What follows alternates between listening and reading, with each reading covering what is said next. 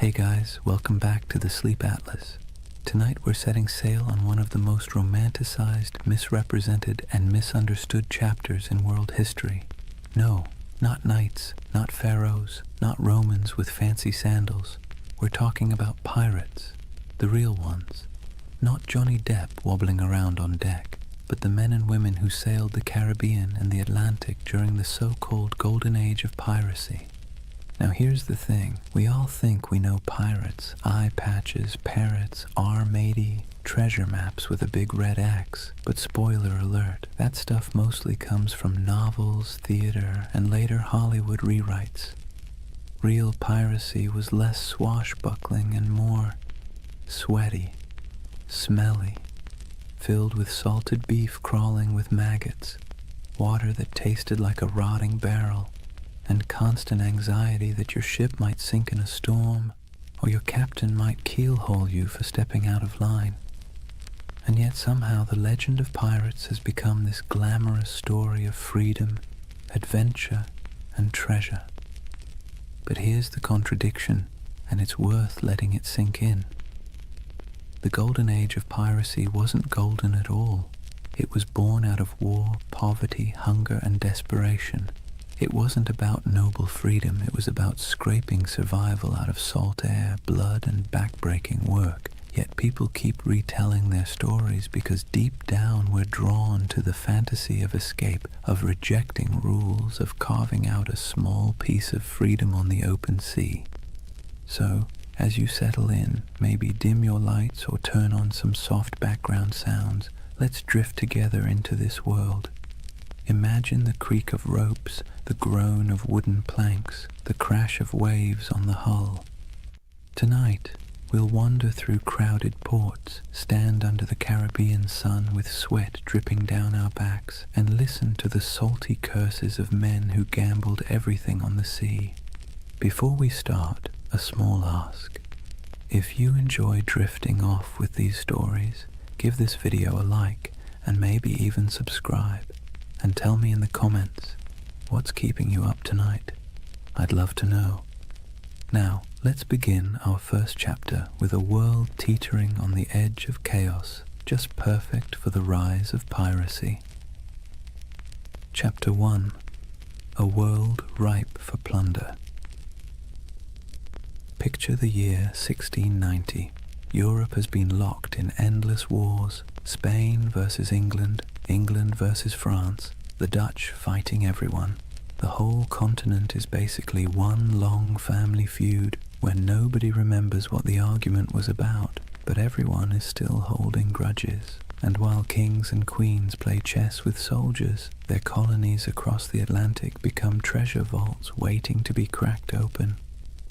The Caribbean at this time was a furnace, not just from the heat, though the sun baked everything in a way that made even the shadows shimmer, but because it was where European empires collided, traded, and stole from one another. Spanish galleons hauled silver from Peru and Mexico, loading it into massive convoys that lumbered across the ocean toward Spain.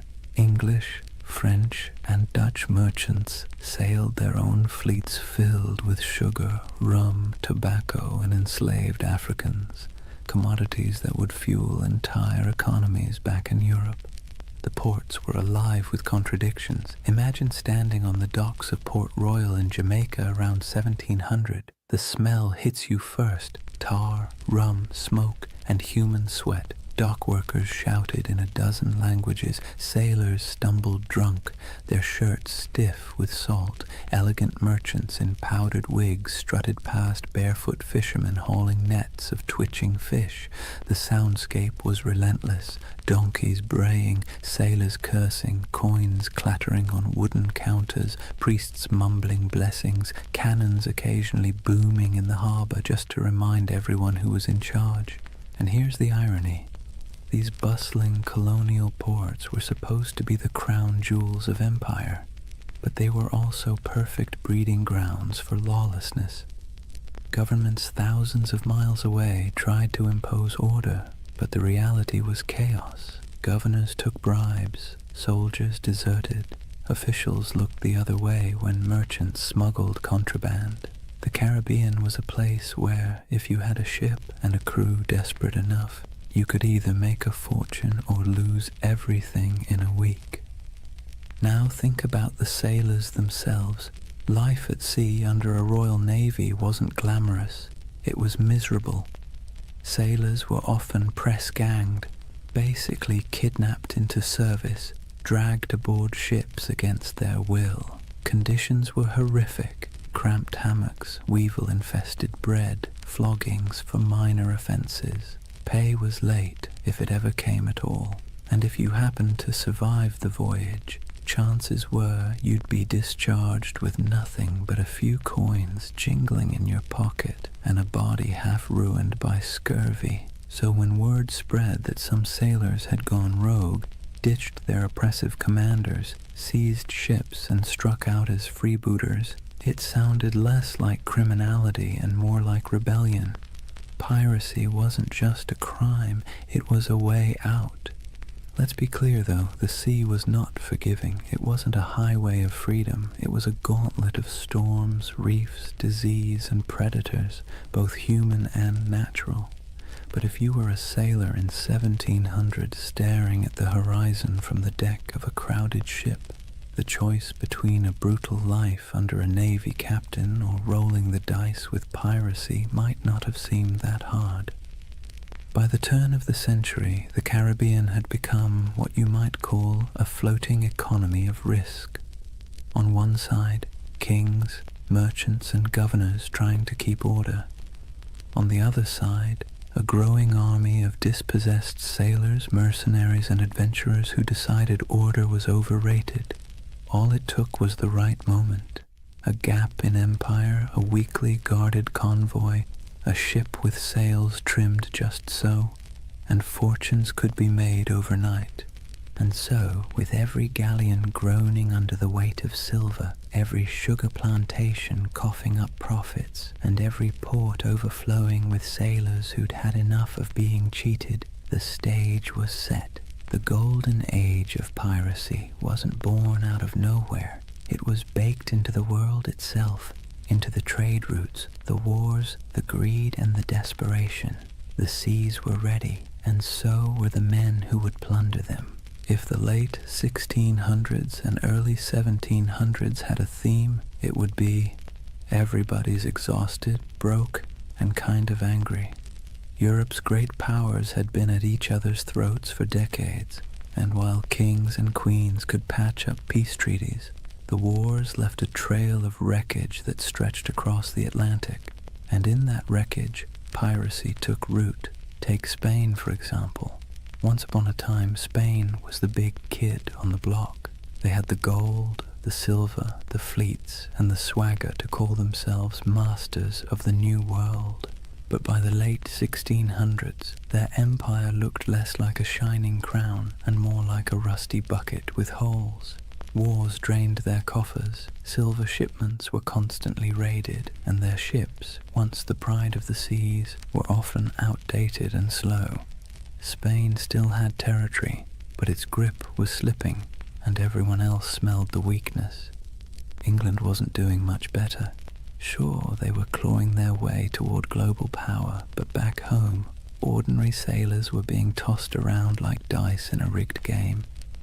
One year they were privateers, government-approved pirates, with papers giving them permission to plunder Spanish ships in the name of the crown.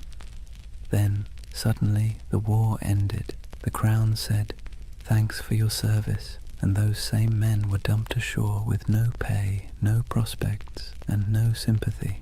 Imagine fighting for your country, risking death a dozen times only to be told you were now just another unemployed vagrant clogging up the docks. The Dutch Republic had its own story. Once dominant traders, their fleets crisscrossed the globe, but wars with England and France chewed through resources, leaving fewer jobs for sailors and merchants. France, meanwhile, under the grandiose reign of Louis XIV, spent lavishly on wars, palaces, and pretty much anything shiny, leaving French colonies stretched thin and their sailors restless. The result? a perfect storm of unemployed seafarers with skills nobody wanted except in piracy. These weren't random peasants deciding to play pirate for fun. These were trained men, veterans of naval battles, gunners who could load a cannon in seconds, carpenters who could patch a hull under fire, navigators who could steer through reefs in the dark, armies of skilled but bitter men, all with the same problem. No empire wanted to pay them anymore. And here's where it gets ironic. These empires had essentially created their own monsters. When Spain and England handed out letters of marque, those little slips of paper that legalized piracy during wartime, they encouraged men to attack enemy shipping. Privateers like Sir Francis Drake in the 1500s became national heroes. But once peace returned, those same activities suddenly became criminal.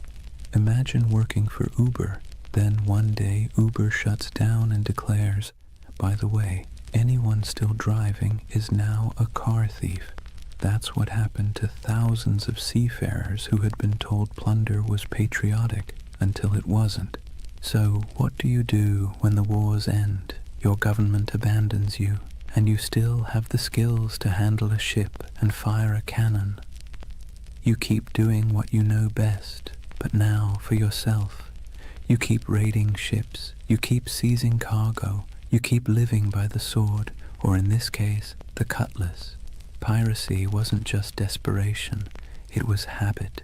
It was a profession that governments themselves had encouraged and then tried to disown. This collapse of empire control didn't just happen on land.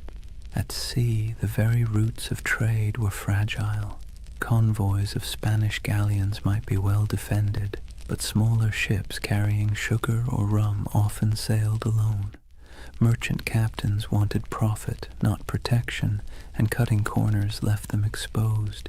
Add in tropical storms that could scatter fleets like confetti, and suddenly the Caribbean looked less like the King's Ocean and more like a buffet table for anyone bold enough to take a bite. And let's not forget the colonies themselves. Governors sent from Europe often cared more about lining their own pockets than enforcing the law. Some even welcomed pirates, so long as they brought in enough gold or shared enough loot. For struggling outposts like Nassau in the Bahamas, pirates weren't a nuisance, they were the economy. It's hard to enforce anti-piracy laws when half your town depends on stolen goods to survive, so piece by piece the mighty grip of empire loosened. Spain couldn't patrol all its waters. England's navy was stretched thin. France was distracted by continental wars. The Dutch were in decline. And into that vacuum sailed the pirates, men who saw the weakness of kings and decided to crown themselves instead. The collapse of empires didn't just make piracy possible, it made it inevitable. The seas were full of treasure. The navies were too thin to guard it, and the men who knew how to seize it had nothing left to lose. Out of that mix came not just scattered rogues, but an entire era, the so-called Golden Age of Piracy, when men and women from a dozen nations chose the black flag over the king's flag. Let's be clear, piracy didn't appear out of thin, salty air. It was the awkward child of privateering, a sort of legal piracy that governments were perfectly happy to use when it suited them. To understand how privateers turned into pirates, you have to look at how the lines between hero of the crown and villain of the seas were about as thin as a ship's rope after a rat problem. Privateering was, in theory, simple. A government at war, say England against Spain, would hand out a letter of marque. This was a fancy slip of paper saying, "Go ahead, raid enemy ships, keep a cut of the loot, and send us our share." It was piracy, but with paperwork. Sir Francis Drake did it in the 1500s, sacking Spanish ports and coming home loaded with plunder. England called him a knight. Spain called him a criminal. One man's pirate was another man's patriot. Fast forward to the late 1600s, and the system was still in play. Privateers swarmed the Caribbean and Atlantic during wars, seizing sugar shipments, Spanish galleons, and anything else they could get their hands on. The Caribbean became a giant chessboard, and privateers were the pawns, expendable but useful.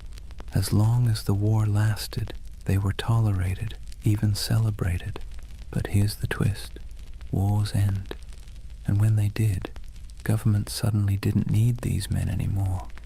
One day you're proudly waving the flag of your nation, attacking the enemy, and selling stolen goods back to friendly ports. The next day, the war is over, the letter of marque is revoked, and now you're just a thief with a ship. There was no retirement plan, no pension, no thank you parade, just a shrug and an unspoken suggestion to quietly disappear. The men, however, weren't built for disappearing. They were hardened sailors who knew the rhythms of the sea better than the rhythms of ordinary life. They knew how to fight, how to navigate, how to survive storms, and, most importantly, how to take wealth by force. These were not skills easily repurposed into farming or shopkeeping. So what did they do? They kept at it. The only difference was that now, instead of doing it for a king or queen, they did it for themselves. This transition was so common it almost feels inevitable. Many of the most famous pirates of the Golden Age had first cut their teeth as privateers. Men like Henry Morgan, who began under English sanction and later operated in a grey zone that looked a lot like piracy. Others, like Blackbeard, likely started out on privateering ships during the War of Spanish Succession before slipping into outright piracy when the war dried up. The habits, the networks, even the bases were already in place. It was just a matter of removing the official paperwork and keeping the cannons loaded. And here's the delicious irony. Governments created the very monsters they later tried so hard to destroy by training thousands of sailors in the art of state-sponsored looting. They gave them a taste for plunder. Then, by abandoning them in peacetime, they essentially shoved them straight into piracy. Imagine teaching someone to pick locks during a war because you need spies, then firing them when the war ends and expecting them not to use their skills. Of course they'll keep picking locks, only now it's your house. There was also the question of identity. Once a man had lived as a privateer, free from the crushing discipline of a navy, sharing loot with his mates, and living by the tides, could he really go back to scrubbing decks under the bark of some lieutenant? Navy life was brutal, punishments were harsh, pay was low, and the class system was rigid. By comparison, the life of piracy, even with its hunger, storms, and risk of hanging, offered more equality and excitement. It wasn't just survival, it was liberation from the grind of the empire. Ports like Port Royal in Jamaica and Tortuga off Hispaniola blurred the line even further. Merchants there didn't care if the goods were captured legally or not. Sugar, silver, rum, if it could be sold, it was welcome. Tavern owners, traders, even governors quietly winked at piracy, especially when it brought wealth into their struggling economies. Some governors even kept pirates as unofficial attack dogs, unofficial allies when convenient, expendable scapegoats when politics shifted. So, from privateers to pirates wasn't a sharp break. It was more like a slow, sloping slide into the inevitable. Men who had been celebrated for plundering Spanish ships found themselves doing the exact same thing, only now branded as criminals. And they embraced it because what was the alternative? Starvation? Subservience? A return to naval whippings and starvation wages? No, thank you. Better to live on your own terms, however short that life might be. It's easy now to think of pirates as chaotic rebels who suddenly popped up to terrorize the seas. But really, they were a byproduct of empire, born from its wars, abandoned in its peace and sustained by its greed. The black flag wasn't a rejection of Europe's system. It was its mirror, twisted and stripped of pretense. So when we picture those ragged sails appearing on the horizon, it wasn't random lawlessness at sea. It was the logical conclusion of policies that blurred morality for convenience. Privateering was piracy in a fancy coat, and piracy was privateering with the coat torn off, and for the men who lived it, there wasn't much difference at all. Now let's imagine, for a moment, what happens when thousands of unemployed sailors, disgruntled privateers, and general misfits all end up in the same place.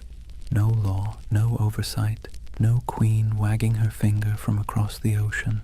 Just wide open seas, islands thick with sugarcane and palm trees, and ports desperate for trade, even if that trade came dripping with blood. Welcome to the Pirate Republic, a loose patchwork of havens across the Caribbean that briefly turned outlaw life into a kind of anti-establishment experiment. The most famous of these havens was Nassau, on New Providence Island in the Bahamas. Today it's a tourist destination with beach chairs and cruise ships. Back then, it was more like a dusty stage set built for chaos. The island's harbor was shallow, perfect for the smaller, nimble pirate ships, but treacherous for the heavier navy vessels. That natural advantage made Nassau nearly untouchable, and so it blossomed into the unofficial capital of piracy. If London was the beating heart of empire, Nassau was the loud, drunken laugh echoing across the Atlantic. Life in Nassau was a strange mix of desperation and freedom. Picture ramshackle huts leaning against each other like tired sailors, taverns spilling music and shouting into the night, and the constant smell of rum, sweat, and salt. Pirates from every corner of the Atlantic crammed together. English, French, Dutch, African, even a few indigenous sailors who'd escaped the crushing grip of European colonization.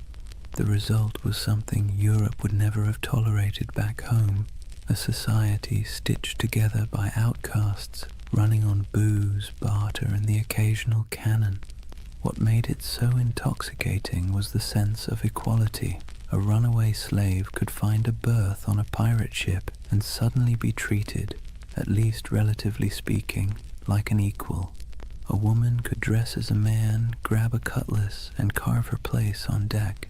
Anne Bonny and Mary Read, two of the most famous pirates in history, lived that very reality. The rigid hierarchies of Europe, lords and serfs, captains and peasants, broke down in Nassau's taverns. Everyone was broke, everyone was sunburned, everyone was one bad decision away from the noose. That kind of shared peril made for a twisted kind of democracy. And then there was Tortuga off the coast of Hispaniola. French buccaneers had started it as a base in the 17th century, and over time it became another pirate haunt. Tortuga was wilder, less organized than Nassau, but it shared the same energy, a place where authority didn't reach. Port Royal in Jamaica, before an earthquake literally dropped half of it into the sea in 1692, was the original pirate playground. It was called the wickedest city on earth, a place where taverns outnumbered churches and every second house was either a brothel or a gambling den. Imagine Las Vegas, but with more cannons and fewer neon lights. These places weren't just drunk paradises, they were strategic. Pirates needed somewhere to fix ships, sell stolen goods, and recruit new crews. Without havens, piracy would have been short-lived. With them, it flourished. Merchants, governors, and tavern owners often looked the other way, because piracy was good for business. Silver, sugar, indigo, rum, it all flowed into these ports. And once it was in the market, who really cared where it had come from? The world's first free trade zones, if you like, just with more swashbuckling. The dream of the Pirate Republic was intoxicating because it offered what Europe didn't: freedom from rigid social classes, for the sailor who'd been whipped half to death on a navy ship, for the indentured servant who had been treated like disposable property, for the runaway enslaved person. Nassau or Tortuga was a chance to live on your own terms. Yes, those terms often meant short lives, disease, and eventual capture. But for a fleeting moment, the Pirate Republic offered something resembling equality. It was messy, chaotic, and fueled by rum, but it was theirs. It's easy to romanticize this as some proto-democracy at sea, and in truth, pirates weren't building utopias. They fought among themselves, they drank themselves half to death, and they betrayed each other when the loot was good enough. But there was a kernel of something radical here. Ordinary people, most of them poor, illiterate, and cast aside by empire, were writing their own rules. Captains could be voted out. Plunder was divided more fairly than wages in most European jobs, and there was a sense, however fragile, that out here in the Caribbean heat, you weren't just surviving, you were free. Governments, of course, hated it. To them, the Pirate Republic was an insult, a slap in the face of civilization. They saw it as a cancer spreading across the Caribbean, undermining trade and embarrassing the crown. And so, predictably, they began plotting its destruction. But for a brief, shining decade or two, the dream held. A world of tattered sails and lawless harbors, where outcasts became rulers, if only of themselves. So when you hear the phrase Pirate Republic, don't imagine marble halls or noble ideals. Imagine crowded taverns with lantern light flickering on sweat-streaked faces, mugs of grog slamming onto wooden tables, and the hum of 50 different languages mixing in the night. It wasn't a nation in any official sense, but it was a community, strange, fragile, reckless, that gave piracy its beating heart. By the early 1700s, piracy wasn't just a nuisance. It was a global scandal. Imagine you're a London merchant who's just sent off a ship full of sugar from Barbados. You're already dreaming about the profits, about the clinking of coins on your counting table. Then word arrives that your ship was intercepted somewhere between Tortuga and Nassau by a crew of outlaws who now plan to sell your precious cargo at a discount in the very next port. Frustrating, absolutely.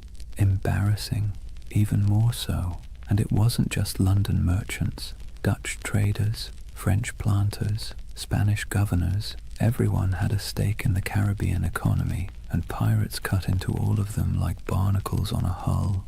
News of piracy spread quickly, carried in letters, pamphlets, and gossip that traveled almost as fast as the ships themselves.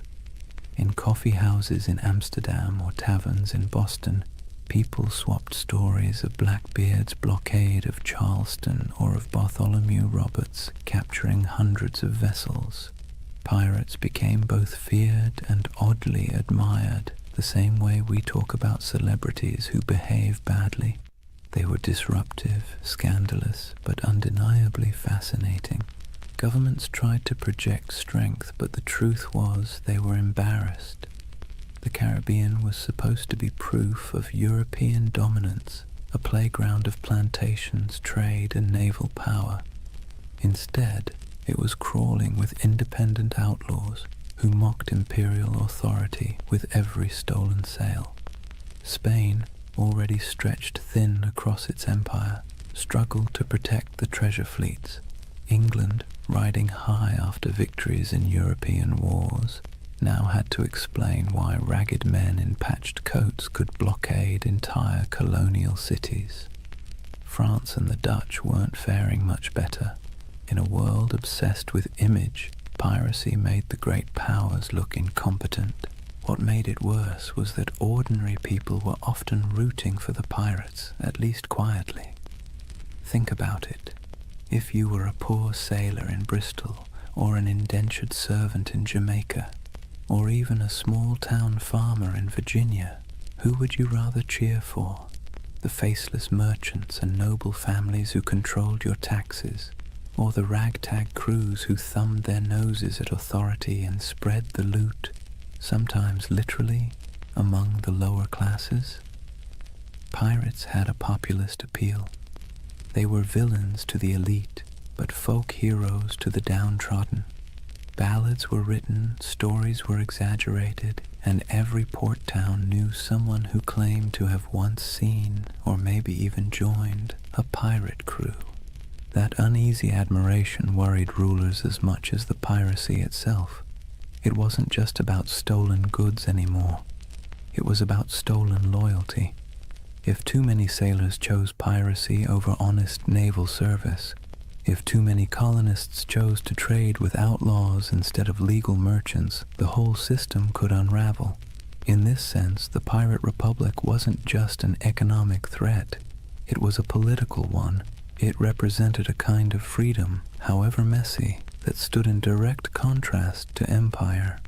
And so, as the first decade of the 1700s drew to a close, the world was watching. Governors wrote desperate letters to their monarchs begging for naval reinforcements. Merchants lobbied for protection. Admirals were dispatched with orders to stamp out the scourge. Yet for all this official outrage, the pirates kept sailing, kept raiding, and kept slipping back into the shallow harbors of Nassau, Tortuga, and Port Royal. The balance of power was precarious, and for a short, chaotic stretch of years, it seemed like the pirates might actually hold their ground. But as with all things in history, nothing so audacious lasts forever. The seeds of the pirates' downfall were already being sown, even as they toasted their freedom with mugs of grog under the Caribbean moon. Kings and parliaments were growing tired of being mocked. Naval patrols were growing stronger, and alliances, those fragile bonds between men who lived by theft and rum, were starting to fracture under the weight of greed. For now, though, the world watched in equal parts fear and fascination. Pamphlets painted pirates as monsters with hearts of stone, while tavern songs turned them into legends.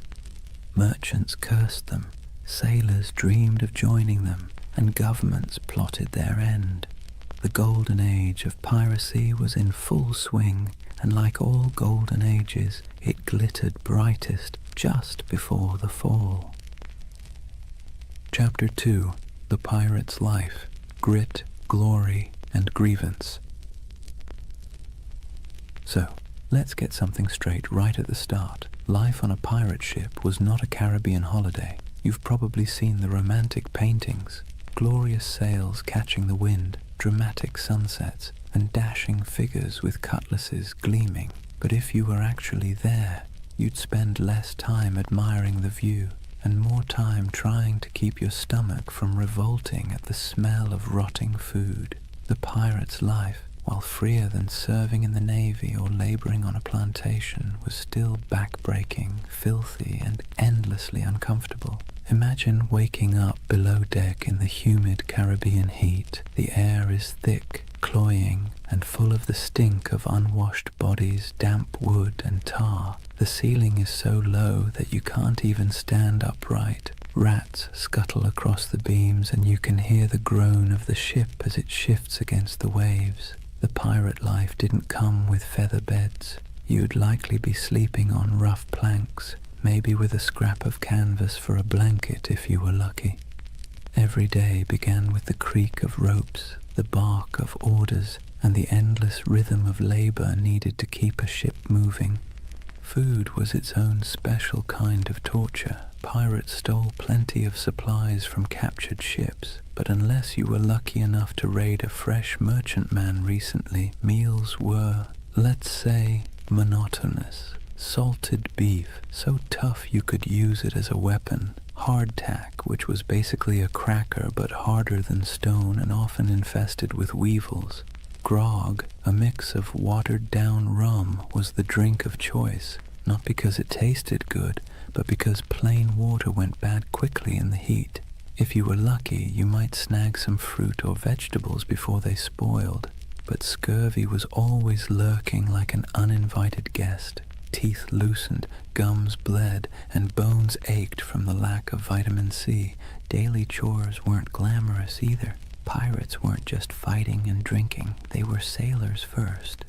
That meant scrubbing decks, mending sails, climbing rigging slick with salt spray, and bailing water from the hold during storms. And storms, by the way, were constant reminders that the sea itself was often more dangerous than any enemy. A hurricane could scatter a fleet in hours, leaving survivors clinging to driftwood while their dreams of plunder sank to the bottom. And yet, for all this hardship, men, and a few women, chose it willingly. Why? Because compared to life in the Navy or under the whip of a plantation master, piracy offered something intoxicating: freedom. On a pirate ship, you weren't at the mercy of a cruel officer with a whip. You weren't paid starvation wages while some admiral or merchant lined his pockets. Instead, you had a say in decisions, a share of the loot, and a chance, just a chance, to change your fortune. The hardship was the same, but the dignity was different. Entertainment helped break the monotony. Pirates loved music, fiddles, pipes, and drums when they could get them. They told tall tales, gambled with dice and cards, and sang bawdy shanties that echoed across the waves. Some ships even kept pets, parrots, monkeys, or stray cats, both for company and for laughs. And of course there was always rum. Rum was less a drink than a coping mechanism, numbing sore muscles, smoothing frayed nerves, and sometimes sparking brawls that left men with more bruises than treasure. But make no mistake, life aboard a pirate ship was a constant balancing act between freedom and discomfort. The same deck where you danced to a fiddle tune at night might be awash with seawater or blood the next morning. The same comrades who shared their food with you today might vote you out tomorrow if you crossed the wrong line. It was a world where everything was unstable. The sea, the supplies, the alliances, and that instability defined the pirate's existence. So, yes, the Golden Age of Piracy glittered, but the day-to-day life was about sweat, salt, hunger, and a kind of stubborn resilience. You didn't become a pirate because it was comfortable. You became one because, for all its stink and danger, it gave you control of your own fate, at least for a while. Here's a funny thing about pirates. They were some of the most democratic people of their time, not in the sense of voting booths and campaign speeches, but in a rough, practical way that actually mattered to the men living on those creaking decks. Imagine that. While monarchs squabbled over crowns back in Europe and kings claimed they ruled by divine right, pirates were out on the high seas voting on who got to be in charge. When a crew formed, the first order of business wasn't just raiding a Spanish galleon. It was drawing up what they called the Articles. These were pirate constitutions, handwritten agreements that spelled out everything from how loot would be divided, to punishments for theft, to the share of compensation if you lost a limb in battle. And yes, pirates had a kind of early insurance system. If you lost an arm, you might get 600 pieces of 8, a leg, maybe 800. It wasn't exactly health insurance with a friendly provider, but it was better than what the average soldier got on land, which was nothing at all. The articles also set limits on behavior: no gambling below deck, lights out at a certain hour, no deserting in battle. And yes, they often forbade bringing women on board, though that rule was broken often enough to be almost comical. These weren't arbitrary rules, they were survival tactics. A pirate ship was a pressure cooker of bad food, bad hygiene, and too many strong personalities packed into too small a space. Without rules, things would have descended into chaos faster than you can say. mutiny. Now, the captain wasn't an untouchable figure like on a Navy ship. Pirate captains were elected by the crew, and they could be voted out just as easily. If a captain was too reckless, too stingy with loot, or just too annoying, the crew could replace him with someone else. This was radical for the 17th and 18th centuries. Imagine a farmhand in Europe marching up to his landlord and saying, "Sorry mate, we've had a vote and you're fired." Unthinkable. But on a pirate ship, that was just Tuesday. Of course, the captain still held real authority in battle. When cannonballs were flying and boarding parties were scrambling across decks, someone had to make quick decisions. But outside of combat, his power was checked by the quartermaster. The quartermaster was like the ship's accountant and judge rolled into one. He handled supplies, settled disputes, and distributed plunder according to the articles. He was the balance to the captain, ensuring one man didn't hoard all the power or all the silver. Speaking of plunder, here's where pirates really stood out. On most navy or merchant ships, ordinary sailors got scraps. Captains and owners took the lion's share. Pirates, by contrast, split loot far more evenly. Yes, captains and officers usually got larger shares, but the gap wasn't massive. A captain might get 2 or 3 shares, while a common sailor got 1. Compare that to the Navy, where a captain could rake in a fortune while the sailors were paid in arrears, if at all. For men used to being at the bottom of the social ladder, this was revolutionary. This system created a sense of buy-in. Everyone had a stake in every raid. Everyone had a voice. It's one reason pirate crews could be so terrifyingly effective. They weren't being flogged into action by some officer.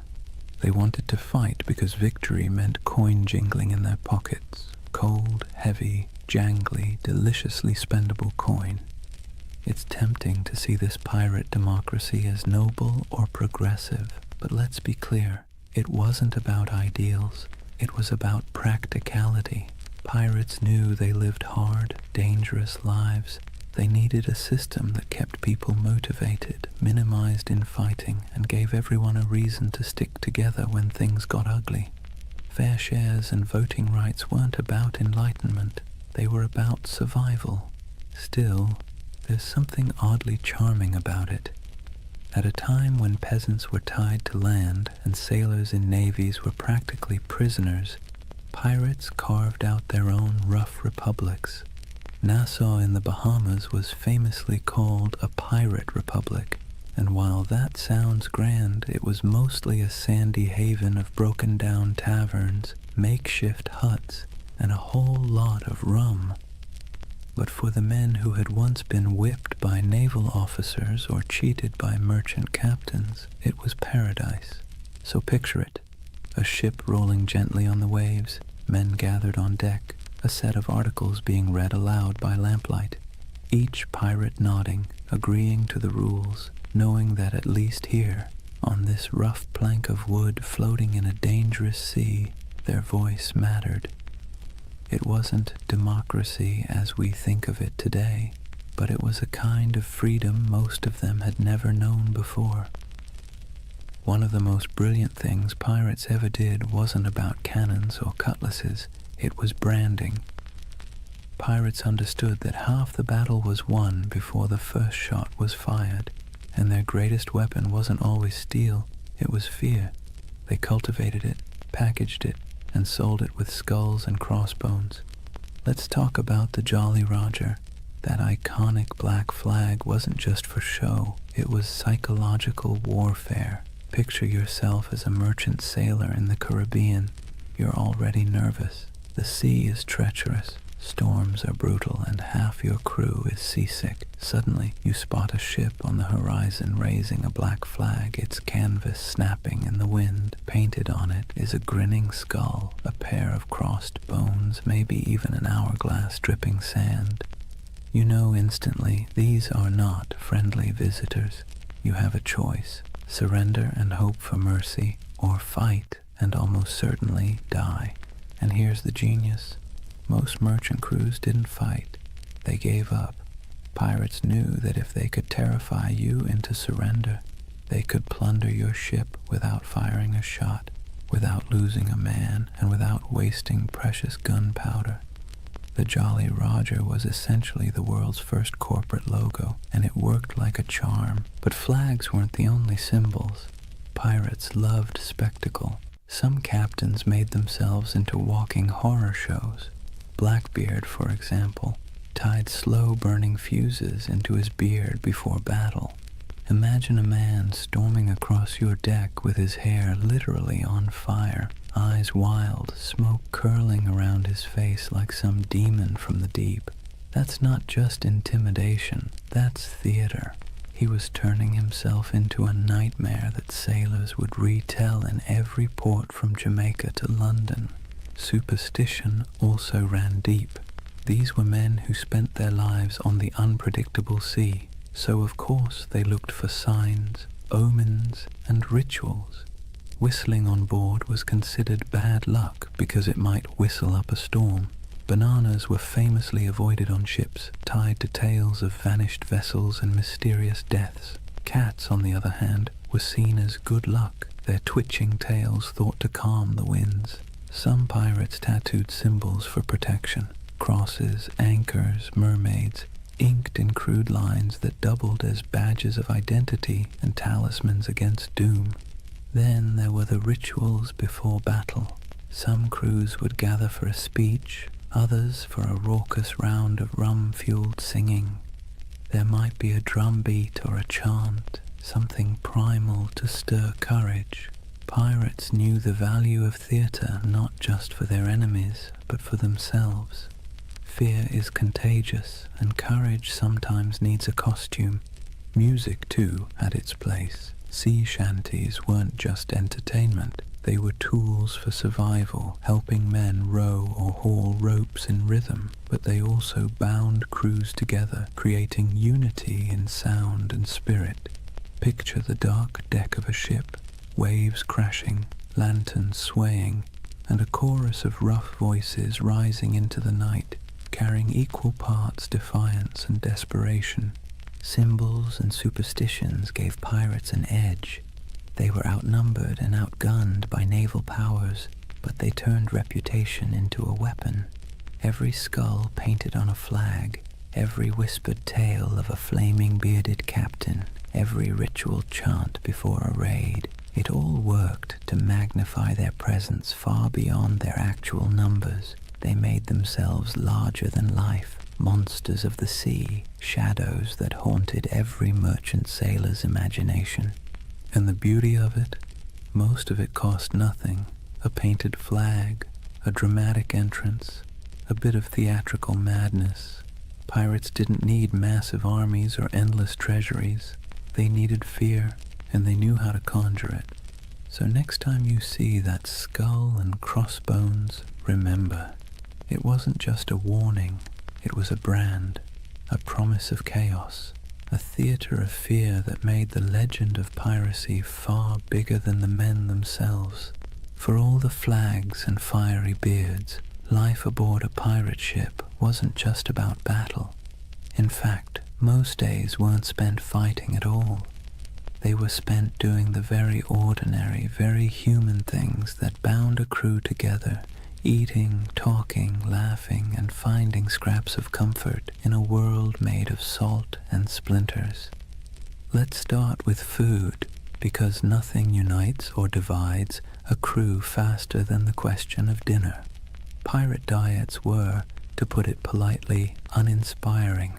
Salted beef or pork, rock-hard ship's biscuit crawling with weevils and barrels of dried peas were the staples.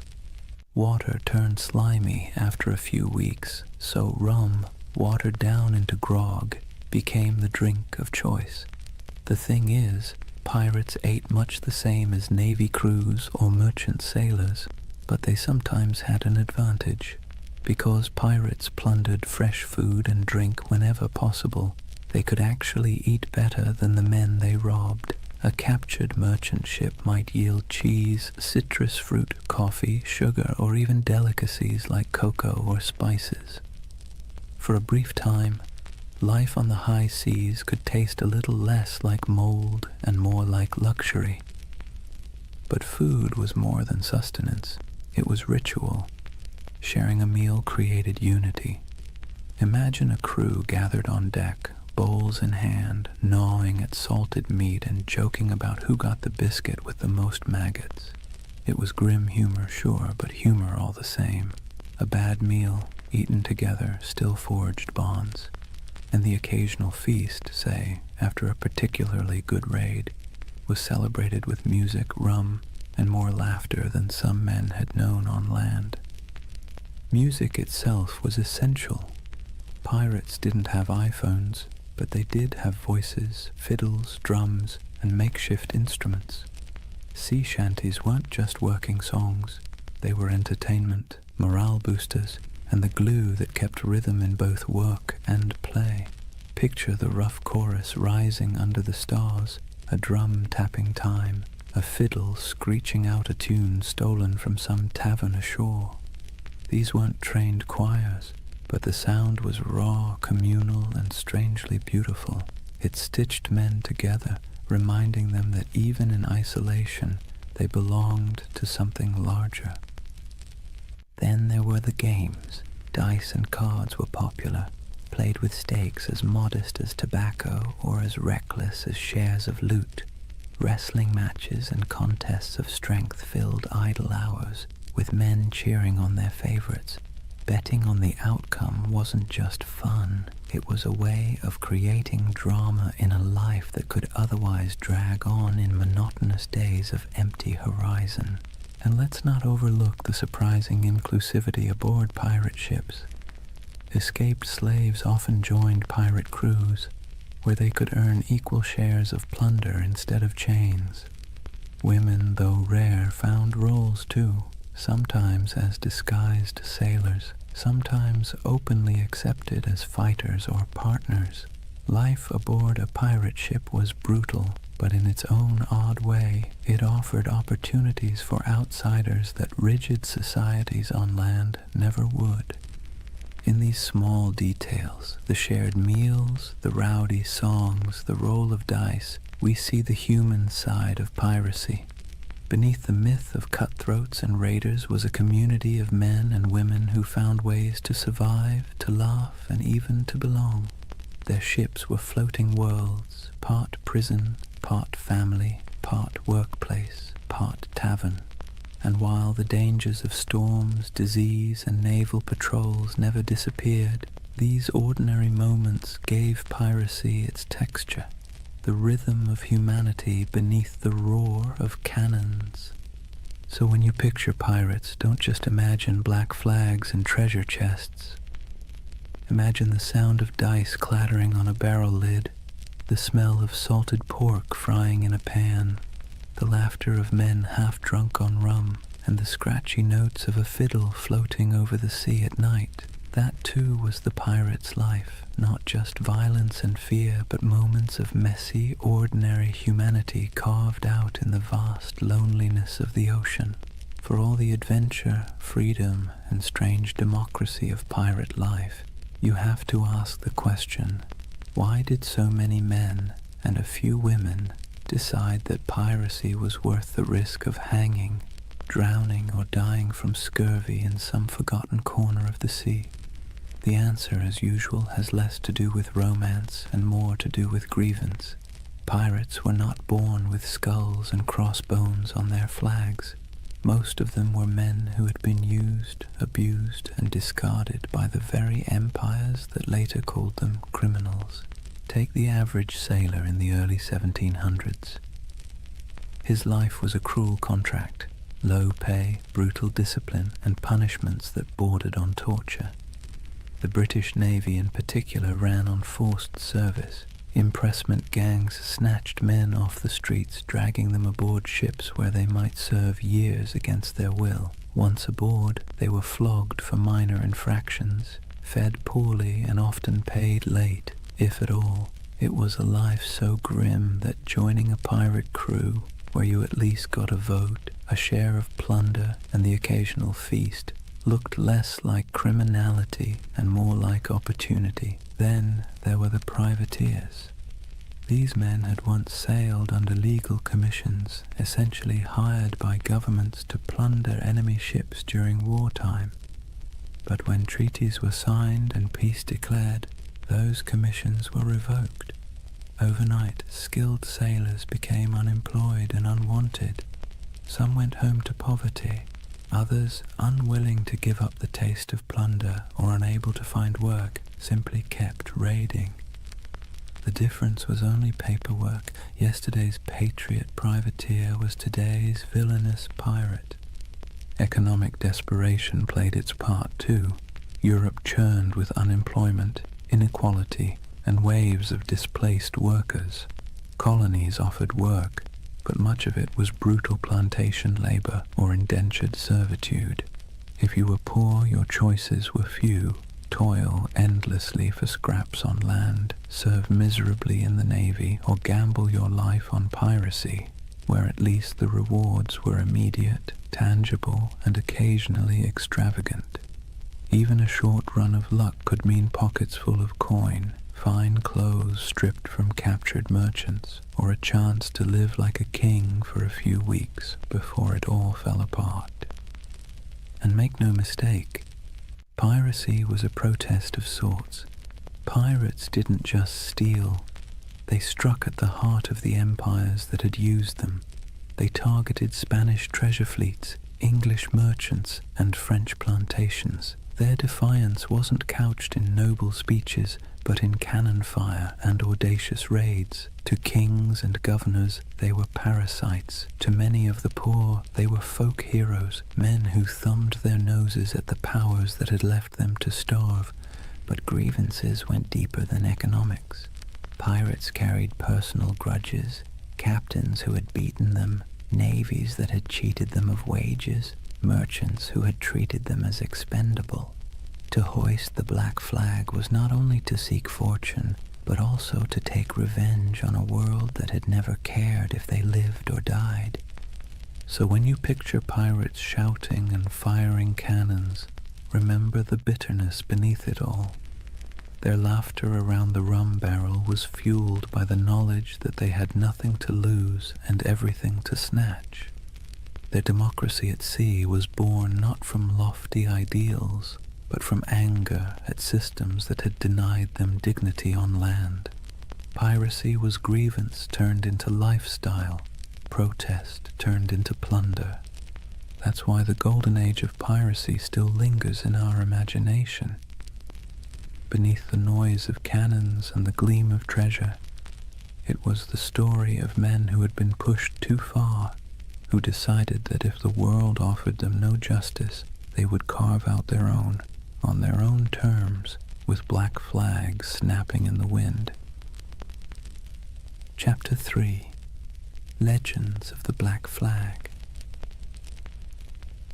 If the first half of piracy's golden age was about survival, grievance, and reinvention, the second half was about faces, human faces, twisted into masks of legend.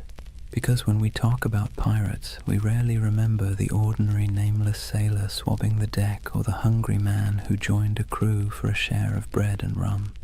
We remember the icons, the ones whose names still echo like thunder across centuries: Blackbeard, Calico Jack, Anne Bonny, Mary Red, and Bartholomew Roberts. They were larger-than-life figures, painted by both truth and exaggeration, until they became less people and more symbols of defiance. Take Edward Teach, better known as Blackbeard. He understood something fundamental about human nature. Fear gets results. He grew his beard long and black, twisting it into braids tied with slow-burning fuses. Before battle, he would light them so smoke curled around his face, making him look like a demon rising from the sea. The truth? He may have killed fewer men than you'd think, often relying on intimidation to win without a fight. But his legend was so terrifying that many surrendered without firing a shot. It was theater as much as piracy, and it worked. Then there was Calico Jack Rackham, named for his fondness for bright, flamboyant clothing made of calico. He wasn't the most successful pirate, nor the most ruthless, but he had something else: charisma. He cultivated an image of style, flair, and daring, hoisting a version of the Jolly Roger with crossed swords beneath a skull. His exploits were bold but often bungled, yet his story endures because of the people he sailed with. Two of the most famous women pirates in history, Anne Bonny and Mary Red, broke every rule written by their time. Both disguised themselves as men when necessary, fought alongside their crewmates, and shocked the world by simply existing in a profession supposedly reserved for brutal men. They cursed, they carried pistols, and they demanded to be treated as equals. Stories tell of Anne shouting at her fellow pirates during a fight, furious that they were cowering below deck while she and Mary stood on, firing back at attackers. Were all the tales true? Probably not.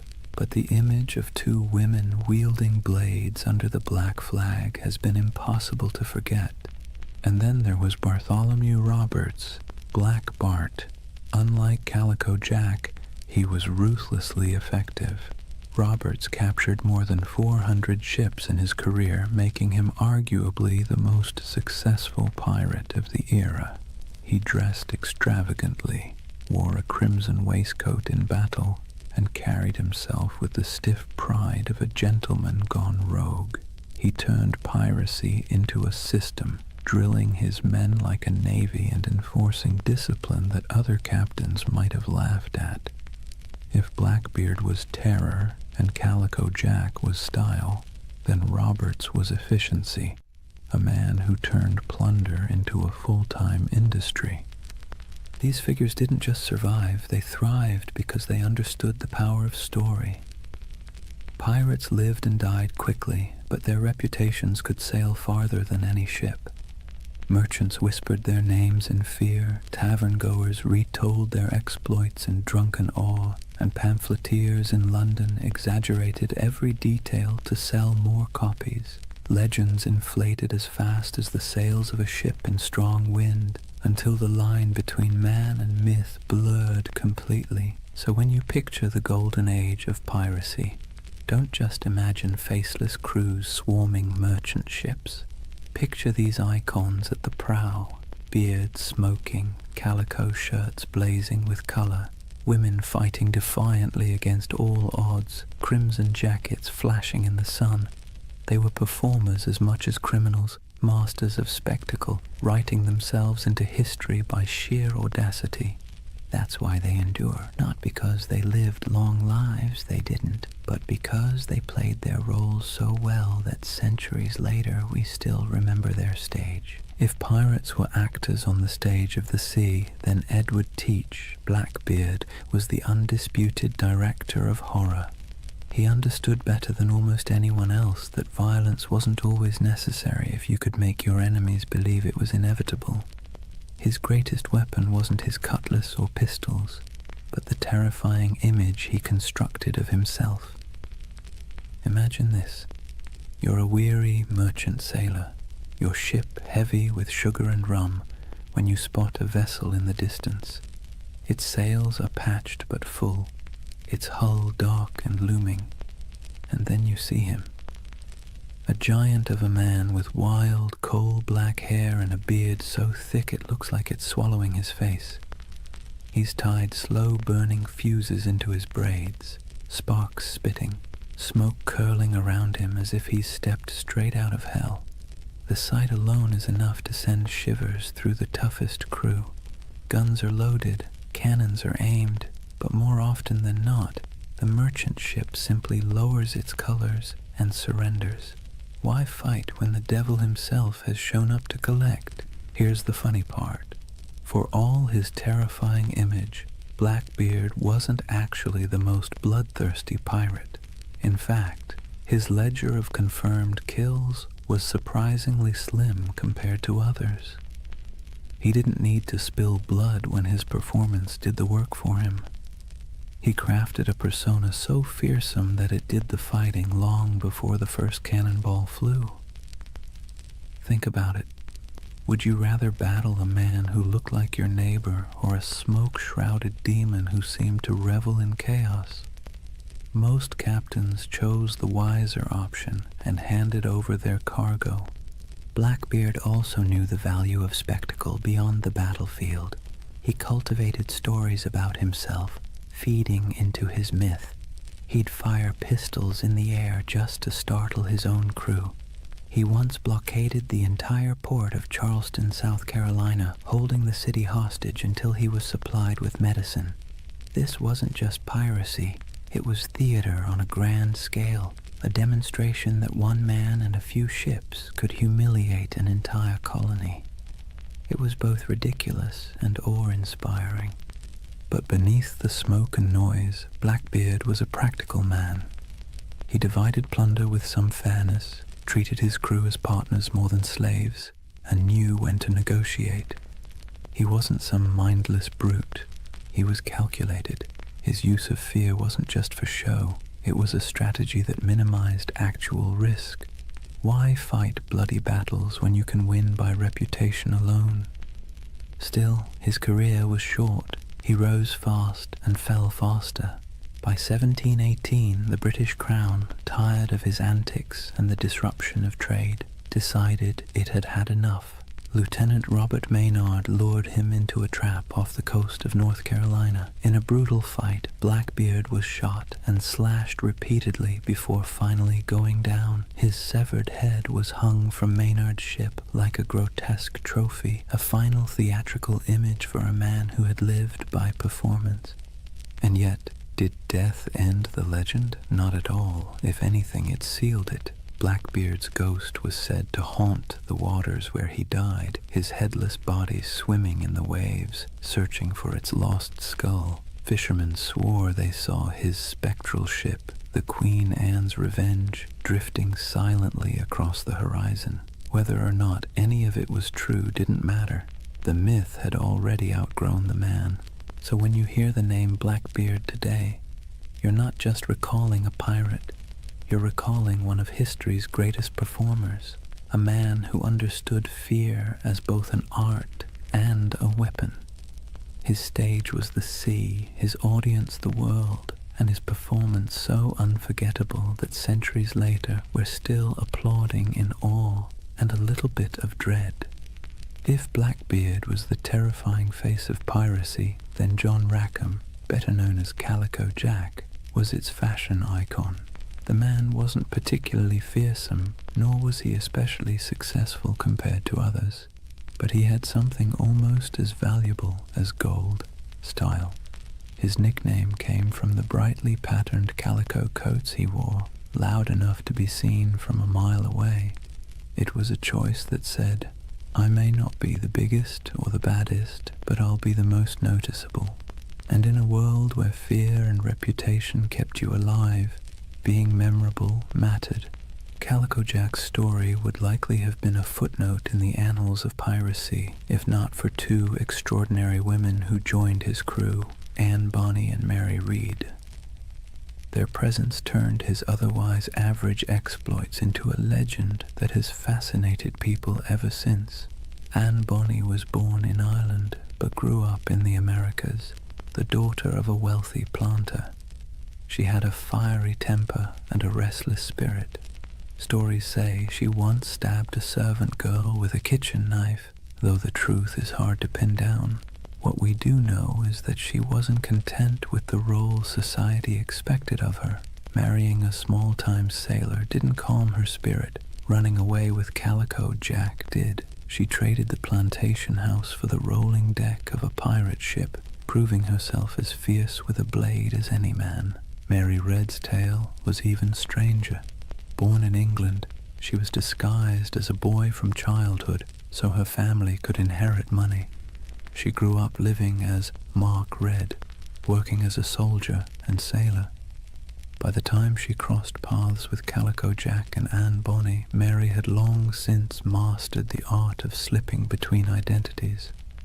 When she joined their crew, she initially kept her disguise, But Anne, curious and bold, discovered the truth. Instead of turning her away, Anne accepted her, and the two became close allies. Now picture it, a small pirate crew led by a man in flamboyant coats, backed by two women who defied every expectation of the age. While other pirates leaned on spectacle or terror, this trio leaned on audacity. Reports from the time describe Anne and Mary fighting openly in men's clothes, wielding pistols and cutlasses, cursing louder than the men beside them. They weren't mascots or novelties, they were feared combatants. When boarding parties went over the rails, Anne and Mary were often the first in line. One of the most famous stories of their courage came during the final days of Calico Jack's career. His ship was cornered by a pirate hunter. Most of the crew, drunk and unwilling to fight, cowered below deck. But Anne Bonny and Mary Read fought ferociously, shouting at the men to come up and defend themselves. Outnumbered and abandoned, they couldn't hold out forever. The ship was captured, and the crew taken to trial in Jamaica.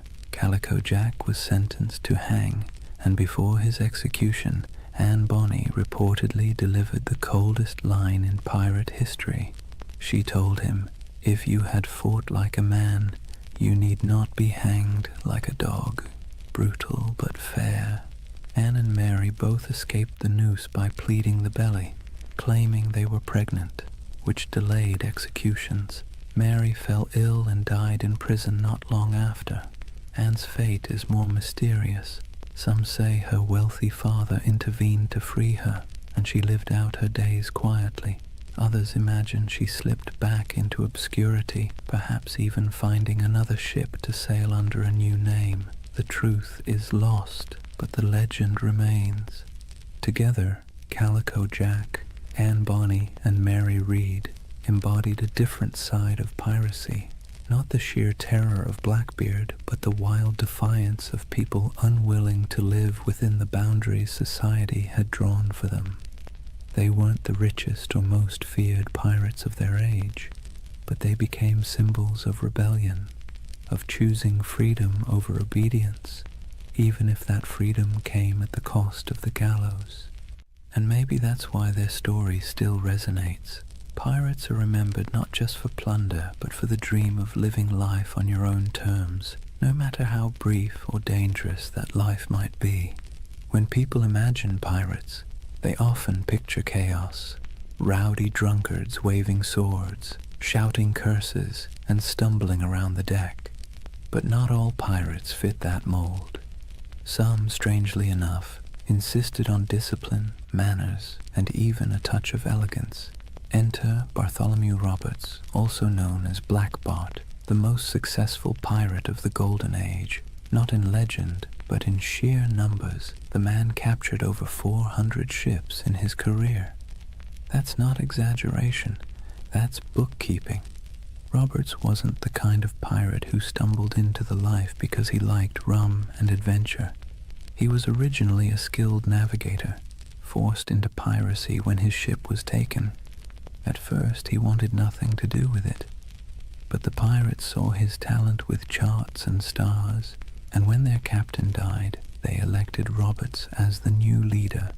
He reportedly said he didn't much care for the pirate life, but since it offered a short life but a merry one, he might as well make the most of it. That short life turned out to be remarkably eventful. Roberts stood out for several reasons. For one, he had standards. He banned drinking on his ships, which sounds downright heretical for a pirate crew. He also enforced strict rules against gambling, desertion, and even bringing women aboard. His ships ran more like naval frigates than floating taverns, and yet his men respected him because under his command they grew wealthy and untouchable. He also had a flair for presentation.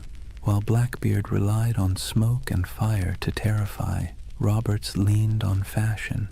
He dressed in fine silks, wore a crimson waistcoat, and carried himself with aristocratic dignity. Imagine him standing on the quarterdeck looking more like a nobleman than a pirate, with the Jolly Roger snapping in the wind behind him. His enemies saw not a ragged bandit, but a man who looked born to command. And command he did. Roberts didn't waste time on small targets. He hunted big merchant convoys and naval ships, taking prizes in the Caribbean, West Africa, and even the coast of Brazil. His reach was global. He was so effective that insurance rates for Atlantic shipping skyrocketed. Governments cursed his name, and merchants prayed never to see his sails on the horizon. Roberts also innovated. He used smaller, faster ships to outmaneuver larger warships, and he created a distinctive black flag showing a figure holding an hourglass, a grim reminder that time was running out for his enemies. His leadership was sharp, his men drilled, and his tactics effective. If piracy had generals, Roberts was one of them. But despite his elegance and order, he wasn't merciful. Roberts's raids often ended in executions or burning ships, his reputation sharpened not just by his appearance but by his ruthlessness. Yet unlike Blackbeard's wild terror or Calico Jack's flamboyant defiance, Roberts's menace came with a chilling professionalism. He was less devil of the seas and more CEO of piracy. His downfall came, as it often did, from the tightening noose of empire. In 1722, near the coast of Africa, the British Royal Navy finally cornered him. During the battle, Roberts was struck by grapeshot and killed instantly. His men, knowing what capture meant, dressed him in his finest clothes, weighted his body with chains, and cast him into the sea, denying the Navy the satisfaction of displaying him in death. Bartholomew Roberts's reign lasted only a few short years, but in that time he reshaped piracy. He proved it could be efficient, disciplined, and terrifyingly successful. More than Blackbeard, more than Calico Jack, he showed that piracy wasn't just chaos on the waves. It could be a well-oiled machine, run with precision and purpose. And in a way, Roberts's legacy marks the peak of piracy's power. After his death, the Golden Age began to dim. The seas grew less welcoming to outlaws, and the balance of terror shifted back to the empires. But for a moment, one elegantly dressed pirate managed to turn the oceans into his empire, and he did it not with smoke or theatrics, but with order, discipline, and an iron will. If pirates were remembered only for their hunger, sickness, or sunburn, the Golden Age wouldn't have stuck in our imagination. What really carved them into legend were the moments when ragged crews on creaking ships went toe-to-toe with empires and lived to tell the tale. These were the epic raids and showdowns that spread their reputation across oceans like wildfire, whispered from tavern to tavern, and exaggerated until they felt larger than life. Let's start with the Caribbean, where Spanish galleons groaned under the weight of treasure hauled from the New World. These ships were floating vaults, packed with silver from Peru, gold from Mexico, and spices from across the empire. They were also well-armed and heavily guarded, but that didn't always save them. Pirates struck with speed, knowing that a single galleon could fund a lifetime. Stories circulated of bold raids where men climbed aboard under musket fire, smoke filling the decks as treasure chests were dragged away.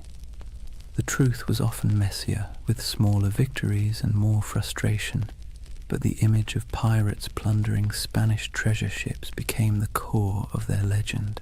Then there were the blockades, audacious acts where pirates essentially declared themselves rulers of the sea. Imagine sailing into a harbor, dropping anchor across the entrance, and holding an entire town hostage. That's exactly what Blackbeard did at Charleston in 1718. For nearly a week, he strangled the city's trade, capturing ships and ransoming hostages. The people of Charleston, terrified of massacre, had no choice but to give in to his demands. It wasn't just robbery, it was theater, a statement to the world that pirates could hold whole cities in the palm of their hands. Other raids were more brutal, like the infamous attack on Ouida on the coast of Africa by Bartholomew Roberts. Roberts stormed the harbor, seizing ships, killing crews, and leaving smoking wrecks behind him. His reach across continents showed how piracy had gone global. It wasn't just the Caribbean anymore. It was the Atlantic, Africa, Brazil, anywhere trade sailed and wealth moved. But the stories weren't just about treasure. They were about battles fought against impossible odds. Pirate crews often faced warships far larger than their own. When they won, it wasn't just luck, it was tactics. They fought dirty, boarding quickly, using fear and confusion as weapons. A Navy captain might train for years to master a cannon broadside, but pirates knew how to turn desperation into an edge. Their greatest victories weren't about gold. They were about proving that outcasts and runaways could stand against the giants of empire. Of course, these showdowns didn't always end well. For every successful raid, there were failed ones, with crews scattered, captured, or killed. Yet somehow, it was the victories that stuck in memory. Sailors retold the stories in candle-lit taverns, each time with a little more smoke, a little more fire, a little more treasure. And as the tales grew, so too did the aura of piracy. It's worth pausing to think about why. Pirates didn't win many wars. They didn't topple kingdoms or rewrite maps, but they became symbols because of these moments when they defied the odds, even briefly. They lived in the cracks between empire and chaos, and their raids and blockades became stories of small men standing up to vast powers. That's the kind of tale that sticks, even when the facts get fuzzy. So whether it was Blackbeard choking a city, Roberts storming a harbor, or nameless crews slipping away with treasure under the moonlight, these epic showdowns kept the legend alive. And while empires eventually struck back in those brief, violent, theatrical moments, it was the pirates who ruled the seas. Chapter 4. The End of an Era. For all the bravado of pirates waving black flags and swaggering into taverns, their freedom was always temporary. The Golden Age of Piracy wasn't built on strength, it was built on neglect. The empires of Europe had been too busy fighting each other to deal with the nuisance of rogue captains. But once the wars settled and merchants began counting their lost profits, the patience snapped. Suddenly, the same kings and governments who once winked at piracy decided it was a scourge that had to be eradicated. Picture the mood in London, Paris, and Madrid in the early 1700s. Merchants stormed into government halls, waving reports of ships lost, insurance rates skyrocketing, and ports paralyzed by blockade. Politicians, who once quietly enjoyed pirate loot filtering through colonial markets, now heard the complaints of bankers and shipping magnates, and when money complained, rulers listened. What followed was a coordinated crackdown, an imperial revenge tour. Naval patrols that once turned a blind eye now prowled the Caribbean. The British Royal Navy, tired of seeing its reputation mocked by half-drunken rogues, sent heavily armed frigates to hunt pirates with relentless focus. Spain, long humiliated by raiders stealing its treasure fleets, tightened its convoys and poured resources into coastal defenses. Even France, which had once tolerated privateers operating on its behalf, began closing off safe harbors. The age of indulgence was over, but it wasn't just the ships, it was the laws. Governments realized they needed not only cannons but also courts. Piracy was declared a universal crime, meaning that any nation could capture and prosecute pirates, regardless of where the crime occurred. Admiralty courts popped up across the Caribbean, in Jamaica, in Nassau, in Charleston, offering swift, brutal justice. No long trials, no sympathetic juries, just a quick hearing, a guilty verdict, and the inevitable walk up the gallows. For men who had once toasted their freedom in Nassau taverns, the sight of bodies hanging along harbor entrances was a chilling message. The retaliation wasn't always fair, nor was it always accurate. Sailors unlucky enough to be mistaken for pirates were sometimes swept up in the dragnet, condemned alongside the guilty. Colonial governors eager to prove their loyalty to crown and profit made examples whenever possible. A pirate's end was no longer a quiet slip into obscurity. It was designed to be a public warning, a spectacle meant to terrify anyone thinking of hoisting the Jolly Roger. And yet the crackdown revealed something ironic. For all the talk of pirates as savage criminals, many common folk sympathized with them. They saw governments that taxed them harshly, navies that conscripted them unwillingly, and merchants who grew fat while ordinary sailors lived on scraps. Pirates, for all their brutality, had lived outside that system, at least for a while. So when governments retaliated, it wasn't just pirates who grumbled. It was the people who sometimes saw in those outlaws a shadow of their own frustrations. But sympathy wasn't enough to save them. Once the combined might of Europe's navies and courts turned fully against piracy, the end was only a matter of time. The sea that had once seemed wide open suddenly felt crowded with warships. The harbors that had once welcomed became hostile, and the taverns that once rang with pirate songs now whispered of hangings. The retaliation had begun, and with it, the Golden Age of Piracy was sailing into its final storms. The retaliation wasn't just abstract policy, it had names, faces, and bloody finales. The Golden Age of Piracy closed not with a quiet fade, but with dramatic hunts that read like the last acts of a tragic play. If pirates had been the rock stars of the seas, their final chapters were their public downfalls, staged for maximum effect. Take Edward Teach, better known as Blackbeard. His reputation had grown so outrageous that even his enemies described him with a shiver of reluctant admiration. He cultivated fear like an artist, braided his beard with smoking fuses, glared from beneath a tangle of hair, and moved through battle with pistols strapped across his chest like a walking arsenal. But in the end, fear was not enough. In November 1718, the British Navy decided Blackbeard had outlived his usefulness as a legend. Lieutenant Robert Maynard sailed out from Virginia with a pair of sloops and cornered him off Ocracoke Island. The battle was brutal and up close, fought with pistols, cutlasses, and grit, and though Blackbeard fought like a demon, he fell. His head was hung from Maynard's bow as proof, a grotesque trophy meant to tell every sailor what became of even the fiercest pirate. But Blackbeard wasn't the only one. Across the Atlantic, Bartholomew Roberts, Black Bart, was sailing at the peak of his fame. Unlike Blackbeard's flair for theater, Roberts was all about efficiency. He raided with precision, commanded fleets of captured ships, and dressed in flamboyant crimson coats that made him as much a spectacle as his raids. He captured more ships than any other pirate, nearly 400 by some counts, yet even he couldn't outrun the noose tightening around piracy.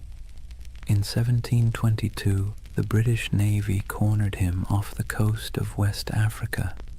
A cannon shot cut him down mid-battle.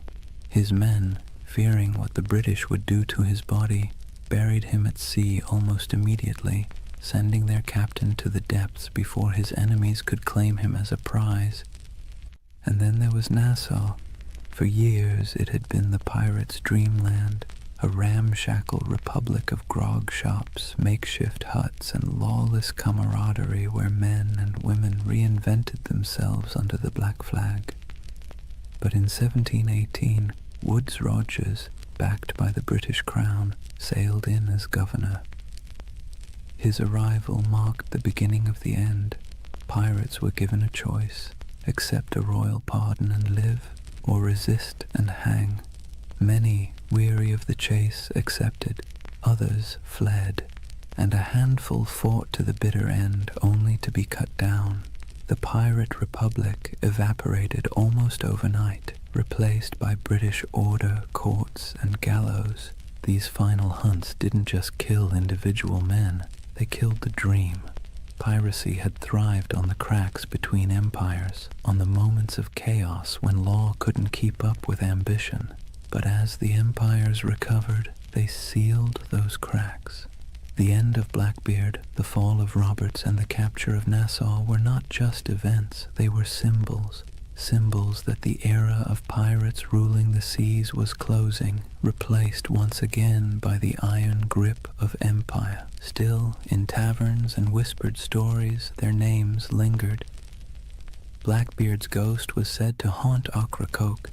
Roberts was remembered as the most efficient pirate who ever lived, and Nassau became a half-mythical place, a memory of freedom in an age of order. The final hunts had claimed the bodies, but the legends were already slipping beyond reach, sailing into something no navy could kill: myth. When the nooses were tightened and the bodies left swinging in the Caribbean sun, it wasn't just individual men who were gone, it was a way of life. The end of piracy marked the closing of a strange, brief experiment in freedom and rebellion. But like all endings, it was not complete. Something was lost, yes, but something also remained. So, what was lost? First, the fragile dream of equality at sea. On land, society was suffocatingly rigid. Kings at the top, peasants at the bottom, and 1,000 unspoken rules about who could eat what, wear what, or even look at whom. But on a pirate ship, things were startlingly different. Captains were elected, loot was shared, and even the least skilled sailor had a voice in the Articles of Agreement. When piracy ended, that floating democracy sank with it. Back came the brutal hierarchy of naval life, where sailors were whipped into obedience and officers strutted about like petty kings. The sea, once a frontier of possibility, reverted to another arm of empire. Also lost was the illusion of safe passage for merchant ships. For 2 or 3 decades, the Caribbean and Atlantic had felt like waters where danger lurked behind every horizon. Every fat merchantman sailing out of Havana or Port Royal lived in fear that a black flag might rise from the waves. The end of piracy reassured investors, merchants, and kings, but it also stripped the seas of a strange kind of excitement. The stories that once terrified crews would, in time, thrill readers instead. But for the men who lived it, the sudden absence of that uncertainty was like a silence, comforting to some, suffocating to others. And let's not forget the pirate havens themselves. Nassau, Tortuga, Port Royal, these places lost their wildness.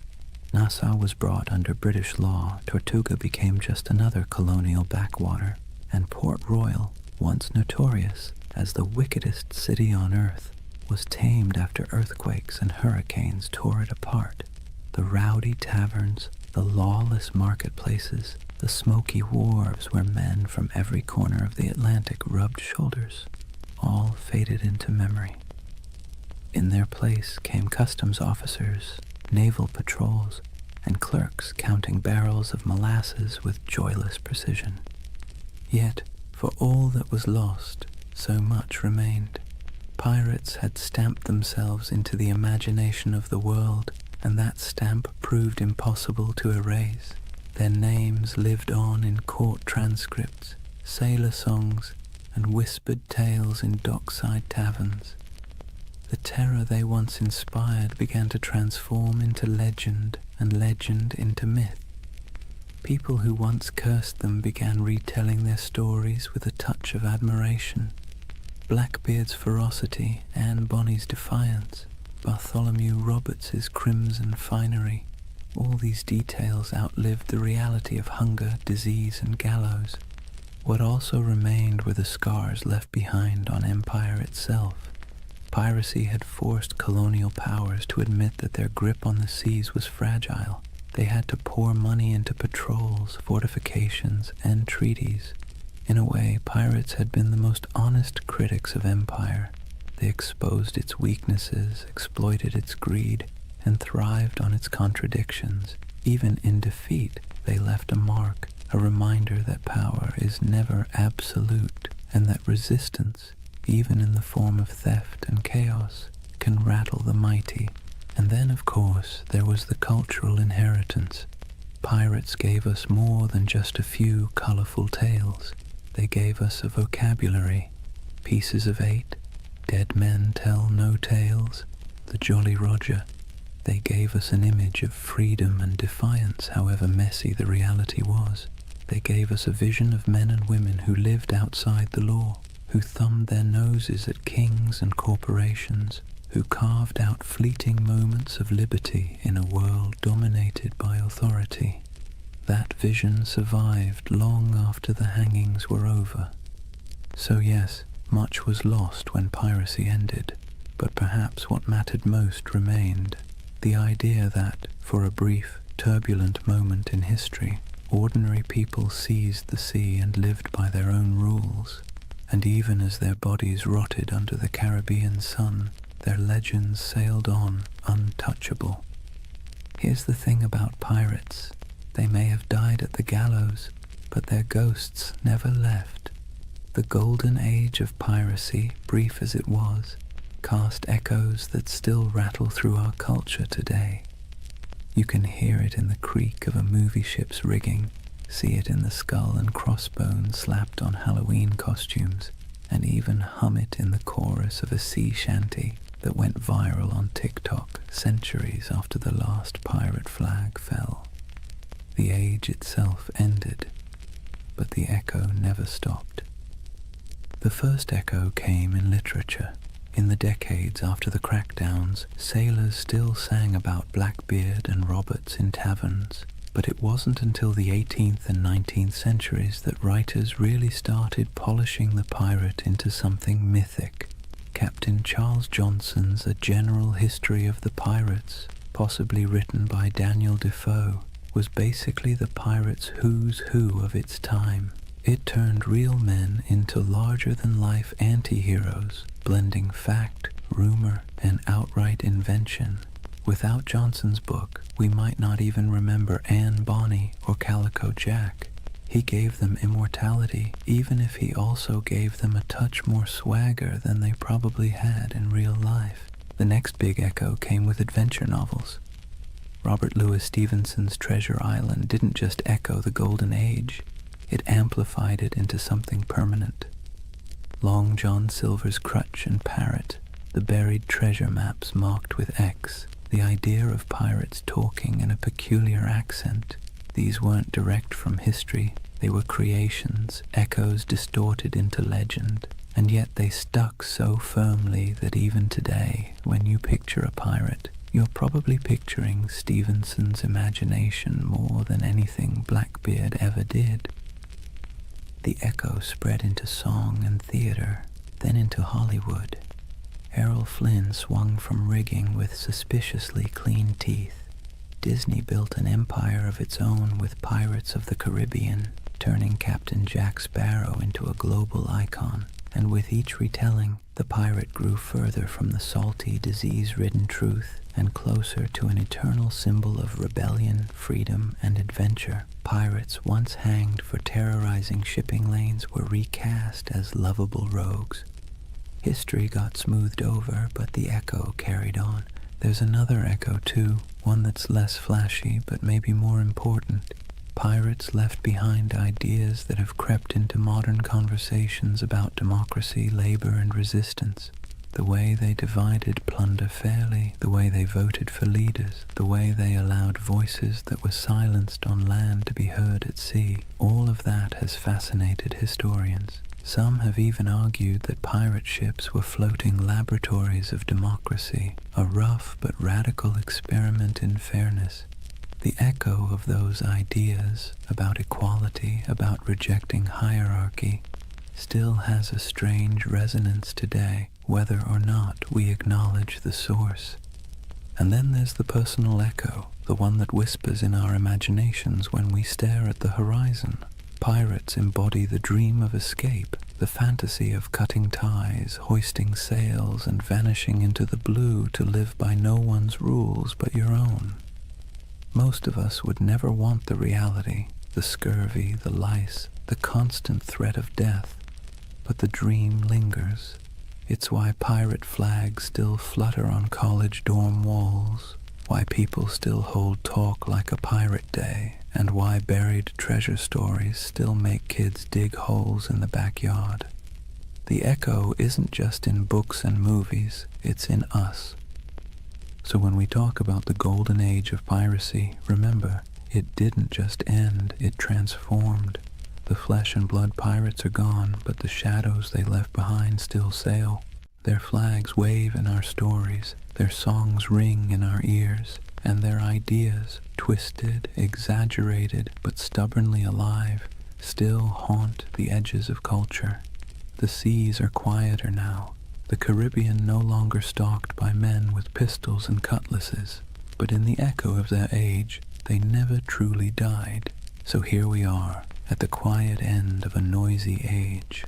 The Golden Age of Piracy burned bright and brief, just a few decades of chaos, rebellion, and salt-stained dreams. In reality, it was cramped decks, spoiled meat, diseases that lingered like unwelcome passengers, and the constant threat of capture. Yet somehow, from those harsh conditions came a legend that refuses to sink. Think of what we've walked through tonight. We've seen how wars and collapsing empires set the stage for piracy. We've stepped onto ships where men voted for their captains and shared their plunder in a rough version of equality. We've met figures who blurred the line between myth and reality.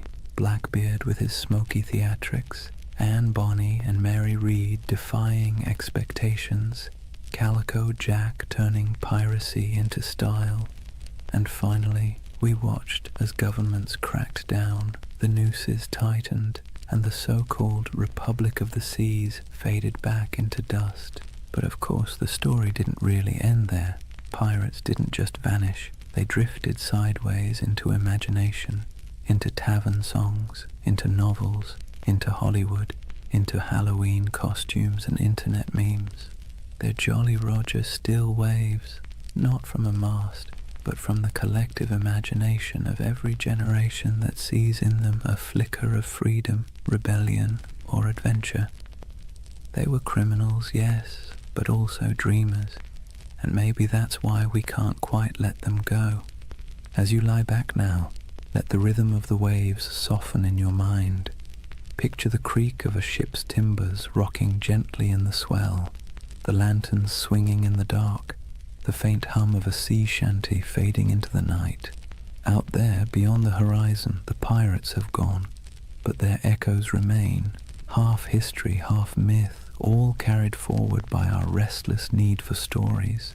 And unlike those sleepless men who once scanned the waters for sails on the horizon, you don't need to keep watch tonight.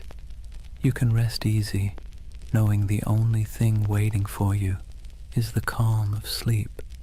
Close your eyes, let the waves carry you, and drift peacefully into dreams. Good night.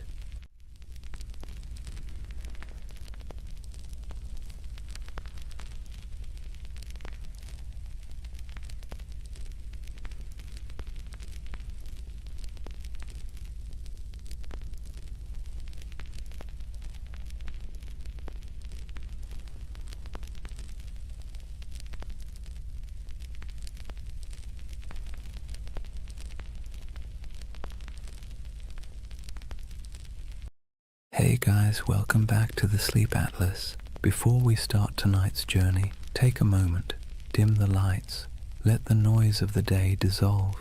Wherever you are, you're about to travel somewhere strange, not a place on any official map, but one that lives in whispers, in dust, in the margins of forgotten atlases.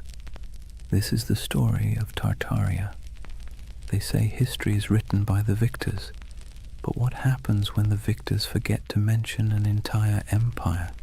What if there really was a civilization, vast, advanced, beautiful, erased not by time, but by design? A civilization that built cities we can still see, but no longer recognize. Sounds impossible, right? Yet somehow you've probably already seen pieces of it. The old photos of cities with windows buried beneath the streets, the maps labeled Grand Tartary, the ornate architecture that feels out of place as if it belonged to someone else, someone older, someone gone.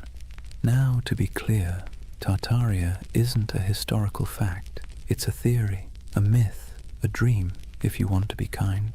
But it's a dream that refuses to die, because at its heart lies something irresistible. The idea that history isn't what we think it is, that we've been handed a world with a few missing chapters, and whether you believe the myth or not, it's hard not to feel something when you see it. So tonight, we're going to drift through that myth together, through maps, ruins, and half-buried cities, through stories of explorers and erased empires, through the dusty edges of history where imagination and memory blur together. And if you fall asleep along the way, that's fine. That's kind of the point. For more journeys through history to help you sleep, please subscribe to the Sleep Atlas. And hey, what's keeping you up tonight? Let me know in the comments. Alright, let's begin. Imagine fog rolling over endless plains, gold grass bending under the wind. You stand before a vast land that feels both ancient and impossible, somewhere between Asia and memory, somewhere once called Tartaria. Chapter 1. The Empire That Never Was, or was it? They called it Grand Tartary. On maps from the 17th and 18th centuries, it sprawled across nearly half of Asia, an empire stretching from the icy edges of Siberia to the mountains of Tibet, from the Pacific all the way to the Caspian Sea. A continent-wide expanse so huge it made Europe look like a backyard garden. But here's the strange thing. When you look closer, it doesn't behave like any other empire on the map. No clear capital, no list of rulers, just a name, Tartaria, floating over deserts and steppes, surrounded by decorative drawings of camels and horsemen. The cartographers might as well have written, "Here be mystery." And yet, for hundreds of years, Western mapmakers copied that name again and again. Tartaria, Grand Tartary, the Great Tartar Empire. Sometimes they drew castles or cities with minarets. Sometimes they left it blank, as if even they didn't know what they were depicting. So what was Tartaria, according to the official story? Nothing. The word Tartary was simply a European catch-all term for the unknown lands of Central and Northern Asia. The people who lived there, Tatars, Mongols, Siberian tribes, were lumped together under one convenient label. To the Europeans of the 1600s, it was the great blurry East, wild, uncivilized, and beyond comprehension. But to modern eyes, it doesn't look like nothing. It looks deliberate, mysterious, like the ghost of something that was once real. And that's where the story starts to hum. Because if you look long enough, if you trace enough old maps, you start to notice inconsistencies. Cities drawn where no cities should exist. Structures too grand for the people historians claim built them. Ruins that don't seem to fit their supposed age. Some believe those ruins were Tartarian, that an advanced civilization, older than Rome, older even than Egypt, once stretched across the world. They say its architecture was sophisticated, its technology almost magical, free energy, perfect symmetry, towering buildings powered not by fire or water but by something lost, something we can no longer name. It sounds absurd, but then you see the photos, black and white images from the late 19th century, cities under construction except everything already looks finished, cathedral-sized buildings supposedly built in a decade, though even modern machinery would struggle. Streets half-buried, windows below ground level, as if the earth itself had swallowed the first floors. That's where the mud flood theory enters. According to believers, some great cataclysm, maybe natural, maybe man-made, swept across the world in the 1800s, burying entire cities in mud and erasing all evidence of this lost empire. When humanity dug out afterward, we inherited the world we think we built. In other words, the Victorians didn't build all those ornate cities. They unearthed them. It's easy to roll your eyes, but it's also strangely poetic, because even if Tartaria never existed, the feeling behind it, that something monumental was lost, is very real. And part of why this myth persists is because, well, history does lose things. Entire civilizations have vanished before. The Minoans, the Indus Valley, the Olmecs, people who built incredible cities, traded across oceans, and then disappeared, leaving nothing but stones and speculation. So maybe the idea of Tartaria isn't so far-fetched. Maybe it's a reflection of that same human ache, the need to fill in the gaps with something beautiful. Imagine wandering through a European city at dusk. The sky is pale gold, pigeons circle over rooftops. You walk down a street where the buildings rise like cathedrals, domes, arches, pillars carved in perfect balance. It all feels too good, too symmetrical, too ancient to have been born in the soot and smoke of the industrial age. For a moment you wonder, did we build this, or did we inherit it? The theory of Tartaria taps into that quiet doubt, the sense that somewhere along the way, humanity rebooted, restarted, forgot, and the mud flood is a metaphor for time, for amnesia, for the way civilizations bury their own pasts under layers of progress. It's an idea that's equal parts eerie and comforting, because if there really was a forgotten golden age, maybe the world isn't as random as it seems. Maybe we've been here before. Maybe we'll find it again.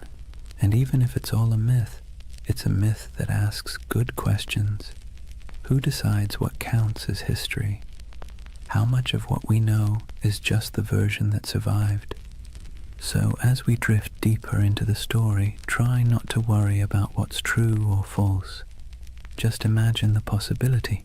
A civilization erased not by war, not by time, but by forgetting. A memory whispered by wind over empty plains. The empire that never was, or maybe the one we no longer remember. Imagine you're an explorer in the late 1700s. You've left behind the comfortable parlours of London or Paris, the powdered wigs, the smoky taverns, the endless debates about civilization and progress. You're trudging through a landscape so vast it feels like the sky itself is falling toward the horizon. This is the world early explorers called Tartary. Endless plains, windswept deserts, forests that swallow sound. You could ride for weeks without seeing a soul, yet somehow you never feel alone. There's something in the air, the sense that once something grand was here, something old, something that had the decency to leave quietly. Western explorers were baffled by what they found. Vast stone ruins scattered through Central Asia, half-buried fortresses, walls that seemed to go nowhere. Nomadic tribes spoke of ancient cities lost to storms and floods, old temples built by hands they could no longer name. And yet, in their journals, these explorers rarely admitted confusion. Europeans of the Enlightenment were not fans of mystery. They preferred tidy explanations. Primitive people, ancient ruins, nothing to see here. Still, a few of them couldn't quite let it go. In 1755, the English geographer Emmanuel Bowen published a map labeling nearly the entire interior of Asia as Great Tartary. To the west lay Little Tartary, and further south, Independent Tartary. Even China was labeled part of the Great Tartar Empire. Historians later claimed it was simply ignorance. Cartographers didn't know what else to call it. But if you're a conspiracy-minded insomniac scrolling through old atlases at 3 a.m., it starts to look deliberate, like someone drew a curtain over half the world and wrote, "Don't ask." Those maps became the backbone of the Tartarian legend. The idea that there was once a sprawling civilization across Siberia and Central Asia, erased from history and memory alike. And when explorers traveled through those regions, what they described often sounded contradictory. They found nomadic tribes living in tents, herders, hunters, perfectly ordinary people. But they also found traces of things that didn't fit.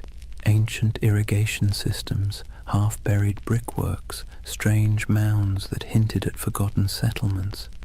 The farther they went, the more surreal it became. In Siberia, there were reports of colossal ruins swallowed by forests. In Mongolia, strange carvings and fortifications half lost to the sands. Some described crumbling citadels near the Altai Mountains, built of stone so precisely fitted it might as well have been cast, not carved. To modern historians, it's no great mystery. Remnants of older cultures, Turkic kingdoms, Mongol fortresses. But to the romantically inclined, it's something else. Evidence, perhaps, of a civilization that once ruled these lands, far older and more advanced than the textbooks admit.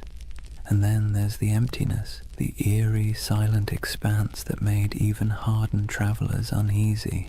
Take the accounts of Peter Simon Pallas, a German naturalist who explored Russia and Siberia in the 1770s. He described vast areas devoid of inhabitants, where ruined settlements lay beside abandoned mines and decayed fortifications.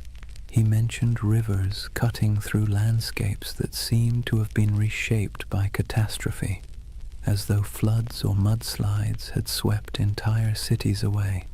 When his journals were published in Europe, readers found them haunting. The image of a land once filled with life, now reduced to wind and silence. It's here that the myth of the mud flood starts to germinate.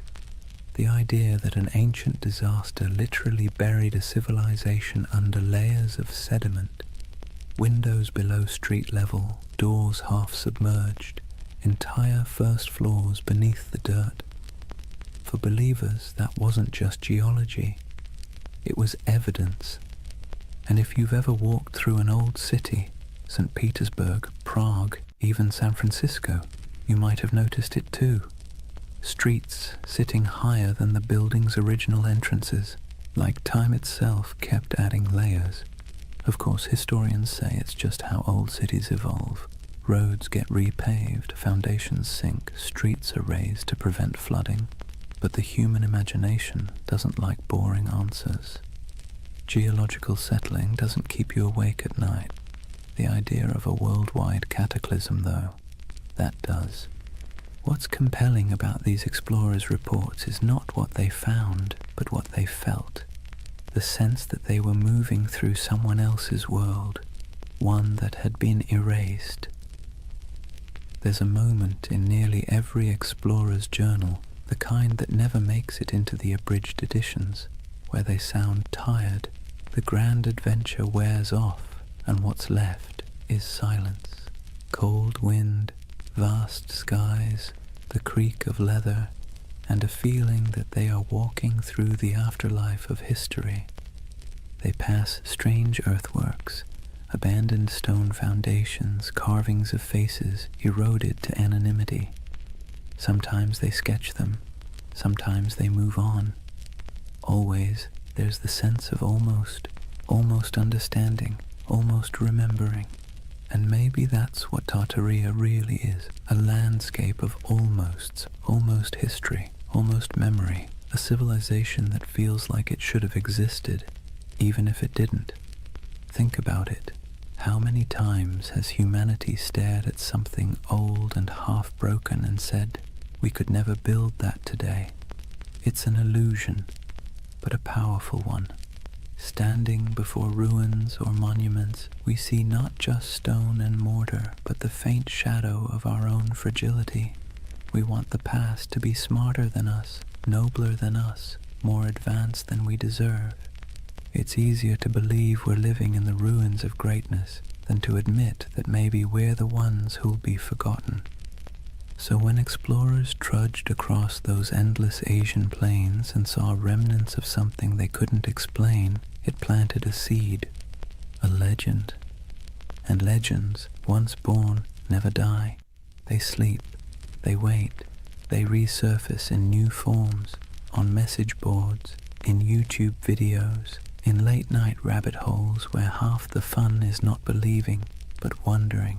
The Tartarian myth is less about what those explorers found and more about what we want to find, meaning, continuity, proof that the world once made sense and that maybe beneath all this noise and chaos, it still does. Imagine the explorer's campfire. The air is thin and cold. Sparks float upward, swallowed by the night. Somewhere in the distance, wolves call to each other, and above stars shimmer, the same constellations those long-lost Tartarians might have seen if they ever existed at all. The explorer looks out over the dark plain, notebook open, and writes one word on the page, Tartaria, a word that means nothing and everything. They say the earth remembers. Every stone, every layer of dirt, every foundation buried beneath a modern street is a diary, written in silence. But if you listen to the believers of the mud flood, the earth doesn't just remember, it hides. Picture this, a city half buried, windows that look out onto soil instead of streets, doorways that open into nothing but packed dirt, buildings whose first floors have vanished beneath layers of earth and time. To most, it's a quirk of old construction.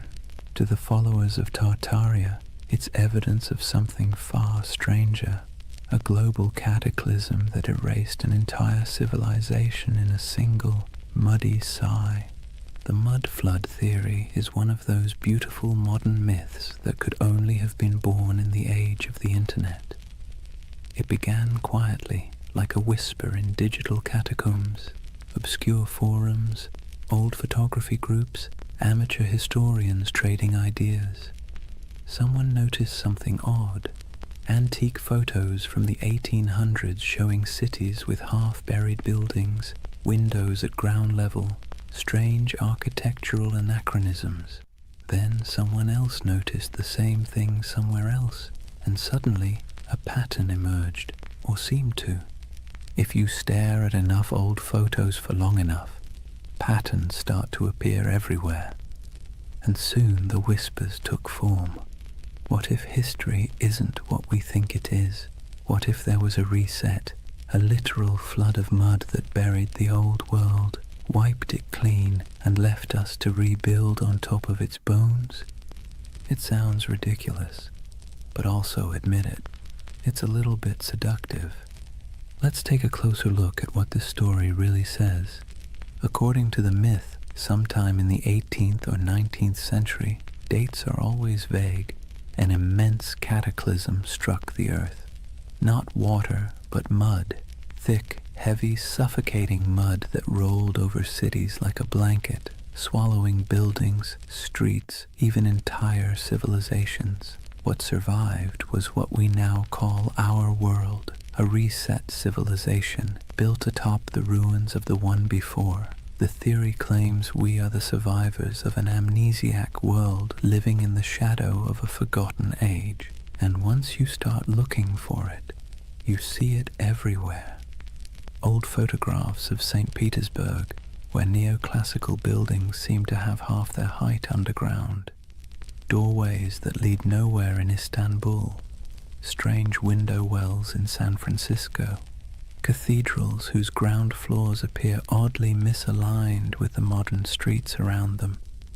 The world, it seems, is full of buried stories, but here's where the magic, or the mischief, lies. Context.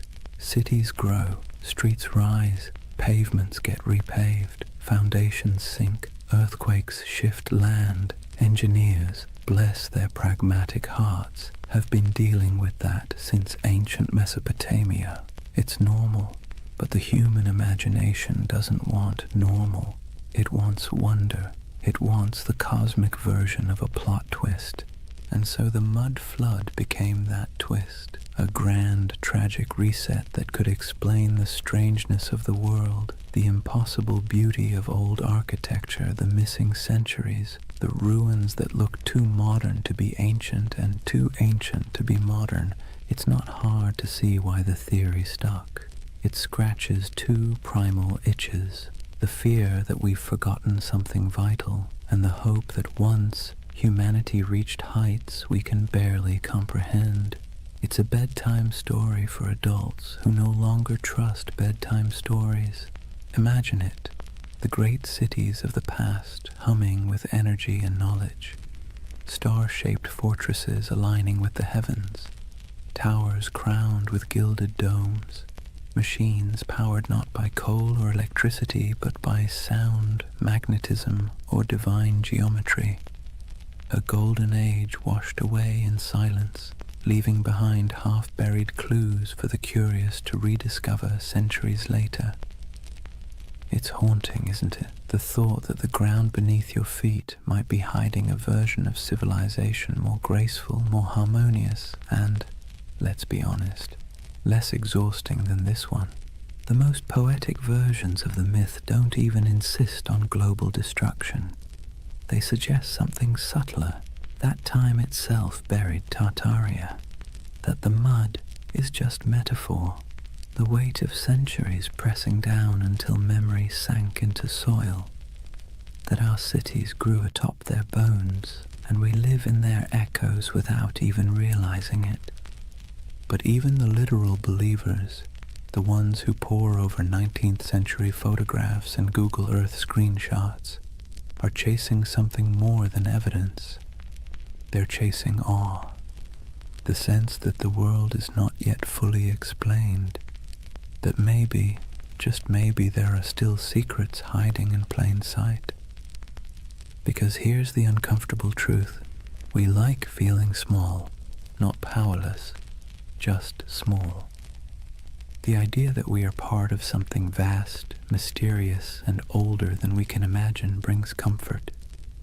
It means our anxieties, our endless scrolling, our late-night insomnia, they're all just surface noise above something deeper, older, wiser. The mud flood myth, for all its implausibility, taps into that longing.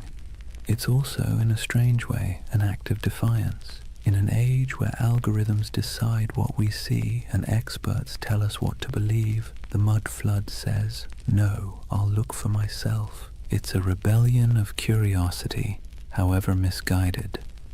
And curiosity, even when it wanders off the map, is still one of the noblest human instincts. There's another reason the mud flood myth feels oddly soothing. It provides closure. History as we know it is messy. It's full of gaps, contradictions, burned archives, and lost languages.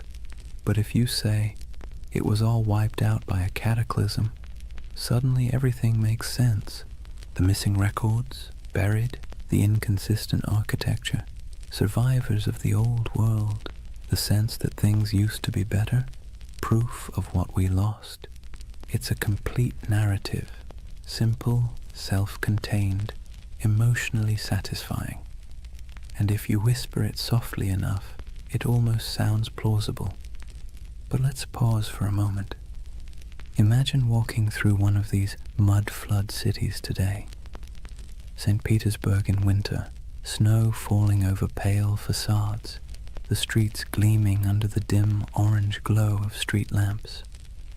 You pass a row of 18th century buildings, their ground floors half below street level, the windows dark and shuttered. And for a second, just a second, you feel it. The hum of something ancient, the faint vibration of time layered upon time. You know rationally that the explanation is boring, centuries of road repairs and architectural evolution. But your imagination doesn't care. It leans closer. It listens. It wants to believe. That's the quiet power of myths like Tartaria. They live not in evidence, but in emotion. And emotion, not logic, is what builds civilizations, or stories of them. So when someone insists the world was buried in mud a few hundred years ago, it's tempting to laugh, but look closer, and you'll see what they're really saying. They're mourning something they can't name. They're trying to make peace with the feeling that something's missing. That modern life, bright, loud, and efficient, feels a little hollow, as if the real story is still underground. And maybe, in a metaphorical way, it is. Not beneath our cities, but beneath our certainty. History is the soil we stand on, and every generation adds another layer. The deeper you dig, the older the questions get, until eventually you realize that the mud was never hiding the past. It was making it. The world is built on burial, and everything beautiful is, in some sense, reclaimed from the dirt. So maybe Tartaria was never an empire at all. Maybe it's an idea, a longing for the lost wholeness of things. Or maybe it's just a very elaborate excuse for why so many basements flood in spring. Take your pick. Either way, as the night deepens and your thoughts drift like dust in lamplight, the question lingers: if an entire civilization could be buried under centuries of mud and forgetfulness, would we even recognize it when we uncovered it? Or would we mistake it for ruins of our own? It's a strange thing, how ruins can feel alive. You walk among them and swear you can hear breathing. Not loud, not human, but the slow exhale of stone, the whisper of time smoothing edges and swallowing stories. That's the allure of forgotten grandeur, the feeling that the past isn't gone, just drowsing, half buried, half awake, waiting for someone to notice. When people speak of Tartaria, they don't imagine mud and dust. They imagine beauty, colossal arches, glittering domes, towers capped with orbs of gold, and wide boulevards aligned with the stars. They imagine symmetry, harmony, perfection, the world before we made it messy. And that's the quiet genius of the myth. It isn't built on fear, but on longing. You've seen it, even if you didn't recognize it. The grand railway stations built in the 19th century, dripping with ornament that seems almost too elegant for its purpose. The courthouses with domes that look more celestial than civic. The cathedrals rising from cobblestone streets like frozen thunderclaps of devotion. You stand before these buildings and wonder, who built this, and why don't we build like this anymore? That question is the ember that keeps Tartaria glowing in the imagination, because it feels wrong that we've forgotten how to make beauty on that scale. It feels wrong that we can't carve marble with such grace, or erect domes that kiss the clouds. And when something feels wrong, the human mind looks for a story to explain it. Tartaria becomes that story, a civilization that mastered form, function, and soul, then vanished without a trace. Some say those old buildings are Tartarian relics, that the ornate facades of St. Petersburg, Paris, Chicago, and even San Francisco are remnants of the same world, a world whose architecture was an act of faith. That the reason we can't replicate it now is because the knowledge was erased, the formulas for harmony, for proportion, for power drawn from geometry, gone, buried under new blueprints and the hum of electric wires. Of course, historians roll their eyes at this. They'll tell you, patiently, that these buildings were designed by very real architects, that neoclassicism was an artistic movement, not evidence of a hidden empire, that the beauty of those domes and arches came not from secret knowledge, but from mathematics, sweat, and a lot of unpaid apprentices. And they're right, technically. But here's the thing. Beauty doesn't care about technicalities. The Tartarian myth persists because these buildings feel different. They hum at a frequency modern architecture doesn't. Walk past a concrete office block and your mind slides off it. Walk past a century-old opera house and you slow down without meaning to. You feel something, a pulse. Maybe it's nostalgia, maybe it's resonance, maybe it's just the echo of a time when craftsmanship was an act of worship. But whatever it is, it feels alive. Imagine standing at twilight in front of one of those old structures. The stone glows amber. The carvings seem to move in the shifting light.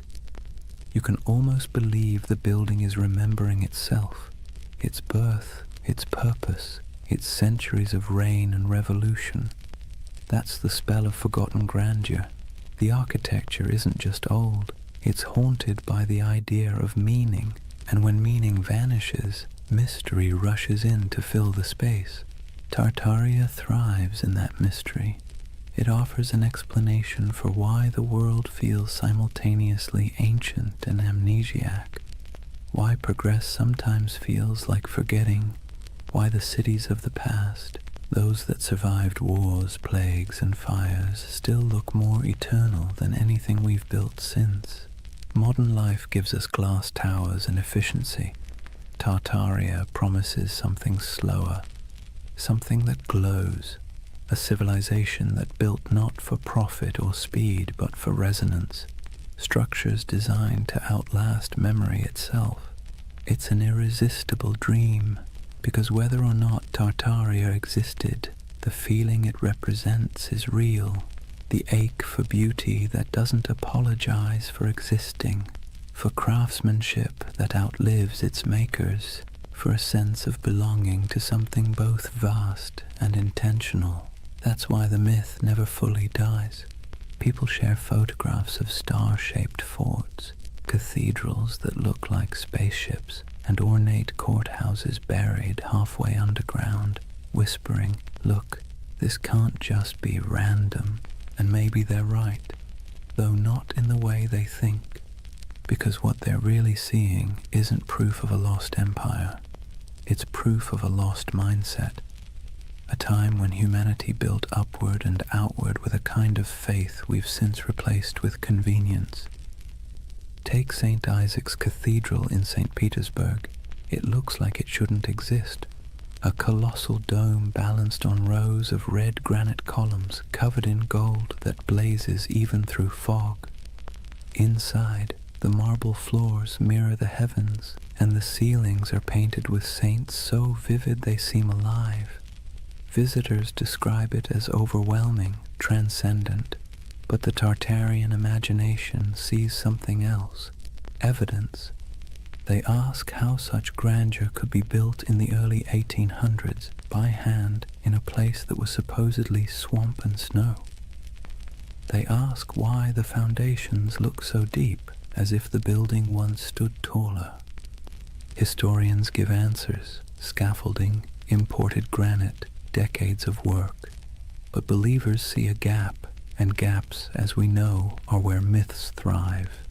It's comforting in a way, because when you believe in Tartaria, you believe that someone once got it right, that the world once understood balance, proportion, light, and energy, that humans long ago built in tune with the earth instead of against it. It's a prettier story than the truth that history is mostly a series of accidents that occasionally produce beauty by mistake. And yet, even if the story is wrong, the emotion behind it is not. There's something deeply human about looking at ruins and imagining paradise, about standing in front of a crumbling palace and whispering, "Who were you? What did you know that we've forgotten?" We do this everywhere. In the jungles of Cambodia, staring at Angkor Wat, in the deserts of Egypt, under the shadow of the pyramids, in the mountains of Peru, among the terraces of Machu Picchu. We look at beauty that endures and assume it must have come from a civilization wiser than ours. Maybe it didn't, but maybe the impulse to think so says more about us than about them. Because really, the myth of Tartaria isn't about lost knowledge, it's about lost reverence. We miss believing that beauty meant something, that it wasn't an accessory, but a form of truth. That stone could hold memory, and domes could sing. So when you see those impossible old buildings and feel that small, unexplainable ache, don't rush to fill it with conspiracy. Let it linger. That ache is the story. It's the ghost of wonder, tapping you on the shoulder, reminding you that history is not a timeline. It's a mood, a long, slow chord, still resonating beneath the noise. And maybe that's what Tartaria really is, the echo of a world that believed in harmony more than speed, a civilization of imagination, built not in stone, but in longing. So as you drift deeper into this story, eyes heavy, thoughts softening, remember this: whether Tartaria was real or not, the beauty it promises was. You can still walk through it, touch it, breathe it in brick and marble and dusk. It's there, waiting quietly behind every ornate facade and every buried window. Forgotten grandeur, humming in the walls. There's something strange about ideas that shouldn't survive, yet somehow do. Tartaria is one of them. Every few decades it slips back into conversation like a ghost that refuses to stay buried. A whisper here, a map there, a photograph that feels off. Too ornate, too advanced, too forgotten. It persists not because it's proven, but because it's beautiful. You see, real history doesn't linger in our imaginations the same way myths do. Facts settle, myths breathe, and Tartaria breathes in the spaces history forgot to fill. It's almost poetic, how a rumor can live longer than an empire. How a half-remembered word on an antique map, Tartary, can spark entire worlds in the modern mind. Because the truth is, humans don't remember data, we remember stories. And this one, it's irresistible. A world erased, a golden age hidden beneath our feet. The paradox of Tartaria is that it survives precisely because it never existed. A real empire would have ended, decayed, been replaced, but something that never was can never truly die. It hovers in imagination, endlessly renewable, unprovable, untouchable. The perfect myth for the digital age, weightless, viral, and infinitely remixable. Scroll through YouTube or Reddit and you'll see it. Old photographs of grand cityscapes labeled Tartarian architecture, posts about star forts and buried windows, endless debates about free energy, hidden cataclysms and lost technology, thousands of comments beneath them, people saying things like, "I've always felt something was off about history." It's not about belief, it's about belonging. The myth offers comfort to anyone who looks at the modern world and feels like something essential slipped through our fingers. Maybe that's the real allure. Tartaria gives shape to a feeling we all have but rarely admit, that somewhere along the way, humanity traded mystery for machinery. We built faster, higher, louder, but maybe not better. We paved over silence, replaced curiosity with certainty, and called it progress. And when that certainty began to crack, when our cities started to feel soulless, our histories fragmented, people began looking backward, not for answers, but for meaning. It's easy to mock that impulse. Historians roll their eyes, scientists sigh. But behind the internet rabbit holes and Photoshop theories lies something genuine, a hunger for enchantment, a longing to believe that the past wasn't just dirt and survival, but art and light and knowledge we've somehow misplaced. And in that sense, Tartaria isn't a conspiracy, it's a lullaby, a story people tell themselves when the modern world feels too sterile, too linear, too loud, a bedtime tale for adults who sense that truth might not always fit inside textbooks. Think about it. We've mapped the Earth, decoded the genome, photographed black holes, and yet we're still drawn to mystery. It's like a gravity our species can't escape. Tartaria gives us that gravity in soft, dreamlike form. A lost world that never judges, never contradicts, never ends, because it was never real enough to die. But here's the thing, even myths can tell truths. They tell us what we miss, what we value, what we quietly wish could come back.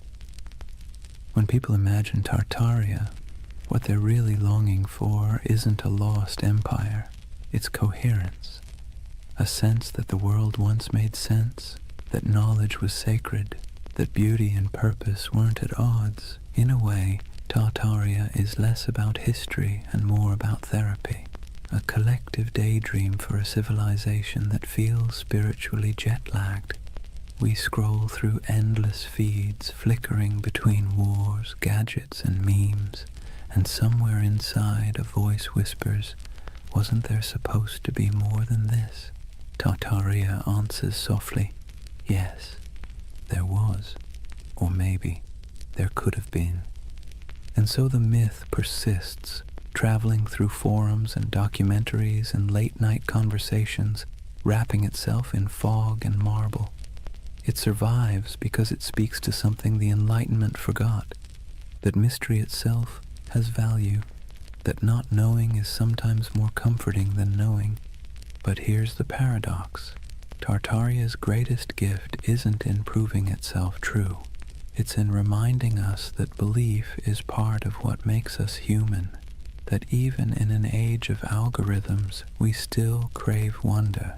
We still want to stand before something vast and say, "I don't understand, but it feels sacred." Maybe that's why late at night you find yourself staring at photos of old cities, their streets glimmering with gaslight, their domes fading into fog, and feel that tug in your chest.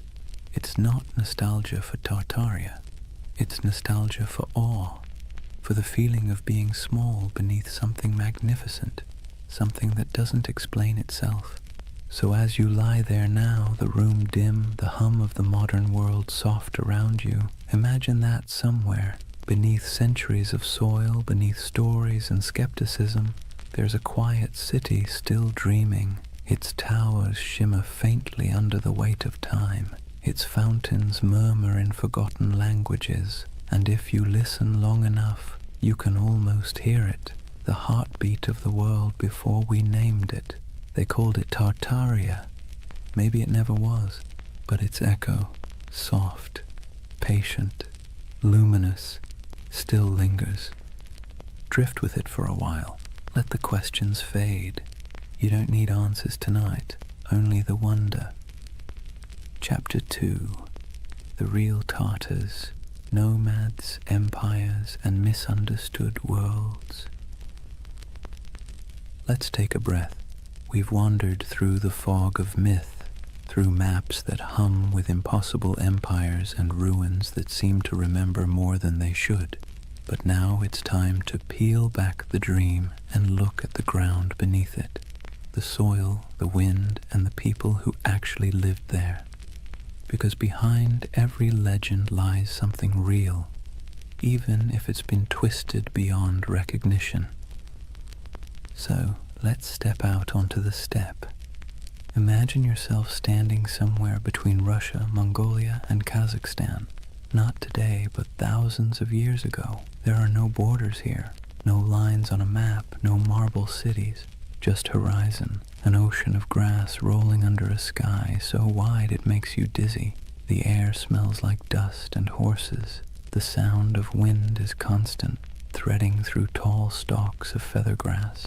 This is the birthplace of what Europe once called Tartary. Not a single empire, but a world of motion, a civilization without walls. To Western minds, this landscape always felt alien. How could a people rule without cities? How could a culture thrive without monuments? To the steppe nomads, that question would have sounded absurd. Their monuments were movement. Their empire was the horizon itself. Centuries before anyone drew Tartaria on a map, there were the Scythians, archers and horsemen who painted their bodies, buried their dead in golden tombs, and drank fermented mare's milk. The Greeks feared them, the Persians tried to conquer them, and yet they moved like smoke, impossible to hold. Herodotus called them a people who have no towns, no walls, no fixed abode, as if that made them lesser. But in truth, it made them free. The Scythians mastered the horse long before Rome even dreamed of chariots. They stitched their world together with leather, not mortar. They carried fire in bronze cauldrons, slept beneath felt tents, and worshipped gods of wind, sun, and sky. To them, the land wasn't empty. It was alive, a vast breathing plain where everything connected through motion and story. After the Scythians came the Sarmatians, then the Huns, then the Turkic Khaganates. The names shifted, but the rhythm stayed the same. Nomads rising like storms, surging westward, reshaping everything in their path. They raided, traded, intermarried, and vanished into the mist again, leaving behind only graves and legends. And so, by the time medieval mapmakers in Europe began sketching the world, this enormous, ungovernable space had already become a myth. To them it was a blank, the unknown lands beyond the Christian world, filled with monsters, giants, and Tartars. That word, Tartar, wasn't even theirs. It came from outsiders, likely twisted from the name of a Turkic tribe, the Tatars, with a dash of poetic menace added. Medieval Europeans thought it sounded like Tartarus, the Greek underworld, so they called these nomads Tartars, as if they'd come from hell itself. You can almost hear the shiver in the name, but the truth was far more complicated and far more interesting. These weren't demons, they were people. Traders, horsemen, mothers, poets. They lived lives as rich as any Roman senators, just measured differently. Picture a nomadic camp at sunset. The steppe glows gold. Horses graze on the horizon, their coats shimmering in the low light. Fires crackle as women stir pots of milk and millet. Children chase each other between felt tents, yurts, their laughter carried by the wind. Men return from herding, their bows slung over shoulders, dust clinging to their boots. The air smells faintly of smoke and grass. Somewhere, a throat singer begins a low, resonant song, and the notes ripple across the plain like the hum of the earth itself. This was their Rome. Not a city of marble, but of motion and memory. And to them the West's obsession with stone walls would have seemed as strange as worshipping stillness. But as centuries rolled on, stillness began to win. Empires like China, Persia, and eventually Russia pushed outward, trying to tame the steppe. They built forts, drew borders, demanded tribute. The nomads resisted, then adapted. They traded horses for silk, hides for grain, freedom for survival. Slowly, their infinite world began to shrink. By the time European explorers stumbled across these lands in the 17th and 18th centuries, the old steppe empires were fading. The Scythians were long gone. The Mongols' great Kanates had fractured. The once fluid borders had hardened into lines on parchment, and those lines, curved by ignorance, exaggerated by imagination, became the first maps of Tartary. To the west, it looked like a mystery, an empire that wasn't quite there, a vast, seemingly empty space once teeming with civilizations that had vanished. But to those who lived there, it wasn't emptiness, it was memory. The bones of ancestors beneath the grass, the hum of stories in the wind, the echo of hoofbeats across the centuries. And maybe that's where the myth begins to make sense, because when you stand on a plain that stretches to the horizon in every direction, it's easy to believe that time itself might fold here, that something ancient could still be sleeping under the soil. Perhaps the world didn't erase Tartaria at all. Perhaps it just forgot how to see it. Let's be honest, Europe never really understood Asia, not in the Middle Ages, not in the Renaissance, and arguably not even now. For centuries, the lands east of Moscow and west of China were less a geographic reality and more a psychological one, an enormous blank space where anything could exist. And in that blankness, the idea of Tartary began to grow like a mirage. Imagine a candlelit room in Venice, sometime around the 14th century. A mapmaker hunches over his parchment, hands stained with ink. On the table beside him lie fragments of rumors, sailors' tales, merchant gossip, and a half-remembered account of a man named Marco Polo, who claimed to have seen palaces of gold and cities of stone somewhere beyond the horizon. He dips his quill and begins to draw. Europe is clear. So is Africa mostly. But once he crosses the Ural Mountains, the lines begin to blur. His hand hesitates. What lies beyond? He's never been there. No one he trusts has either. So he fills the void the way humans always do. He imagines. He writes Tartaria in sprawling letters across the page, large enough to cover thousands of miles. Because what else can you do when you're staring into the unknown?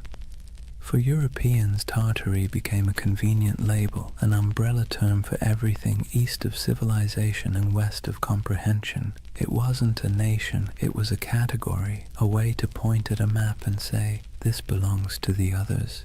But here's the funny thing. The more they tried to define it, the more mysterious it became.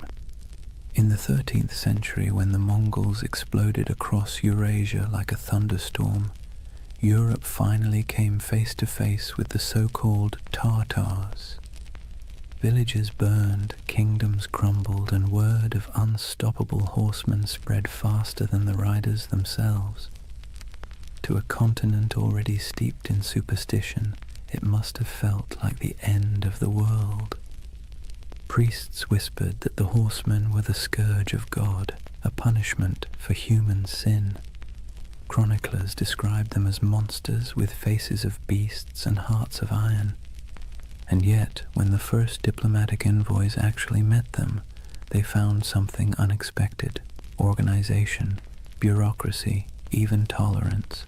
The Mongol Empire, at its height, ran on order, not chaos. Messengers carried official seals, merchants moved safely under Mongol protection, and conquered cities often kept their own rulers so long as they paid tribute. The great Khans weren't savages, they were administrators. Ruthless ones, sure, but methodical. But Europe didn't want to believe that. It was easier, somehow, to imagine an empire of shadows, to turn complexity into myth. So the name Tartary stuck, not as a real place, but as a kind of warning, a whispered reminder that beyond the edge of the familiar world, something vast and unknowable waited. By the Renaissance, the legend of Tartary had evolved into something even stranger. The age of exploration brought better maps, but not necessarily better understanding. Cartographers began drawing Great Tartary, Little Tartary, and Chinese Tartary across their globes, carving up Central Asia into neat territories that existed mostly in imagination. If you were a European scholar in 1700 and you saw a map of Great Tartary stretching from Siberia to the Caspian Sea, you'd assume there was a single civilization there, a mighty hidden empire rivaling Rome or China. And if you were an explorer wandering through empty steppes, stumbling across crumbling ruins or strange earthen mounds, your mind might start to fill in the blanks. Who built this? Where did they go? Humans hate loose ends. We crave narrative closure, and Tartary, this vast echoing blank on the map, offered none.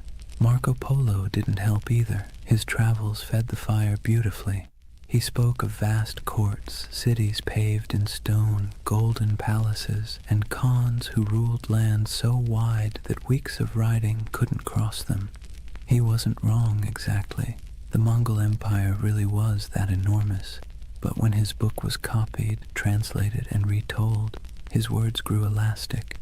People read his tales and imagined something grander still, a civilization older than memory, hidden beneath layers of dust and time. You can almost see it, the way myths grow like vines around facts. Even the Enlightenment couldn't kill it. In the 18th century, as Russian explorers pushed eastward into Siberia, they stumbled upon ancient fortifications, strange geometries in the earth, and traces of civilizations long gone. The local tribes spoke of ancestors who built great cities before the snows came. The scholars, baffled, wrote it all down.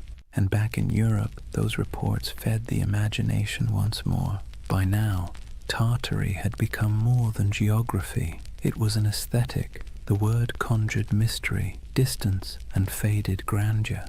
Artists painted sweeping landscapes of icy mountains and lone riders beneath silver skies. Novelists filled their pages with lost kingdoms and forgotten dynasties. And so, when conspiracy theories about a lost Tartarian empire began resurfacing centuries later, it wasn't from nowhere. It was born of something older, a long European tradition of misunderstanding the East, of romanticizing what couldn't be explained, and of filling blank spaces with dreams. Maps, after all, are never neutral. They don't just show where things are, they show what people believe matters. And for centuries, Tartary mattered not because it was real, but because it was mysterious. Imagine yourself once more looking at one of those old maps. The parchment crackles under your fingers. The ink has faded to brown. The edges are frayed. Across the top, in flowing letters, are the words, Magna Tartaria. You trace the line of mountains, the curving rivers, the scattered cities whose names you don't recognize. You realize you're staring not at geography, but at imagination, a dream caught in ink, a memory of a place that never quite existed, but that never fully went away either. And maybe that's why Tartaria still captures people today. It wasn't born in a lab or on a message board. It was born in candlelight on parchment, in the minds of men who couldn't stand not knowing. A story that began as cartography became mythology. And mythology, as history always proves, has a way of outlasting the truth. Picture a road that isn't really a road. It's not marked by signs or asphalt or tidy lines of direction. Instead, it's an invisible web of paths, camel tracks winding through dunes, mountain passes marked by cairns, river barges drifting under starlight. This was the Silk Road, not one road, but thousands, threading together China, Persia, India, Byzantium, and everything in between. And somewhere in the middle of that vast tangle lay the ghost of Tartary. The Silk Road was less about silk than it was about exchange. Of goods, yes, but also of ideas, stories, and beliefs. Every caravan that set out carried more than fabric and spices. It carried imagination. The West dreamed of the East as a place of wonder, while the East saw the West as a land of restless curiosity. And where those two imaginations met, right there, In the open steppes of Central Asia, the myth of Tartary quietly took root.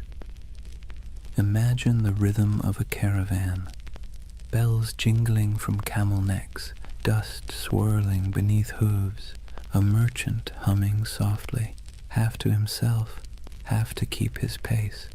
At night, when the fires burned low, stories flowed like wine, tales of lost cities swallowed by sand, temples of gold hidden in the desert, empires that rose and vanished before the next dawn. Every traveler added a new layer to the legend, and the Silk Road became less a trade route than a whispering gallery of the world's dreams. Now let's be clear, there were empires here, real ones. The Scythians, Parthians, Sogdians, Kushans, and of course the Mongols, civilizations that thrived for centuries, building fortresses, minting coins, and carving art that fused Greek realism with Persian geometry and Indian grace. These were the real architects of what Europe would later call Tartary. But to a traveler passing through, the borders blurred. One city's language faded into another's. One god's statue looked suspiciously like a god from somewhere else. The world felt unified and strange all at once. The Silk Road had a way of softening distinctions. It made neighbors of distant worlds. Greek philosophers' ideas found their way into Buddhist monasteries. Chinese silk wrapped Roman senators. Persian astronomers charted the same stars that guided caravans across the steppe. But myths travel even faster than silk. When a merchant from Samarkand sold a roll of fabric in Venice, he didn't just trade goods, he traded worlds. He told stories of the East so dazzling they didn't sound real. Cities with towers of glass, he might say, rivers that shimmer like silver. Men who lived 200 years, and back home, when he unpacked his profits and poured himself a drink, he probably heard equally absurd stories about the West. It's easy to forget that for most of human history, distance was a form of magic. The farther away something was, the more fantastical it became. And no distance loomed larger in the European mind than that mysterious space labeled Tartary. Through this swirling exchange, Tartary became a kind of mythic glue, a word that held together the fragments of a world too vast to comprehend. Think of it like this. When a Venetian mapmaker in 1500 scribbled Tartaria across the center of his globe, he wasn't really describing a political entity. He was describing everything between Europe and China, between knowledge and ignorance, between history and imagination. And here's where things get interesting. While Europe imagined Tartary as an exotic wilderness, the people who actually lived there were building connections that shaped the ancient world. The Sogdians, for instance, traders from what's now Uzbekistan, ran a network of trade colonies so extensive that historians sometimes call them the FedEx of the Silk Road. They spoke multiple languages, mediated between empires, and filled their homes with art from every culture they touched. A single Sogdian mural might show an Indian goddess, a Persian king, and a Chinese dragon all sharing the same painted wall. To them, Tartary wasn't a mystery, it was home. And yet, this multicultural world also sowed the seeds for misunderstanding. When distant observers caught glimpses of it, they didn't see the nuances. They saw only the grandeur, the temples, the stone roads, the fortified cities, and assumed it must belong to a single empire. That assumption, multiplied over centuries, became the illusion of the great Tartarian civilization. Even today, the ruins scattered across Central Asia, stone walls buried in sand, intricate tile work crumbling in forgotten courtyards, feed that same longing. People look at them and wonder, who built this? Where did they go? Why do our textbooks skip over it? It's a fair question, because history doesn't just forget, it edits. When empires fall, so do their names. When borders shift, so does memory. The Mongols became the Tatars became Tartars, and eventually Tartary became a convenient shorthand for the unknown. But beneath all that confusion was something real. A network of humanity that spanned continents. Imagine standing on a hill somewhere near Bukhara around the 10th century. The air smells of dry sage and smoke. Below you the road shimmers in the heat, lines of travelers winding toward the horizon. A caravan from China passes one from Persia. A monk from India shares a meal with a soldier from Byzantium. Coins from Rome jingle beside jade amulets from the East. It's not an empire. It's not chaos.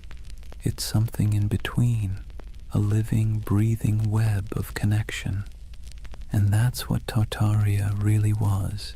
Not a kingdom lost to mud, but an echo of this interconnected world. A dream of unity before maps divided it into pieces. The Silk Road gave birth to the myth by accident, because connection always looks like magic when seen from afar. So when modern believers look at old maps and see the word Tartaria sprawled across half the world, maybe they're not completely wrong to feel awe. They're just reading a poem that was once mistaken for a border. The Silk Road blurred the lines between civilization and myth, empire and echo. And in that blur, half dust, half starlight, the legend of Tartaria found its heartbeat. Words have a funny way of sticking to things they were never meant to describe. Tartary was one of those words, an intellectual shortcut that turned into a centuries-long misunderstanding. By the time Europe stumbled out of the medieval era, the East was less a place and more a story. Monks copied maps showing vast lands labeled Tartaria, shaded in pale yellows and browns, with scribbled notes like, "Here be dragons," or "Land of giants." It wasn't meant as insult or precision. It was just ignorance wrapped in ink. But ignorance dressed up nicely enough can look like authority. When Marco Polo returned from his travels in the late 1200s, he told Europe about the magnificence of the Mongol Empire. Golden palaces, porcelain cities, and roads so smooth you could roll a wagon for days without breaking an axle. His descriptions, half wonder, half exaggeration, lit up Europe's imagination. And when cartographers began to draw what he described, they needed labels. Cathay for China, Ind for India, and for everything else in the vast cold space north of Persia and east of Russia, Tartary. Let's be clear, Europe didn't know what Tartary was, but that didn't stop them from acting like they did. To Western minds, Tartary became a convenient placeholder for the unknown.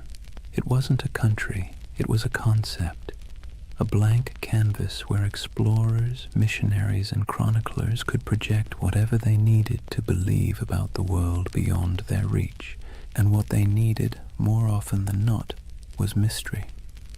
Maps from the 16th and 17th centuries show it sprawling across the top of the world like a sleeping giant. Great Tartary, Independent Tartary, Chinese Tartary, Little Tartary, names multiplying like rumors. To anyone who studied those maps, the message was clear. Beyond the borders of civilization lay a vast land of danger, wealth, and the unknown. And there's something deeply human about that. When faced with uncertainty, we name it. We box it in with words, even if those words are wrong. To Europeans of the early modern world, Tartary became shorthand for all the places they hadn't yet conquered, understood, or categorized. It was an intellectual convenience, a linguistic shrug. Everything out there. If you were a 17th century scholar in London and someone mentioned the Tatars, you might imagine fur hats, horsemen, frozen tundra, and endless plains. You wouldn't know the difference between a Mongol prince in Karakorum and a nomad in the Kazakh steppe. To you, it was all Tartary, but that flattening, reducing countless cultures into a single word, had consequences. It erased identities, histories, and languages in the Western imagination long before any empire actually reached those lands. Imagine an atlas from the 1700s, lying open on a polished oak table. The continents are familiar enough now. The Americas are roughly shaped. Africa's coasts are charted. But look at Asia, and you'll see something odd. Above India and China stretches an ocean of blankness, punctuated only by the word Tartaria, scrawled in proud, swirling letters. No cities marked, no rivers traced, just emptiness. That emptiness became an invitation. Missionaries imagined lost Christian kingdoms hidden in those plains, descended from the mythical Prester John. Explorers fantasized about tribes of giants or entire cities of gold. Poets and philosophers romanticized the steppe as a land of freedom, wild, untamed, untouched by decadence. And over time, that fantasy hardened into pseudo-history. Tartary wasn't just a blank spot anymore, it was a world view. Even the word itself carried a sting.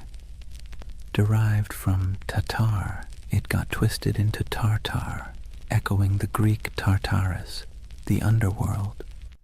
Early chroniclers saw the Mongols storm into Europe in the 13th century and thought, "Ah, yes, these must be the people from hell." The name stuck, and for centuries afterward, Tartar became synonymous with savagery, chaos, and apocalypse. When the Mongol Empire fractured and faded, the word didn't fade with it. It lingered. Europe kept calling the steppe Tartary, even as local empires rose and fell. The Golden Horde, the Timurids, the Kazakh Khanates. To the west, these nuances didn't matter. The name Tartary swallowed them whole. The irony. By the time Europe started mapping Tartary with any real accuracy in the 18th and 19th centuries, it had already become a relic. Russia had expanded eastward, swallowing Siberia province by province. Qing China had claimed the west, and yet the word persisted, echoing in atlases long after it had lost any real meaning. There's something almost poetic about that, how a word can outlive the thing it never actually described. And it's here that the modern myth of Tartaria quietly germinated, because when those old maps resurfaced centuries later, digitized, color-corrected, and posted online, they seemed to show something uncanny. A vast empire covering half the world, cities we've never heard of. Borders that no modern historian could explain. To the curious eye, it looked less like a cartographic mistake and more like a cover-up. Why don't they teach this in school?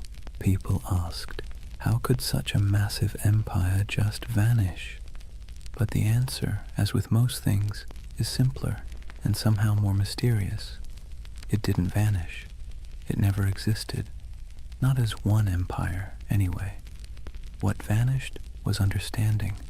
What collapsed was the web of meaning connecting the real places, Siberia, Mongolia, Central Asia, to the word Tartary.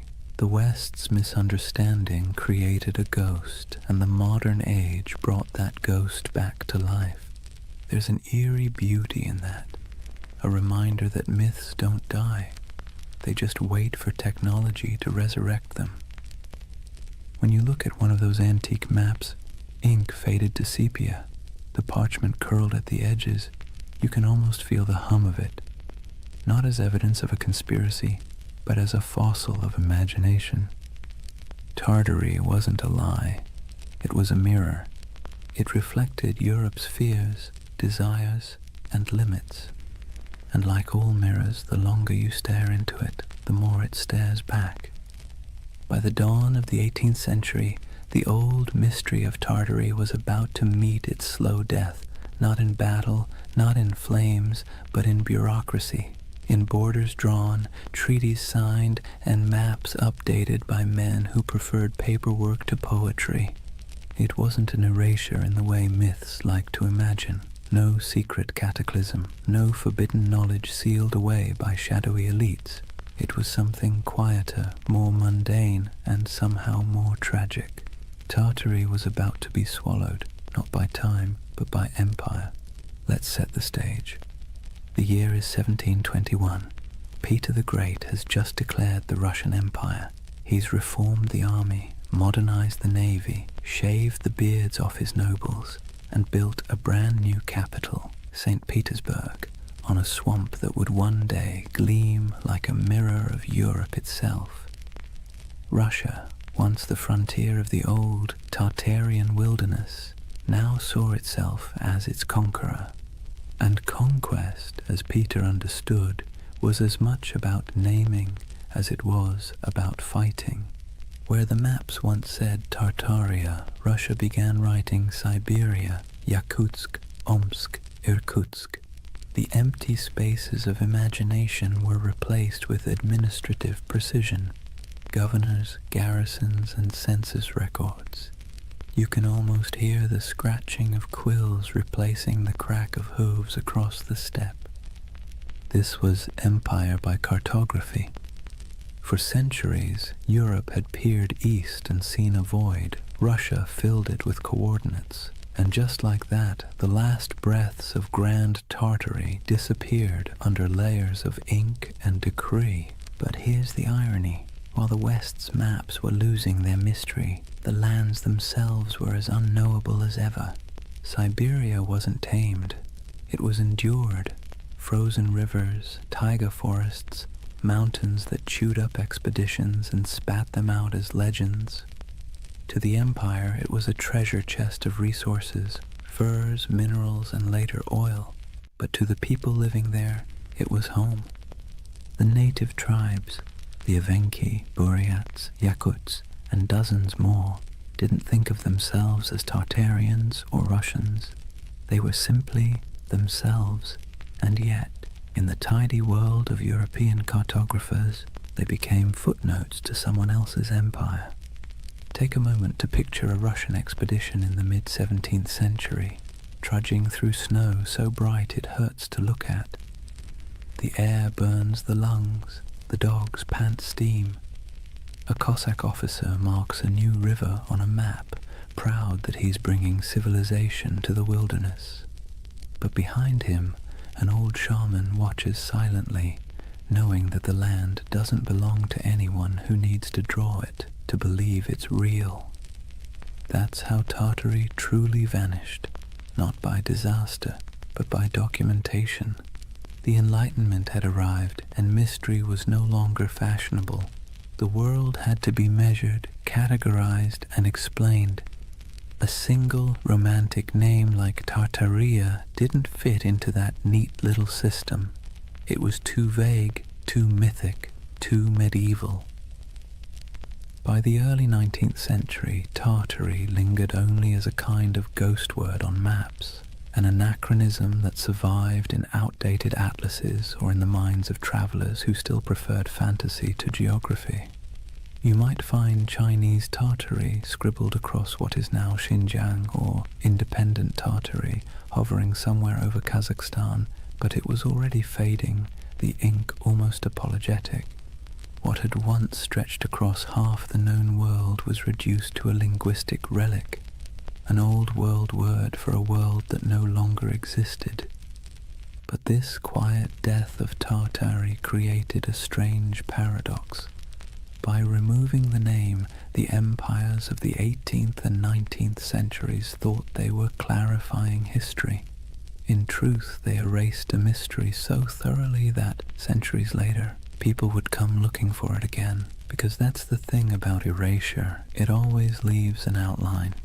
In the modern age, when digital archaeologists started poring over antique maps, The rediscovery of Tartaria didn't feel like uncovering a lie. It felt like uncovering a secret. Here was proof, they thought, that something immense had once existed and been scrubbed from the record. The irony? They weren't wrong about the erasure. They were just wrong about what was erased. It wasn't a hidden utopia or an advanced global empire. What disappeared was ambiguity itself, the willingness to admit we didn't know everything. The 18th century push for rational order, scientific mapping, and imperial control smoothed the rough edges of the world, and in doing so, it flattened mystery into history. Let's be clear, the loss of Tartary wasn't a conspiracy. It was a side effect of certainty, and maybe that's why its ghost haunts us still, because deep down humans don't actually like a world that's too explained. We crave wonder, we miss the blank spaces, so when we see Tartaria glowing faintly on an old parchment, we don't just see a name, we see a question. A whisper from the past asking, "What did you forget?" The collapse of Tartary wasn't a fall. It was a fade-out, a slow dimming of a word that once carried the vastness of the unknown, and the quieter it got, the louder the myth became. By the time Russia completed its imperial expansion across Asia, by the time the British, French, and Qing empires carved their pieces of the East, Tartary had been buried not under mud, but under maps. And centuries later, when people began brushing that dust away, what they found wasn't evidence of a lost civilization. It was evidence of our collective imagination still alive and searching. That is the strange beauty of this myth. Tartaria may never have been real in the way empires are real, but its death, its quiet bureaucratic burial, feels as monumental as any fall of Rome, because sometimes the end of mystery is its own kind of catastrophe. Chapter 3. The Great Erasure. Lost knowledge, world fairs, and the architecture of amnesia. Take a deep breath. We're leaving behind the dust of the steppe and stepping into marble, into the gaslit glow of the 19th century, because this is where the story of Tartaria is reborn. Not in Siberia, not on the maps, but in the imagination. Picture it. The year is 1893. The World's Columbian Exposition in Chicago. 200 white buildings rise like mirages along the lake, glowing in electric light. Domes, arches, columns, architecture so grand that people literally wept when they saw it. It looked ancient, impossible, like something from a forgotten golden age resurrected overnight. And here's the kicker. It was built overnight. A team of architects and laborers had thrown up that entire city in less than 2 years. They called it the White City. To the public, it was a triumph of modernity, but to later eyes it looked suspiciously like something else. Massive domed palaces, ornate fountains, obelisks, colonnades stretching into mist. It looked ancient, yes, but not Greek, not Roman. It looked out of time. Now fast forward a century. A man sitting at his computer zooms in on old photos of the fair. He pauses. He notices something strange. The buildings look far too advanced for their time, he thinks. Too perfect, too grand. And then he finds something even stranger. After the fair ended, almost every single building was demolished, burned, scrapped, gone. And that's how a new kind of myth was born. The idea that maybe, just maybe, these temporary structures weren't built at all, at least not by us. Maybe they were rediscovered, remnants of an older, erased civilization. A civilization called Tartaria. Let's be clear, the buildings were real. We have blueprints, records, payrolls, receipts for every brick. But the feeling, the awe they inspired, the eerie way they appeared and vanished, felt mythic. It tapped into something ancient in the human psyche. our suspicion that we've forgotten something big. And once that suspicion took root, it spread. Soon people began noticing Tartarian architecture everywhere. Those impossible domes in St. Petersburg, the Capitol building in Washington, the palace-like train stations of Paris, even the city halls of small American towns. Weren't they all too ornate, too advanced for their supposed era? The theory blossomed like ivy over ruins that maybe the 1800s weren't a time of invention, but of cover-up, that there had been a worldwide reset, a mud flood, a cataclysm that wiped out the old civilization and left humanity to rebuild amid the ruins. The world's fairs, in this view, weren't celebrations of modern progress at all. They were redecorations, a way to reintroduce a repurposed world, scrubbed clean of its true history. The fairs, the grand expos, were merely the unveiling ceremonies of a planet repainted. Now this is where skepticism and wonder collide, because if you look at those photos, you can feel it. The eerie stillness of early photography only adds to the illusion. Long exposures make crowds disappear. The buildings stand pristine, gleaming, deserted, as if waiting for a civilization that never returned. It's beautiful and unsettling and hypnotic. Even historians, with all their explanations, temporary plaster facades, neoclassical revival trends, technological optimism, can't quite dispel the dreamlike quality. It's too pretty, too deliberate. It feels like memory, not progress. And that's what makes the Tartaria myth so powerful. It didn't come from ignorance. It came from longing. Because by the 19th century, humanity had built machines that could fly, factories that could blot out the sun, and cities that swallowed nature whole. We had replaced mystery with machinery. But beneath the gears and soot, people were starting to feel something hollow, something missing. Tartaria filled that hole. It became the name for everything that seemed too beautiful, too harmonious, too purposeful to belong to the chaotic modern world. It was nostalgia in disguise, a yearning for an imagined time when architecture was sacred, when energy was free, when civilization felt like art rather than industry. Of course, the irony is exquisite. The people of the 19th century built those palaces themselves, but we, centuries later, look back and refuse to believe them capable. Maybe it's easier to believe in a lost utopia than in the idea that our ancestors simply cared more about beauty than we do. So imagine walking through that white city. The lamps hum softly. The canal reflects the moonlight. Music drifts from the pavilions. You hear the shuffle of dresses, the murmur of voices, the click of carriage wheels, and for a moment you can almost believe the myth that you've stumbled into the remains of a vanished empire, briefly resurrected for one last dance before fading again into legend. That's the strange charm of Tartaria. It doesn't matter if it's real. What matters is how it makes you feel, because beneath every conspiracy is a heartbeat, the desire to belong to something greater, to touch a truth the textbooks forgot to mention. And so, through the flickering gaslights of the 19th century, the dream of Tartaria returned, not in stone, but in spirit, not as an empire rediscovered, but as a memory resurrected. Let's be honest for a moment. Modern architecture doesn't exactly make the heart sing. Steel boxes, glass towers, angles sharp enough to injure your soul. Function over form, they say. Minimalism, efficiency, progress. But walk past an old courthouse or a crumbling railway station with columns carved like Roman temples, and suddenly something stirs. It feels like memory. Not your memory, but someone's.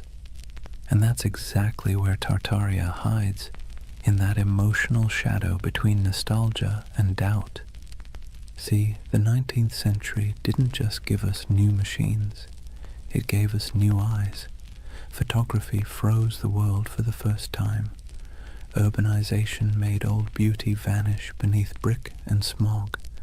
And as the industrial age thundered forward, the West began quietly rewriting itself, paving over not just landscapes, but the very story of civilization. This was the age of erasure disguised as progress. When old cathedrals were restored into shapes they had never been, when ancient city walls were torn down to make room for the future, when soot-blackened monuments were scrubbed and renamed, their histories conveniently rewritten for the age of reason. Historians call it modernization. Tartaria believers call it cover-up. Now, let's pause and take a breath, because this is where myth and history start blending like watercolor. The truth is simpler, but also sadder. It wasn't a conspiracy, it was forgetfulness. The 1800s were obsessed with the new: steam, glass, iron, materials that seemed to promise immortality. The faster technology advanced, the more the past looked like an inconvenience. When people demolished centuries-old buildings to make room for factories or boulevards, they didn't think they were erasing history. They thought they were improving it. But here's the paradox. Progress, when it moves fast enough, feels like amnesia. Imagine being a farmer's son in 1820, living in a cottage built by your grandfather, heated by the same hearth. Then picture your grandson in 1890, born under electric light, surrounded by locomotives, reading newspapers printed on machines that could churn out 1 million copies before breakfast. The pace of change was dizzying. The world your ancestors knew had disappeared before your own eyes. And when memory fades that quickly, even the truth starts to look like myth. That's why the great buildings of the 19th century seem suspicious to us now.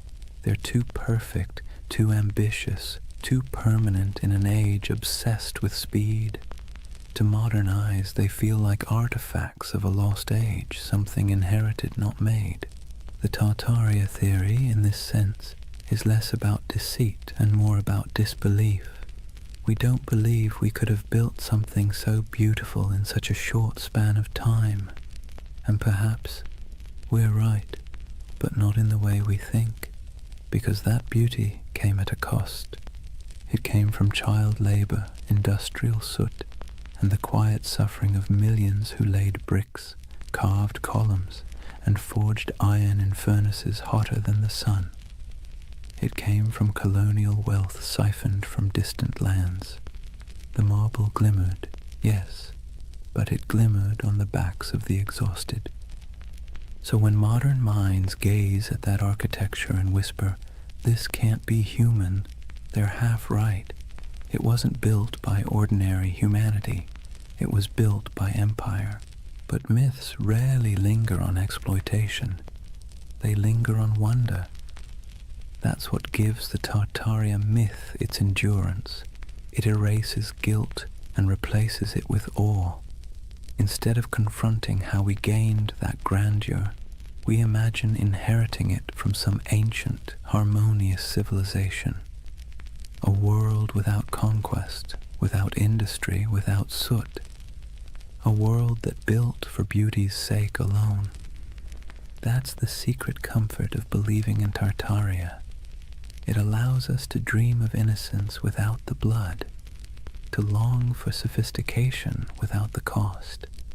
And it's not entirely foolish, because beauty is suspicious in the modern world. Think about it. When was the last time a new building made you stop and gasp? When was the last time a city skyline felt like poetry instead of spreadsheet logic? We live in an age that worships utility and scoffs at ornament. So when people look at those domed cathedrals, those train stations like palaces, those impossible star forts etched into the earth, they don't just see architecture, they see meaning, they see intention.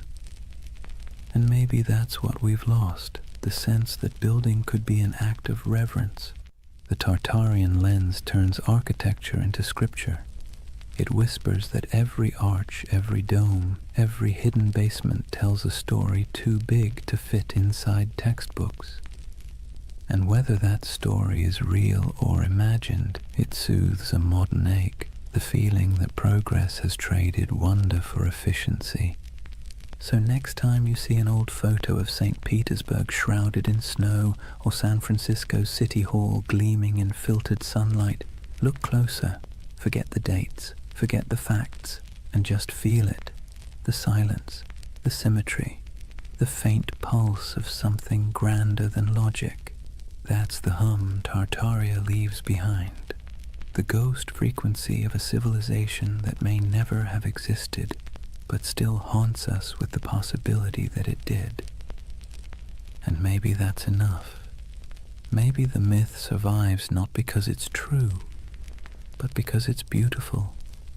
Because deep down, beauty itself has started to feel like a conspiracy. Here's the funny thing about lost civilizations. They always seem to resurface when technology changes. The printing press revived Atlantis, television revived the pyramids, and the internet, well, the internet resurrected Tartaria, not in dusty libraries or archaeological digs, but in image boards, YouTube videos, Reddit threads, and algorithm-fed rabbit holes that feel half like history class and half like lucid dream. If the 19th century erased memory through progress, then the 21st century resurrected it through curiosity. The internet, for all its chaos, gave the world a second archive, a place where forgotten photographs, misfiled maps, and half-remembered myths could find each other again. And that's where Tartaria thrived, among digital ruins. Let's be clear, no mainstream historian believes in the Tartarian Empire, but belief doesn't need credentials, it needs emotion. And online, emotion spreads faster than evidence. It starts small. Someone scrolling through antique photos finds an image of a half-buried building, its windows strangely below street level. They post it with a caption, "Mud flood? Hidden history?" Someone else comments with an old map labeled Great Tartary, stretching across half of Asia. Another user adds photos of star forts, geometric fortifications shaped like mandalas carved into the earth. Then someone else notices that the architecture of 19th century world fairs, domes, spires, impossibly ornate facades, seems eerily similar across continents. And suddenly, the pattern takes on life. A civilization that might never have existed begins to coalesce, not in ruins, but in pixels. It's fascinating to watch. The modern Tartarian myth isn't a single story. It's an ecosystem, a living organism built out of collective imagination. People piece together images, compare architectural styles, track supposed mud flood layers in Google Earth, and speculate about ancient technology, free energy, and global resets. And let's be honest, there's something soothing about it. It scratches the same itch that makes people organize puzzle pieces at 2 a.m. You start with fragments, photographs, engravings, forgotten buildings, and try to make sense of the world's dissonance. Why does history sometimes feel incomplete? Why do our cities seem to rest on older bones? Why does beauty feel borrowed? The Tartaria theory online isn't just conspiracy, it's therapy for disillusionment. See, we live in an age drowning in data but starving for coherence. Billions of facts, timelines, and explanations float around like loose screws. But the more we learn, the less it feels like we understand. We've traded mystery for information, and somehow that doesn't feel like progress. Tartaria brings the mystery back. Scroll through its digital cathedrals, YouTube thumbnails of glowing domes and forgotten maps, and you'll see that what people crave isn't deception, it's wonder. The feeling that history still holds secrets, that maybe we haven't already found every answer, that maybe, just maybe, there's still magic left under the mud. And the internet, for all its cynicism, feeds that craving beautifully. Where old historians dismissed oddities as coincidences, the online world stitches them together with creativity. Star forts become energy hubs, domes become ancient power stations, mud floods become symbolic of global resets, metaphors for forgotten knowledge buried under modern noise. It's easy to laugh, but maybe we shouldn't, because behind every pixelated claim is something deeply human, the refusal to accept a world without mystery. The same impulse that made explorers sail off the map now makes people scroll through archives at 3 a.m, chasing the ghost of a civilization that never left a skeleton behind. And there's something else, an aesthetic truth. Look at those old photos, the sepia skies, the faint haze, the impossible scale of those buildings. They feel dreamlike, like glimpses from another timeline where humanity built for eternity instead of quarterly profits. When people online say, "This architecture is too perfect to be from our timeline," what they're really saying is, "This feels like a dream I half remember." And that's what Tartaria has become, a collective dream stitched together from the past's photographs and the future's loneliness. Of course, the irony is delicious. The very technology that gave us infinite knowledge also gave us infinite uncertainty. The more we digitized our history, the more unreal it began to look. Old black and white photos uploaded at high resolution don't make history clearer. They make it stranger. The lighting, the shadows, the absence of movement, it all feels frozen, ghostly, like the world before electricity was somehow more alive. So when you see someone online connecting old city photos and whispering Tartaria, what you're witnessing isn't delusion, it's longing, a search for coherence, for the feeling that history isn't just progress and decay, but a cycle of remembering and forgetting. And isn't that what all civilizations do? They rise, they crumble, and then they return in imagination. Rome, Atlantis, Lemuria, Tartaria, each one a mirror reflecting not the past, but our hunger to belong to something grander than the present. In that sense, the internet didn't invent Tartaria, it simply gave it a voice, a new empire of whispers sprawling across servers and screens, where myths are immortal and disbelief is optional. Scroll long enough and you'll start to see why people stay. The posts feel soothingly repetitive. Arches, domes, star forts, mud floods, each image a little lullaby of lost grandeur. A bedtime story told by algorithms instead of grandfather. So maybe Tartaria isn't a place at all. Maybe it's what happens when memory and imagination meet in the glow of a computer screen. Half fact, half wish. The myth doesn't just say, "Look what we've lost." It says, "Look what we still want to believe." And that, perhaps, is the most human story of all. Let's pause for a moment, take a slow breath, and think about why people believe in things like Tartaria. Not in the mocking way you see on forums or documentaries, but really think about it. Why does the idea of a lost civilization hidden under our cities feel comforting? It's not stupidity, it's not gullibility, it's yearning. Humans, for all our cleverness, are wired for mystery. We're pattern-seeking animals, tracing meaning in the stars, in tea leaves, in the cracks of old maps. The unknown makes us restless, the known makes us bored, and between the two we spin myths that make life feel a little more meaningful. Tartaria lives in that space. It's not really about mud floods or star forts. It's about the suspicion, deep down, that the world we've been handed is incomplete, that someone, somewhere, has hidden something important, that maybe history isn't a straight line of progress, but a looping dream where civilizations rise, fall, and are forgotten not by accident, but by design. And honestly, that's not such a crazy thought. Think about how much of history you've forgotten personally. Think of everything humanity has lost to fire, war, vanity, or neglect.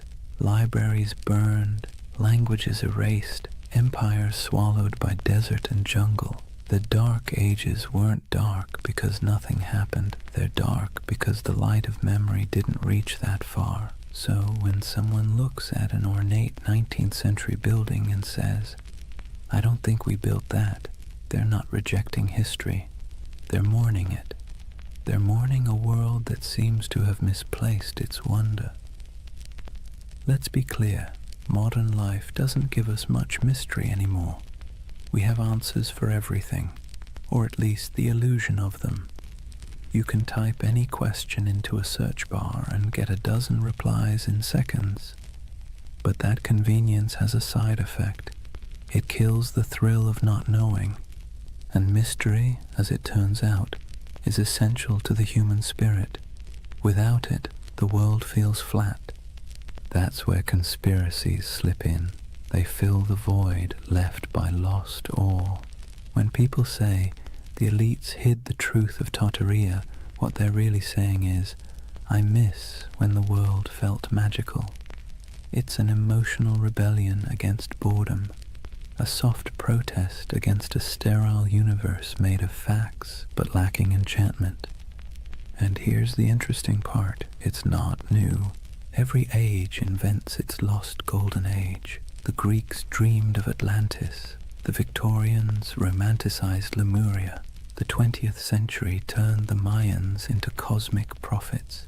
And now, in the digital age, we have Tartaria, an empire of dreams built on archives and algorithms. Each generation looks backward and imagines perfection because it's easier than imagining perfection ahead. We do it because the past is safe. It can't disappoint us anymore. Psychologically, belief in a hidden civilization like Tartaria scratches multiple itches at once. There's pattern recognition, the brain's love for connecting dots even when they don't belong together.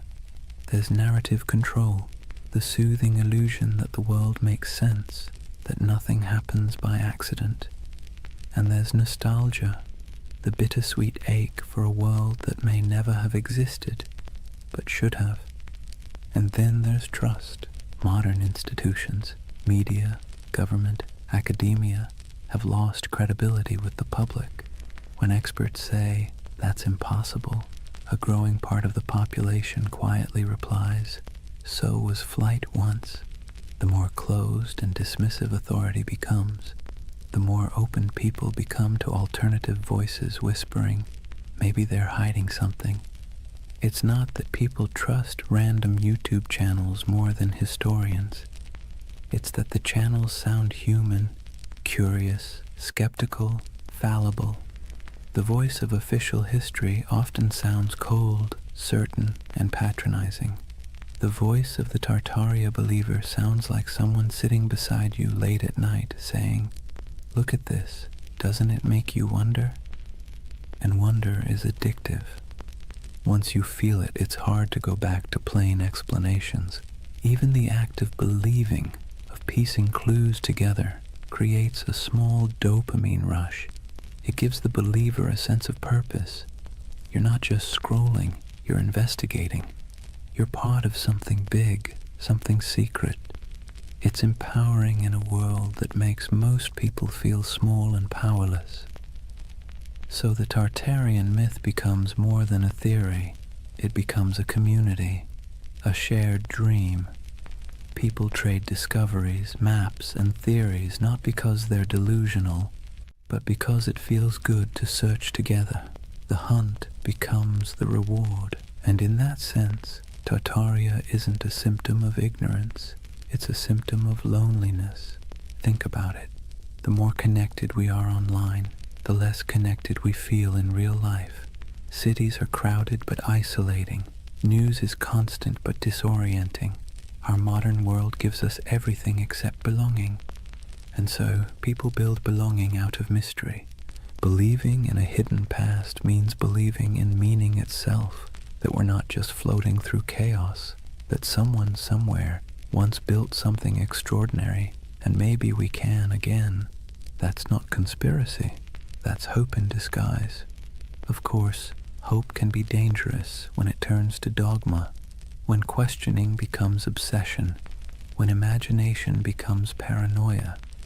That's when the myth begins to rot, when every gap in knowledge becomes a plot, and every historian becomes an enemy. That's when wonder collapses into fear. But before that point, before the cynicism sets in, there's something oddly beautiful about it. People standing in awe before old cathedrals and asking, how did they do it? People digging through archives at midnight, convinced that history still has secrets. It's easy to mock that. Harder to admit that it's the same impulse that built science, art, and philosophy in the first place. Curiosity is the ember. Myth is just the smoke. So the Tartarian believers, in a strange way, are modern heirs to the ancient dreamers, the ones who stared at the stars and saw gods, the ones who saw order in chaos. They're not historians, but they are human. They want the past to matter. They want the present to make sense. And maybe that's why Tartaria lingers. Not because it's real, but because it feels right, in some deep, poetic way that logic can't quite dismantle. It tells a story not about what we've found, but what we've lost. And that's a kind of truth, too. As the night deepens, imagine those endless digital threads, thousands of people across time zones, glowing screens reflecting in tired eyes, all dreaming together of a civilization that never was. Maybe they aren't crazy. Maybe they're just homesick for a world that once felt full of wonder. Let's take a breath here. After all this talk of vanished empires and buried cities, it's time to do what the best historians always do. Look carefully, quietly, and without agenda. Because when you set aside the noise of the internet and really look at what's left of Tartaria, what you find isn't a conspiracy. It's something far more human, and somehow even more fascinating. The term Tartary was not a secret code name for a lost empire. It was a geographic placeholder, a cartographer's shrug. For centuries, Europeans simply didn't know what lay beyond the Ural Mountains or deep in the Siberian steppe. So they wrote Tartaria, like writing "Here be dragons," a kind of verbal fog to fill the blanks. The maps weren't evidence of an empire erased. They were evidence of ignorance being slowly replaced by exploration. And those grand old buildings, the ones people point to as proof of impossible architecture, they're very possible. Magnificent, yes. Impossible, no. The ornate city halls, cathedrals, and palaces of the 19th century weren't built by some forgotten super-civilization. They were built by humans with chisels, scaffolds, and a near-religious obsession with grandeur. The 1800s were a century drunk on ambition. Industrialization made iron, glass, and concrete cheaper than ever. Colonization and global trade poured wealth into Europe's cities. Architects looked backward to Greece, Rome, Byzantium, and Egypt, and then combined everything like over-enthusiastic chefs. The result was the neoclassical explosion: domes, columns, and marble facades that looked ancient but were brand new. That's why so many people mistake them for relics, because they were designed to look timeless. They were Rome in steel corsets, deliberate nostalgia built in brick and plaster. The world's fairs that fuel so many Tartarian videos, they were real, yes, and they really did look astonishing. Whole temporary cities of palaces, fountains, and gleaming towers that appeared overnight and vanished just as quickly. But they weren't cover-ups. They were theatre. They were the 19th century showing off. Most of those buildings were plaster over wood, not marble. They were meant to impress, not endure. When the fair ended, the facades were torn down or burned, leaving only photographs that today look eerily like the ruins of a forgotten world. No secret empire, just show business. And those famous mud flood buildings with their half-buried windows, they too have ordinary explanations. Cities sink, streets rise, over centuries as populations grow and roads are repaved. Layers of soil and stone accumulate. Old ground floors become basements. It's not mystery, it's maintenance. Yet it's easy to see why the illusion caught fire. Because even the real explanations, erosion, engineering, economics, are, in their own way, beautiful. The world doesn't need hidden magic to be miraculous. Consider this. The same roads once labeled Tartarian carried traders, nomads, poets, and conquerors across continents. Cultures met, clashed, and blended until identities blurred. What Europe called Tartary was not one empire but a kaleidoscope of peoples, Turkic, Mongol, Persian, Russian, Chinese, each with their own stories, languages, and gods. Out of their collisions came ideas, inventions, and art that shaped the world we still live in. The myth says Tartaria was erased. The truth is that it was never singular to begin with. It was many, and that's why it's hard to pin down. The steppe doesn't lend itself to borders. Empires there were fluid, waves of power that rolled across the grasslands and receded again. The Scythians, the Huns, the Mongols, the Khazars, they all rose, ruled, and vanished, leaving behind only fragments. To an outsider, that flux looked like a void. To those who lived it, it was life itself. And maybe that's where the misunderstanding lies. Western history loves walls and dates, beginnings, endings, dynasties. The steppe doesn't play by those rules. Its empires were seasonal, migratory, woven into the land and wind. If you expect pyramids, you miss the poetry. So no, there was no single global Tartarian empire, but there was a vast interconnected world of trade, culture, and movement that stretched from Europe to China long before globalization had a name. The Silk Road wasn't just silk, it was the internet of its day, transmitting not data but ideas. Buddhism, astronomy, metalwork, medicine all passed through those dusty caravans. The real miracle isn't that something was erased, it's that so much survived, and yet debunking doesn't have to mean disappointment. If anything, it should make the world feel richer, because the truth is not dull, it's layered. The mud flood isn't proof of deception, it's proof of time. The ornate buildings aren't relics of a forgotten empire, they're monuments to human excess. The missing maps aren't evidence of suppression, they're artifacts of discovery. And here's the quiet irony. Even the myth itself is part of history now. The videos, the forums, the believers, they've become a digital folklore, our century's way of myth-making. Future historians might study us and say, they dreamed of Tartaria because they were tired of concrete.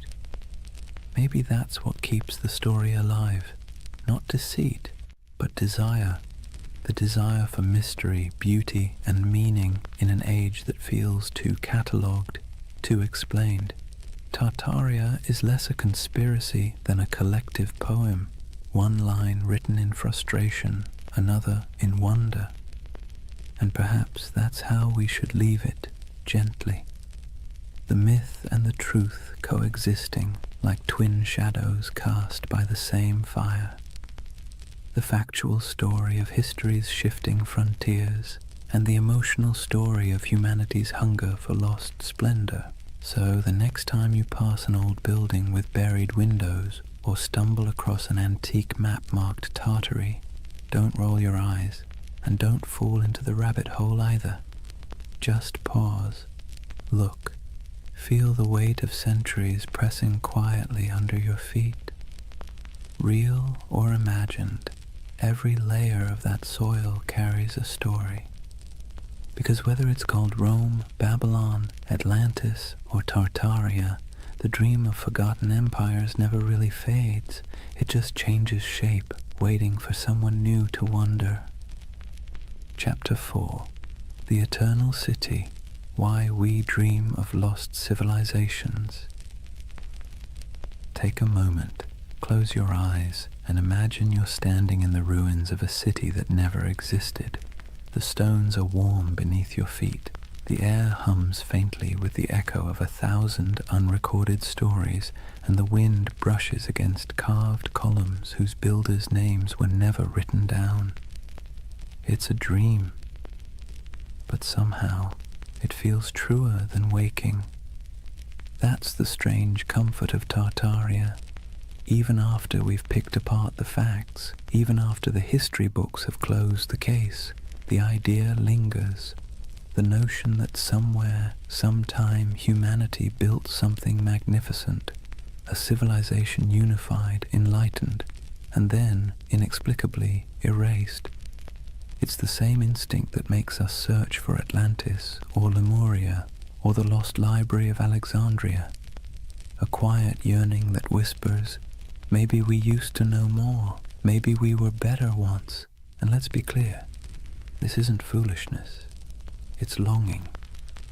Believing in Tartaria isn't really about maps or mud floods. It's about something deeper, the ache for lost harmony, for order in the chaos of modern life.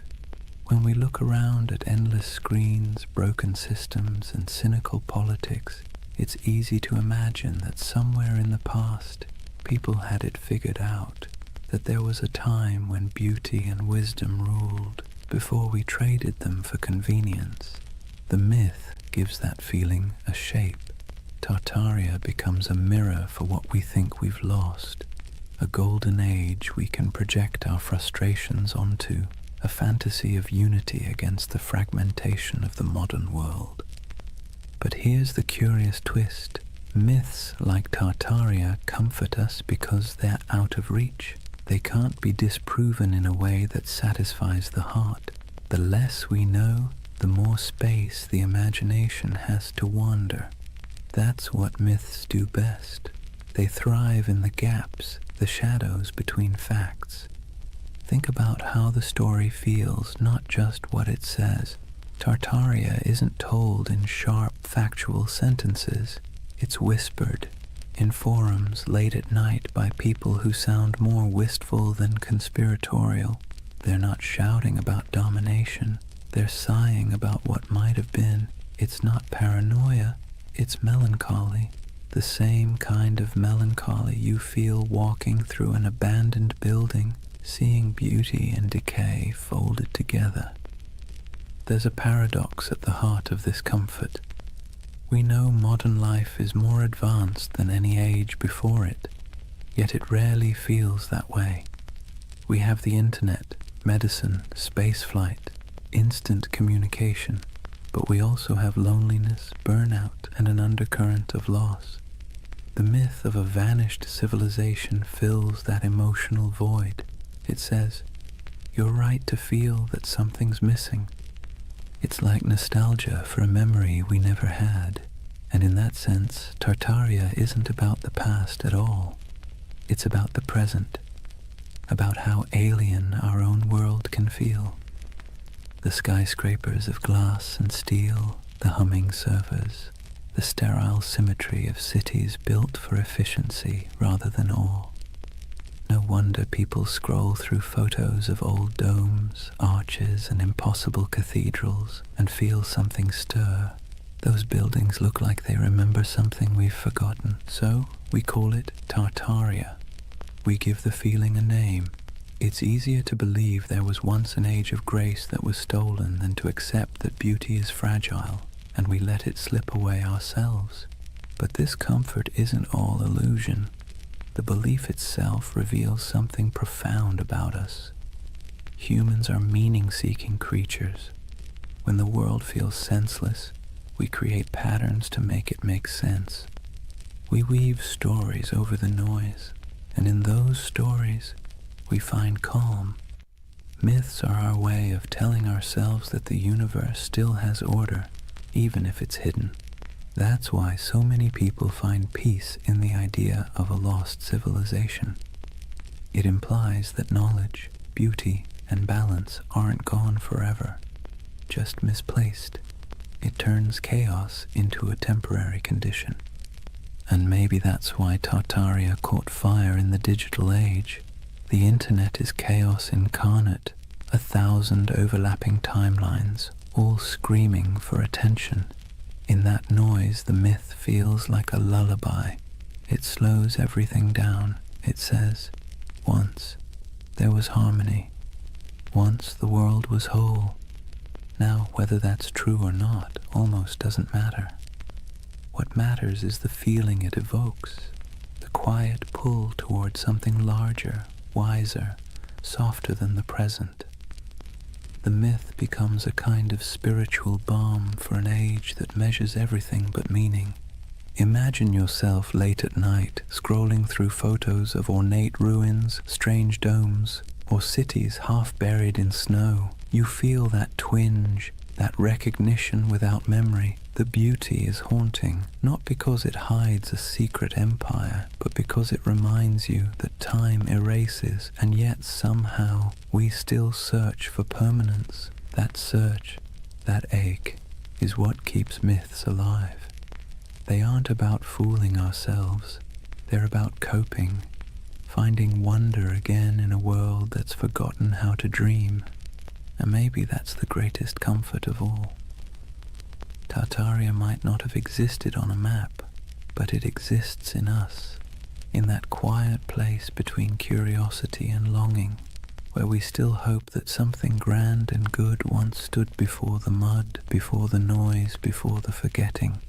If you really want to understand why Tartaria has captured so many imaginations, you have to stop asking what it was, and start asking what it means.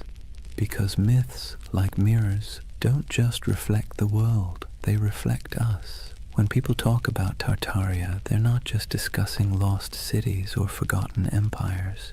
They're projecting themselves, their hopes, their doubts, their nostalgia, onto a blank canvas of the past. Tartaria becomes less of a place and more of a personality test for civilization. Think about it. To some, Tartaria represents a golden age of harmony and beauty, proof that humanity once lived in balance with nature and technology. To others, it's evidence of corruption and suppression, a story of truth hidden by elites and rewritten by victors. The same myth, two completely different reflections. It tells you less about history and more about what people want from it. And maybe that's the point. Tartaria isn't history. It's a Rorschach test for modern anxiety. We look into its cloudy waters and see what we most long for, or most fear. Let's be clear, myths don't survive because they're accurate. They survive because they're useful. They give shape to feelings that don't fit neatly into textbooks. They're how we process the gap between the world we have and the one we wish we had. The idea of a lost, enlightened civilization comforts us precisely because it suggests that the world wasn't always this complicated. That maybe, somewhere back in time, people figured out the balance between science and spirituality, between art and function, between progress and peace. And if they could, maybe we can again. That's why you'll notice something poetic in the way Tartaria believers talk. It's not just data or dates, it's reverence. They speak of architecture the way others speak of cathedrals. They trace maps like pilgrimages. They aren't just arguing for history. They're mourning for something sacred. You can see it in the fascination with architecture, the domes, arches, spires, and towers that dot the myth. These buildings feel alive, don't they? Too beautiful to be merely functional, too symmetrical to be accidental. When people say, "There's no way we could build this today," what they're really saying is, we don't build like this anymore. We don't fill our world with beauty unless it serves a profit. The myth becomes a critique of our own era, disguised as nostalgia for another. Tartaria, then, is the mirror we hold up to our own cultural amnesia. We scroll through pictures of palaces and fairgrounds, domes and star forts, and we whisper, "How did we forget to dream like this?" The myth reflects not a lost empire, but a lost aesthetic soul. There's something almost therapeutic about that reflection. Myths like Tartaria allow us to grieve, not for people we've lost, but for possibilities. They let us feel that our yearning for meaning isn't crazy, that maybe it used to exist, that maybe someone, somewhere, built a world that made sense, and maybe that's why Tartaria feels more mystical than menacing. Most conspiracy theories isolate people, make them suspicious of the world. Tartaria, strangely, connects them. It invites wonder instead of fear. It suggests that the past might still hold beauty waiting to be rediscovered. But reflection cuts both ways. Myths also reveal our blind spots. When people claim that all grand architecture must have come from a lost civilization, they sometimes overlook the real genius of the humans who built it. The artisans, masons, and engineers who left their fingerprints in stone. The myth honors beauty, but erases the hands that created it. It's a paradox. In searching for greatness, we forget the greatness already recorded, and maybe that's the truest mirror of all. We live in an age obsessed with rediscovery, yet blind to what's in plain sight. We chase mysteries across continents while ignoring the ones humming beneath our feet. The hidden systems, the forgotten craftsmanship, the quiet brilliance of ordinary people. Tartaria, then, tells us something we don't often admit, that we don't fully trust our own civilization. We sense that something's off, something hollow beneath all the progress. So, we project our doubt backward into the comforting distance of myth. In the reflection of Tartaria, we see ourselves, advanced yet uneasy, connected yet lonely, powerful yet perpetually nostalgic. It's less about whether an empire was erased, and more about whether we've erased our ability to feel awe. Maybe that's why the myth persists, because deep down, we're not really searching for proof of Tartaria. We're searching for proof that humanity still knows how to build something beautiful and believe in it. And if myths are mirrors, then maybe looking at Tartaria long enough isn't about finding truth in the past, but rediscovering it in the present, in the domes still standing, the dreams still lingering, the stories we keep retelling because they make us feel a little less small. So the next time someone mentions the lost empire, don't argue, just listen, because behind every myth is a whisper of what we wish were real.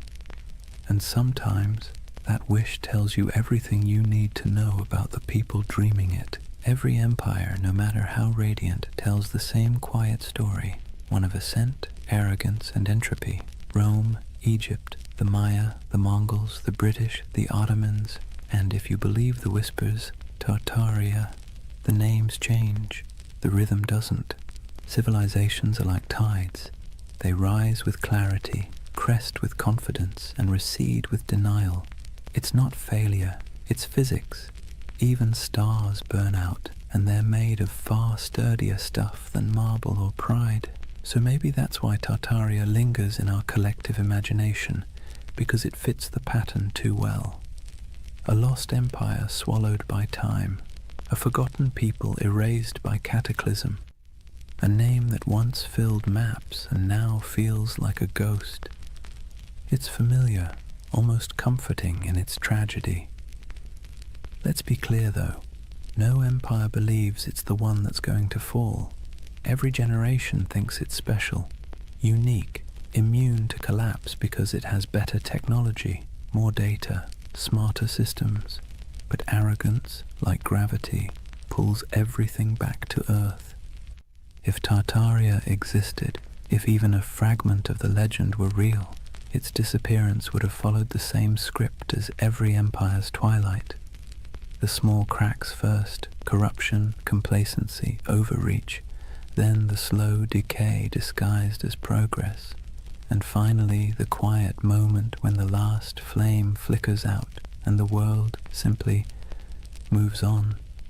You can almost imagine it, the final days of a grand civilization, not with war or fire, but with exhaustion, merchants still trading, scholars still writing, architects still sketching impossible domes for clients who will never pay.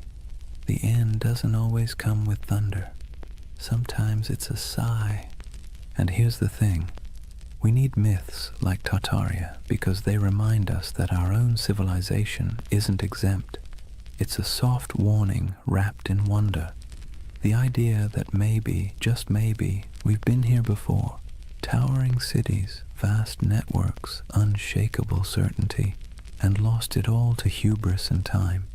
You see, the cycle isn't just historical, it's psychological. We build, we forget, we rebuild. We burn libraries, then mourn the loss of knowledge. We pave over ruins, then spend centuries digging them up again. The pattern is maddeningly human. The Greeks had a term for this, anarchiklosis, the cycle of government and decay.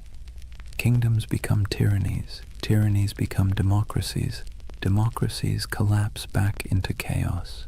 Wash, rinse, repeat. The myth of Tartaria just takes that ancient idea and stretches it across a planetary scale. And that's what makes it powerful, because deep down we know the pattern fits us too. Look at the ruins of any civilization, and you'll find the same fingerprints. Ambition, brilliance, greed, denial. The same stone roads leading nowhere. The same monuments built to outlast time, quietly losing that argument. Even today we build our towers of glass and steel, our data empires, our digital libraries with the same optimism that we're preserving knowledge forever. But maybe 1,000 years from now, someone will wander through our abandoned cities and ask the same question we whisper about Tartaria. Who built all this? Maybe that's why we're drawn to stories of collapse told in soft voices. Because they allow us to grieve for what's inevitable before it happens.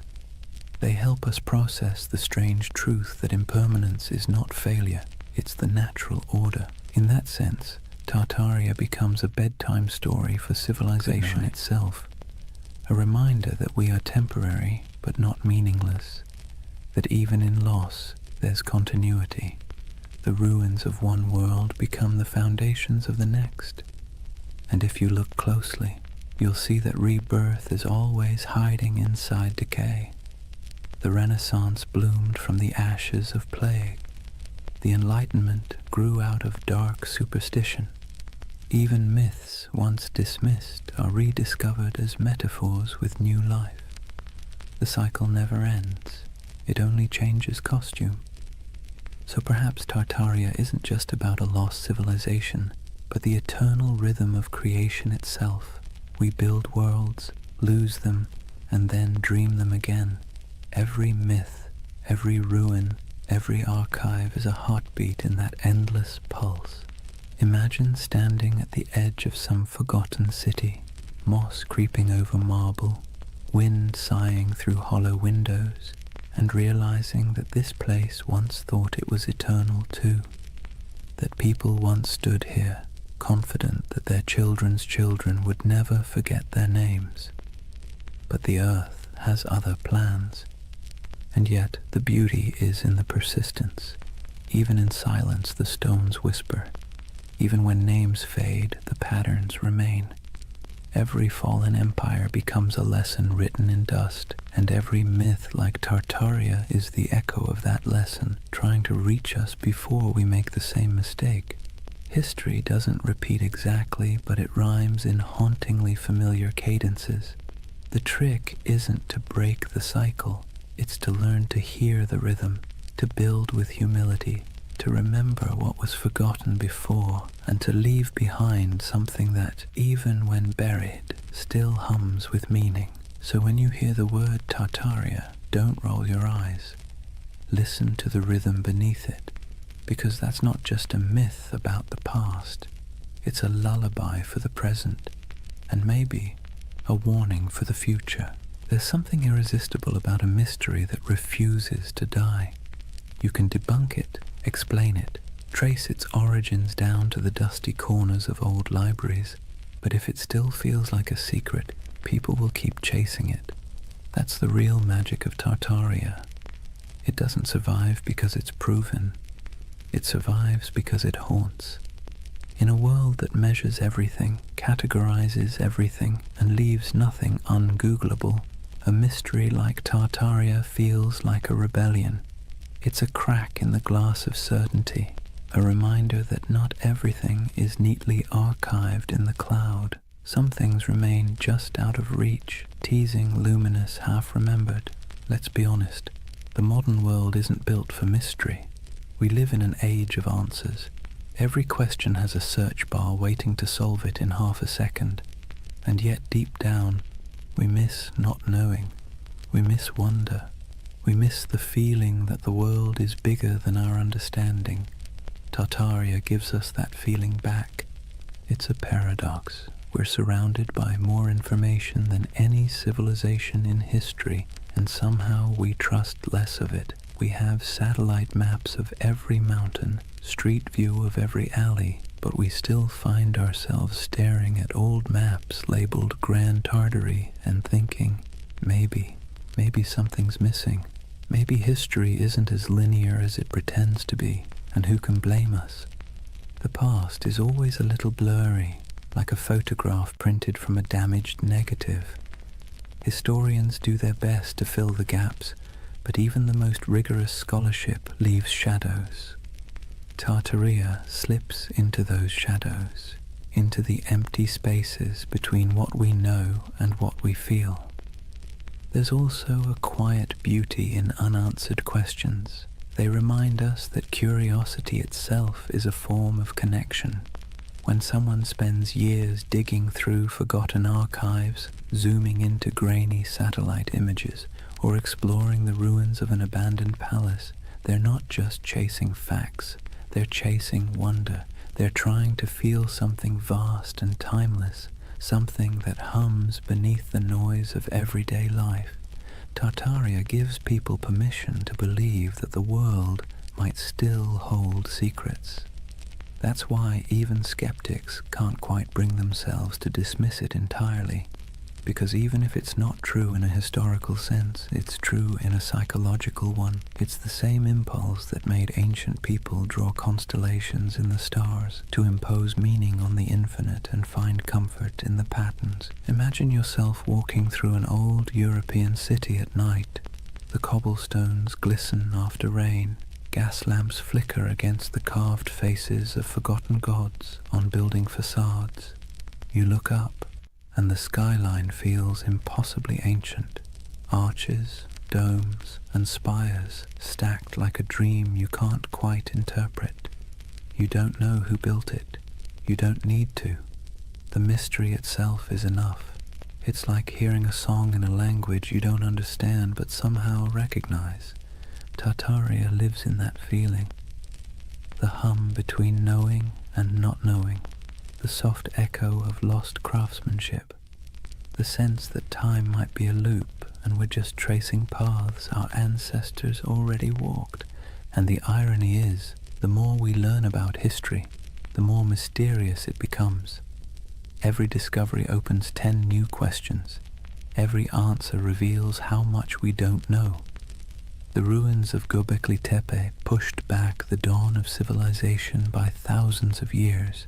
The Antikythera mechanism rewrote what we thought the ancients could build. Maybe Tartaria doesn't exist, but the idea that civilizations rise and vanish, leaving traces we mistake for impossibilities, isn't so far-fetched after all.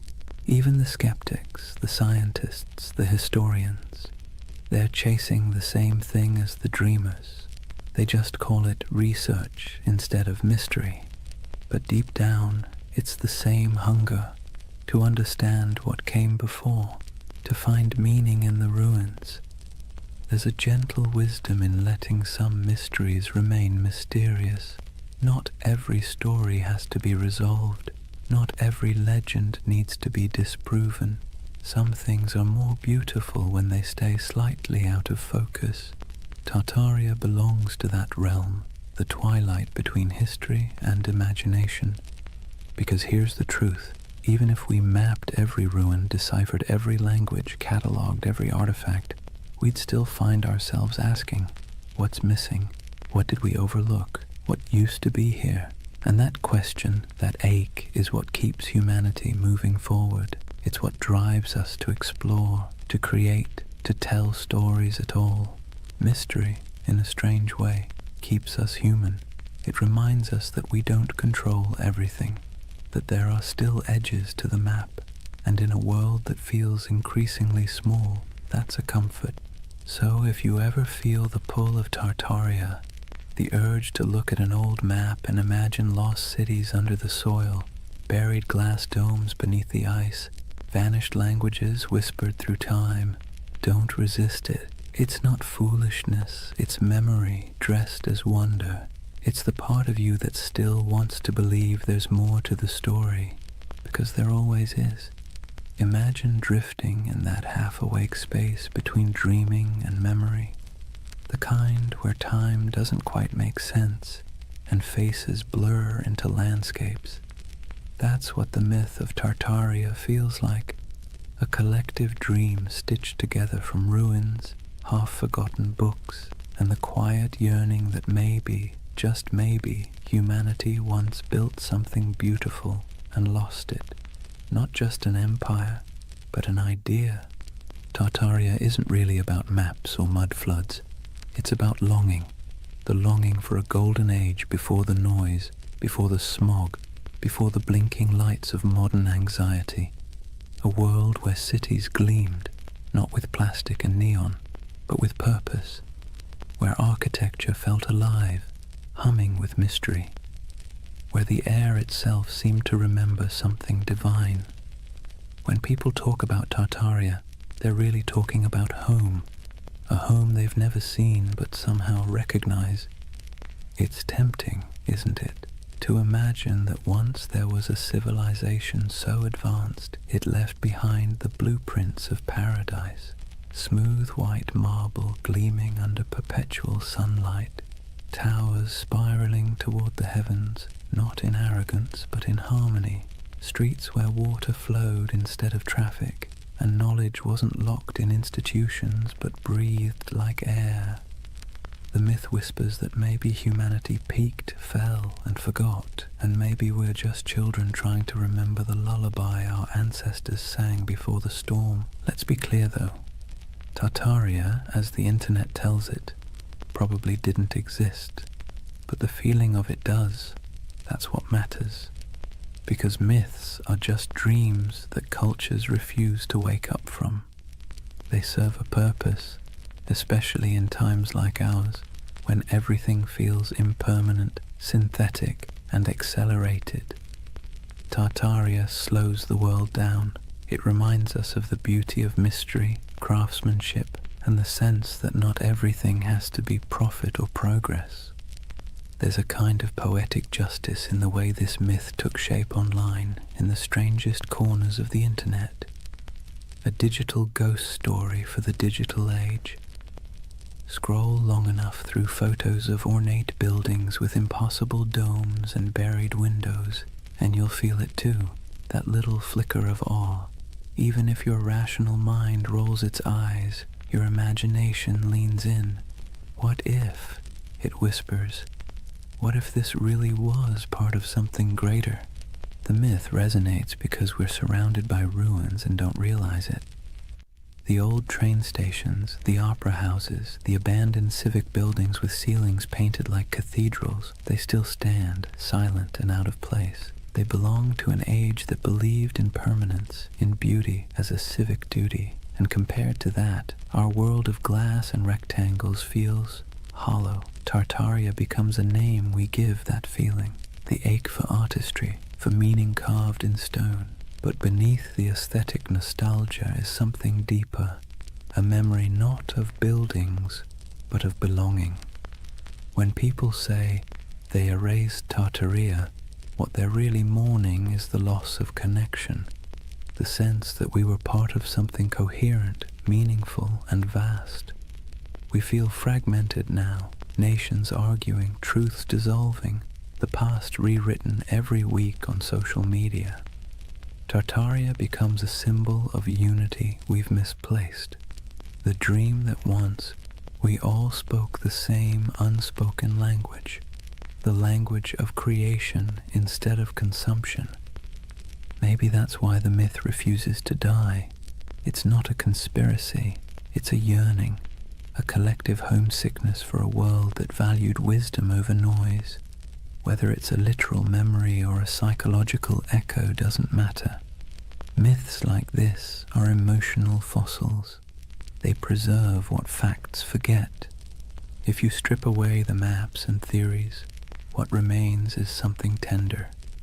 The belief that we can do better, that humanity once built something sublime, not through domination, but through understanding, and that maybe we can again.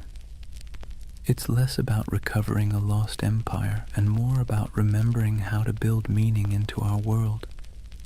And maybe, in a strange roundabout way, the myth is right. There was a flood, a metaphorical one, the flood of time, technology, and forgetfulness. It buried not cities, but attention. It drowned not buildings, but wonder. And now, through whispers of Tartaria, people are trying to dig it back up. Not the structures, but the feeling of awe they carried. Picture the end of the dream, an endless step at dusk. The horizon glows gold, and somewhere in the distance, faint towers shimmer through the haze. They're not ruins, not anymore, just echoes of possibility. You start walking toward them, though you know you'll never reach them. That's Tartaria, not a destination, but a direction. Not history, but hope. And as you drift toward sleep, remember this. Every civilization is both a memory and a prophecy. What we imagine today shapes what we build tomorrow. So maybe Tartaria isn't behind us. It's ahead, waiting to be remembered not as a lost empire, but as an invitation to build again, but slower, kinder, wiser, to carve beauty into the world and mean it this time. Because deep down, that's all the myth ever wanted, to remind us that the most eternal things aren't marble or empire, but imagination itself. The quiet, persistent dream that we came from something extraordinary, and that we can still be. So now, as the story fades and the dream of Tartaria settles like evening mist, take a moment, breathe slowly, let the world around you grow quiet. The hum of the present softens, and for a brief, weightless instant, it feels as though time itself exhales. What have we really been chasing tonight? A vanished empire? A mystery hidden in maps and marble? Or something smaller, quieter? Something that hums inside us when we stare at old buildings and feel inexplicably that we've been here before? Tartaria may never have existed on any official timeline, but in another sense, it's never stopped existing. It lives in the empty plazas at dawn, when the light hits old stone just right, and the world feels ancient again. It lives in the symmetry of cathedrals, the curve of forgotten domes, the echo of a song hummed in a language no one remembers. It lives in us, the builders, the dreamers, the rememberers. And maybe that's the truth behind all forgotten civilizations. They never really vanish, they just move inward into the imagination. Every myth is a refuge, a way of saying, once we were capable of beauty. Once we remembered how to build with our hearts. So as you lie there now, listening to the quiet between sentences, imagine those impossible cities, half marble, half memory. The air is cool, the towers glow faintly, their reflections trembling in still water. Somewhere in the distance, bells ring, soft as wind chimes, a civilization asleep, waiting to be remembered. Let yourself drift there for a while, between the known and the forgotten, between myth and truth, between what was and what could be, because that's where Tartaria lives, not in the history books, but in the gentle space between waking and dreaming. The world outside your window may look ordinary, but beneath it runs the same current that built empires, painted ceilings, and told stories by firelight. It's the same desire to make meaning from the chaos, to leave something beautiful behind, even if no one remembers who built it. So rest easy. You don't need to solve the mystery tonight. You don't need to decide what was real and what was legend. Just breathe and listen. The past has a rhythm, slow and steady, like the tide, like a heartbeat. It's the sound of humanity remembering itself. Tomorrow the noise will return, screens, traffic, chatter. But tonight belongs to silence, to candlelight, to the soft pulse of an imaginary empire that refuses to die. Tartaria is gone, but also eternal, an echo across time reminding us that wonder is its own kind of truth. And as your eyes grow heavy, think of it this way. Maybe the greatest lost civilization isn't buried under mud or stone. Maybe it's the one inside us, waiting to be uncovered again. A world built not from power, but from awe. Good night, dreamer. Sleep well under ancient skies. And if you find yourself walking through those shining cities again, don't rush. Stay a while. The empire of imagination is always open.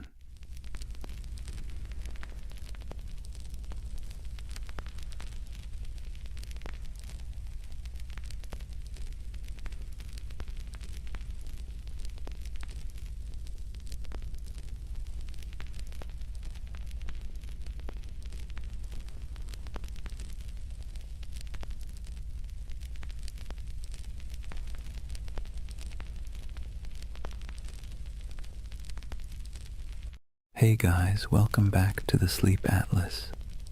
Tonight, we're wandering into one of those stories that sits somewhere between history and myth, the kind that makes textbooks squirm but conspiracy theorists cheer.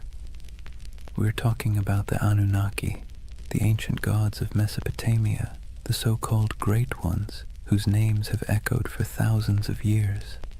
Now, before you picture little green men zipping around in flying saucers, let's be clear. The Anunnaki weren't dreamt up by modern sci-fi. They were very real to the people of ancient Mesopotamia, the Sumerians, Akkadians, Babylonians, and Assyrians, who lived their entire lives believing these beings were watching, judging, and occasionally meddling in their affairs. These gods weren't distant. They weren't serene. They were moody, demanding, and sometimes alarmingly human in their behavior. But here's the twist. In the last few decades, the Anunnaki have been rebranded, plucked out of their ancient temples and repackaged as spacefaring engineers who supposedly created humanity. You've probably seen them pop up on late-night cable documentaries with dramatic music, or in corners of the internet promising that the truth is out there. On one hand, that's entertaining. On the other, it's a perfect reminder that myths are slippery. They change to fit whatever worries and wonders we carry. So tonight, I'm going to tell you their story. The real story, as much as we can piece together from clay tablets, broken myths, and a lot of scholarly head-scratching, we'll wander through the fields of Mesopotamia where ordinary farmers sweated under the sun, convinced that every harvest was a divine test. We'll meet kings who built entire cities just to brag that the Anunnaki approved of them. We'll listen to myths where God squabbled, punished, and occasionally spared humanity. And yes, we'll peek into the modern fascination with aliens because apparently every ancient thing eventually gets abducted by sci-fi. But don't worry, this isn't a lecture. Think of it as a long, meandering, nighttime walk through a world that feels both impossibly distant and strangely familiar. So, dim the lights, maybe pull a blanket a little tighter, and let's drift together into the land between rivers and gods. And before we begin, let me ask, what's keeping you up tonight? Let me know in the comments.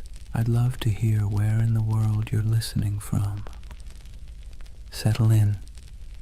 Let's start at the beginning. Chapter 1.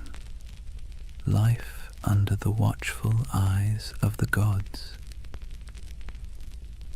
Imagine yourself standing in the wide open plain of Mesopotamia, the land between the rivers, the Tigris to the east and the Euphrates to the west.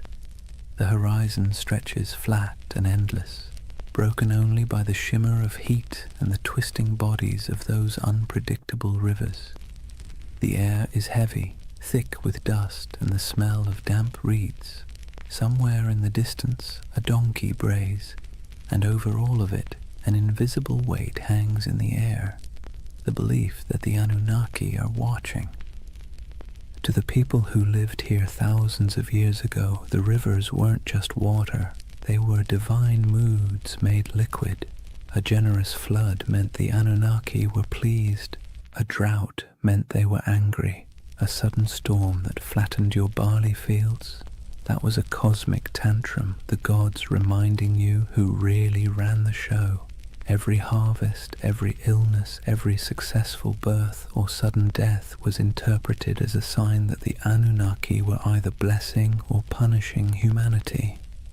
Daily life unfolded under this constant sense of scrutiny. Farmers trudged barefoot through muddy fields, wooden plows dragged by weary oxen. Every furrow cut into the soil was not just work, but an offering. An unspoken prayer that the Anunnaki would let the grain grow. Scribes bent over clay tablets in the shade of temples, scratching wedge-shaped symbols into wet clay, convinced that the gods valued their careful accounting of grain, beer, and taxes. Mothers tucked their children into reed mats at night with stories of Inanna and Enlil, half myth, half warning, because even bedtime carried reminders that the gods were keeping score. The landscape itself reinforced the idea. Towering ziggurats rose above flat mud-brick cities, stepped pyramids painted in bright colors that have long since faded. To climb one was to ascend closer to the heavens, to the Anunnaki who supposedly convened in their council chambers above. At the base, ordinary people shuffled forward with offerings, bowls of grain, jars of beer, bleating goats, hoping that their small sacrifice might earn a flicker of divine favor. And through it all, the question lingered: were the gods ever satisfied? The answer, most of the time, was no. If the Anunnaki were pleased, life was merely tolerable. If they were displeased, life became unbearable. It was a kind of spiritual anxiety disorder written across an entire civilization, one that never let you forget that your fate was being judged by beings you couldn't see but definitely believed in. So here's the paradox of Mesopotamia and of the Anunnaki themselves. They gave people a framework to explain the chaos of life, but they also kept everyone permanently nervous. Imagine waking up every day knowing that your job performance review wasn't coming from your boss, but from a pantheon of unpredictable, immortal beings with the power to ruin your entire year. Comforting? Not exactly. Necessary? Absolutely. That was life under the watchful eyes of the Anunnaki, and it was only the beginning. Now that we've set the scene, the dust, the rivers, the nervous glances toward the heavens, let's lean into the daily grind of keeping the Anunnaki happy, because if there was one thing everyone in Mesopotamia agreed on, it was that the gods were needy. Think of the Anunnaki less like distant divine beings and more like an extended family of very spoiled aristocrats. They didn't simply exist in the background of your life. They were treated as if they lived right there in the city with you, lounging in temples that were really more like mansions stocked with food, drink, and endless attention. Priests fed the gods' statues elaborate meals. They clothed them in fine garments. They bathed them, sang to them, and even tucked them into bed at night with rituals designed to assure the gods that yes, they were adored. And here's the kicker, the gods didn't actually eat the food, wear the clothes, or drink the beer. The priests did, but in the logic of the time that was the point. The offering wasn't about literal nourishment, it was about respect, about demonstrating submission to the divine order. Imagine working all day in a scorching field, hauling baskets of barley, and then handing over a chunk of your hard-earned harvest to a temple where priests would cook it up in front of a golden statue. You didn't get to enjoy the meal, the gods did, or so you were told. This wasn't optional. Failing to make offerings wasn't just rude, it was dangerous. Skip your temple duties, and you risked angering a god who could retaliate with a bad harvest, a plague, or a flood. It was like living with an unpredictable landlord who might torch your house because you didn't bring them enough bread. And so, day after day, people dragged their grain, their livestock, their jars of beer, and their prayers into the temple courtyards, hoping the divine egos were stroked enough to leave them in peace. Markets reflected this cycle of giving and appeasing. Merchants sold incense imported from far-off lands, exotic woods for temple furnishings, and precious stones for idol adornment. Whole industries thrived not because people needed goods for themselves, but because the gods supposedly needed them. The economy of worship was real, and it was heavy. And then there were the rituals, constant, exhausting, and often bewildering. Priests performed chants, sacrifices, and ceremonies to interpret the gods' moods. Ordinary people had little say in the process. They simply trusted or feared that the professionals got it right. Was the river about to flood? Only the gods knew. Was a plague looming? Better pay for a ritual just in case. Imagine the anxiety.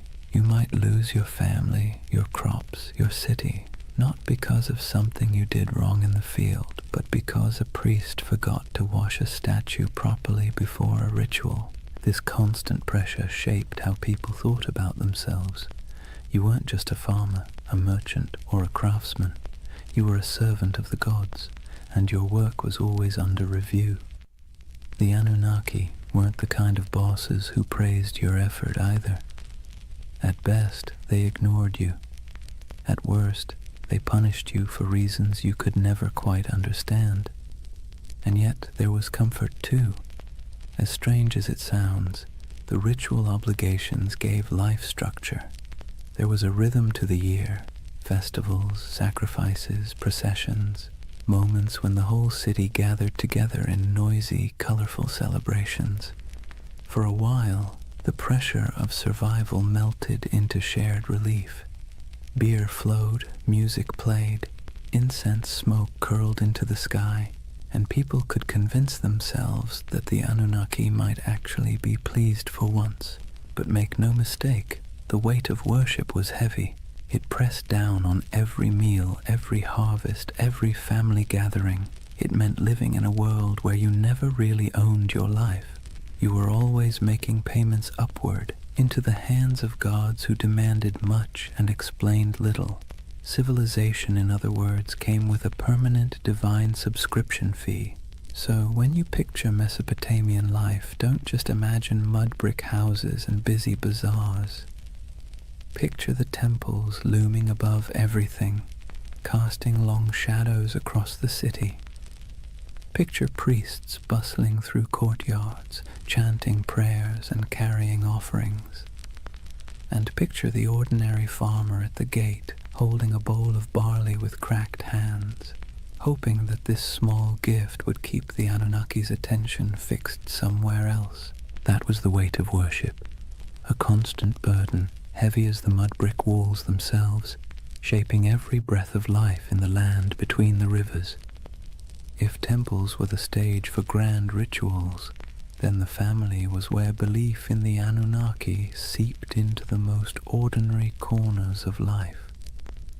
From the moment you were born in Mesopotamia, you were wrapped in layers of tradition, lore and stories that all reminded you the gods were watching and you had better behave.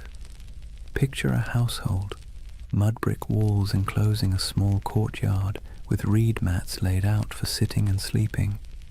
The air smells faintly of cooking grain, sheep dung burned for fuel, and maybe onions sizzling in oil if the family was lucky enough to afford them. Life here was simple, cramped, and endlessly repetitive. Yet, hovering over every task, grinding flour, weaving wool, teaching children their chores, was the belief that the Anunnaki were present, judging not just cities or kings, but households too. Families were patriarchal, meaning the oldest male ruled the home, and his authority was framed not as personal power, but as divine order. Fathers were seen as enforcers of a structure that supposedly mirrored the cosmic hierarchy. Just as gods ruled over humans, men ruled over their families. Hammurabi's famous law code spelled this out with brutal clarity. Wives owed obedience, children owed respect, and failure to comply could bring harsh consequences. This wasn't just social convention. It was written into the laws that claimed divine backing from the gods themselves. Mothers carried their own weight, of course. They were the backbone of the household, weaving, grinding, managing food stores, raising children, and passing on the stories that glued the family's beliefs together. Bedtime wasn't a cozy session of fairy tales. It was an education in fear and respect. Children were told myths of Inanna descending to the underworld, of Enlil sending storms, of the Anunnaki judging souls in the afterlife. These stories weren't entertainment so much as early compliance training. The message was clear: live properly or the gods will notice. Children's lives reflected this constant training. Boys learned the family trade early, whether that meant trudging in the fields, selling goods in the marketplace, or, if you were very lucky, scratching cuneiform signs into clay tablets under the harsh eye of a schoolmaster. Girls learned weaving, cooking, and managing the household, roles that prepared them to keep the rhythm of worship alive in the next generation. Even play wasn't free of divine oversight. Children carved little clay figurines of gods and heroes used in games that blurred the line between fun and reverence. Faith wasn't just whispered in prayers, it was baked into family rituals. Before meals, small offerings of grain or beer might be set aside for the household gods. Amulets were hung by doorways to ward off demons. Protective charms shaped like little snarling figures were placed in bedrooms, especially near infants. Birth itself was wrapped in ritual. Women prayed to Ninhursag, goddess of fertility, to protect mother and child, while midwives muttered incantations to keep evil spirits away. From the very first breath, life was understood as a fragile gift, one that could be snatched away if the Anunnaki weren't appeased. And here's the thing, families weren't just private units, they were miniature reflections of the larger city and its hierarchy. Just as kings claimed authority from the gods to rule nations, Fathers claimed authority from the gods to rule homes. The same logic that justified empires justified bedtime discipline. Civilization and family structure grew up hand in hand, each reinforcing the other, all under the Anunnaki's restless gaze. Of course, within this strict system there were still moments of warmth. Picture a mother teaching her daughter how to weave, her hands guiding the thread through the loom. Picture a father showing his son how to plant barley, pressing the seeds into the soil with calloused fingers. Picture siblings squabbling in the courtyard, stealing figs, chasing each other until their laughter echoed against mud brick walls. These were human moments, timeless and familiar, lived out under the shadow of divine expectation. So when you think of Mesopotamian families, don't imagine cozy equality or freedom of choice. Imagine order, hierarchy, and obligation structured from the top down, from the Anunnaki themselves to the smallest child in the household. Family wasn't just family, it was a rehearsal for serving the gods, and every story told at bedtime, every offering laid out at a threshold, every whispered prayer before sleep reinforced the same lesson. The Anunnaki were always listening. That was family and faith in ancient Mesopotamia, woven so tightly together that you couldn't separate one from the other. Home was never just home. It was a microcosm of the cosmic drama played out every day under the eyes of gods who demanded order, loyalty, and obedience. If Mesopotamian families carried the rhythm of worship in their courtyards, then the cities themselves thundered with it. The soundscape of Mesopotamia wasn't just donkeys braying or merchants shouting. Woven through the daily hum was an undercurrent of sacred noise, constant reminders that the Anunnaki were never far away. Imagine walking barefoot across the packed dirt streets of Ur or Uruk, the air heavy with heat and dust. The first thing you'd notice rising above the chatter of the marketplace is chanting, long, steady voices carrying from the temple courtyards. Priests chanted hymns in Sumerian or Akkadian, their words flowing like the rivers themselves, steady, unrelenting, rhythmic. To the people listening, these weren't just words, they were incantations meant to keep the cosmic order intact. If the chanting stopped, who knew what chaos might break loose? Temples were alive with activity. Incense smoldered, releasing thick curls of smoke that clung to the air, sweet and sharp at the same time. The scent was meant to please the gods, but for ordinary people walking by, it was a reminder that the divine was close enough to smell. Lyres plucked their delicate notes in temple courtyards, drums pulsed with steady beats, and flutes added piercing tones that drifted across rooftops. To us, it might sound like music. To them, it was more like maintenance, a sound system designed to keep the Anunnaki pacified. And it wasn't just priests who contributed to the sacred soundscape. Festivals turned entire cities into orchestras of devotion. Imagine crowds gathering for a procession, voices rising together in chants, bells clanging, animals bellowing as they were led toward sacrifice. The ziggurat loomed above it all, terraces echoing with footsteps as priests climbed higher to offer food, drink, and prayers to the gods at the summit shrine.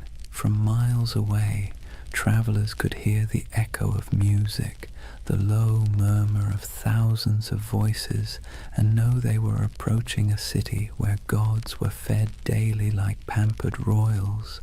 But the sounds weren't always grand. Sometimes they were intimate and unsettling. Picture a priest muttering over the body of a sick child, reciting spells to chase away spirits. Picture whispered prayers at dusk, entire families speaking softly into the night air as oil lamps flickered. Picture the hush that fell when an omen was announced, the crowd quieting to hear the words that might decide whether the gods were pleased or furious.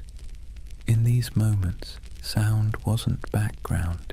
It was the bridge between humans and the Anunnaki. The irony is that these sounds, sacred chants, booming drums, whispered prayers, blurred together with the noise of the city. A donkey braying outside a temple, a merchant shouting about his wares as priests sacrificed a goat, children laughing while incense smoke rose into the sky. The sacred and the ordinary overlapped constantly, like two melodies played at the same time. For Mesopotamians, there was no separation between daily life and sacred life. Every sound was part of the same chorus, one directed at keeping the gods content. So, when you imagine Mesopotamia, don't just picture silent ruins or dusty tablets in a museum. Picture a city alive with sound, chanting voices echoing from ziggurats, music rising from temples, prayers whispered in homes, markets buzzing with life. And beneath it all, the steady, unsettling hum of belief, the sense that every sound you made was heard, judged, and recorded by the Anunnaki. That was the soundscape of Mesopotamia, sacred and ordinary, human and divine, blending into one endless hymn beneath the gaze of restless gods. So far we've walked the fields, stepped into homes, and stood in the courtyards of temples. But if there's one thread tying all of Mesopotamian life together under the watch of the Anunnaki, it's struggle. Not dramatic Hollywood-style struggle, more like the constant grinding kind. The kind that wears you down day after day until survival itself feels like an act of worship. Imagine yourself as an ordinary farmer standing ankle-deep in a muddy canal, sweat dripping into your eyes as the sun beats down. The water that gives life to your crops also threatens to destroy them, either by flooding too much or not enough. You dig ditches, patch walls, and mutter prayers, hoping Enki might spare you this season. Your back aches, your hands blister, and still the work never stops. Each seed you plant is not just a gamble with the soil, it's a plea to the gods. Or imagine being a craftsman, hunched over a clay tablet, shaping wedge-shaped marks into wet clay. Maybe you're writing receipts, tallying debts, or recording temple rations. The work is tedious, your teacher strict, your mistakes punished, and yet every stroke of your stylus feels like part of something bigger. You're not just tracking grain, you're participating in a divine system where the Anunnaki themselves are imagined to weigh human worth in records and decrees. Disease lurked in the background too. Cities were crowded, hot and filthy, and illness spread quickly. If someone in your family fell sick, you didn't think of germs, you thought of angry gods or lurking demons. Maybe it was punishment, maybe it was bad luck, maybe both.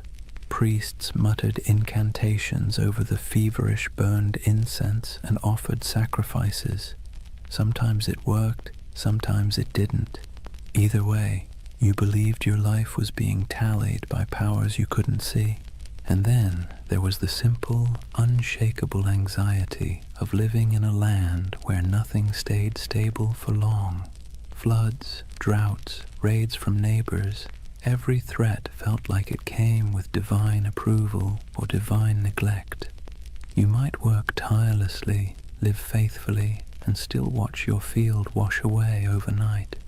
It's no wonder that Mesopotamian myths constantly circle back to the same themes. Humans struggling, gods displeased, chaos always around the corner. But within that struggle, there was resilience. People endured. They dug new canals after floods, rebuilt homes after raids, prayed louder after disasters. Families bound themselves tightly together. Neighbors leaned on one another in the marketplace, and communities clung to rituals that gave their world meaning. The Anunnaki may have loomed like stern overseers, but the people found ways to keep living, laughing, and even celebrating in the cracks between their hardships. So, when you picture Mesopotamia under the eyes of the Anunnaki, don't imagine endless golden fields or carefree abundance. Imagine sweat-soaked tunics, cracked hands, and weary faces that still lifted toward the ziggurat at dawn. Imagine humanity trying, failing, and trying again, all while believing that somewhere, far above or deep below, the Anunnaki were watching, measuring, and deciding their fate. That was the human struggle, a constant effort to carve order out of chaos, meaning out of hardship, and survival out of a world that felt forever precarious. And in that struggle, civilization itself was born. Chapter 2. The Gods Who Ruled the Skies and Earth. If life in Mesopotamia felt like a constant test, then the examiners were the Anunnaki. These weren't gentle guardian angels or abstract philosophical ideas. They were the great gods, beings who sat at the very top of the divine food chain, descended from the union of Anu, the Sky Father, and Ki, the Earth Mother. To the Mesopotamians, the Anunnaki weren't distant background characters. They were judges, enforcers, and supervisors, always peering down like cosmic landlords who never forgot to collect rent. The word itself, Anunnaki, has a heaviness to it, something that sounds like it should be whispered by torchlight. Ancient scribes described them as the 50 great gods, though their numbers shifted depending on which city you asked. Some texts placed them in the heavens, others in the underworld. In either case, their role was clear. They were the arbiters of fate, the beings who decided whether you lived to see another harvest or whether your name would vanish into dust. Picture it like a cosmic council chamber. Anu presides as the lofty patriarch of the skies, his authority absolute, but his personality distant. He isn't the kind of god you chat with about personal problems. He's the one who sets the tone, like a CEO you've never met, but whose name sits on every memo. Beneath him, Enlil, god of air and storms, is the enforcer, a figure as feared as he was respected. He could bless the land with life-giving rain or flatten it with violent winds. His moods were the weather forecast. Ea, or Enki, the clever god of wisdom and water, often played the role of fixer, the one who bent the rules when the council's decisions were too harsh. Ninhursag, the mother goddess, embodied fertility and nurturance, though even she could be stern when humanity overstepped. The Anunnaki weren't imagined as serene or harmonious. Their council was more like a divine courtroom full of debates, rivalries, and power plays. They were the ones who weighed the fates of kings and commoners alike. If a ruler conquered a rival city, it was because the Anunnaki permitted it. If a plague swept through the streets, it was because the Anunnaki had signed off on the punishment. Their decisions rippled down into every corner of daily life, from the canals of farmers to the palaces of kings. And while ordinary people couldn't see them directly, their presence was everywhere. Every temple inscription invoked their names. Every prayer carried their authority. Every law code claimed their approval. Kings ruled not because of military might alone, but because they claimed to be chosen by the Anunnaki. To question their power was to question the gods themselves, and that was a career-ending move, if not a life-ending one. So, when you picture Mesopotamian religion, don't imagine a single figure like Zeus hurling thunderbolts or a kindly creator painting the skies. Imagine a boardroom full of moody, powerful beings, each with their own agenda, each wielding immense influence over humanity. Some offered guidance, some unleashed terror, and all demanded constant recognition. The Anunnaki were both the architects and the auditors of civilization, and their signatures were stamped on everything that survived from Mesopotamian life. They weren't just gods in stories. They were the living framework of reality, the background hum of existence. and under their watchful eyes, humanity took its first halting steps into what we call civilization. If the Anunnaki were the great gods of Mesopotamia, then their stories were the epic sagas that gave life meaning and, frankly, kept people both entertained and terrified. These weren't bedtime tales meant to lull you to sleep. They were cautionary dramas about power, mortality, and what happens when you cross the wrong god on the wrong day. Take Inanna, also known as Ishtar, the goddess of love, war, and everything messy in between. Her most famous story is the descent into the underworld. Imagine her striding into the shadowy realm ruled by her sister Ereshkigal, Queen of the Dead. But there's a catch. At each of the 7 gates she passes through, she must remove an item of clothing or jewelry. By the time she arrives before her sister, she's stripped bare, not just physically, but of her power and protection, and the Anunnaki, acting as judges in the underworld, condemn her. She's struck down, lifeless, and the world above begins to wither without her presence.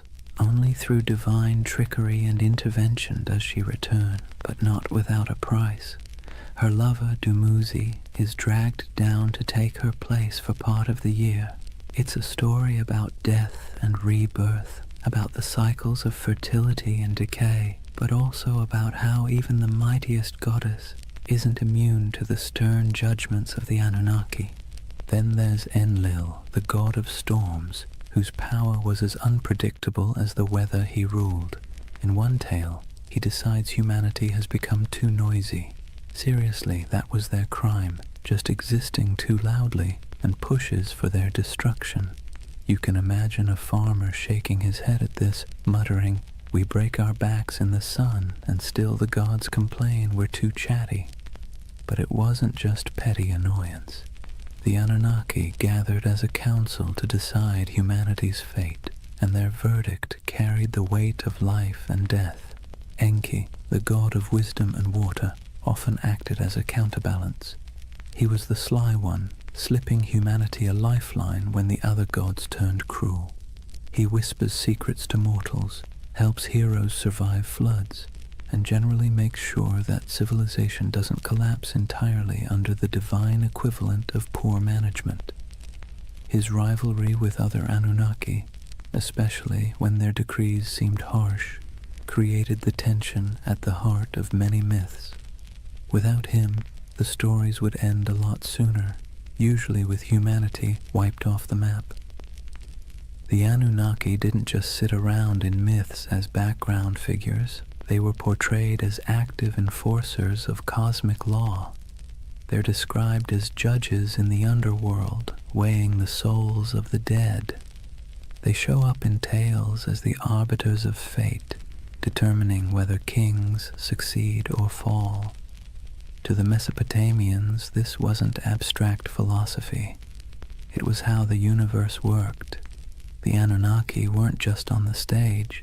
They were the directors, the critics, and occasionally the executioners. And then, of course, there's the divine drama. Rivalries, betrayals, and power grabs weren't unique to human kings. The Anunnaki mirrored the squabbles of earthly rulers. They fought, negotiated, sulked, and occasionally unleashed chaos on a cosmic scale. Every myth reinforced the idea that the universe was not run by serene, detached beings, but by temperamental gods with very human flaws. So, the mythic storylines of the Anunnaki weren't simple tales. They were the scripts by which Mesopotamians understood their place in the world. When you planted your crops, you remembered Inanna's descent. When storms raged, you muttered prayers to Enlil. When you needed a glimmer of hope, you looked to Enki. These stories explained why life was fragile, why the gods were fickle, and why survival always felt like it balanced on the edge of divine whim. If Mesopotamian myths were the great campfire stories of their day, then the Epic of Gilgamesh was the full-length box set, multi-season, full of drama, cosmic cameos, and the occasional existential crisis. And tucked into this saga, Just behind the swagger of Gilgamesh himself, you find the fingerprints of the Anunnaki. They weren't the stars of the show, but they were always present, quietly pulling strings, stamping judgments, and reminding humanity who was really in charge. Gilgamesh, king of Uruk, is portrayed as 2/3 divine, 1/3 human, a math equation that somehow worked in Mesopotamian mythology but would make your high school algebra teacher sweat. Despite his divine heritage, he still lived under the gaze of the Anunnaki.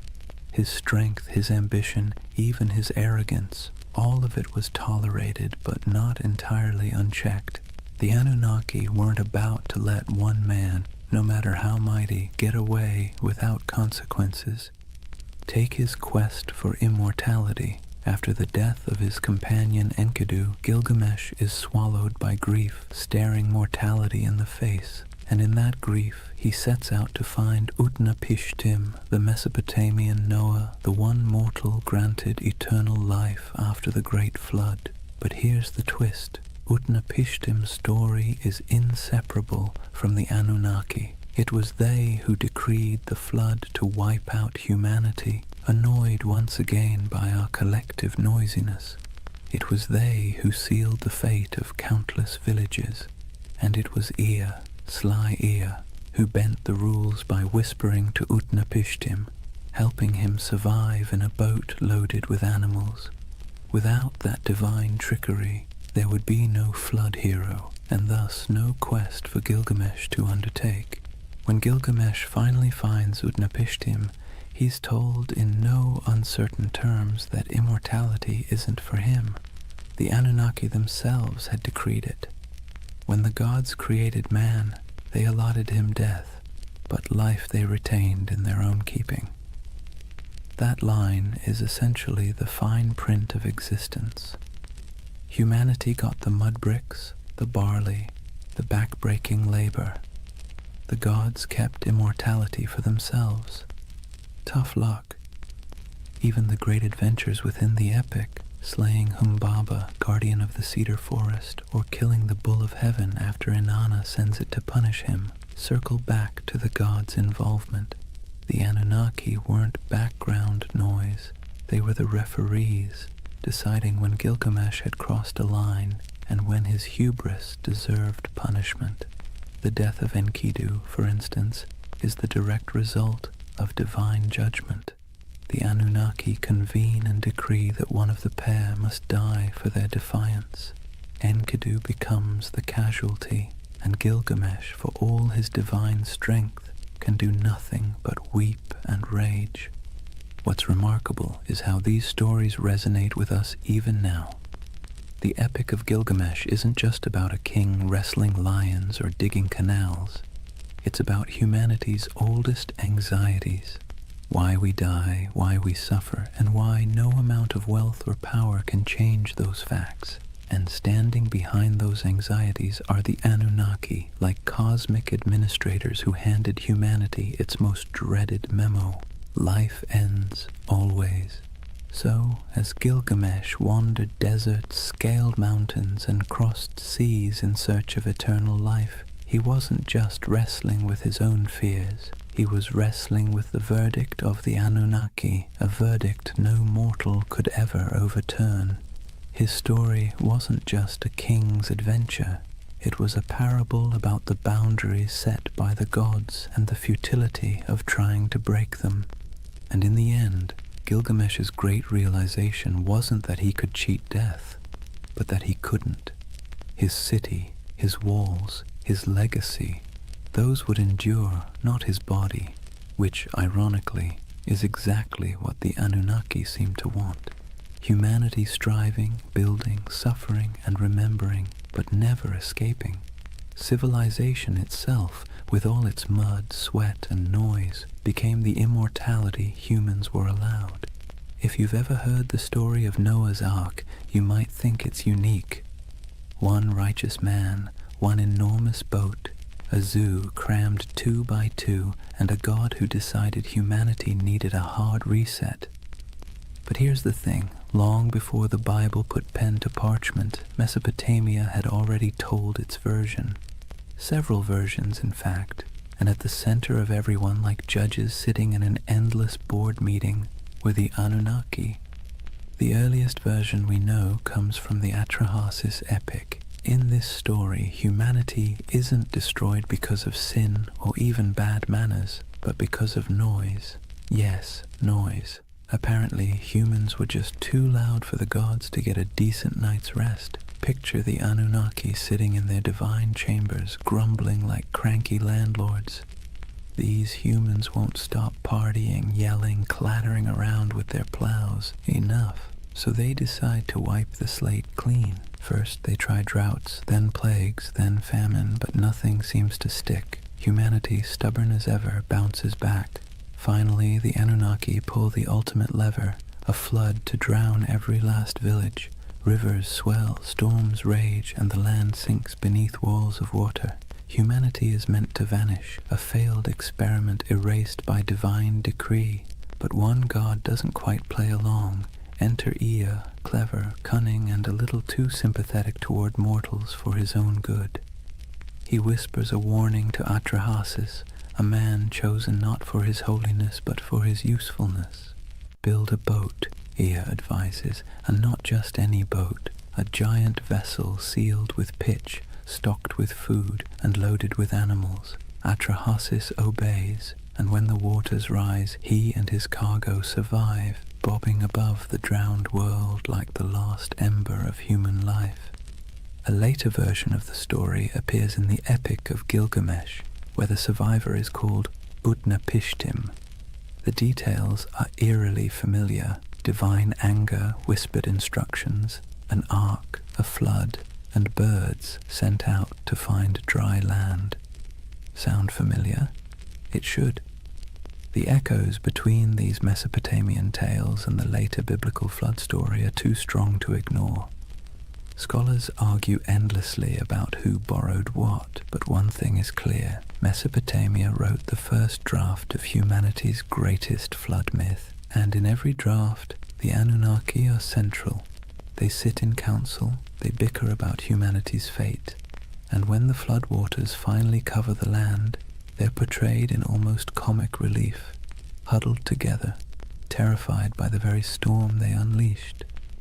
Some tablets even describe them as starving, deprived of the offerings that humans usually provided. Without people bringing bread, beer, and incense, the gods themselves were suddenly cut off. The flood, in other words, was as inconvenient for them as it was catastrophic for us. The flood stories reveal something essential about how Mesopotamians saw the Anunnaki, as powerful but flawed, terrifying but needy. They could annihilate the world on a whim, yet still panic when their own survival was threatened. They were less like all-knowing deities and more like moody overlords with too much power and not enough foresight. For the people who told these stories, the message was clear. Humanity existed at the mercy of forces it could never control. Floods could sweep away entire harvests overnight. Droughts could starve villages. Life was precarious, fragile, and unfair. By embedding those anxieties into myth, the Mesopotamians made sense of the chaos. The Anunnaki weren't just random forces of nature. They were personalities you could bargain with, flatter, or, if you were lucky, find an ear to outwit on your behalf. And maybe that's why the flood myth has lasted so long. It resonates with the most basic human fear, that everything we've built, everything we've struggled for, can be washed away in an instant.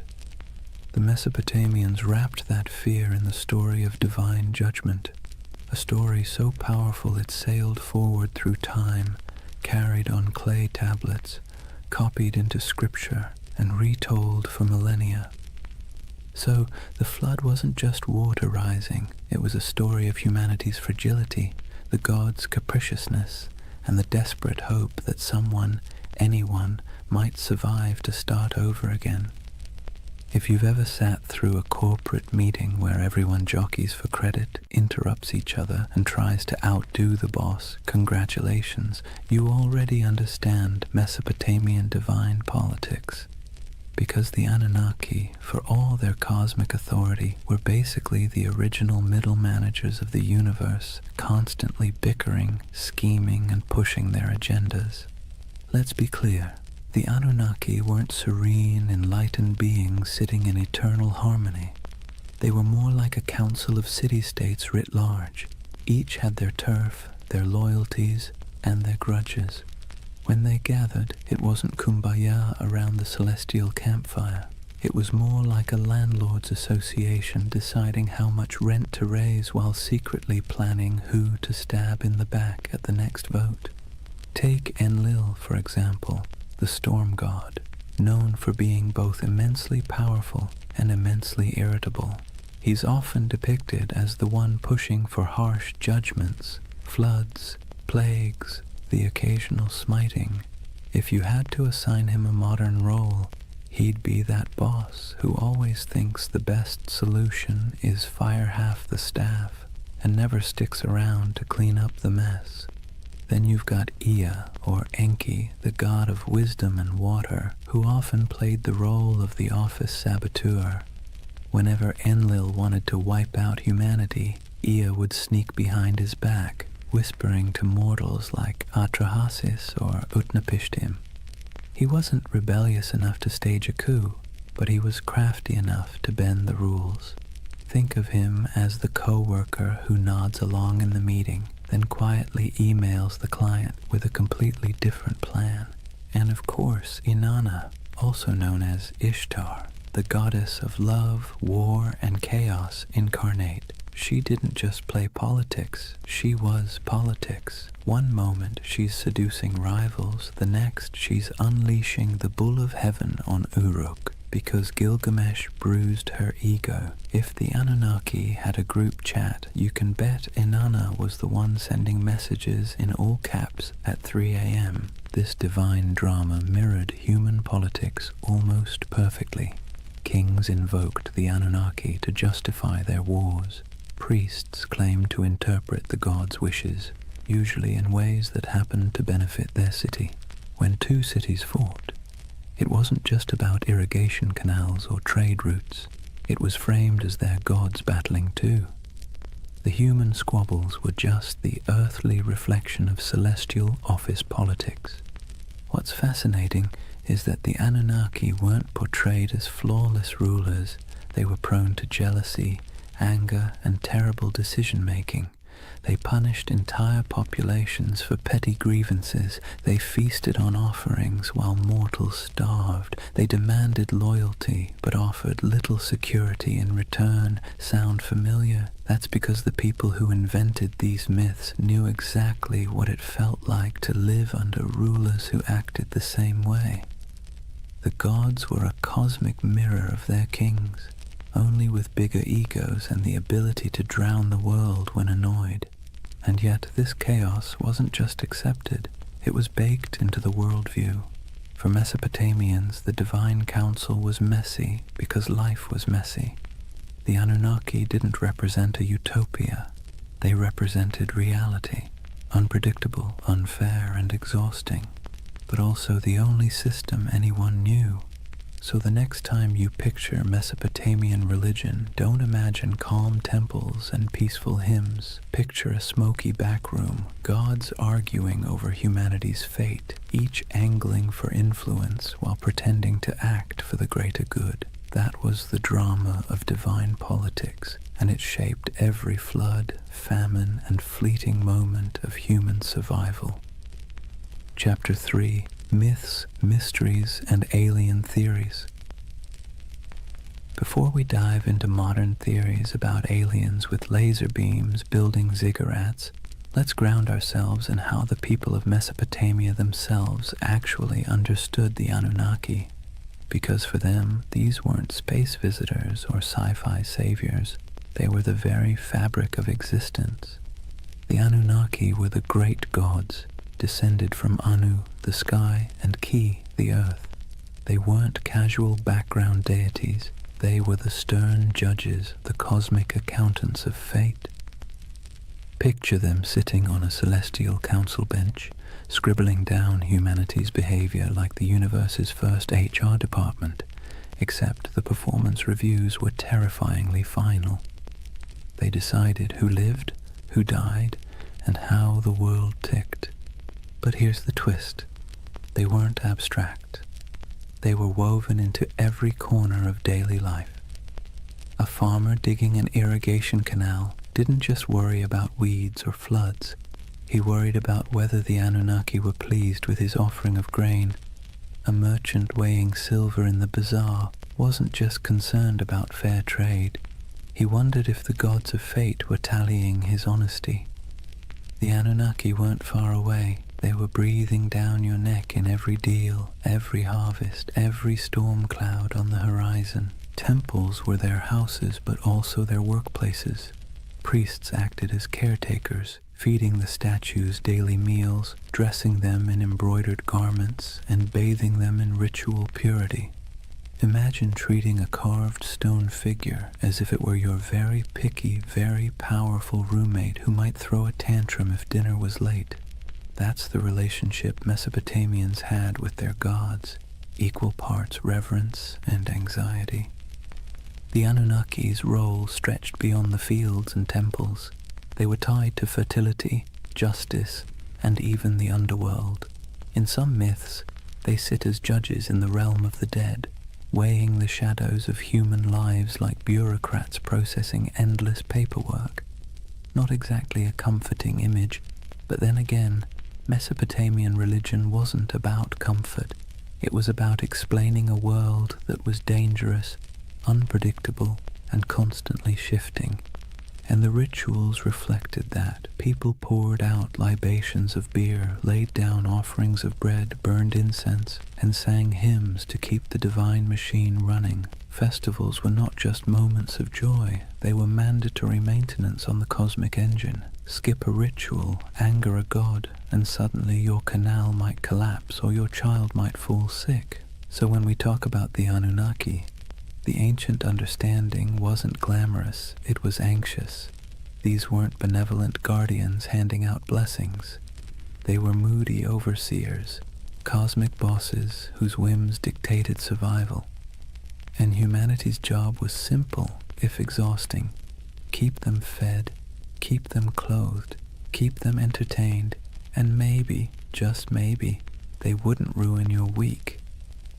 In other words, the Anunnaki were less about lofty spirituality and more about survival management.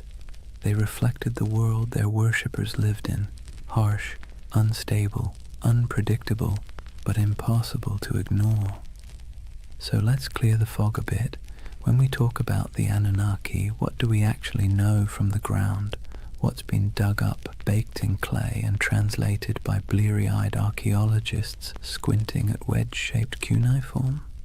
Because while modern theories tend to leap straight into sci-fi territory, the ancient sources are both more grounded and, in some ways, more fascinating. The word Anunnaki itself pops up across thousands of years of Mesopotamian texts, from Sumerian myths to Babylonian epics. These weren't obscure fringe deities whispered about in one dusty tablet. They were front and center, woven into the very structure of Mesopotamian religion. They appear in the Enuma Elish, the Babylonian creation story. They're judges in underworld texts. Their name dropped in royal inscriptions, invoked as divine witnesses to treaties and curses. If you lived in Mesopotamia, you would have heard their names the way we hear the law or the government. Archaeologists have unearthed thousands of cuneiform tablets that mention them.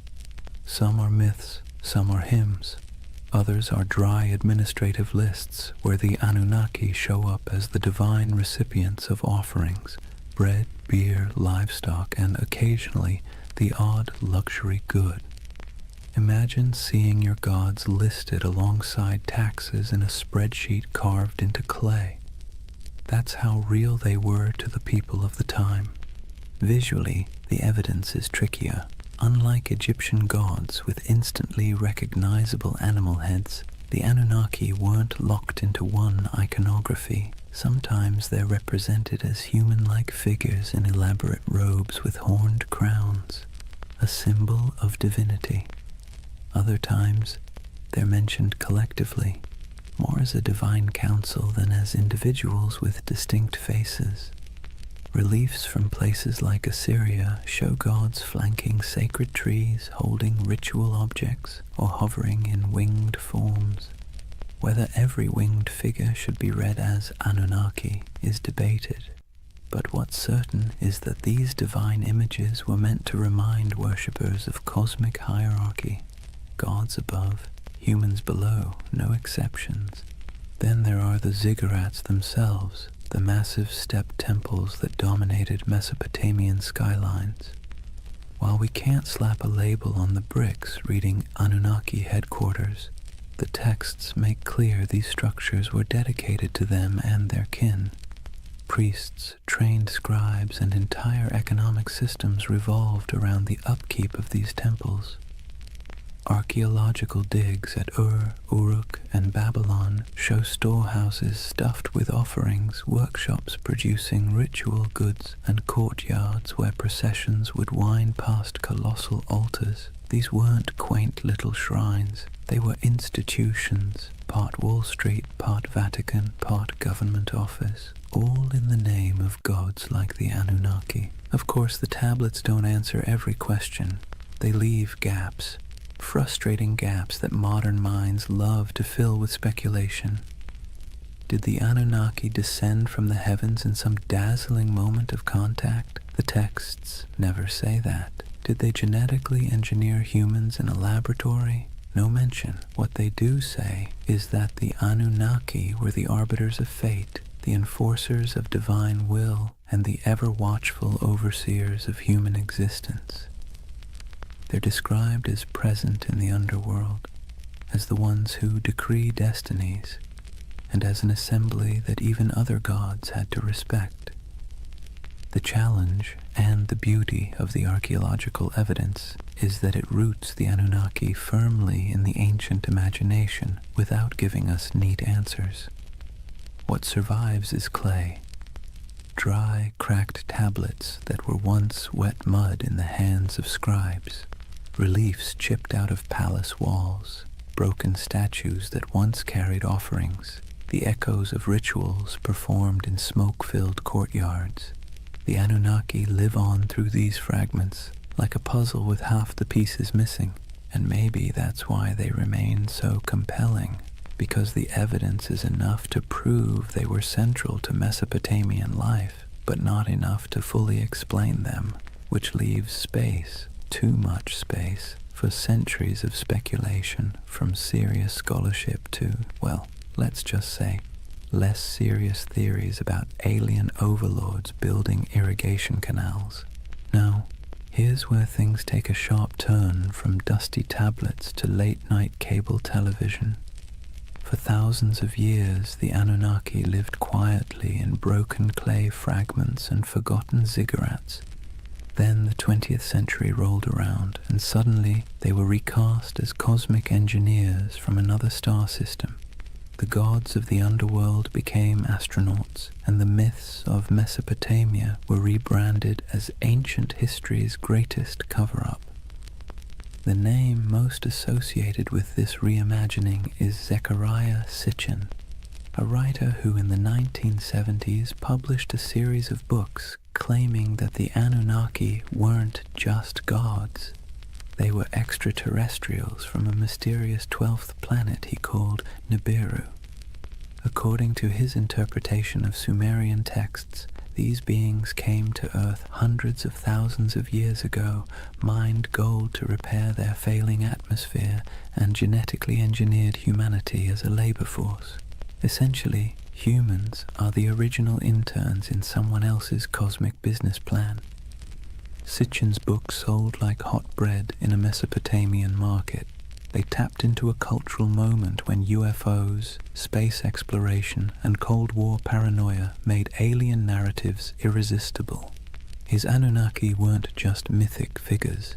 They were proof, he claimed, that our origins weren't entirely our own. The gods of Sumer weren't metaphors, they were visitors, technicians, and in some versions, slave masters. And conveniently, they promised to return someday, which gave the whole story a nice mix of biblical prophecy and sci-fi cliffhanger. From there, the Anunnaki leapt into popular culture. They became staples in documentaries, internet forums, video games, and conspiracy theories. You've probably seen them lurking in the background of the History Channel's Ancient Aliens, their horned crowns swapped for astronaut helmets in digital recreations. They pop up in books arguing that ancient architecture, the pyramids, Stonehenge, Machu Picchu, was the handiwork of godlike beings with advanced technology. Never mind that the Sumerians never claimed their ziggurats were rocket launch pads. The imagery proved too enticing for modern imaginations. The Anunnaki as aliens theory has sticking power because it blends two irresistible ideas, that the gods were real and that humans didn't climb the ladder of civilization entirely on their own. It offers mystery, grandeur, and let's be honest, a touch of flattery. Because if aliens engineered us, then clearly we're special, or at least somebody's favorite experiment. Of course, historians and archaeologists roll their eyes hard enough to sprain something when these theories come up. There's no tablet that says, by the way, we came from planet Nibiru. There's no evidence of spaceports in Ur or genetic labs in Babylon. The texts talk about floods, fate, rituals, and divine councils, not interstellar travel. But for many people, that's part of the fun. The gaps in the evidence are fertile ground for imagination, and Sitchin's Anunnaki filled those gaps in a way that captured millions of readers. It's worth pausing, though, to ask why. Why did the Anunnaki of all the gods in human history become the poster children for alien theories? Why not the Greek Olympians, or the Norse pantheon, or the Aztec deities? Partly it's because Mesopotamia is so old. These myths stretch back to the dawn of writing, which makes them feel like they contain hidden truths, the first draft of humanity's story. And partly it's because the Anunnaki were always portrayed as remote, judgmental overseers, an image that lends itself easily to the idea of superior beings from elsewhere. So, in the modern imagination, the Anunnaki have been rebranded, no longer just the moody gods of grain and flood. They're star travelers, geneticists, and absentee landlords of Earth. Whether you buy it or not, you have to admit, it's a heck of a career change for a bunch of ancient underworld judges. So, let's weigh the scales. On one side, we have archaeologists with dirt under their fingernails, carefully piecing together tablets baked 5,000 years ago. On the other, we have modern storytellers claiming the Anunnaki were gold-mining astronauts with a taste for human DNA. Which side is right? Well, that depends on whether you prefer your history served with clay dust or with tinfoil hats. First, the debunking side. Professional Assyriologists, those are the folks who actually read cuneiform, not just squint at it until it looks like spaceships, are nearly unanimous. The alien Anunnaki theory has no basis in the texts. The tablets describe gods with human emotions, divine councils, underworld judges, and mythic battles. They don't describe rocket launches, orbiting planets, or genetic splicing. The so-called translations used by Sitchin and his followers are, to put it gently, extremely creative. Imagine reading a cookbook, ignoring the ingredients list, and deciding it's actually a secret guide to time travel. That's about the level of scholarship we're talking about. Historians also point out that Mesopotamian myths are not unique in describing gods coming from the heavens or shaping humanity.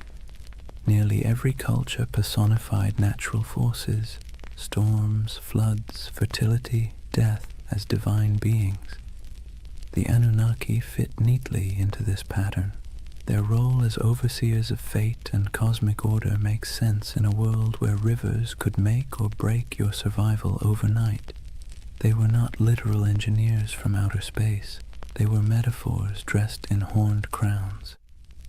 And yet, here's where the believing side makes its case, not necessarily because the evidence is strong, but because the allure is irresistible. People love mysteries. We love the idea that official history only tells part of the story, and we especially love the idea that ancient civilizations had secrets we can barely comprehend. The Anunnaki as aliens theory scratches all those itches. It takes the gaps, the missing pieces in the archaeological record, and fills them with rockets, DNA labs, and interstellar empires. And let's be honest, the official scholarly version isn't exactly sexy. The Anunnaki were stern gods who oversaw the underworld and enforced cosmic order doesn't exactly sell 1 million paperbacks. The Anunnaki were aliens who built humanity as their labor force and promised to return. Now that gets you a book deal, a History Channel interview, and a lifetime supply of conference invitations. What's fascinating is how both sides talk past each other. Scholars insist, rightly, that there's no evidence for aliens. Believers insist, also rightly in their own way, that the mysteries of Mesopotamia leave plenty of room for speculation. And between those poles, the Anunnaki themselves sit in silence, their names carved into clay, waiting for us to argue over them. Maybe that's the real takeaway here.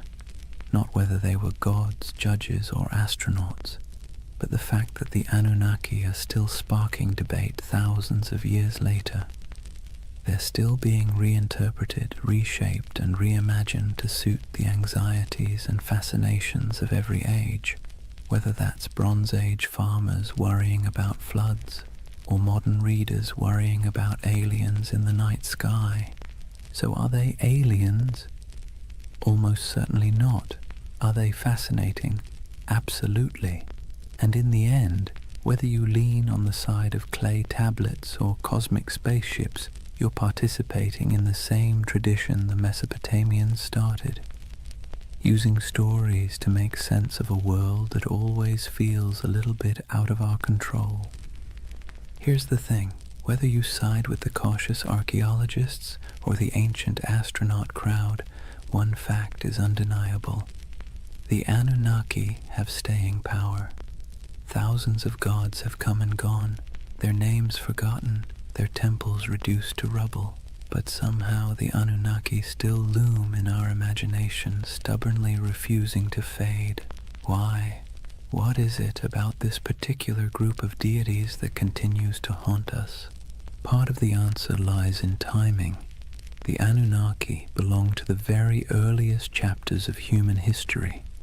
When we talk about them, we're not just talking about some late add-on to mythology. We're talking about gods that walked hand in hand with the invention of writing, cities, and law.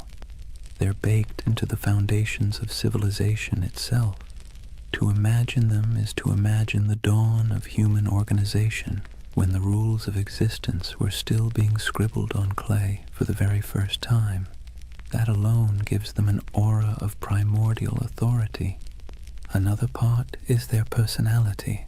Unlike distant creator gods who retreat into the heavens after making the world, the Anunnaki were meddlesome. They judged, they punished, they demanded offerings. They were nosy landlords of human destiny, constantly keeping score. And let's be clear, that resonates because it feels familiar. Who hasn't felt like life is governed by forces beyond your control, demanding rent, setting impossible rules, and punishing you when you fall short? The Anunnaki embody that eternal human anxiety that someone powerful is watching and that your fate is never entirely your own. Then there's the modern twist. Once writers like Sitchin recast them as aliens, the Anunnaki slipped neatly into our age of science fiction. Suddenly they weren't just gods in dusty temples. They were interstellar overlords, genetic engineers, perhaps even visitors who might return. That storyline dovetails perfectly with our cultural obsessions, UFO sightings, government cover-ups, the dream that humanity's origin story has a cosmic footnote. The Anunnaki became flexible enough to serve both the skeptic and the dreamer, the scholar and the conspiracy theorist. But maybe the deepest reason they captivate us is because they stand at the intersection of myth and mystery. They are ancient enough to feel weighty, mysterious enough to feel open-ended, and human enough to feel relatable. They bridge the gap between the world we know and the world we suspect might exist just beyond our understanding. Whether as gods, symbols, or aliens, the Anunnaki invite us to ask big questions about control, destiny, and the possibility that humanity isn't entirely steering its own ship.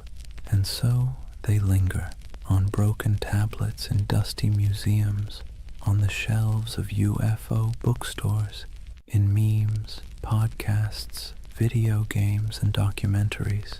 They've outlived the cities that once worshipped them, and they'll probably outlive our own stories too, because the Anunnaki aren't just gods of the underworld, they're gods of imagination, and that, in the end, might be the only immortality any deity truly needs.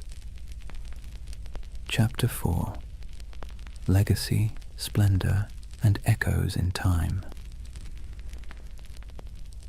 If you were a Mesopotamian king, life wasn't just about managing crops or worrying about canal maintenance. That was for everyone else. Your main job, besides bragging in stone, was to convince people that the Anunnaki were firmly in your corner. Ruling wasn't just politics, it was theater, and the Anunnaki were the ultimate stage props. Step into the palace of a Babylonian ruler and look at the walls. Carvings show the king standing tall, flanked by divine symbols, winged discs, horned crowns, stars etched above his head. These weren't decorative doodles, they were bold advertisements. The message was simple: I don't just rule because I say so, I rule because the gods, the Anunnaki themselves, have given me the keys to the kingdom. If anyone dared question it, well, they weren't defying just a man, they were defying the cosmic order. Not exactly a comfortable position to be in. And then there were the temples. Massive ziggurats weren't simply for piety, they were political assets. Kings poured resources into these towering mud brick staircases to heaven, dedicating them to the Anunnaki as if they were paying off a divine mortgage.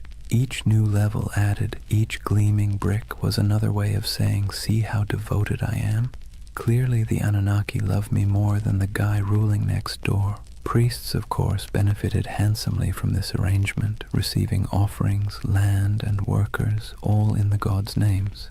Kings and priests together formed a kind of divine PR firm, endlessly reminding everyone that their power flowed straight from above. Rituals, too, were carefully choreographed to spotlight this connection. The king might be shown pouring libations to a statue of a god or personally leading a festival procession. Behind him trailed nobles, musicians, soldiers, and ordinary citizens, all participants in a drama where the king was both actor and messenger. The Anunnaki's presence was invoked at every step, their supposed approval stamped onto the very structure of civic life. Of course, it wasn't all incense and hymns. Kings also invoked the Anunnaki in their darker pronouncements. Inscriptions often came with curses attached. Whoever defaces this monument, may the Anunnaki destroy his seed, wither his fields, and turn his name to dust. Nothing like a little cosmic threat to keep people from messing with your statues. The Anunnaki became both benefactors and enforcers, tools for rulers to extend their grip long after their actual armies had gone home.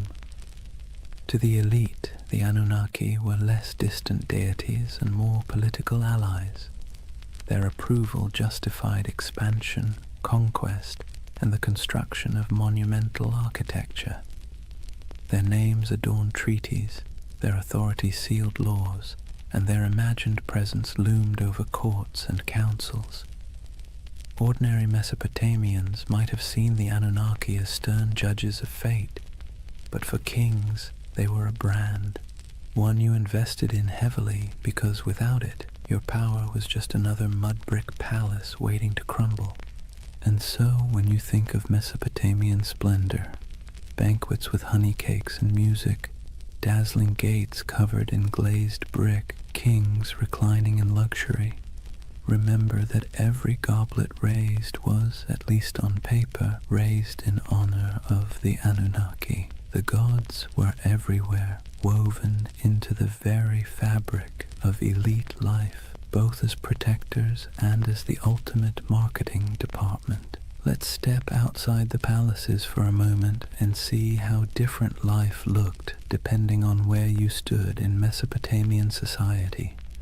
Because while kings and nobles could commission inscriptions boasting about their cozy relationship with the Anunnaki, ordinary people experienced those gods in very different, far less glamorous ways. Start with the farmer.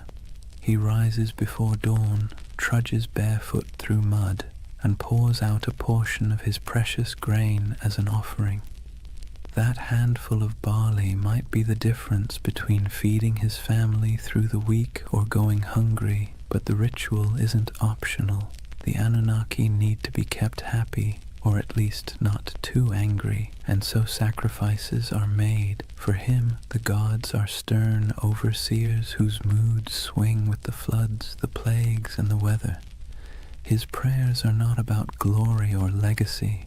They are desperate petitions for rain, for healthy crops, for the survival of his children. Now step into the temple courtyard. Here, priests oversee elaborate offerings, roasted lamb, beer poured into bowls, incense rising in aromatic clouds. Nobles and kings show up too, parading gifts of gold and silver, dedicating massive feasts in the gods' names. On the surface, it looks like everyone is worshipping the same deities, but the scale is entirely different. Where the farmer gives a clay bowl of bread, the king gives an entire bull. Where the laborer prays for enough water to survive the season, the ruler prays for divine sanction to conquer a neighboring city. Same gods, very different wish lists. And that's the irony. The Anunnaki were invoked as protectors of the entire community, yet the experience of worship was stratified. For the elite, ceremonies doubled as political theatre.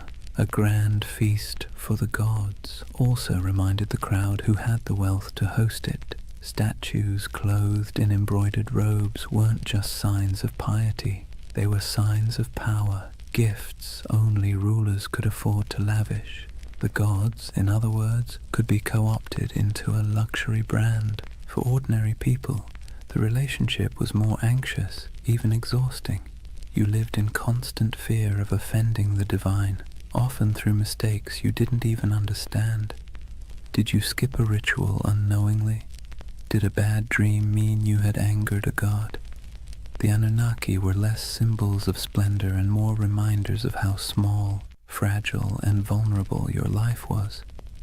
While kings used the Anunnaki to justify authority, you used them as insurance, however unreliable, against catastrophe. So picture the contrast. In the palace, banquets lit by oil lamps, honey cakes dripping with syrup, nobles reclining as musicians play, the king raising a jeweled cup to the gods. In the commoner's home, a dim reed fire, a bowl of barley porridge, children sleeping on mats, while parents whisper prayers that the river won't flood that night. Both acts are framed as honoring the Anunnaki, but the emotional reality could not be more different. And yet, this inequality was accepted because it was dressed in the language of religion. If the Anunnaki had chosen to bless the king with riches, then clearly the king deserved it. If a farmer struggled, well, perhaps he had failed to please the gods properly. Religion became the great explainer of inequality, smoothing over cracks by wrapping them in divine will. The gods, it seemed, loved hierarchy just as much as kings did. That divide between the opulence of elite worship and the bare-bones devotion of ordinary people reveals something profound about Mesopotamian civilization. The Anunnaki weren't just deities of the skies and underworld. They were instruments of power, woven into the daily grind of survival for some, and the dazzling spectacle of glory for others. Nothing lasts forever, not even gods. For centuries, the Anunnaki dominated Mesopotamian imagination. They judged in the underworld, presided in temples, and loomed over every prayer, curse, and clay tablet. But slowly, quietly, they began to fade, not because people suddenly stopped believing in gods altogether, far from it, but because new powers, new empires, and new religions rolled in, sweeping the old names into the shadows. It began with conquest. Mesopotamia was never an isolated bubble. It was a crossroads where Persians, Greeks, and eventually Romans stamped their own cultures onto the land. Each wave of rulers brought new pantheons, new rituals, and new myths. The Anunnaki, once the unquestioned arbiters of fate, were slowly blended, reshaped, or outright replaced. A Babylonian might once have whispered prayers to Inanna or Enlil, but by the time of the Persians, attention shifted toward Ahura Mazda. Later, under Hellenistic influence, Greek gods elbowed their way into local imagination, blending awkwardly with the old Mesopotamian figures. The Anunnaki became echoes, half-remembered names tucked into older hymns and inscriptions, less feared than they once were. Even in the myths, they began to shrink. In the earliest texts, the Anunnaki were grand, mighty judges of humanity, controllers of storms and harvests. But later, their roles were downplayed, reinterpreted, or demoted. Some became minor underworld deities, their names appearing only in lists or rituals, stripped of personality. Others were absorbed into the identities of more dominant gods like Marduk, who rose to prominence in Babylon. It's as if the divine stage grew crowded, and the Anunnaki were pushed to the background, while new stars took the spotlight. Part of their decline came from the simple fact that memory is fragile.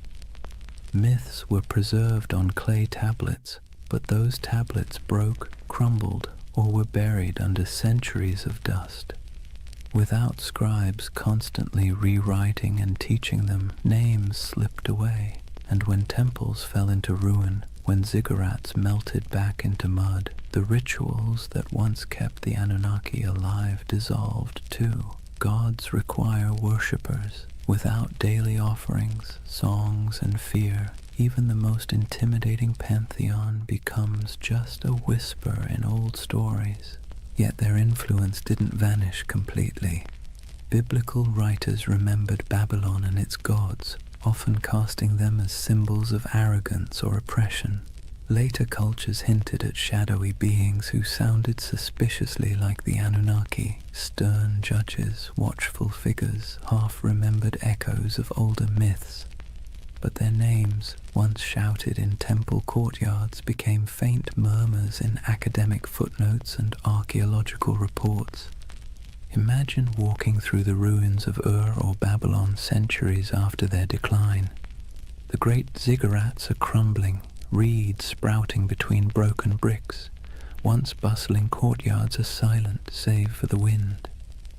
The statues of gods are toppled or eroded, their once bright garments long since rotted. To stand there is to feel the silence of forgotten worship, a silence where the Anunnaki once thundered. And yet there's a strange comfort in that silence. Even the gods, it turns out, are subject to time. They too fade, replaced, rewritten. The Anunnaki's decline is a reminder that nothing, no matter how powerful it seems, escapes the erosion of centuries. Their temples collapsed, their names blurred, but the idea of them lingers, proof that even when the divine fades, memory holds on, however faintly. The Anunnaki may have faded from temples and clay tablets, but they never disappeared entirely. Instead, they slipped sideways, out of daily worship and into memory, myth, scripture, and eventually pop culture. In some ways, they're more famous today than they were in the last days of Mesopotamia, though not always for reasons a Sumerian priest would recognize. Let's start with the Bible. The Hebrew writers who lived through exile in Babylon didn't forget the overwhelming presence of Mesopotamian gods. They may not have name-dropped the Anunnaki directly, but echoes of their imagery crept in. The Watchers, described in certain apocryphal texts, the Nephilim, giants said to descend from divine beings, carry a suspicious resemblance to older tales of moody gods and semi-divine figures. The story of the Tower of Babel itself feels like a faint shadow of the ziggurats, those stairways to the heavens where priests once claimed the gods descended. Babylon became a symbol of arrogance, sin, and divine punishment. But behind that symbol lurked the forgotten faces of the Anunnaki. Fast forward a few millennia, and the Anunnaki were dusted off, not by priests or kings, but by authors with a taste for the mysterious. In the 20th century, writers like Zecharia Sitchin gave them a brand new identity, not just gods, but aliens. According to his theory, the Anunnaki were advanced beings from another planet, here to engineer humanity as a labor force. Never mind that Mesopotamian texts say no such thing. This reimagining stuck, feeding directly into the world of ancient astronaut theories. Suddenly, the Anunnaki weren't forgotten deities of grain and underworld judgment. They were interstellar overlords with spaceships, genetic labs, and a taste for gold. Do scholars roll their eyes at this? Absolutely. Archaeologists point out that Sumerian inscriptions mention plenty of gods, but none of them arrive in rockets or dabble in DNA splicing. Still, the theory has traction because it taps into a deep human itch, the sense that our past hides secrets, that civilization began not just with mud and sweat, but with some kind of hidden intervention. The Anunnaki, rebranded as cosmic engineers, became perfect fodder for late-night documentaries, YouTube rabbit holes, and endless speculation about what if. And it didn't stop with conspiracy books. The Anunnaki found their way into movies, video games, and novels. They appear as shadowy gods in fantasy series, as alien overlords in science fiction, as mysterious powers in role-playing games. Their very name carries weight. Ancient, strange, vaguely menacing. You don't even need to know who they were to feel a flicker of intrigue when you hear it. It's ironic, really. In Mesopotamia, the Anunnaki were feared as judges, overseers, the divine middle management who ensured humanity never forgot its place. Today, they're debated in podcasts, plastered across memes, and occasionally turned into boss battles on a PlayStation screen. From temple chants to digital avatars, that's quite a career arc for a pantheon. But here's the bigger question. Why do they still haunt us? Why do people, thousands of years later, still turn to the Anunnaki as symbols of hidden knowledge, ancient power, or cosmic conspiracy? Maybe it's because they embody both sides of human imagination, the sacred and the strange, the myth and the mystery. They were never gentle gods. They were moody, demanding, unpredictable. In that sense, they feel closer to us than the serene, distant gods of later traditions. They remind us of a time when the divine was messy, imperfect, and perhaps a little terrifying. And in that imperfection, they remain endlessly fascinating. So whether you see them as forgotten deities, misunderstood myths, or interstellar overlords with questionable management skills, the Anunnaki endure. They're still here, not in temples of mud brick, but in our stories, our media, our restless curiosity, and maybe that's their real legacy. Not the rituals of the past, but the questions they leave us with in the present. So here we are, at the end of a long walk through the world of the Anunnaki. From their thunderous presence in Mesopotamian temples to their quiet afterlife in pop culture, they have proved to be more than just forgotten gods. They are a mirror of how humans explain the unexplainable, manage fear, and weave stories to make sense of chaos. Think about what the Anunnaki represented to the people who first told their stories. They were the ones who judged the living and the dead, who decided whether floods would come, who weighed the worth of humanity day after day. They were terrifying, yes, but they were also familiar. They quarreled like humans, demanded food and drink like humans, punished and forgave like humans. In their flaws, they reflected the world of their worshippers. Life in Mesopotamia was harsh, unpredictable, and full of petty dramas, so naturally their gods were too. Fast forward to today, and the Anunnaki still serve the same role, just in a different costume. Some people see them as symbols of divine mystery, others as aliens with secret blueprints for human evolution, others as archetypes of forgotten myths.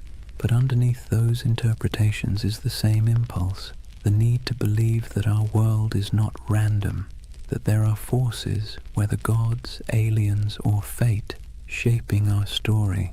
And here's the irony. In searching for the Anunnaki, what we really uncover is ourselves. Our hopes, our fears, our longing for meaning. Whether in temple hymns, clay inscriptions, or late-night conspiracy videos, the Anunnaki are less about the gods and more about the humans who imagined them. They tell us that from the very beginning, we've been restless. We've wanted answers, we've wanted control, and when the rivers of life flooded or dried, we looked upward, to the sky, to the gods, to the stars, and tried to explain it. So why do they still haunt our imagination?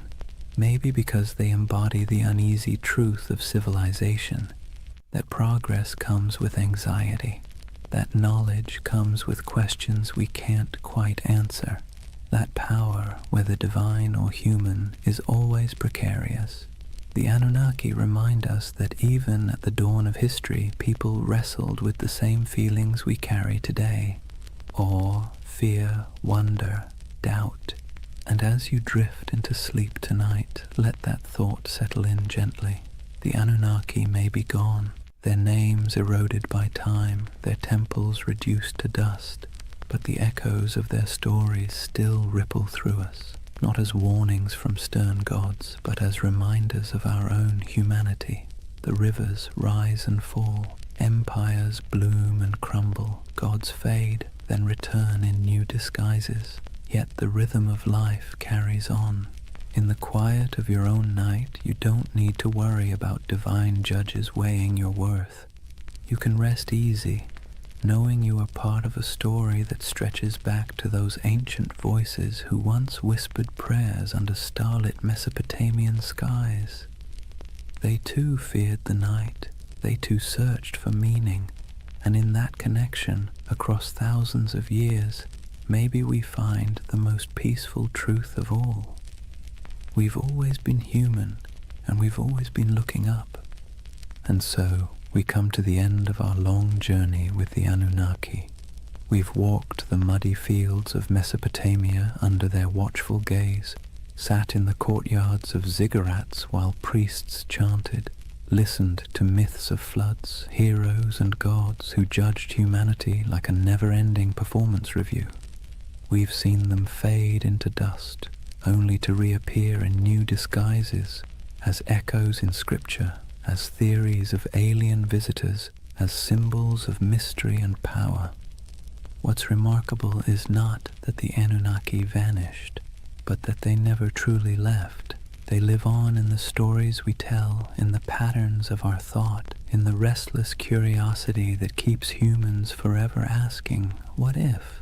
They are a reminder that civilization itself began with questions, with awe, with fear, with the desire to turn chaos into order. And in their myths, we can still hear the heartbeat of the first cities, the first prayers, the first sleepless nights. But unlike those ancient people lying awake under reed roofs, fearing floods, demons, and divine wrath, you don't need to worry tonight. The Anunnaki may have been restless gods who never slept, but you can. The rivers outside your window aren't about to rise and sweep you away. The stars aren't omens of disaster, just quiet lights marking the night sky. The fears of yesterday can stay in yesterday, so take a breath. Let the weight of history ease your own thoughts. The Anunnaki watched over their world with suspicion and judgment, but you can rest in a world that has carried their stories forward, softened by time, transformed into echoes. Close your eyes and let the myths fade into dream. The gods may never have slept, but tonight you can. Good night.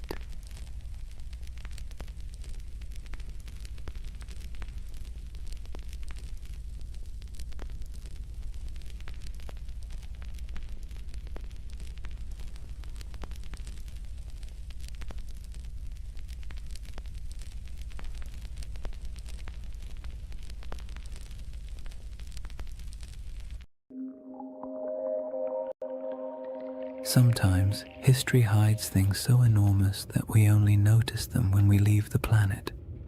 Hidden deep in the Sahara is a perfect circle 25 miles wide, a formation so strange that astronauts were the first to truly see it.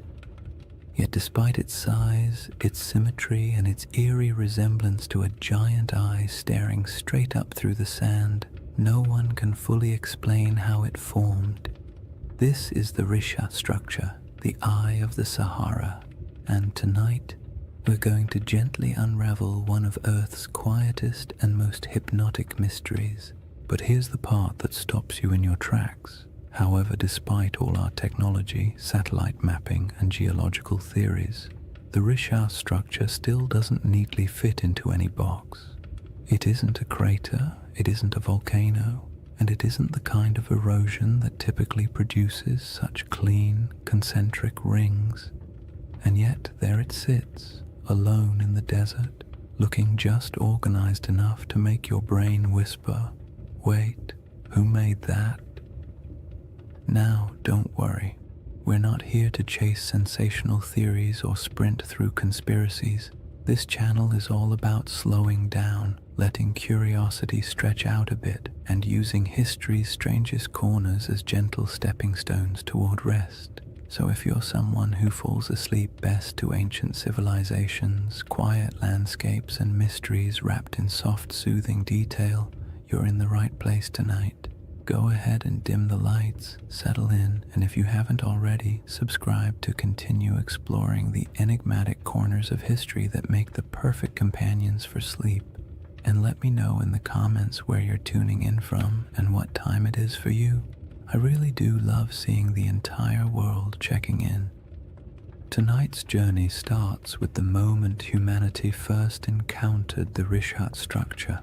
Not from the shifting dunes below, but from hundreds of miles above the Earth, where astronauts stared down at the Sahara and spotted something that absolutely shouldn't have been there.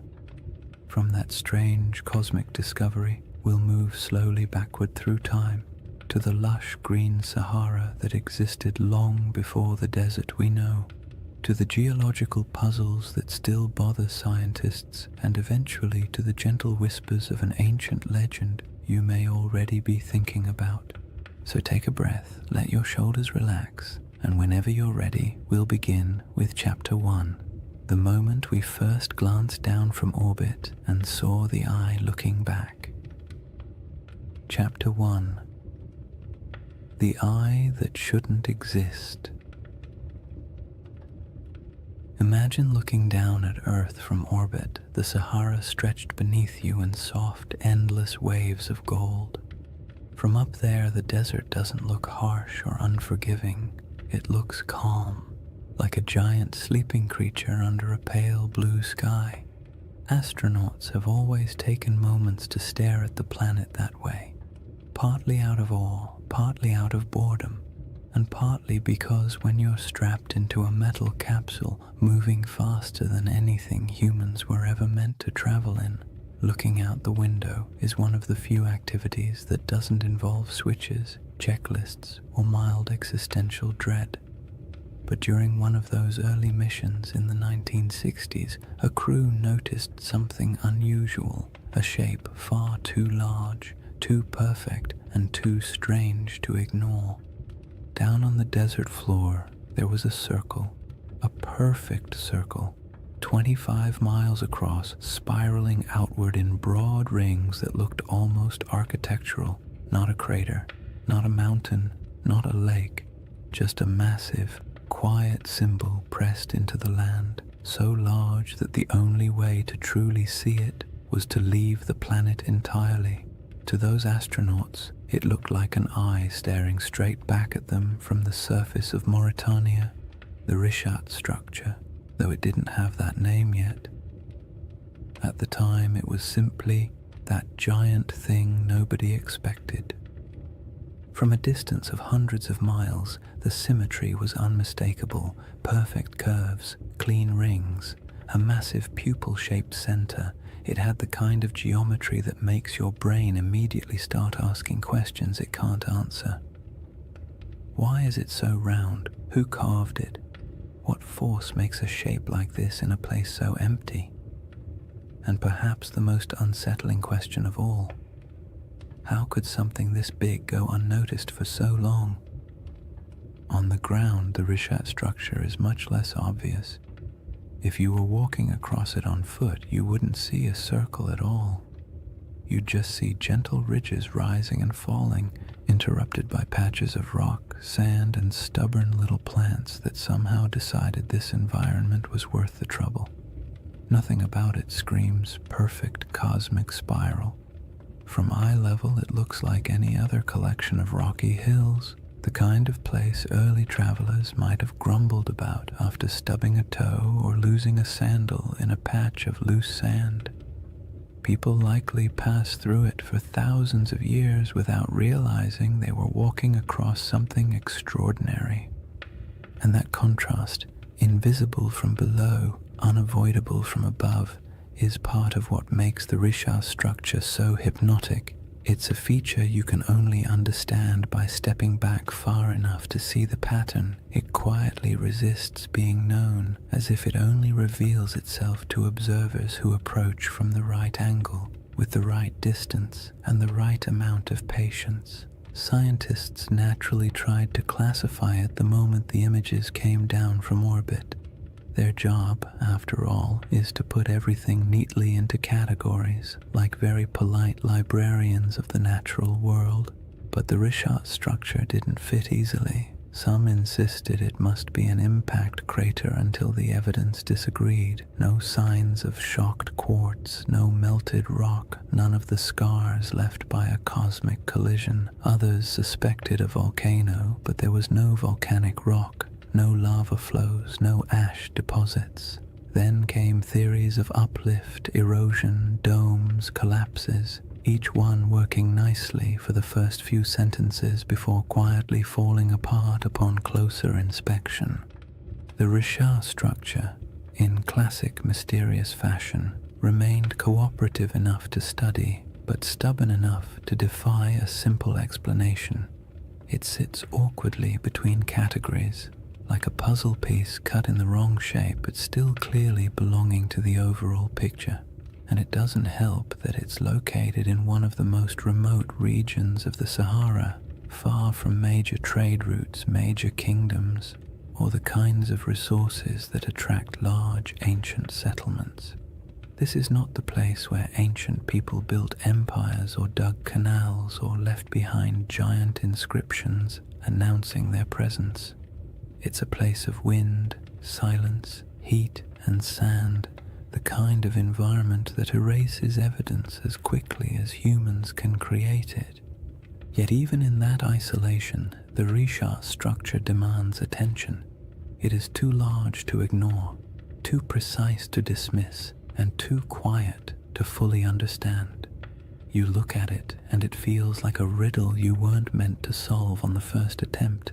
The desert around it stretches endlessly, dunes rising and falling like slow-motion waves, while the structure itself sits calmly in the center, a spiral carved into a world of shifting sand. There is a strange comfort in its stillness, as if it has been watching changes for far longer than humans have been paying attention, waiting patiently for someone to finally look down and notice. People naturally draw comparisons to ancient tales, especially the ones involving circular cities and lost civilizations swallowed by disaster. Humans are not subtle when it comes to pattern recognition. You show us a shape that even vaguely resembles something familiar, and our imaginations sprint ahead with enthusiasm.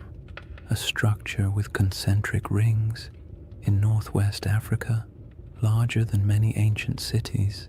The connections write themselves, but resisting those assumptions for now helps us appreciate just how odd the Risha structure is on its own terms. We don't need myths yet. The geology alone is strange enough to occupy the mind, and perhaps the most compelling detail is this. The Risha structure did not emerge in the desert we see today. It predates the dunes, the dryness, the isolation. It formed long before this region became a barren expanse, back when the land was green, watery, and alive. Understanding what this place used to look like changes everything about how we interpret the structure, because the environment around it wasn't always harsh silence. There was a time when this region held rivers, lakes, animals, and early humans whose daily lives unfolded under a sky that seems impossible when compared to the Sahara's modern emptiness.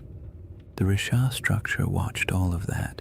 It watched ecosystems rise and fall, climates swing from wet to dry and back again, people migrate across its slopes, and entire landscapes vanish beneath shifting dunes. Before we compare it to any myth, we have to travel back to that older world, the Sahara before the Sahara, to see what the eye looked like when it was surrounded not by sand, but by life. To understand why the Risha structure feels so uncanny, you have to set aside the modern Sahara entirely. The desert we picture today, an endless, shimmering expanse of heat and sand, is actually one of the youngest landscapes on the planet. For most of human existence, this region wasn't a wasteland at all. It was green, fertile, and astonishingly alive. Picture wide grasslands rolling out to the horizon, with clusters of acacia trees and patches of wetlands where birds gathered in noisy flocks. Picture rivers meandering through valleys, carrying cool water across a landscape thick with the smell of damp soil after summer rains. And somewhere in the middle of all that, the Risha structure sat quietly, not as an isolated monument in an empty desert, but as part of a thriving environment full of sounds, movement, and human life.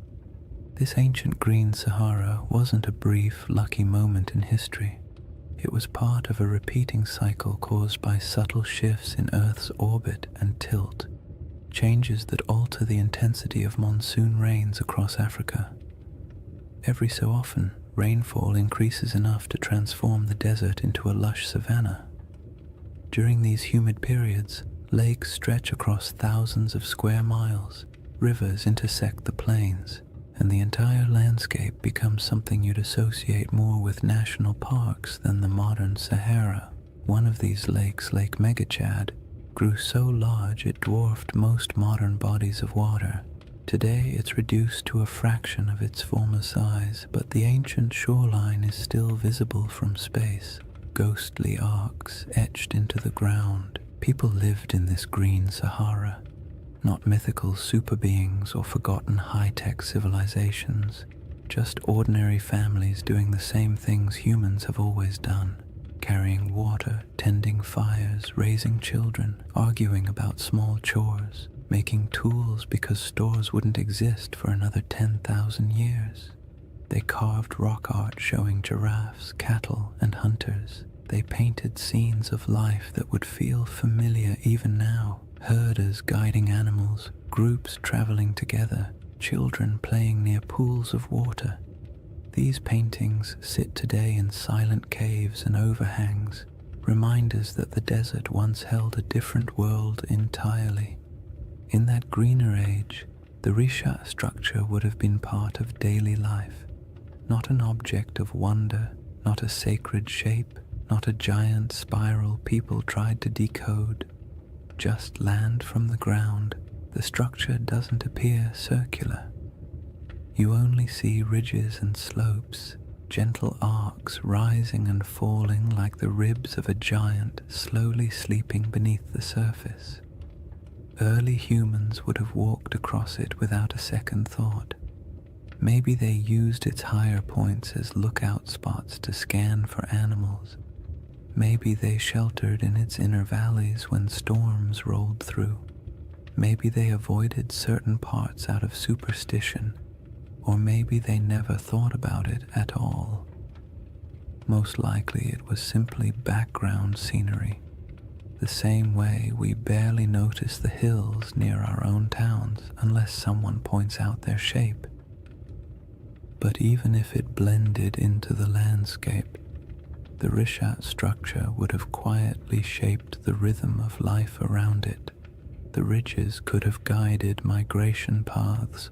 Water might have pooled in certain low areas after seasonal rains. Vegetation could have grown thicker in pockets where moisture collected. For thousands of years, people and animals would have used the structure without realizing they were interacting with something that would one day puzzle scientists, entice researchers, and inspire late-night conversations about lost civilizations and ancient catastrophes. As the climate shifted and rainfall declined, the green Sahara slowly began to fade. Lakes shrank, rivers dried, vegetation withered. The smell of earth after rain became less common. Migration stretched longer as people followed dwindling water sources, and eventually dunes crept across the landscape, swallowing paths, burying campsites, and erasing nearly all traces of the world that had existed before. What's haunting about this transformation is how quickly it happened in geological terms.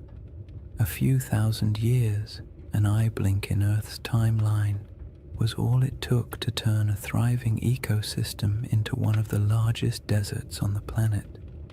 The people who lived here would have witnessed that shift firsthand.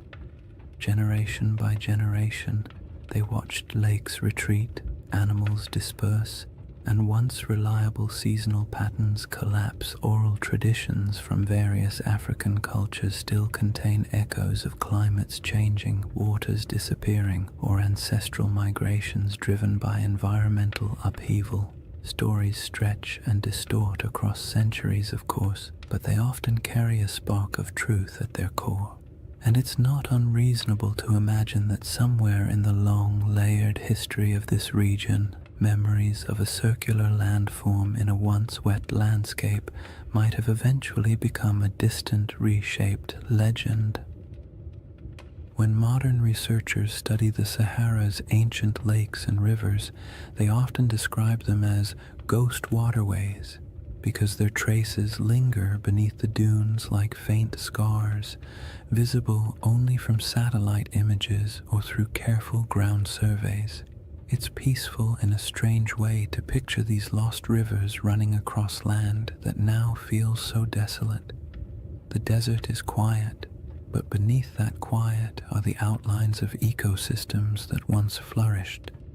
The Risha structure existed during all of those cycles. It watched water fill basins, watched wetlands grow thick with life, watched grass return and then die away. It endured storms, sun, wind, and the slow grinding force of erosion. There's something soothing about how unbothered the structure is by all these changes. Landscapes rise and fall, climates swing wildly, civilizations appear and vanish, and the Risha structure simply remains. It doesn't tell its own story. It doesn't announce its presence. It doesn't offer answers. It's just there, a constant in a world where almost nothing else is. And understanding that ancient environment is essential because it sets the stage for the real puzzle. How this enormous circular formation came to be in the first place. The scientific explanations, volcanic uplift, erosion, collapsed domes, answer some questions while raising others. Each theory seems convincing until you begin to examine the details. The Risha structure looks simple from orbit, but grows more complicated the closer you approach it, like a calm surface hiding a tangled set of mysteries beneath. Now that the Sahara's old green world is clear in your mind, the geological puzzle becomes even more intriguing, because any explanation has to account not only for the structure's shape, but for how incredibly long it has stood unchanged through shifting climates and changing environments. The puzzle sits before us, layer after stubborn layer. Once you've pictured the Sahara as it used to be, wet, green, alive, and almost unrecognizable, the Risha structure becomes even stranger, because whatever formed this enormous circle had to withstand everything nature threw at it. Floods, droughts, storms, shifting climates, and entire ecosystems rising and collapsing. And yet it remains, not as a faint trace or a distorted outline, but as a nearly perfect set of rings still visible from space. That kind of durability demands an explanation, and scientists have certainly tried to provide one. The trouble is, each explanation works well for a few minutes before quietly unraveling under closer inspection, as if the Earth itself had decided to play a slow geologic prank on everyone who studies it. The first idea scientists proposed was the most obvious: an impact crater. Something big, something dramatic, something that would have made an enormous noise if anyone had been around to hear it. A meteorite slamming into the ground would create a circular depression, after all. And the Sahara is certainly large enough to have attracted its fair share of flying space debris. But the Rishat structure doesn't behave like a crater. Craters have distinct signatures, very specific patterns of shock, melted rock, and high-pressure minerals that act like the universe's version of a calling card. And the Risha has none of those. In fact, the rocks at its center aren't melted or crushed at all. They're simply there. Old, eroded, stubbornly normal. Not the sort of rocks you'd expect to find at the scene of a cosmic collision. So the meteor theory quietly excused itself from the conversation, and the next geological explanation stepped forward: a volcanic eruption. Volcanoes can create circular features after all, and their plumbing beneath the earth can sometimes produce domes, bulges, and ringed formations. Perhaps the Risha structure was an ancient volcanic dome, the remains of a magma chamber swelling beneath the surface before cooling and collapsing. But again, the evidence refuses to cooperate. There's no volcanic rock, no basalt flows, no ash layers, no hardened lava tubes, nothing that says, yes, once upon a time fire erupted here. The region around the Rishat structure is geologically calm. Too calm for the kind of drama that volcanoes tend to bring into the world. The next traditional candidate was an eroded dome, something called a geological uplift. Imagine a bubble pushing up from beneath the crust, slow enough to avoid attracting attention, then eroding away for millions of years until a circular pattern of rocks remains. This idea actually gets halfway close, because the Richard does contain different layers of rock exposed in circular patterns, almost like the inside of a peeled onion, but even this explanation feels incomplete. Uplifts don't usually produce such clean rings. Erosion is messy. Wind and water rarely work with architectural precision, and yet the Richat structure has rings so consistent that they appear intentional when viewed from above. The dome theory explains the general shape, but not the perfection of it, and certainly not its scale. A 25-mile wide circle is not something easily dismissed as coincidence. Even erosion has its limits when it comes to symmetry, and geologists who typically love tidy classifications had to admit the Richat structure was mostly behaving but not entirely cooperating, like a student turning in homework that looks suspiciously too neat compared to their handwriting in class. Then there's the age problem. The rocks that make up the Richat structure are incredibly old, hundreds of millions of years in some places, but the shaping of the structure itself, the exposure of its rings, is much younger, something pushed upward long ago, something eroded later, something left behind a pattern that would eventually catch the eye of anyone staring down from orbit. It's not a single event. It's a series of long, slow, overlapping processes, each stretching far beyond the human timeline. And yet even knowing that, the structure feels too deliberate. The more scientists studied it, the more the Richat structure revealed small curiosities. The center is oddly flattened. Some ring segments are more pronounced than others. The patterns of quartzite and softer stone alternate in ways that feel as though nature was following a set of instructions. But nature doesn't usually draw in spirals or circles unless something dramatic is happening. Impact, volcanism, collapse. But in this case, the evidence for anything dramatic is conspicuously absent. And then there's the perfect ring issue, the one that quietly bothers everyone who looks at the structure, even if they don't say it out loud. Circles in nature are rare at this scale. Random erosion doesn't create them, rivers don't carve them, wind doesn't sculpt them, and when you see one this large, this clean, and this old, it's hard not to feel like the earth briefly decided to act like a compass and draw a near-perfect shape in the sand. It's not surprising that the Richat structure often leaves people with a vague sense of unease, not fear, not dread, just the gentle discomfort of encountering something that feels too orderly in a world built on chaos. Geologically, the best explanation we currently have is that the Richat structure started as a circular uplift, a dome of ancient rock that rose slowly from the earth long before humans existed. Over tens of millions of years, wind and water eroded the softer materials, leaving behind harder rings of quartzite that resisted erosion. In essence, the shape is a natural accident, a byproduct of uplift plus erosion plus time. But even if this is the correct explanation, it still doesn't quite satisfy the imagination, because most uplifts don't look like this. Most erosion doesn't cooperate so neatly, and so the Richat structure lives in that strange middle space, scientifically explainable, yet visually suspicious, like a naturally occurring optical illusion, a formation that checks enough geological boxes to avoid being classified as supernatural, yet raises enough questions to spark curiosity in anyone who looks at it. It's the kind of feature that almost begs for a story or a legend, something to give meaning to its shape, even if that meaning exists only in the human mind.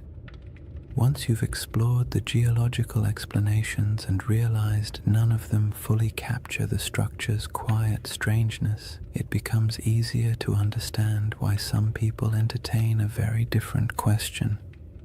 Not the scientific, what made this, but the mythic, does this remind me of something? A city described long ago, with concentric rings of land and water positioned somewhere to the west of ancient civilizations, a place said to have vanished in a single day and night. The Risha structure does not announce itself as that place, but it echoes the pattern just enough to make you wonder where coincidence ends and imagination begins. Before any comparisons can be made gently or cautiously, the building blocks of those ancient descriptions must be understood, not as fantasy, but as the fragments of memory, geography, and storytelling that shaped one of history's most enduring legends. Long before anyone could stare down at satellite images or argue over geological uplift on the internet, there was a different kind of puzzle circulating through the ancient world. A story recorded by a single philosopher, passed on from a conversation he claimed to have heard, describing a civilization so strange and so perfectly structured that it bordered on myth even in its own time.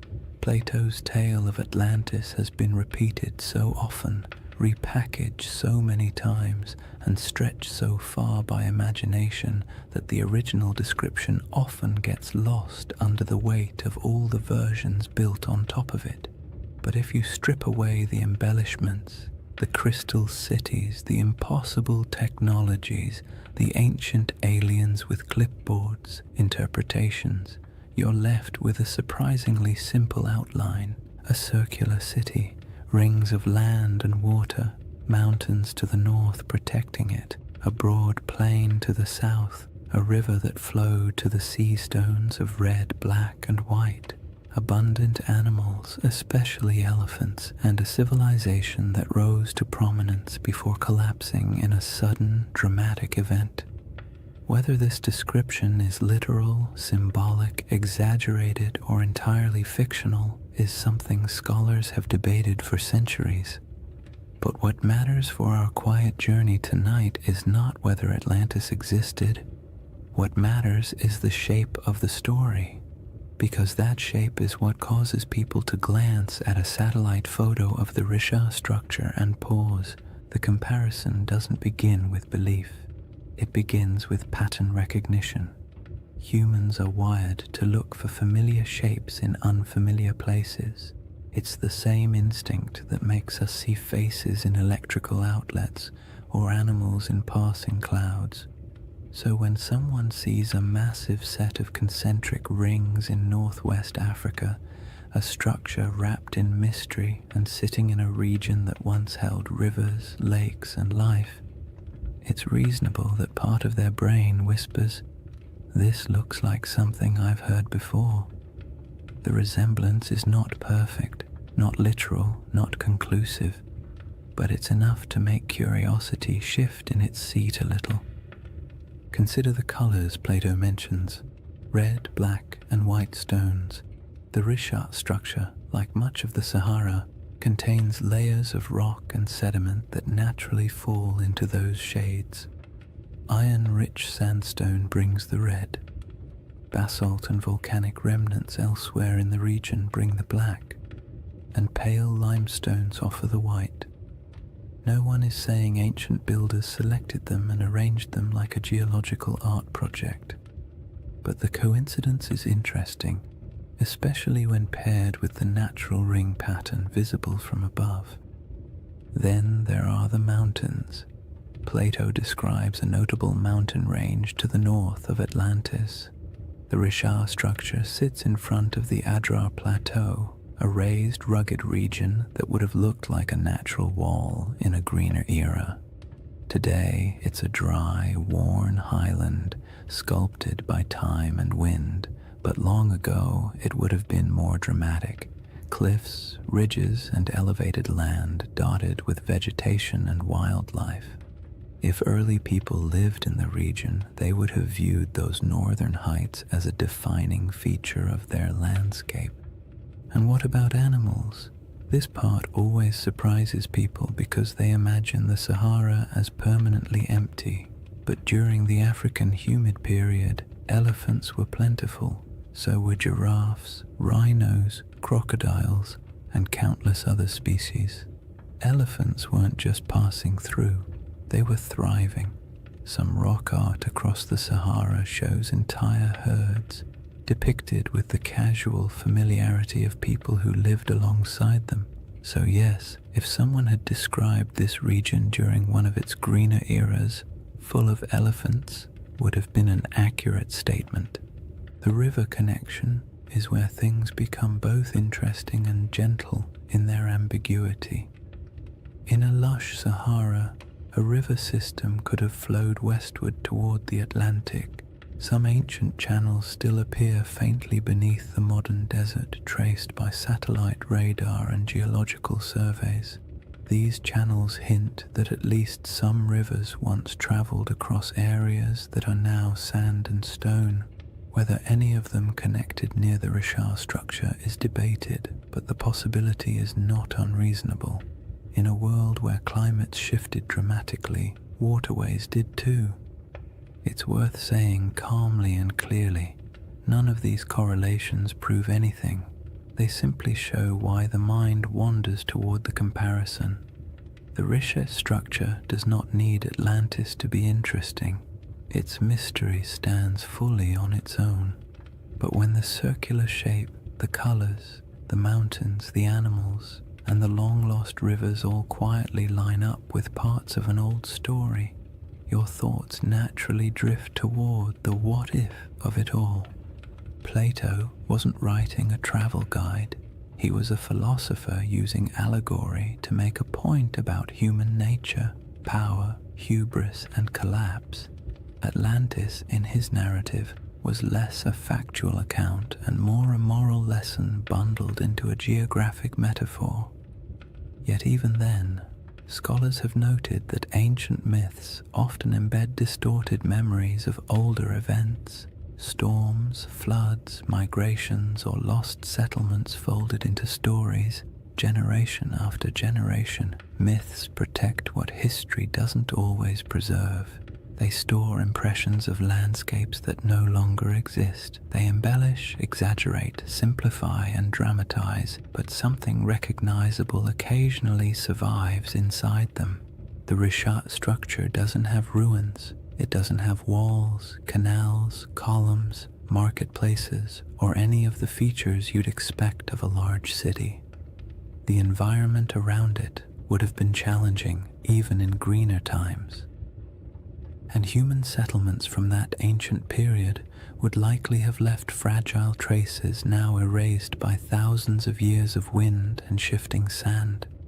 So the idea of it being a lost civilization rests not on evidence but on the shape alone, the irresistible symmetry that triggers recognition even when no proof supports it.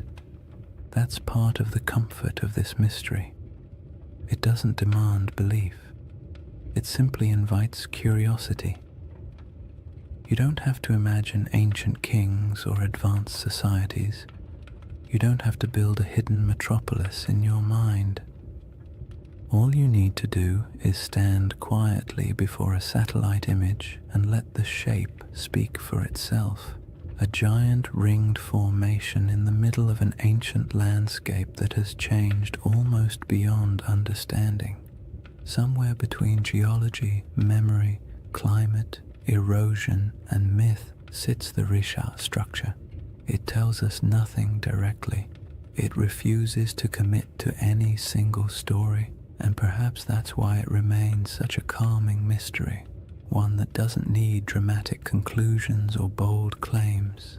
It only needs an open horizon, a quiet night, and the imagination drifting gently toward possibilities. Chapter 2 begins with the world that once surrounded this structure, a world of forgotten lakes, shifting climates, and early peoples who lived in a Sahara that doesn't resemble the one we know today. Chapter 2: A Lost World Buried in Sand. To step into the next layer of the Richard mystery, you have to imagine a Sahara that feels almost impossible compared to the one we know today. Not the hot, shimmering, bone-dry desert that stretches endlessly across maps. but a world so green and alive that if you were dropped into it without context, you might not even guess you were standing in northern Africa at all. The Sahara's greener eras weren't brief accidents of climate, they were entire chapters of Earth's history, long enough for lakes to swell into inland seas, for animals to migrate freely across savannas, and for human communities to settle into rhythms of daily life as familiar and as ordinary as any other early society. In that forgotten landscape, the Richard structure wasn't an isolated swirl of geology in a barren desert. It was simply part of the scenery, a ringed plateau sitting quietly in a world full of life. During the African humid period, monsoon rains shifted northward and transformed the Sahara into a mosaic of grasslands, wetlands, and rivers.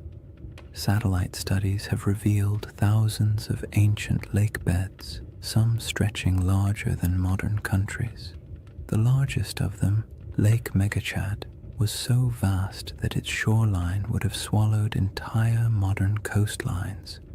It's calming to picture early mornings on its edges, mist lifting off the water, birds scattering across reeds, herds moving slowly through tall grass. These weren't isolated oases like today, but interconnected ecosystems humming with life. Hippos wallowed in shallow pools, giraffes wandered across plains, crocodiles glided through freshwater channels. The air was thick with insects in the rainy season and warm, earthy scents after storms passed. And where there is water and game, people settle.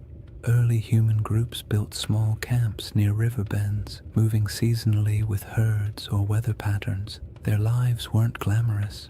They dealt with all the usual prehistoric frustrations: unpredictable weather, stubborn animals, unreliable food sources, and the constant inconvenience of tools that, despite countless hours of crafting, were still capable of breaking at the worst possible moment.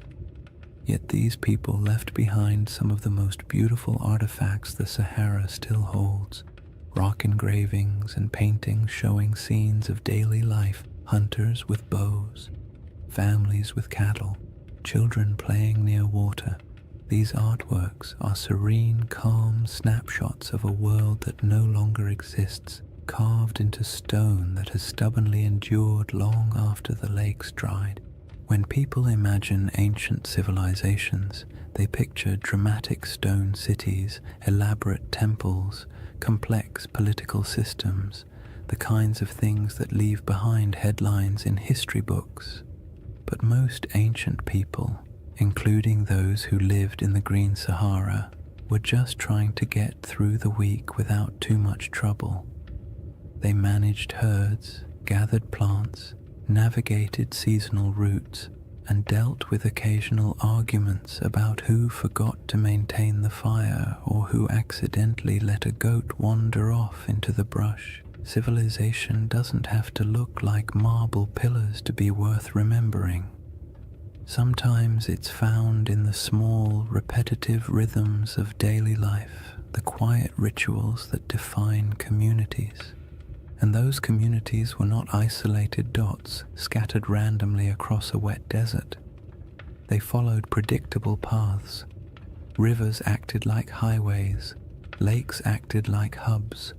Fertile pockets of land created gathering points where groups traded, shared food, and passed down stories. Even without permanent stone buildings, these places had identities, regions where people knew how to track animals, where certain plants grew well, where rainfall was reliable, where the land felt generous enough for families to stay a little longer. In this setting, the Richard structure would have been noticeable, but not mysterious.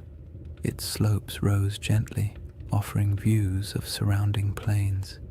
Its depressions may have caught water seasonally. Its ringed layers might have supported different kinds of vegetation depending on rain and soil. People could have camped along its edges, used its higher ground for scouting, or traveled across it without realizing they were walking across an enormous circular formation that future generations would discover only from space. It was a feature of the land, not a legend, a place you pass through while thinking about practical concerns, shelter, food, weather, instead of trying to decode the terrain beneath your feet.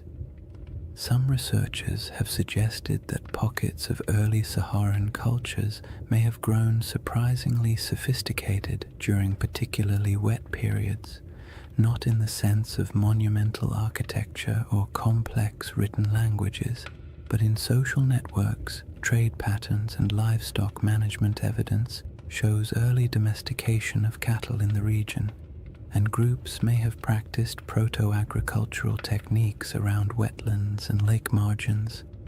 These weren't lost empires. They were adaptable, resilient societies navigating a landscape that could shift dramatically over generations. The idea that a civilization could thrive here, disappear, and leave little trace isn't far-fetched at all. Wet climates draw people, harsh climates erase them.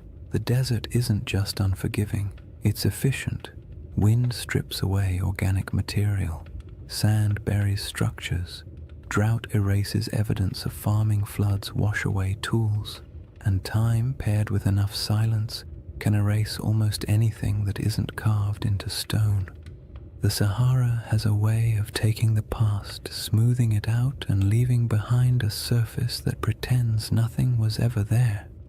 Even so, pieces of that older world survive: fossilized bones, pollen samples trapped beneath sand, ancient shorelines stamped faintly into the earth, and rock art that still shows people standing beside animals that haven't lived in this region for thousands of years. These fragments don't tell a complete story, but they do confirm one thing: the Sahara was once a place where human life thrived, not merely survived. And in that world, the Risha structure might have been a landmark of sorts, a subtle gate in the landscape, a recognizable formation people used to orient themselves, not a secret, not a holy site, and not the center of anything monumental, just a distinctive feature in a land full of water and vegetation. The idea that early groups might have navigated by it is peaceful to imagine. Small bands of families moving across plains, spotting the familiar rise of the rings in the distance, and knowing they were approaching water or shade or simply a place they'd passed through many times before. When the climate shifted and the world dried, those routes disappeared. Lakes shrank into nothing. Rivers retreated and carved new paths underground. Families moved south or west, following food and water.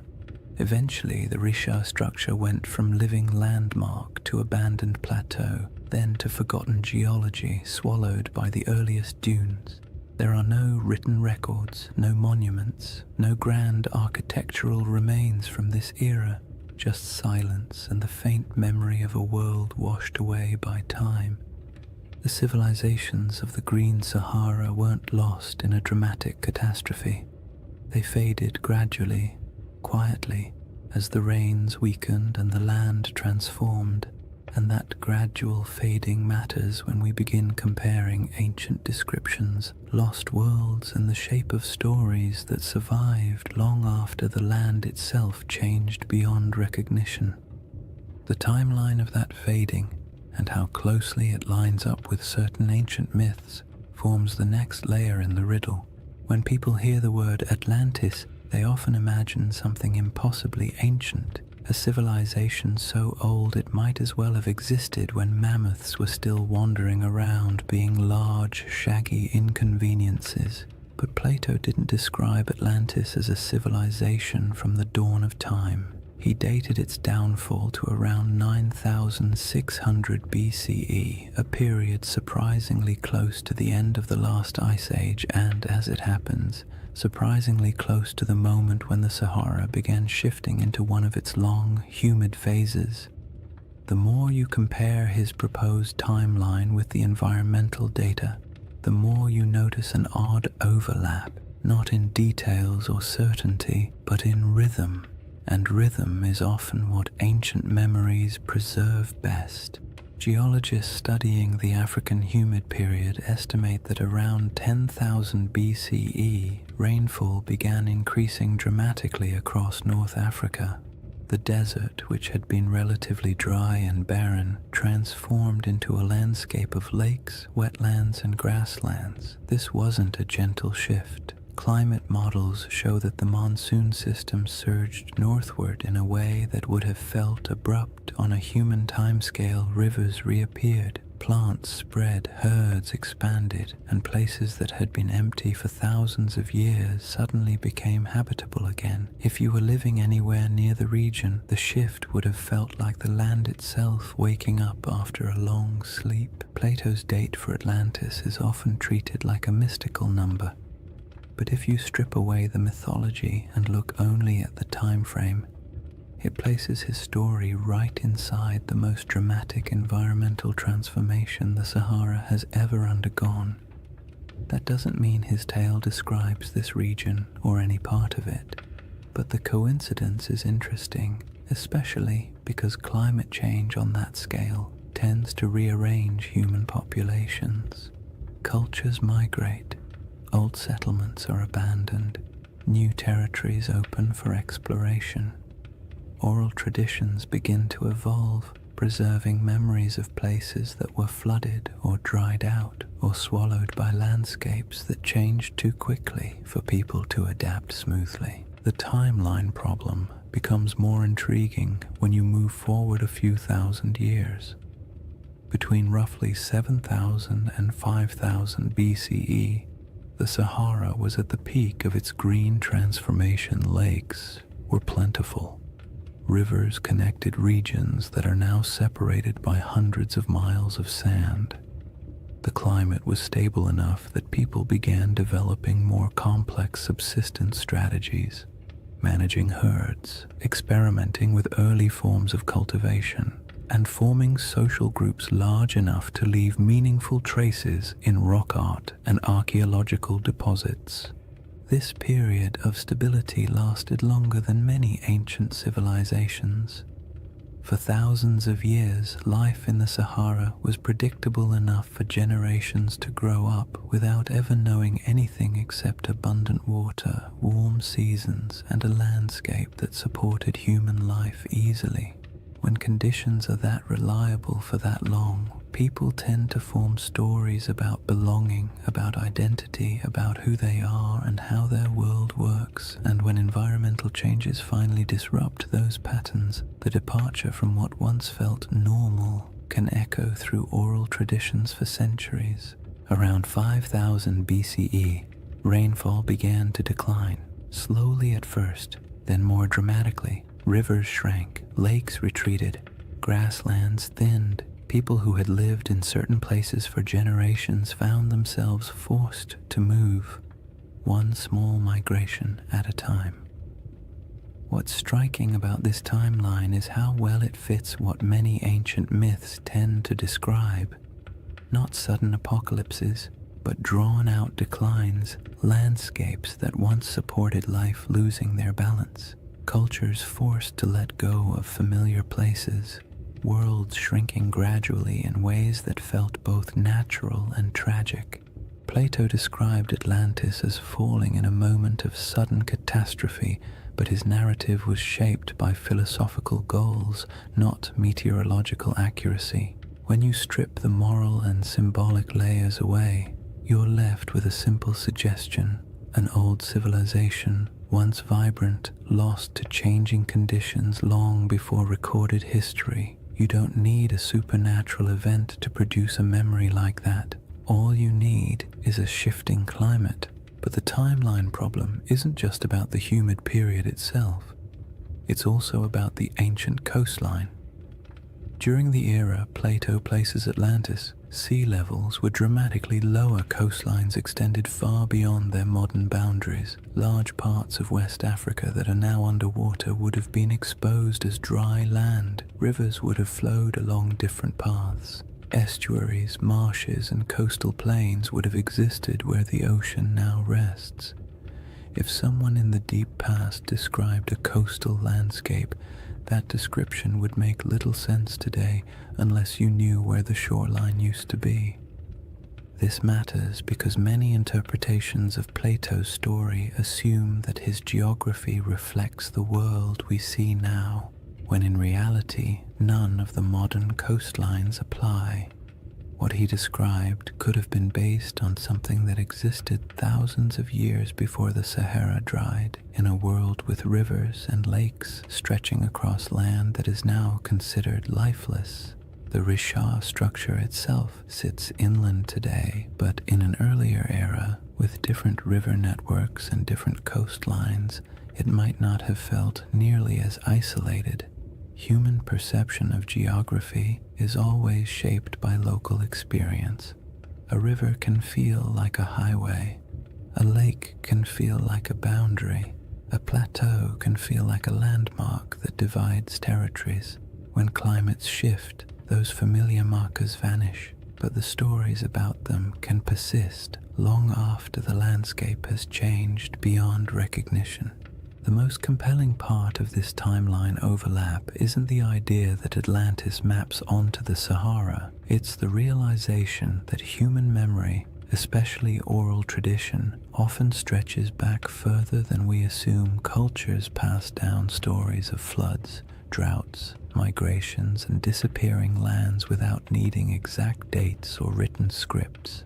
These stories evolve, take on symbolic meaning, and sometimes become cautionary tales, but the seeds of truth often remain embedded in the narrative.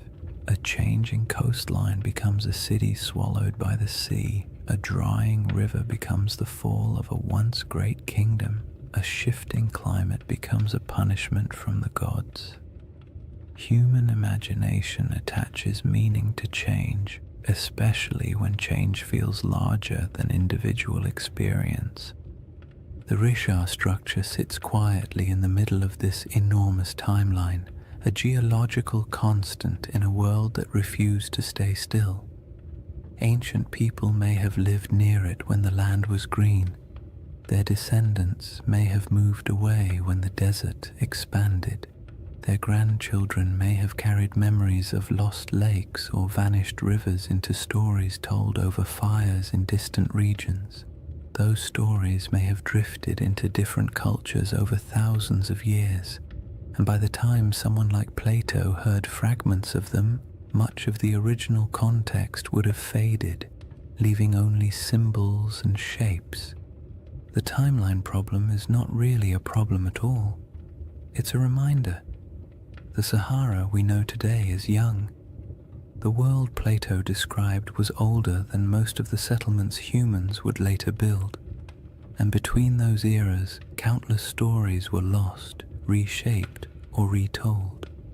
When you compare timelines, climates, and ancient memories, the idea of a forgotten world in North Africa stops sounding fantastical and begins to sound, quietly, like something entirely plausible in a landscape that has reinvented itself so many times.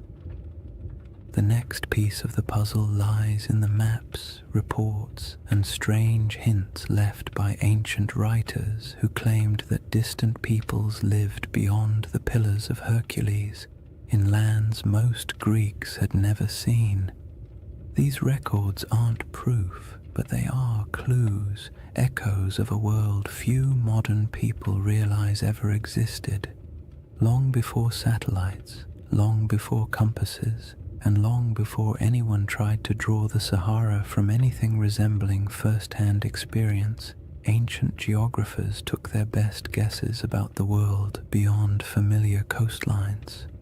Their maps were charmingly confident and wildly inaccurate, full of creatures that never existed, coastlines that wandered like drunk serpents, and entire regions labeled with vague phrases like lands unknown or people of strange appearance.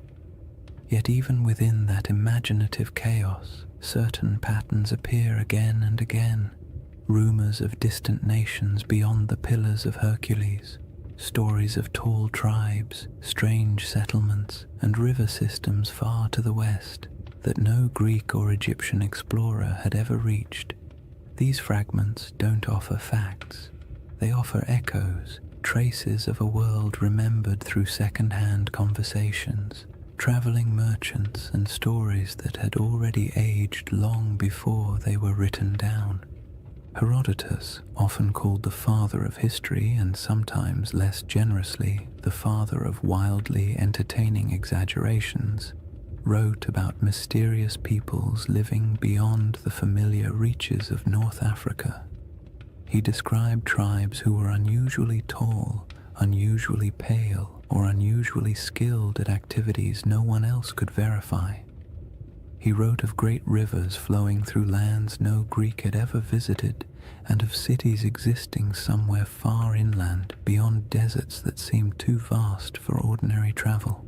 His accounts mix truth, rumor, and a healthy dose of "someone told me this, so here you go," but they reveal something important. The regions west of Egypt and Carthage were known to ancient writers only through layers of retelling and misunderstanding. They existed in the Greek imagination as distant, half-seen places where strange things could plausibly happen. Cartographers, centuries later, drew maps that included a massive region labeled as Libya or Ethiopia, words that covered almost everything south and west of the Mediterranean. Even when the rest of the world began to take shape on parchment, the Sahara remained a blank expanse into which map makers poured their guesses. Some thought it held great inland seas. Others believed it was home to tribal confederations wealthy in minerals. Medieval maps continued the tradition, referring to kingdoms of the West or lands of gold believed to lie somewhere beyond the desert.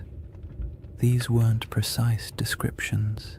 They were memories filtered through trade routes, travelers' claims, and stories that drifted through cultures like windblown sand. The most interesting thing about these early references is not their accuracy, but their persistence. For thousands of years, people believed that lost polities existed somewhere in the interior of Africa. Some of these rumors later turned out to be distorted accounts of real kingdoms. The Ghana Empire, for example, or the early Sahelian states whose wealth came from gold and trade. But some rumors seem older, as if they preserve vague memories of societies that were already gone by the time written history began. It's not hard to imagine how this could happen if the Sahara once held lakes, rivers, and stable populations. Then early travelers from coastal regions might have heard stories about people inland who lived near great bodies of water. By the time those stories reached Greek scholars, the lakes might have dried, the migrations might have begun, and the cultures connected to those earlier landscapes might have dispersed. All that remained were fragments, not histories, just hints. Modern science adds another layer to this puzzle. With satellite imagery, researchers can trace ancient riverbeds beneath the desert. These paleo-channels, as they're called, snake across the Sahara like veins in an old, forgotten body. Some run directly from central North Africa toward what is now the Atlantic. Others branch into networks that once fed massive lakes. These rivers didn't disappear in a sudden catastrophe. They dried gradually as the climate changed, leaving landscapes that no longer match the stories that may have been told about them. If early civilizations or large communities existed near these rivers, their memory would have been separated from their physical location by thousands of years, making it nearly impossible for later cultures to understand what the stories referred to. This disconnect between old memories and new landscapes is how myths form. A story that once described a river civilization becomes, after generations of retelling, a story about a kingdom swallowed by the sea. A recollection of Great Plains becomes a memory of a vanished island. A description of a circular plateau becomes an account of a circular city. The Sahara's transformation from green to desert wasn't instantaneous, but it was dramatic enough to fracture cultural continuity. If families were forced to migrate because their water sources vanished, they would carry memories of their old homeland with them. Their descendants might repeat those memories in new places. By the time those descendant stories reached literate societies, the land they described would have changed beyond recognition. Even the idea of lost maps plays into this. Some early maps portray strange circular features in North Africa, drawn not with precision, but with a kind of symbolic confidence, as if the mapmaker was trying to capture something half understood. These circles often correspond to mountain ranges or basins that once held water. They might represent ancient memories of circular lakes, natural rings of highland terrain, or simply the human impulse to draw the unknown in symmetrical shapes because symmetry feels meaningful. When you compare those old maps to modern satellite images, you occasionally find that their circles line up suspiciously well with real geological features. Not perfectly, but enough to make you wonder how much geographic memory survives inside even the roughest ancient drawings. And then there's the broader Mediterranean tradition of referring to lands beyond the West as mysterious, advanced, or somehow older than the civilizations closer to the sea. Phoenician traders, known for their long-range voyages, undoubtedly reached parts of West Africa, but their records are mostly lost. Carthaginian sailors may have traveled even farther, leaving behind legends like those of Hanno the Navigator, who described coastlines that are still debated today. These accounts weren't detailed maps or precise reports. They were impressions, glimpses of coasts, glimpses of rivers, glimpses of interior lands that would later be swallowed by dunes over generations. These impressions morphed. Cultures forgot the context but kept the intrigue. What makes all of this so calming and strangely satisfying is the realization that humans have always tried to map the unknown. Even when they lacked the tools, even when they guessed incorrectly, they kept trying. And in doing so, they sometimes preserved things they couldn't possibly understand. Old coastlines, vanished rivers, or stories from travelers who described worlds that no longer existed. When you approach the Sahara with that perspective, its ancient geography becomes less like a blank desert and more like a palimpsest, a surface written over many times but still carrying traces of the words beneath. The question isn't whether ancient maps show Atlantis or any other legendary city. The question is whether the stories behind those maps contain fragments of real places erased by climate and time. In a world where the Sahara once supported thriving cultures and vast waterways, it's not unreasonable to imagine that memories of those lost communities could drift across centuries, eventually arriving in distorted form on the pages of ancient writers. The final piece of this chapter lies in the moment when all those rivers dried and the green Sahara collapsed into the desert we know now.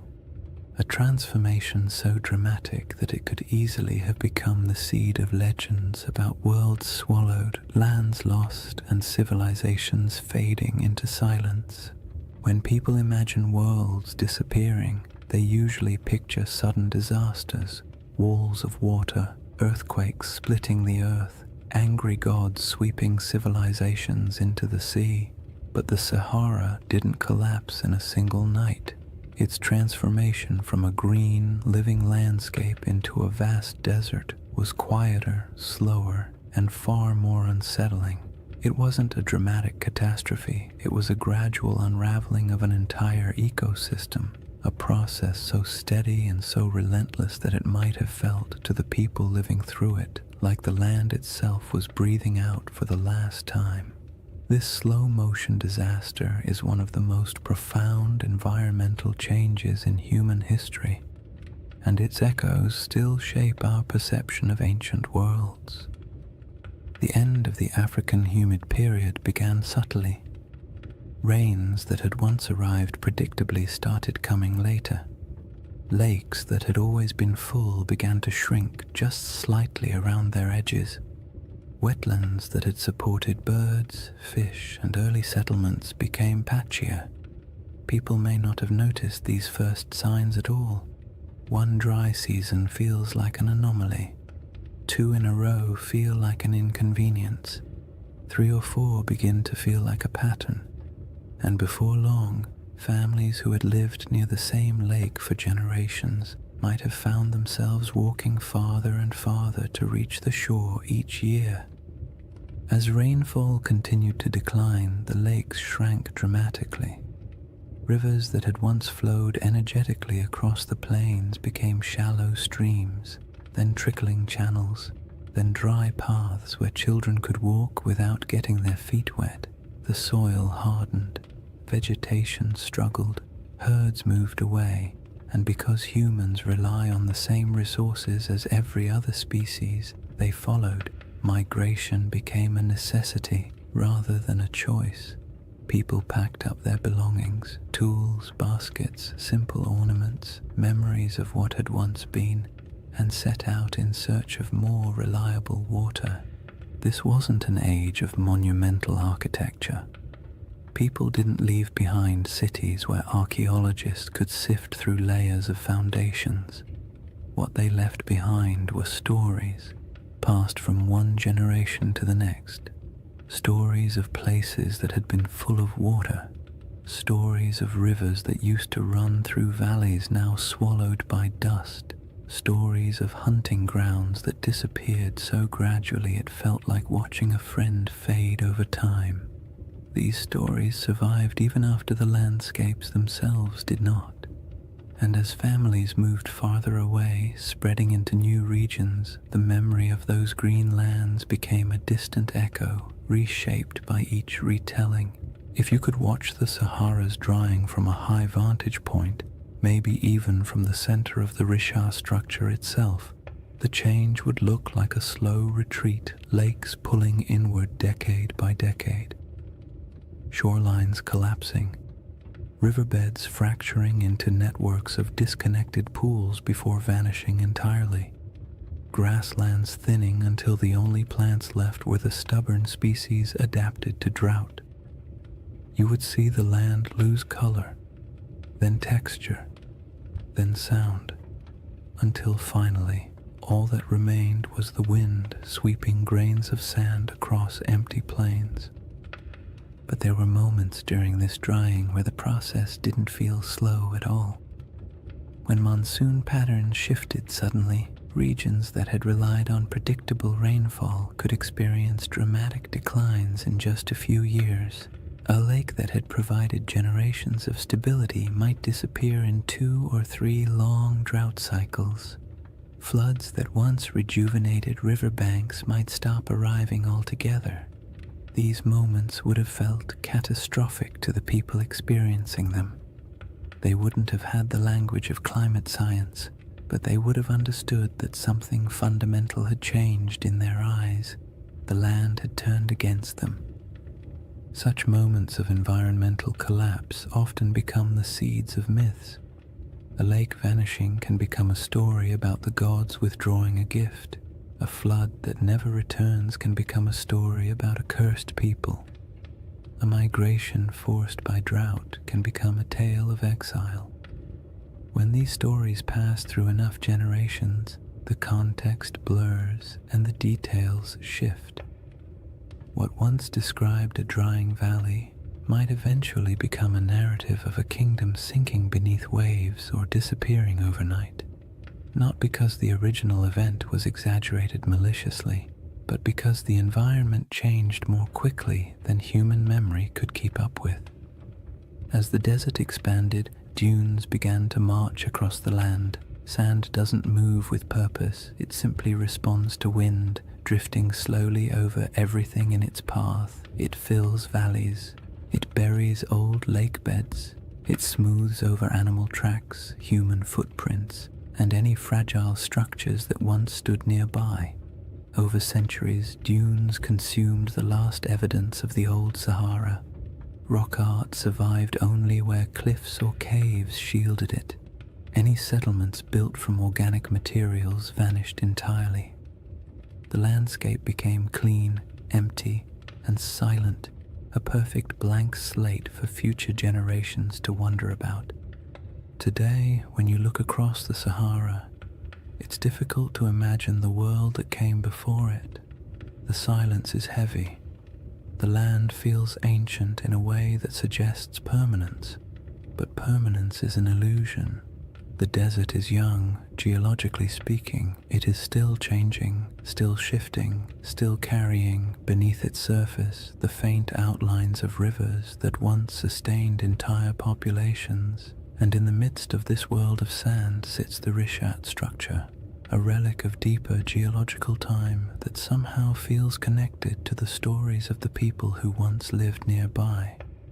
If early civilizations or pastoral groups did gather near the Rishat structure in greener times, they would have watched their world collapse gradually. The retreat of the lakes, the shrinking of rivers, the decline of herds, and the encroachment of sand would have felt like losing a home in slow motion. And when those people moved on, their stories went with them.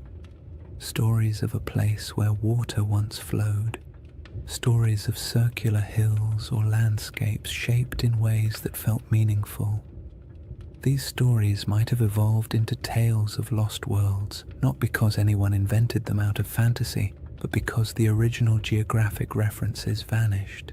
This is what makes the drying of the Sahara such a powerful backdrop for ancient legends. When a land undergoes such a dramatic transformation, memories of the old world become mythic by default.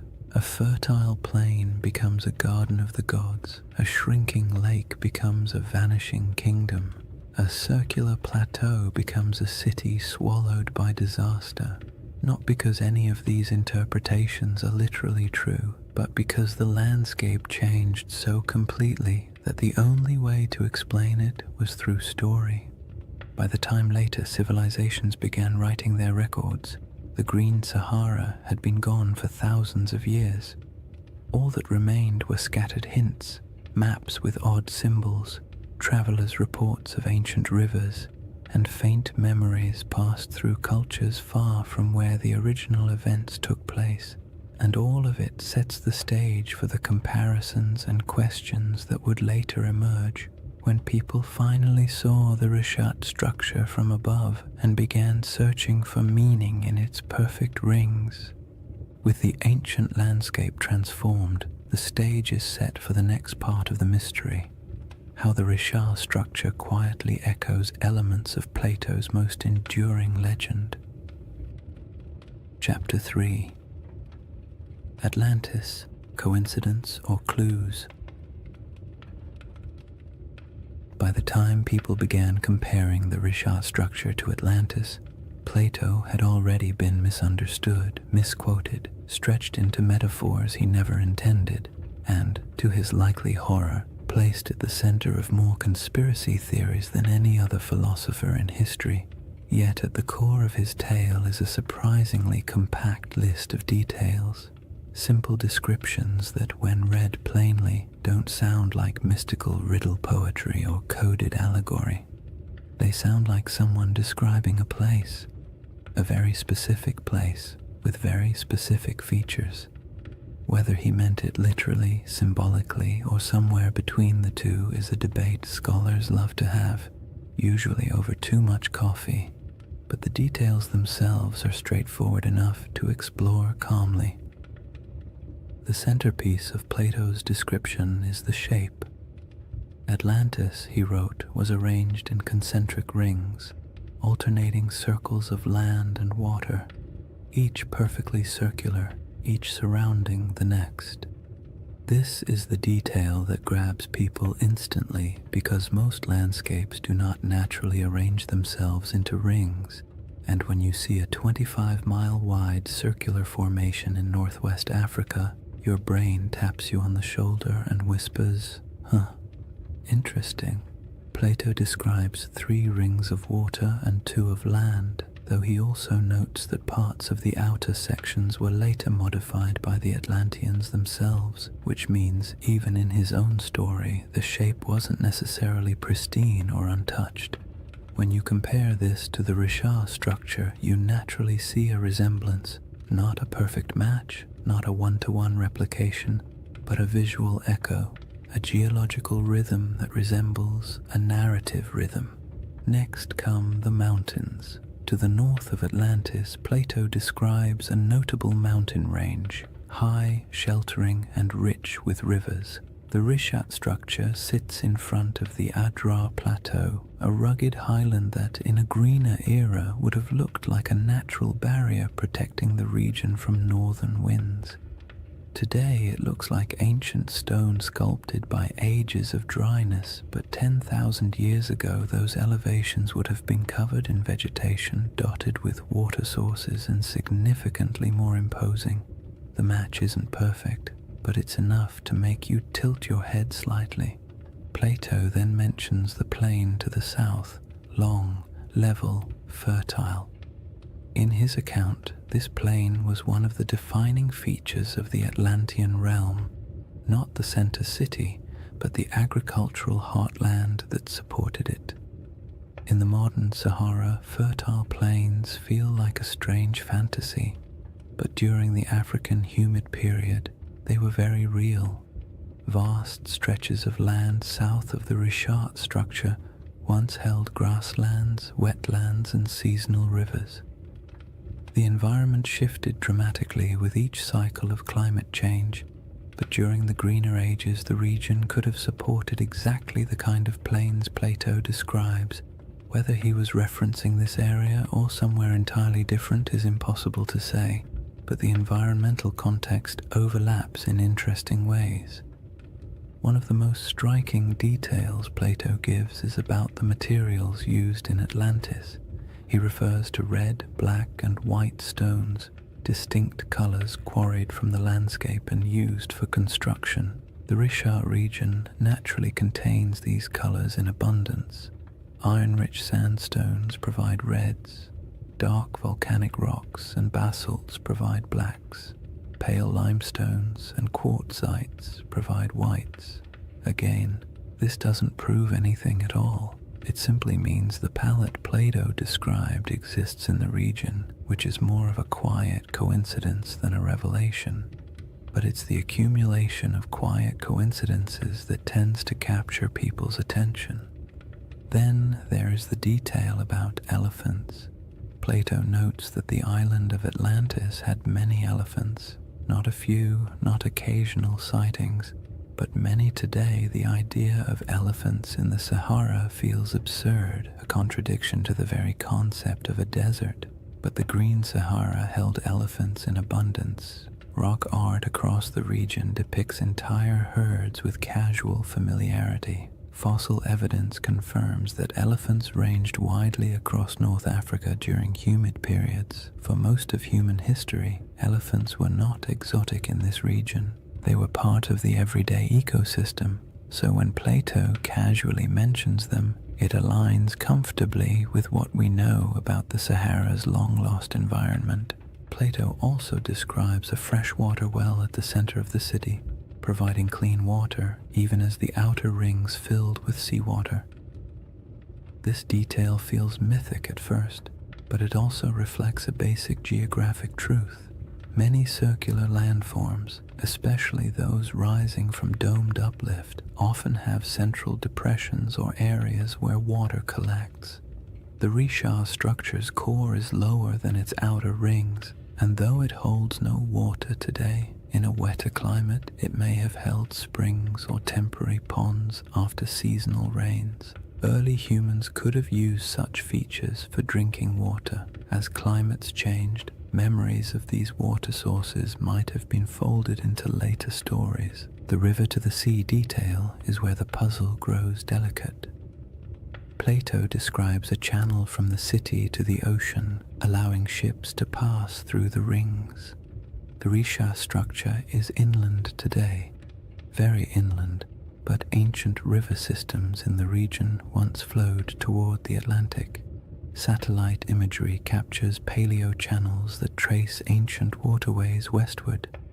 The landforms no longer match these paths because the Sahara has reshaped itself repeatedly, but it is not impossible that rivers once connected this region to coastal plains that have since eroded, drowned, or shifted beneath rising sea levels. All these details create a gentle sensation. Not belief, not certainty, just curiosity. Plato's list is simple enough that it can't be mapped cleanly onto any one place. It can describe a landscape long gone, a symbolic metaphor, or a region badly distorted by oral tradition before ever reaching Greek ears.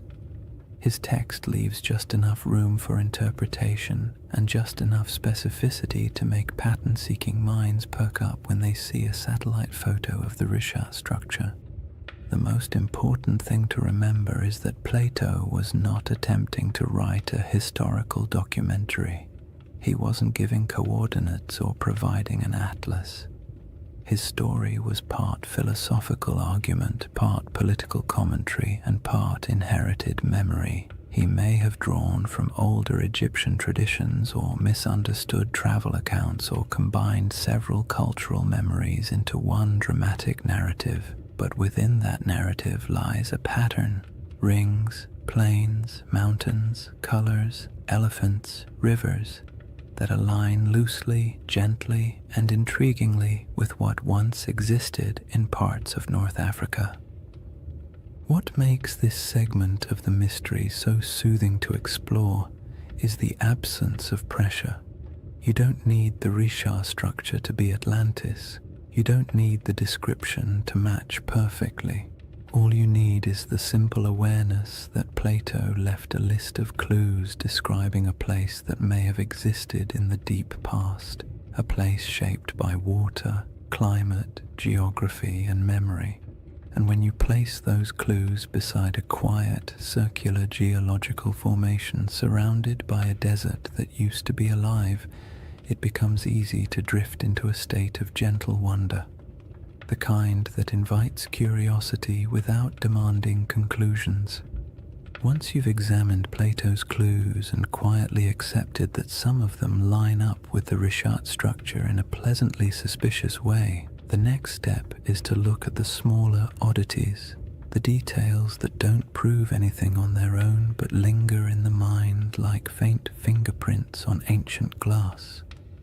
These are the features that make researchers pause, tilt their heads slightly, and say something academic like, "Well, that's interesting." They don't demand conclusions, they simply refuse to be ignored. One of the strangest among them is the presence of ancient salt deposits inside the Risha structure. In a desert environment where rain is scarce and water evaporates quickly, salt isn't surprising by itself. What is surprising is the suggestion that the salt layers within the structure formed through processes involving ancient water bodies. Some geologists have pointed out that portions of the Risha contain evaporate deposits, minerals that form when water sits, lingers, and evaporates over long stretches of time. This doesn't mean the Risha was once a lake, but it does hint that water interacted with its geology in ways that aren't immediately obvious from the modern climate. When you picture the Sahara during a humid phase, rivers flowing, lakes filling, storm clouds gathering, it becomes easy to imagine water pooling in the structure's circular basins, creating the kind of environment where salt layers could slowly accumulate. Then there are the ancient river systems that slither beneath the desert like ghosts of a wetter world. Radar imaging in the late 20th and early 21st centuries revealed the outlines of these massive paleo-channels, dried riverbeds that once carried immense volumes of water across North Africa. Some of these channels flow in directions that match Plato's narrative surprisingly well, running from deep inland regions toward what is now the Atlantic coastline. In modern geography, the Richard structure sits far from the sea, but in the world of 10,000 or even 8,000 years ago, the landscape would have been dramatically different. Coastlines were altered, deltas shifted, and river networks created pathways across regions that are now hostile to life. When you consider these ancient waterways, the idea of a circular formation once connected to a westward flowing system becomes far less far-fetched. Another curiosity is the distribution of ancient fauna across the region, especially elephants. Plato goes out of his way to mention that Atlantis had many elephants, as though their presence was noteworthy, and it would have been if you were writing for an audience in classical Greece, where elephants were known but rarely encountered. But in the Green Sahara, elephants weren't exotic at all. Fossil evidence shows they roamed freely across vast stretches of North Africa. Rock art carved by prehistoric peoples depicts them with a kind of casual familiarity, often standing near lakes or grazing beside herds of cattle. The presence of elephants in Plato's narrative doesn't align with modern geography, but it aligns beautifully with the prehistoric Sahara, suggesting that the imagery in his account may have been drawn from memories of a much earlier landscape. Tools and artifacts found throughout Mauritania add another layer of quiet intrigue. Archaeologists have uncovered stone tools, habitation traces, and remnants of early human activity around regions adjacent to the Richard structure. None of these finds point to an advanced or monumental civilization, but they confirm that humans lived, traveled, and worked in the area long before the desert swallowed it. Simple stone tools may not inspire the same imagination as grand ruins, but they indicate human presence. People exploring the ridges, hunting across the plains, or gathering plants near seasonal water. And while these finds don't match the grandeur of Plato's Atlantis, they contribute to a broader truth. This land was not always empty. Then there's the matter of erosion patterns. The Richard structure's rings are composed of alternating layers of hard quartzite and softer sandstone.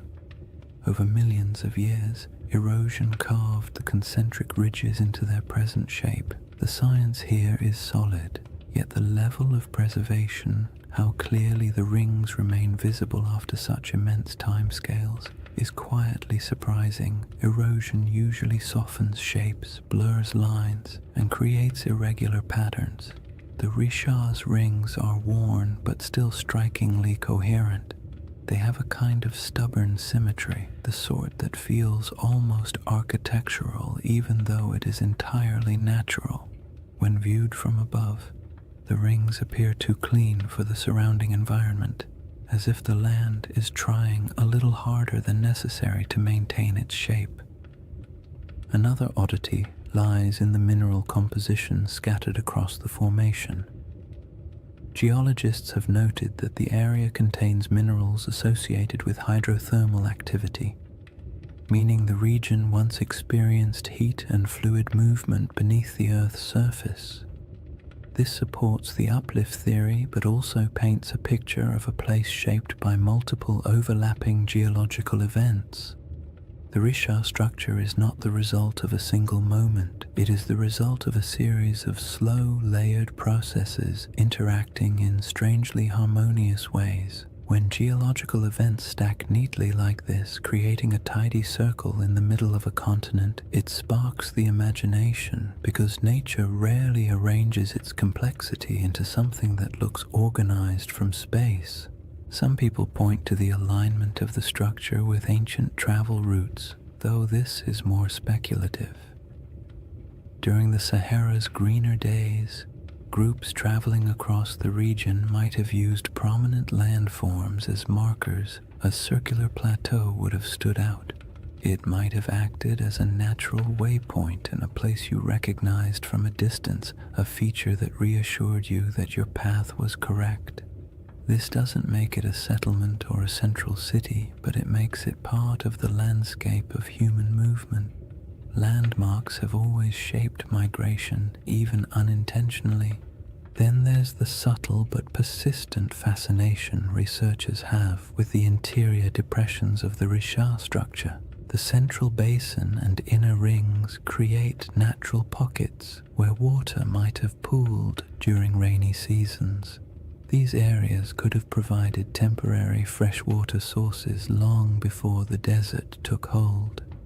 If early communities ever camped here, the structure might have served as a resting place, a place where the land, by pure coincidence, gathered the elements people needed to survive. None of these oddities amount to direct evidence of Atlantis or any lost civilization. They don't point to architecture, writing, or engineering. They don't claim that the Richat structure is anything more than a geological formation shaped by erosion, uplift, and deep time. But taken together, these small details create a sense of place, a landscape shaped by water, life, and environmental transformation. A place where memories of a greener world might have lingered long after the land grew silent. A place that feels like it carries the whispers of older stories, even if those stories can never be proven. What remains after examining these clues is not certainty, but the soft, contemplative feeling of a mystery that refuses to resolve too neatly. That's the charm of the Richat structure, not that it answers questions, but that it invites you to keep asking them, slowly and without urgency, the same way the desert allows time to drift without needing conclusions. After exploring the curious parallels and intriguing coincidences, it's important to settle into the other side of the discussion, the quiet, grounded, scientifically steady side, the side that takes a deep breath, adjusts its glasses metaphorically, and says, "All right, let's not get carried away." Because while the Richat structure is visually compelling and undeniably mysterious in its aesthetic, the case against it being anything remotely like Atlantis is just as strong as the case that makes people wonder in the first place. And acknowledging that doesn't make the mystery less soothing. In fact, it makes it more balanced, more realistic, and more grounded in the rhythm of nature rather than the drama of myth. One of the simplest arguments against the Richat-Atlantis connection is the absence of ruins. No foundations, no walls, no pottery fragments, no structural remnants of any kind. If a major civilization once existed here, even one without monumental stone architecture, we would expect to find some trace of it. People leave things behind: tools, shards, fire pits, bones, carvings, symbolic objects, something. The Sahara is harsh, but not harsh enough to erase every sign of human activity. If a dense population had lived here, small nomadic encampments leave faint traces, farming settlements leave soil signatures, even temporary villages create debris. But inside the Richat structure, archaeological evidence is scarce, scattered, and entirely consistent with occasional prehistoric habitation rather than a populous, organized city. Another clear issue is scale. Plato describes Atlantis as a powerful naval civilization capable of launching fleets, influencing foreign regions, and maintaining a capital city large enough to impress outsiders. This would require infrastructure, labor specialization, long-distance trade, and durable materials. The Green Sahara did support human life, but the evidence we have, stone tools, simple camps, modest cultural artifacts, points to pastoral and hunter-gatherer lifestyles rather than elaborate urban systems. There were no harbors, no shipyards, no canal networks, and certainly no signs of advanced engineering.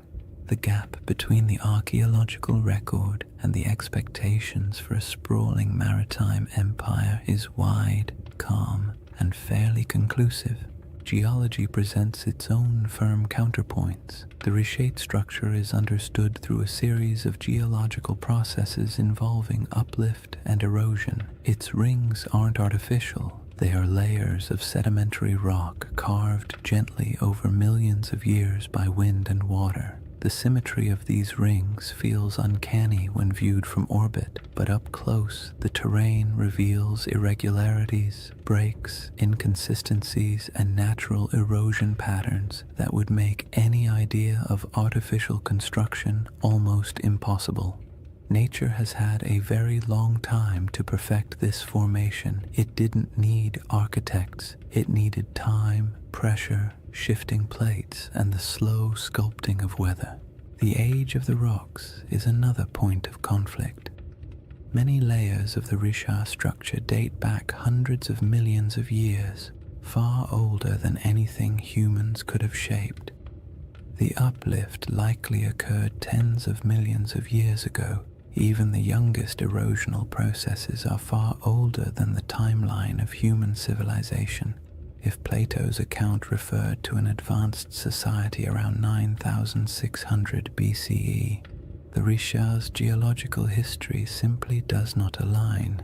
Humans were not carving rings into uplifted domes while mammoths still roamed the northern forests.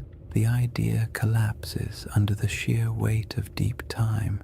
There is also the question of context. Atlantis, as Plato describes it, was a hub of Atlantic navigation, a power that interacted with Mediterranean societies, but the Richat structure sits far inland, even accounting for ancient coastlines.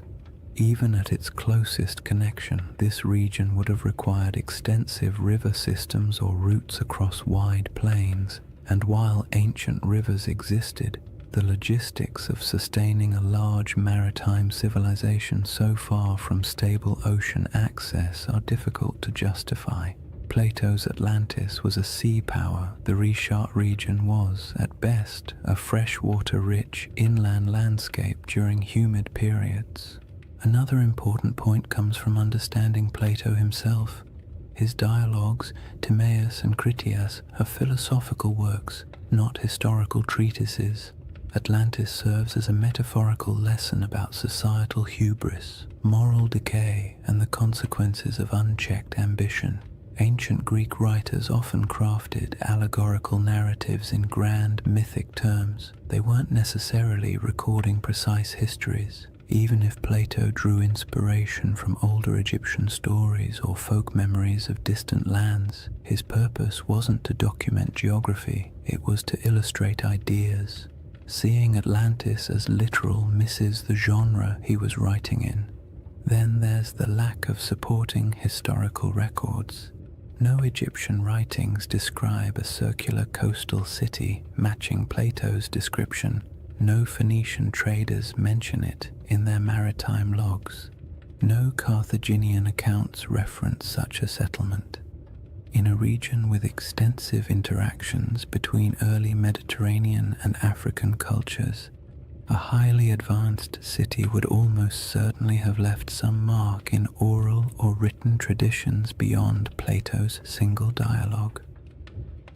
The silence is telling.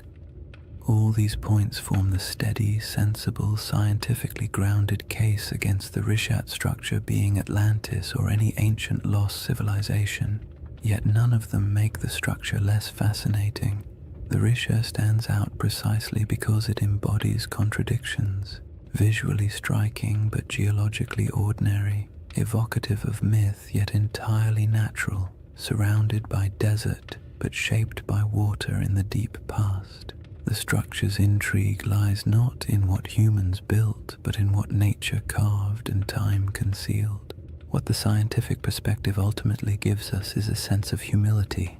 The Richat structure is a reminder that Earth's landscapes can mimic human patterns accidentally, that erosion can outperform architects, that symmetry doesn't always imply intention, and that sometimes the most interesting mysteries are the ones that sit comfortably between explanation and imagination. There is a quiet comfort in acknowledging what the Rishat structure is not, because it allows us to appreciate what it is: a monumental geological formation shaped entirely by natural processes, yet somehow capable of whispering to the part of the human mind that loves stories of lost worlds. Dismissing the Atlantis comparison doesn't end the mystery. It reframes it, shifting the focus from fantasy to the wonder of a landscape that survived floods, droughts, and time itself. And somewhere between geological certainty and mythic speculation lies a middle path, a gentle possibility that doesn't require lost empires or supernatural disasters. Only the simple fact that landscapes change, memories drift, and stories evolve across generations. That quiet middle ground forms the foundation for the next part of this chapter. After weighing the clues and counterpoints, what remains is a space in between, a soft, contemplative middle ground where certainty isn't required and imagination doesn't have to be excessive. It's the place where most real historical mysteries quietly live, suspended between the cold confidence of science and the gentle allure of myth. The Risha structure fits comfortably there. Not as Atlantis, not as evidence of a forgotten super-civilization, but as something far more grounded and oddly more beautiful. A landscape that carries echoes of memories older than history itself. This middle ground begins with an idea that's far less glamorous than lost empires but far more plausible. That Plato's account of Atlantis may have been shaped by older stories, older observations, and older memories passed through generations of storytellers, traders, and priests. Not memories of a technologically advanced society, but memories of places that once existed and then disappeared as the world changed. Civilizations don't have to be grand to be worth remembering. A pastoral group displaced by drought can leave behind a story that grows in the telling. A lakeside settlement swallowed by desert winds can become a tale of a city lost. A dramatic shift in climate can be recast as a divine punishment, and long after the physical evidence is gone, the story continues, reshaped a little each time it's spoken aloud. If you imagine early North African cultures watching their world change, watching lakes shrink, herds migrate, familiar routes vanish beneath encroaching sand, it's easy to understand how memories of those landscapes could eventually transform into myths about lost worlds. The Sahara didn't disappear overnight, but it disappeared quickly enough in human terms that it would have felt, to those who lived through it, like watching a homeland dissolve. People don't forget something like that. They carry it into new regions, tell it to their children, bury it in rituals and cautionary tales, and as those stories move from one culture to another, details shift, embellishments form, and simple memories become larger narratives. When Plato eventually recorded the Atlantis story, he may have been receiving not a literal historical account, but a story already many generations old. A story so old, in fact, that the geography behind it had changed completely since the original events. That is the gentle possibility that keeps the Riche conversation alive. Not that it was Atlantis, but that it resembles the type of place that could have inspired memories strong enough to survive climate shifts, migrations, and cultural reinterpretation. In this middle ground, the Rishat structure becomes less a candidate for Atlantis and more a symbol for the forgotten worlds that once existed during the Sahara's green phases. The circular shape isn't a blueprint, it's a coincidence that resembles human descriptions of circular settlements or lake systems. The environment around it, once fertile, later desolate, fits the rhythm of myths describing lands that flourished and then vanished, and the geological strangeness of the formation makes it the type of place human imagination gravitates toward, even without evidence of ancient cities or monumental architecture. This perspective is calm and grounding. It acknowledges that the Richat structure is geological, not architectural. It embraces the idea that natural formations can inspire awe without requiring supernatural explanations, and it allows space for the possibility that human stories, especially the very old ones, often preserve impressions of landscapes altered or erased by time. In this view, Atlantis isn't a lost city waiting to be excavated. It's a cultural memory of a world transformed. The middle ground also makes room for one of the most fascinating aspects of human storytelling, our tendency to merge different memories into single narratives. Imagine an Egyptian priest hearing tales from travelers who claim their ancestors once lived in a land where water flowed through concentric valleys. Imagine those memories mixing with other stories of disappearing lakes, ancient floods, or regions swallowed by drought. Imagine Plato hearing a version of that tale centuries later, filtered through generations of reinterpretation. By the time he wrote it down, the story would have been a blend, part geography, part metaphor, part nostalgia for a world the teller never saw. This blending of truth and tale is not deception. It's how oral traditions work. Details shift, landscapes become symbols, natural disasters become moral lessons. A story meant to explain why the world changed becomes a story explaining why people must be humble. Even today, we do this without realizing it. We condense complex events into simple narratives because simple narratives are easier to remember, easier to teach, and easier to carry into the future. In the calm light of this middle ground, the Richat structure serves as a gentle reminder that landscapes shape stories just as stories shape our perception of landscapes.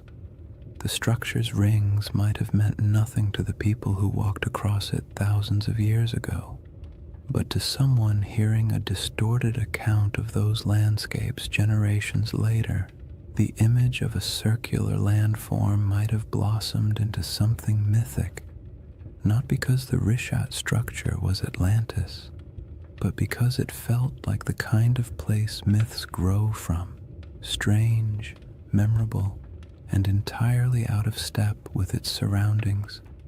The temptation of this middle path lies in its openness. You don't have to believe the Richat structure hides ruins. You don't have to assume ancient people built concentric canals. You don't even have to decide whether Atlantis existed as a literal place. You simply accept that the ancient world was filled with environments now gone, and that stories from those environments survived in forms we barely recognize. The Richat structure becomes one of many possible inspirations, not the answer, but an echo. There's something soothing about mysteries that don't demand solutions. They allow your mind to drift without needing to arrive anywhere specific. The Richat structure isn't a riddle asking to be solved. It's an invitation to explore deeper layers of time, to imagine landscapes that no longer exist, and to appreciate how human memory stretches across millennia. It reminds us that myths often begin with something real, not a lost empire necessarily, but a lost environment, a lost way of life, or a lost understanding of the land. And that leads us gently into the final chapter of this journey, a shift away from evidence and counter-evidence, and toward the quiet, cosmic perspective that emerges when you consider how long the Richat structure has watched the desert around it rise, fall, and change. Chapter 4. The Eye That Remembers Everything. If you ever find yourself imagining the Richau structure at night, it helps to forget the satellite photos and geological diagrams for a moment and picture something much quieter. A place far from modern roads, far from city lights, far from anything that interrupts the soft rhythm of the desert after sunset. Night in the Sahara is its own world, almost a separate dimension from the harsh daylight that most people think defines it. The heat drains away slowly, the wind settles into a steady breath across the dunes, and the sky opens wider than seems reasonable, filled with stars that feel impossibly close. In that stillness, the Richat structure doesn't feel like a geological puzzle or a misunderstood legend. It feels ancient in a way few places do, as if it has been sitting patiently through eras, watching everything change around it while remaining almost unchanged itself. Standing at the center of the formation under a clear sky would feel like standing inside a natural observatory. The circular ridges rise around you, not high enough to trap you, but just high enough to create the sense of being in a vast stone bowl. The curves would guide your gaze upward toward the sky, making the stars appear as though they are swirling in unison with the rings below. There are no lights to dim the stars, no distant hum of traffic, no artificial sounds, just the low whisper of the wind brushing across ancient rock, passing through channels carved by time, creating tones so soft you might not even register them consciously. In that kind of quiet, the desert feels alive. Not in a dramatic or mystical way, but in the subtle way landscapes breathe through temperature shifts, airflow, and tens of thousands of years of stillness. The moonlight transforms the Richat structure even further. The pale light pools in the lower depressions and glides across the ridges, revealing the circular symmetry that can be hard to see when you're standing on the ground during the day. At night, those rings shine faintly, almost glowing in places where quartzite catches the moon's reflection. The effect is soothing, not eerie, the kind of sight that makes you exhale slowly, not look over your shoulder. The desert has always been a place where time feels soft and stretched, and inside the Richat at night, that feeling only deepens, as if the land is gently reminding you that it has existed far longer than any human story about it. There is something comforting about how little the Richat structure demands. It doesn't insist on meaning. It doesn't ask to be interpreted. It simply sits, weathered and patient, while the sky above it cycles through constellations that ancient people once used to navigate across greener lands. Thousands of years ago, when the Sahara was still alive with lakes and grasslands, early humans would have looked up at the same stars, using them to track seasons, migrations, and time. They may have passed near the Richat without knowing its shape, but they would have walked under this same sky, feeling the same cool air after sunset, listening to similar breezes skimming across the land.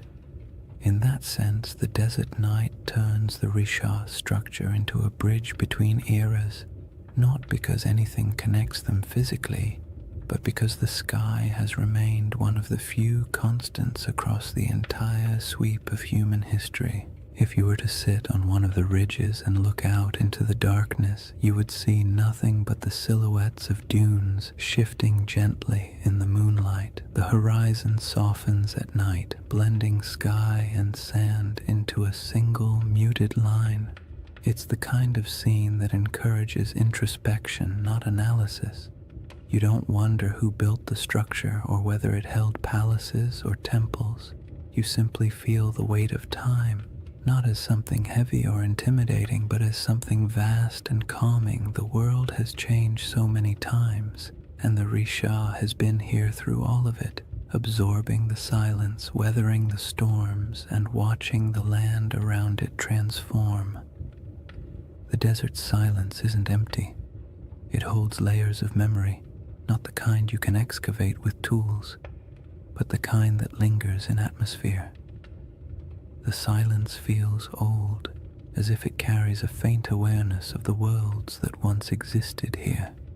Lakes reflecting starlight, animals moving across grasslands, families gathering near fires that burned in a landscape now gone. The nighttime air feels thick with that invisible history, yet it doesn't demand your attention.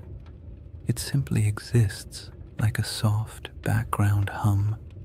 The stars above the Rishat structure appear especially dense because of the region's extreme remoteness. The Milky Way stretches overhead like a pale river of light, echoing the rivers that once flowed across the Sahara during its humid phases. The longer you look, the more constellations seem to reveal themselves, and the more the structure on the ground feels connected to the cosmos above. The rings of the Rishat mirror the vast circular patterns in the sky, the arcs of the galaxy, the curvature of the horizon, the slow rotation of the Earth itself.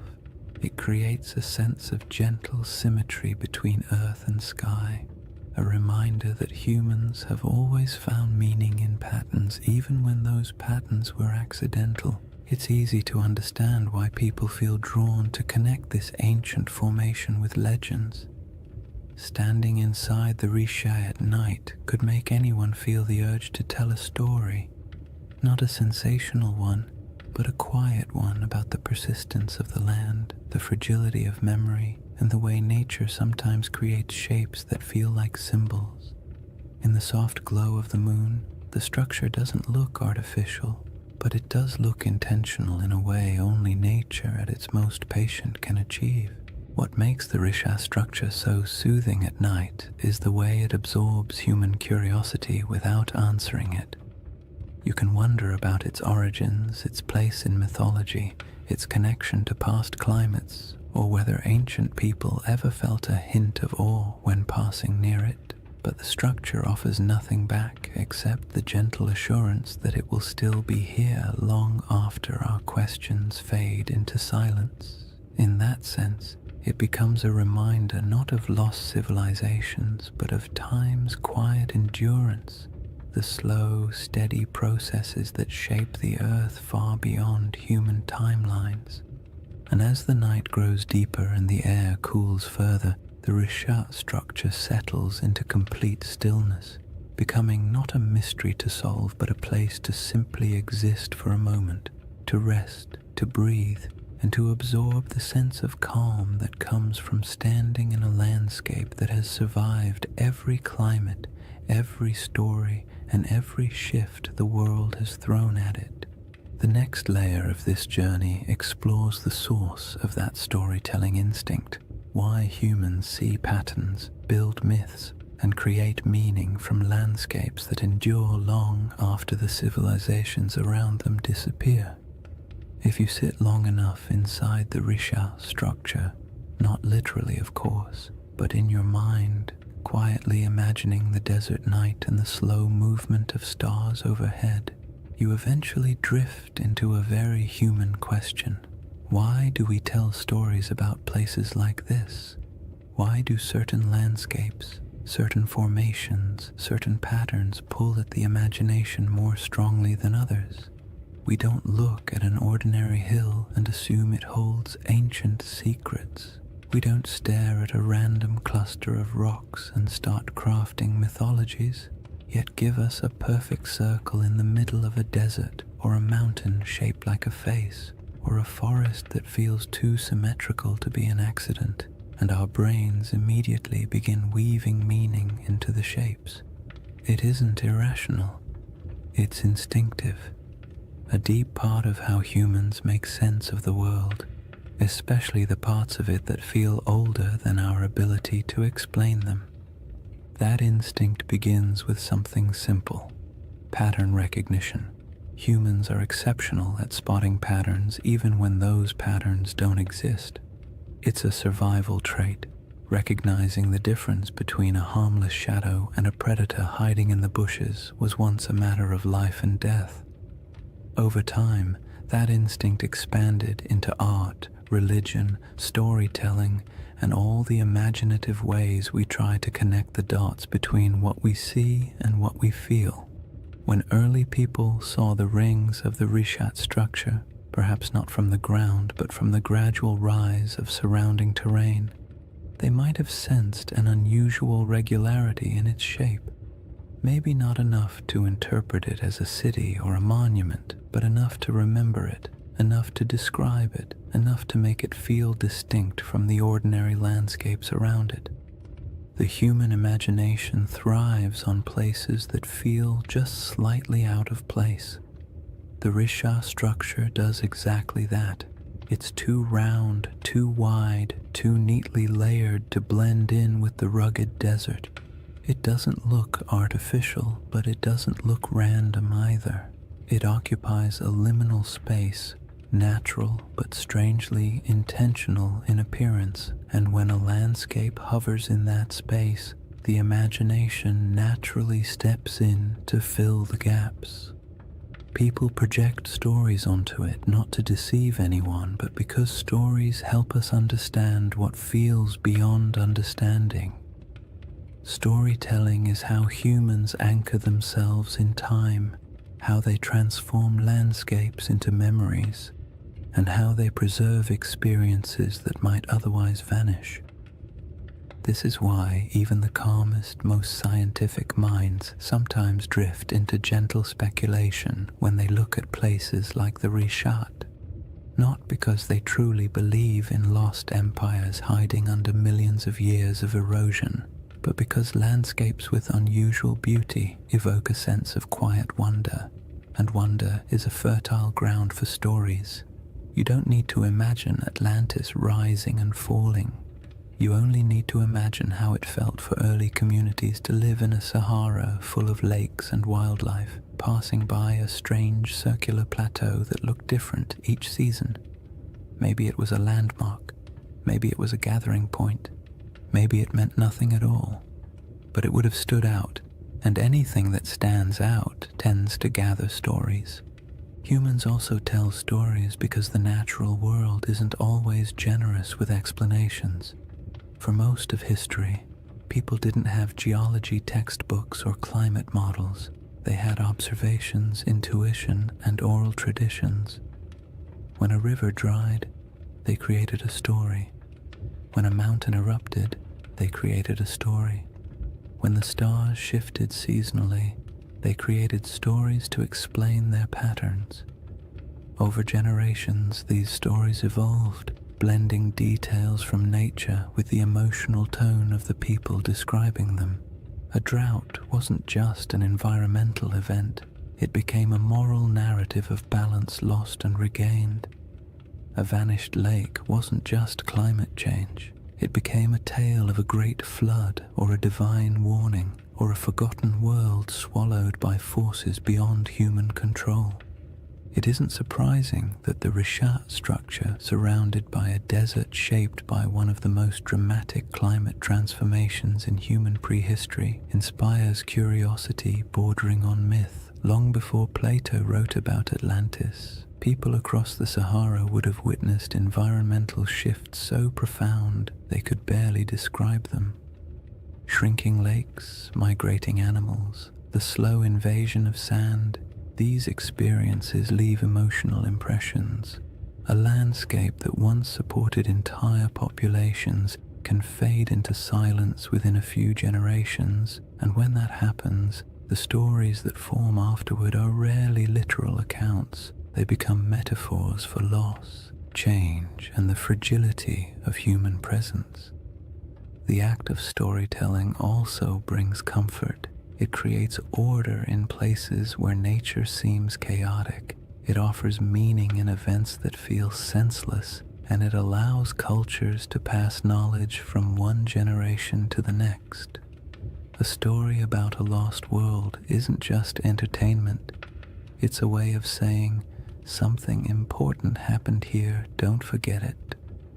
Those stories can stretch across thousands of years, even if the exact details blur. The memory of a disappearing lake might evolve into a legend of an entire region swallowed by the sea. The recollection of an unusually shaped landform might become a story about circular cities or divine architecture.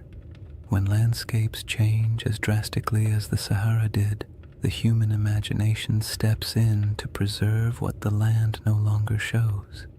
What's interesting is that the imagination doesn't only reach backward, it also reaches upward. Humans have always linked earthly landscapes with the sky.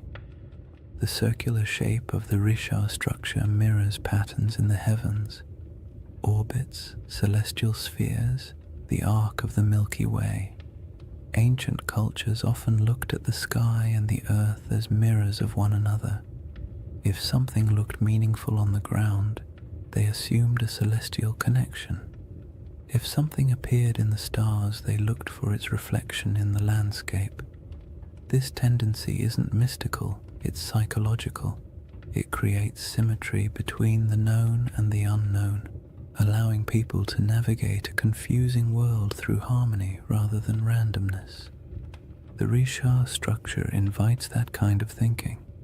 At night, when the stars swirl overhead and the rings below form a gentle spiral of shadow and light, it becomes easy to understand how the human imagination might link the two, not through elaborate theories, but through quiet intuition, through the simple feeling that a place shaped in circles must hold a story shaped in circles, through the awareness that landscapes sometimes look like symbols even when they are not, through the natural desire to connect the visible world with the invisible past.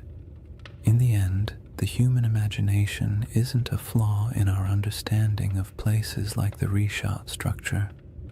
It's a companion. It allows us to explore possibilities without insisting on answers. It lets us appreciate mysteries without demanding they be solved. And it reminds us that even when we know the scientific explanation for a geological formation, we can still feel wonder, still be moved by the beauty of its shape, and still tell stories about what it might have meant to the people who walked through a greener Sahara thousands of years ago. That instinct to remember, to reinterpret, to imagine, leads naturally into the next part of this journey, the way deserts protect, preserve, and occasionally conceal pieces of worlds that no longer exist, leaving behind not cities but quiet geological breadcrumbs for the patient observer. When people think of the desert, they often imagine it as a place that erases everything. Wind sweeping across dunes, sand swallowing anything left on the surface, time grinding all traces of the past into dust. And while parts of that are true, the desert is far more complicated. It destroys, yes, but it also preserves in ways wetter climates never can. Humidity decays wood, softens clay, and corrodes metal. Rain washes away structures and scatters artifacts. Plants reclaim abandoned land quickly, burying the past in roots and soil, but the desert is patient. Dry air keeps things intact. Sand buries but also protects. Stone carvings last almost forever when nothing grows to break them apart. If anything, the Sahara is one of the most powerful memory keepers on Earth, even if it rarely gives up those memories easily. The Rishat structure sits in the middle of this vast archive, not an archive of books or ruins or treasure, but an archive of landscapes. The rings themselves are a geological timeline. Each layer tells a story about a different era of Earth's crust. The minerals inside them remember volcanic activity, erosion patterns, shifts in ancient climates, and surrounding the structure, scattered across the Sahara, lie faint traces of worlds that came and went before the desert took over. Fossils of fish that once swam in freshwater lakes, shells from ancient inland seas, bones of hippos, giraffes, elephants, and antelope that lived in grasslands where nothing but dunes now remain. These remnants are quiet, fragile, and astonishingly well preserved because the desert has held them still for millennia. Even more delicate objects survive in surprising numbers. Stone tools left behind by early humans who walked across plains now buried under dunes, arrowheads, blades, grinding stones, small carvings. They're scattered, not concentrated, evidence of lives lived lightly on the land, following herds, collecting plants, moving when the seasons demanded it. None of these objects tell a story of a centralized city or a monumental culture, but they do tell the story of human persistence in a world that was constantly shifting around them.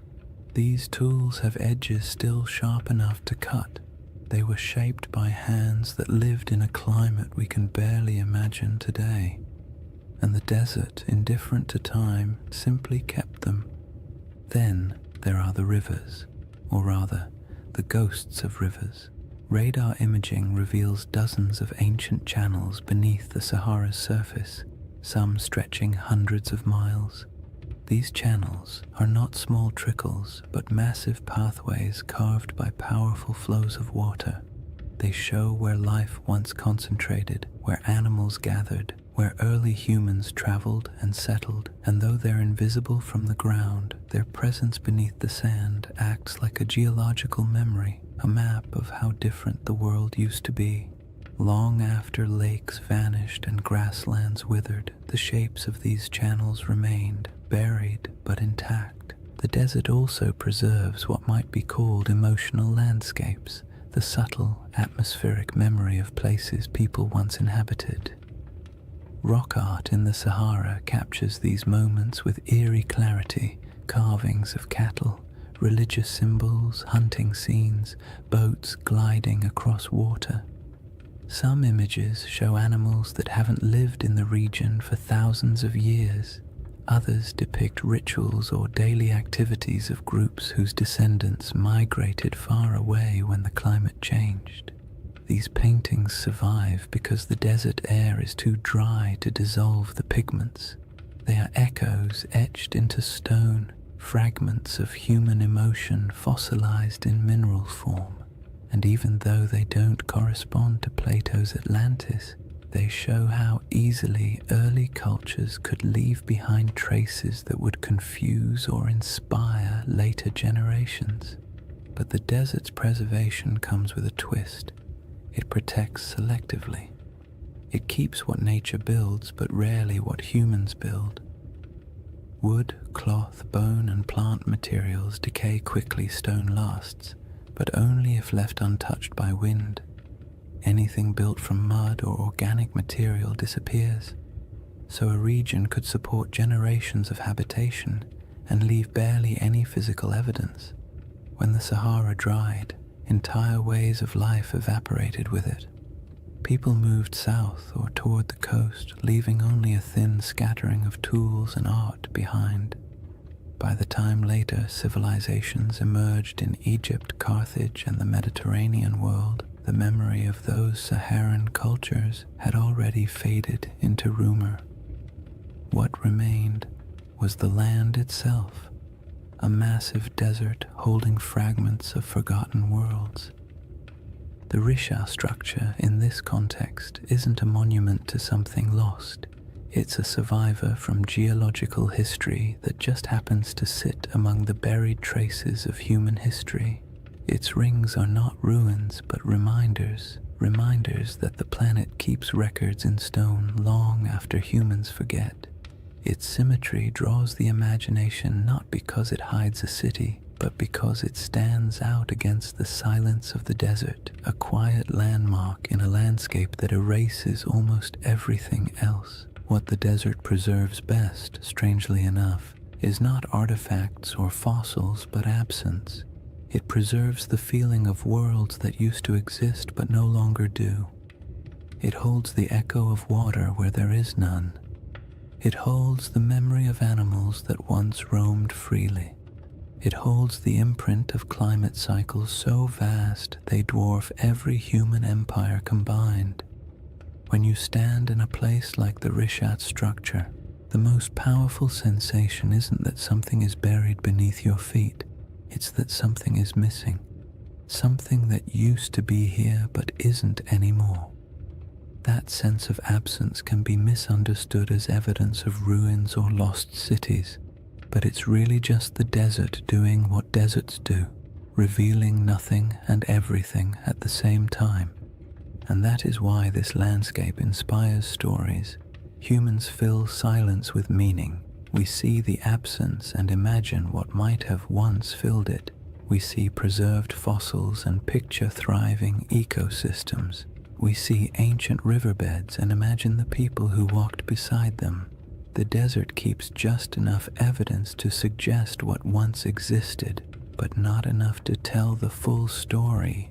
And in that gap, wide, quiet, and centuries deep, the imagination takes over.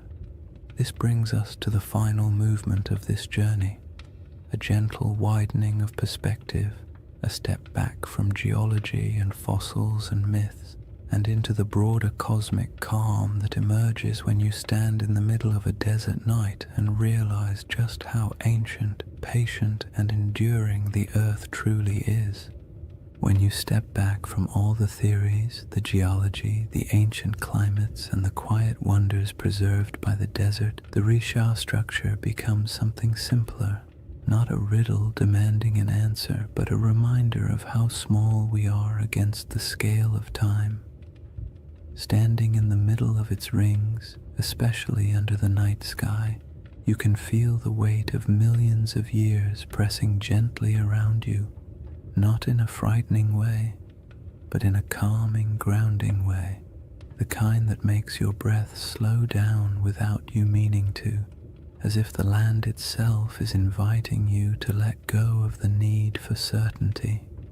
Because the truth is, the Rishat structure doesn't care what we believe about it. It existed long before humans tried to make sense of it, and it will exist long after our stories fade. The desert has watched entire civilizations rise and fall at its edges, while the eye of Africa simply remained what it always was, a geological formation shaped by pressures, erosion, and deep time. And yet, for something so indifferent, it has a remarkable ability to hold our attention, to stir our imagination, to make us lean forward and whisper, "What if?"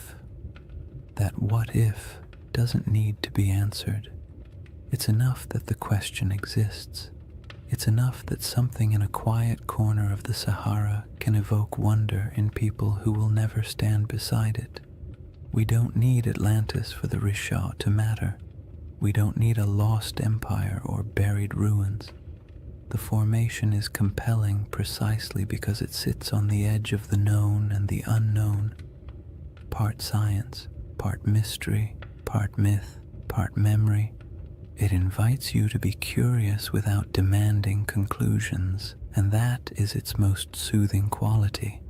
If you imagine the Risha at its quietest moment, perhaps just before dawn, when the stars begin to fade but the sun hasn't yet lifted over the dunes, the entire landscape feels suspended. The air is cool, still carrying the desert's nighttime clarity. The sky brightens slowly, revealing the faint outlines of the rings around you. The first light washes over the ridges, turning the stone soft shades of blue and gold. In this moment, it feels as though the structure is waking up, though of course it never sleeps.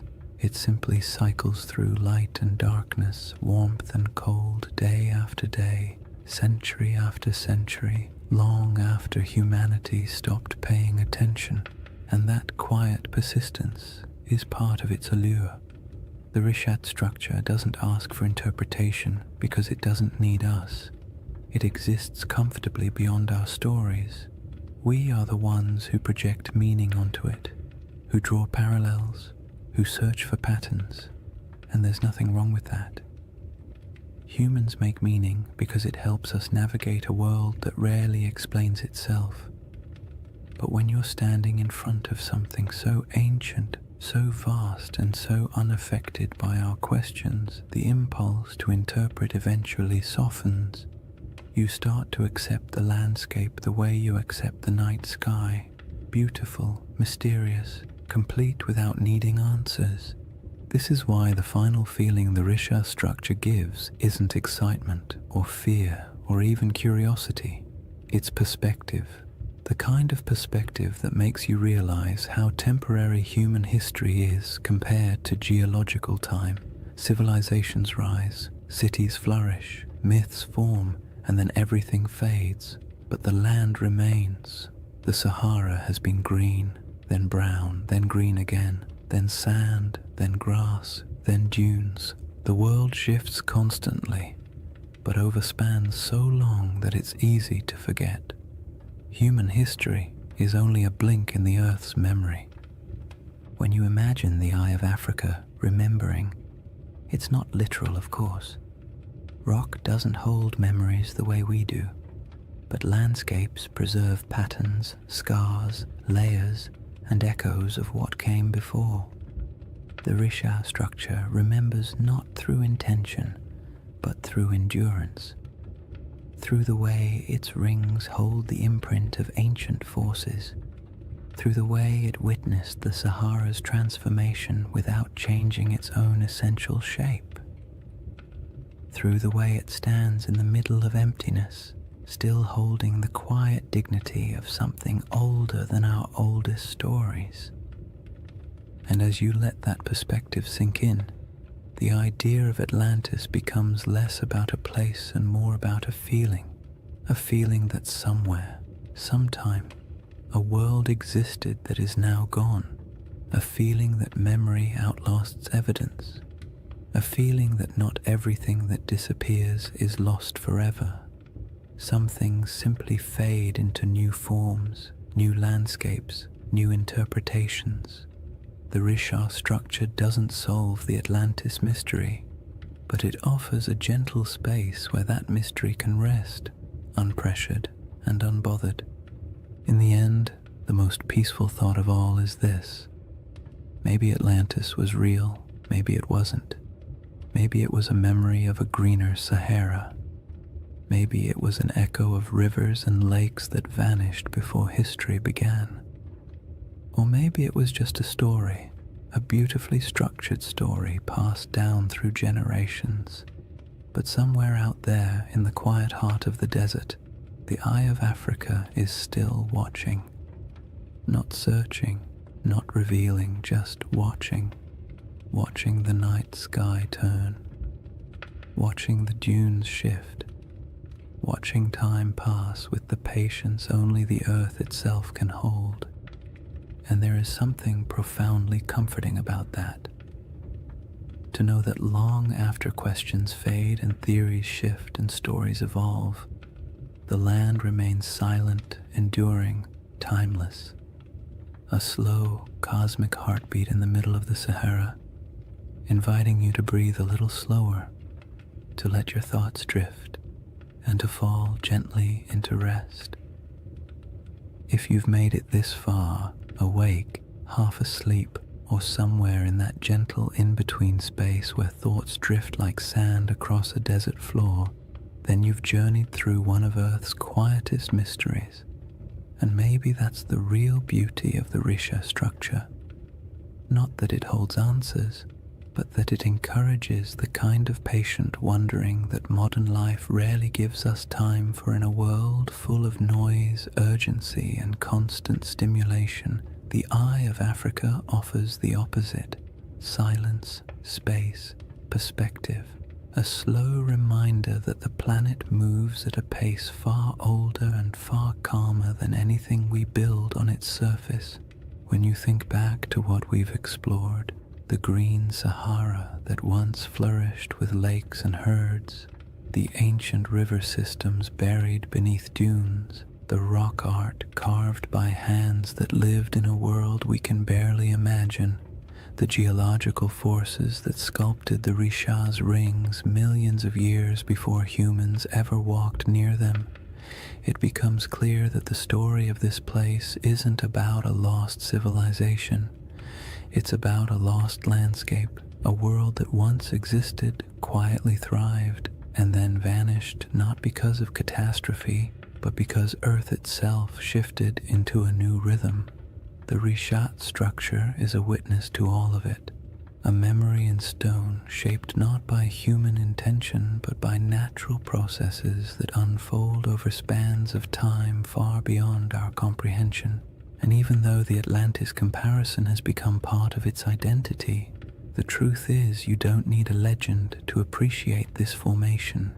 You don't need Plato or myths of rings and cities or theories about ancient mariners. You only need the simple awareness that our planet contains places so strange and so beautiful that they feel like stories even before we start telling them. The Rishat structure is one of those places. Perfectly circular, timeless, a little unsettling, completely mesmerizing, the kind of formation that makes you pause and remember that the earth was sculpting wonders long before anyone arrived to give them names. There's a quiet comfort in imagining the Eye of Africa as a presence rather than a puzzle, not a watcher in any mystical sense, but a symbol of endurance. It has seen the Sahara as a cradle of life, then as a wilderness, and now as a vast ocean of sand. It has seen climates shift, species migrate, and entire ecosystems vanish into memory. And through all of it, it stayed where it was, letting time carve every ridge, every basin, every curve. There's something almost meditative about that, the idea that some things don't chase meaning, they simply endure and allow us to come to them with whatever questions or stories we carry. As you settle into the final moments of this journey, imagine once more the Rishat structure under the stars, the rings around you fading into shadow, the sky stretching overhead like an ancient tapestry, the air cool, the sand carrying the day's warmth, the wind quiet enough to feel like the earth is holding its breath. In that moment, all the theories, all the debates, all the speculation falls away. What remains is just the land, unconcerned, immense, older than memory, a reminder that our place in the world is temporary but also meaningful in its own small way.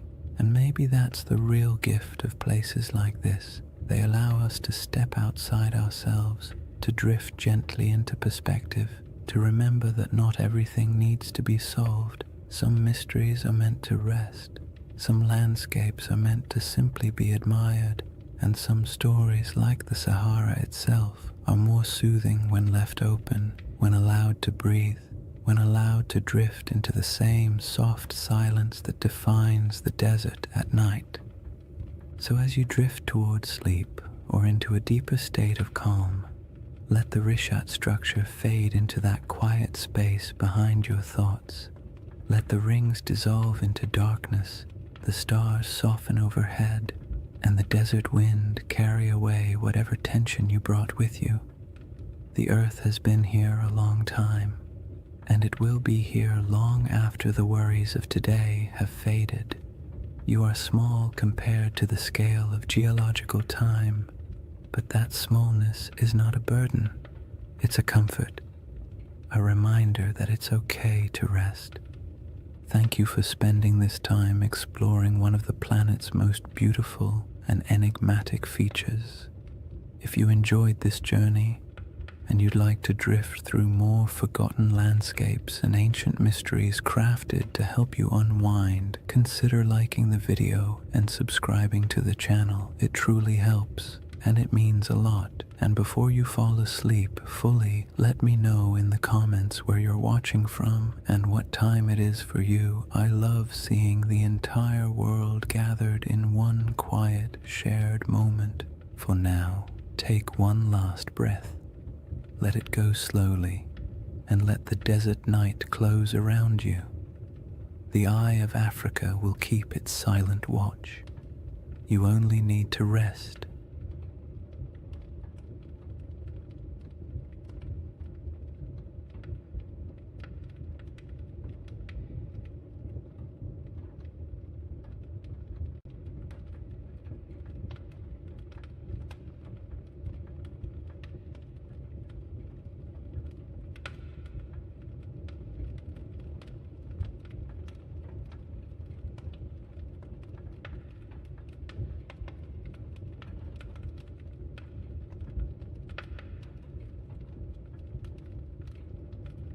Hey guys, welcome back to the Sleep Atlas. Tonight, we're traveling back to one of history's strangest paradoxes, an army of monks, men who swore vows of poverty, chastity, and obedience, then marched into battle with swords gleaming in the sunlight and banners blazing red crosses against white, the Knights Templar.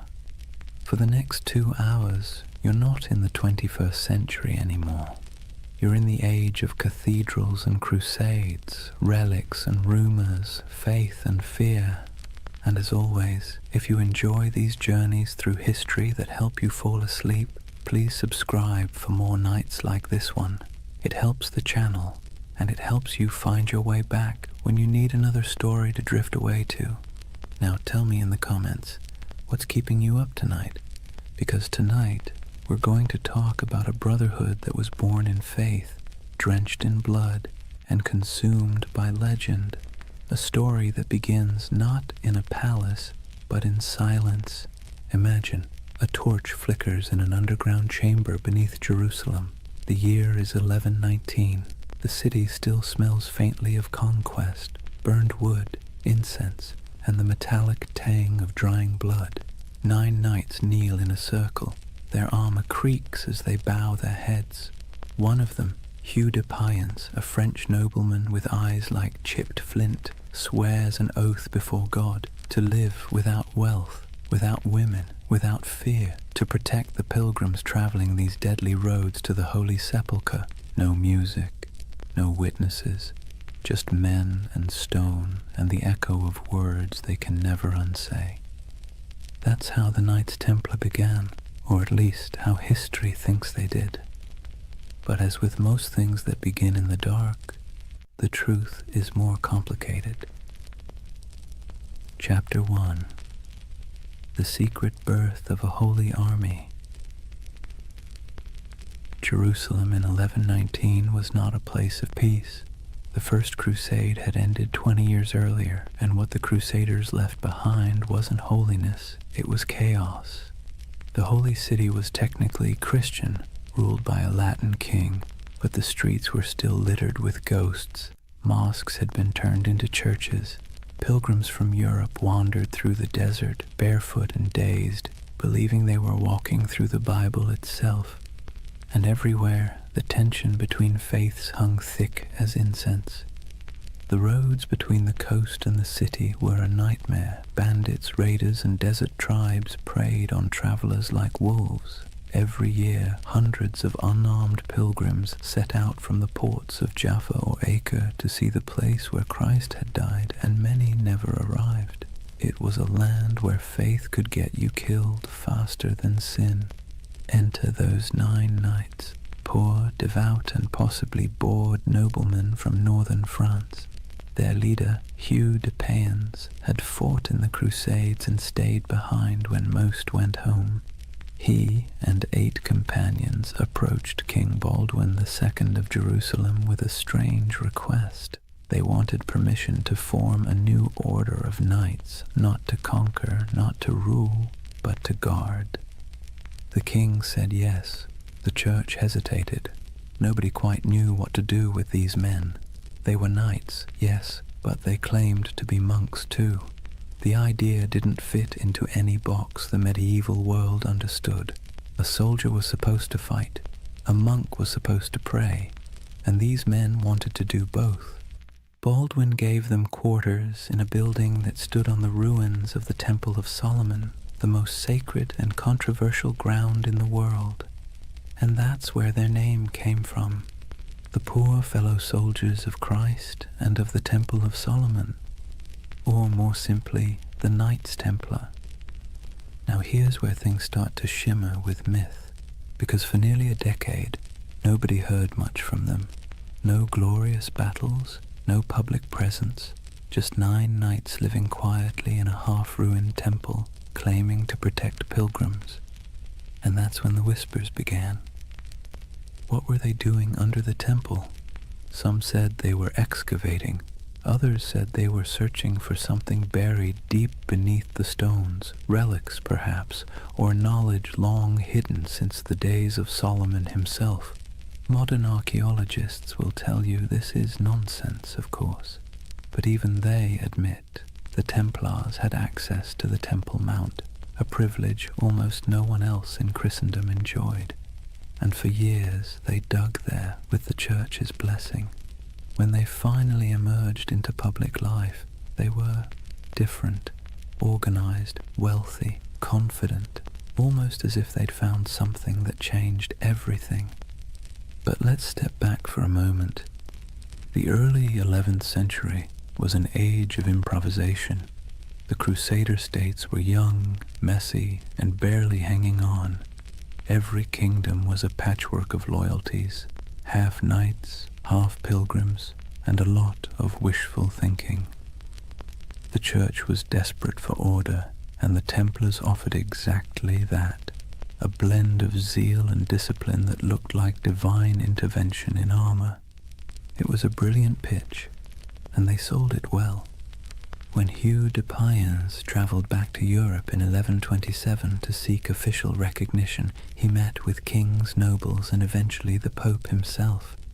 The Church loved them, a holy army that required no payment, asked for no land, and swore absolute loyalty to God.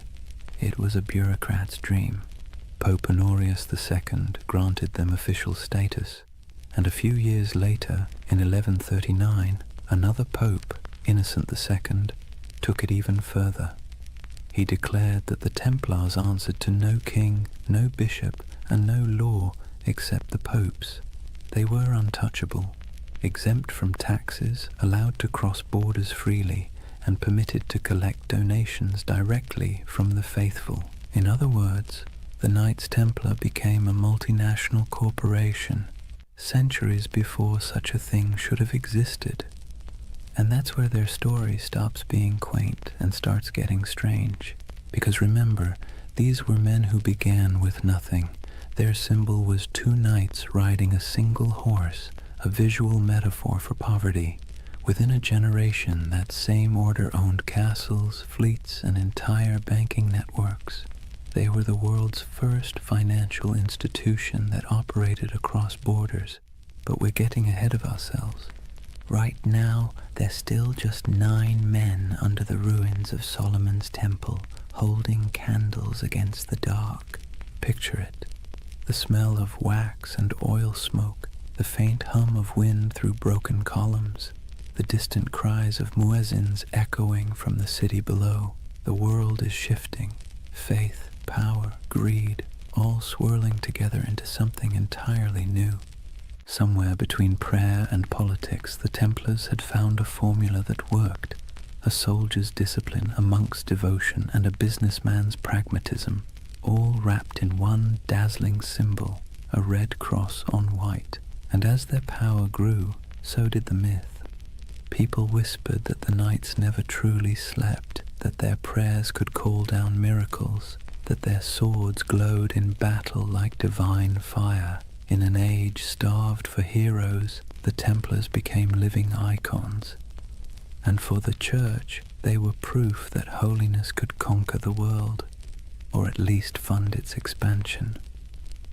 Still, even in these early days, the seeds of their downfall were already being planted, because whenever power hides behind purity, suspicion follows. For now, though the world was enchanted by them, Europe sent them gold, recruits, and blessings. The Templars began to build fortresses across the Holy Land, stark geometric structures designed not for beauty but for survival. The first of these rose near Gaza, its walls thick and severe as if carved from a single thought: hold. And hold they did.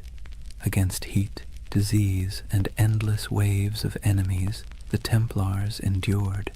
They were a strange hybrid, too pious for ordinary knights, too violent for ordinary monks, but somehow they worked. The desert turned them into something sharper, harder, less human, and the world rewarded them for it. By the end of the 12th century, the Templars were no longer a curiosity. They were a force of nature. Their red cross fluttered on every major battlefield from Antioch to Acre. Pilgrims prayed to them as if they were saints. Kings borrowed money from them as if they were banks, and behind their stoic silence they smiled, because they knew the holiest men in Christendom were also its most indispensable. The Holy Land. It sounds peaceful, doesn't it? Golden deserts, olive groves, sun-bleached ruins, the kind of place you might imagine angels hovering over in serene silence. But in the early 12th century, it was anything but serene. Jerusalem had been liberated by Christian crusaders only a few decades earlier, and let's be clear, liberation in medieval terms usually meant blood up to the ankles. The First Crusade had ended with the massacre of nearly every inhabitant of the city, Muslim, Jew, and even some Christians unlucky enough to be standing in the wrong doorway. The survivors who staggered out of those gates left behind a city that was holy, yes, but also haunted. Now, imagine you're one of the pilgrims arriving from Europe after that carnage. You've sold your land, kissed your family goodbye, and endured months on a leaky ship that smelled of salt, vomit, and desperation.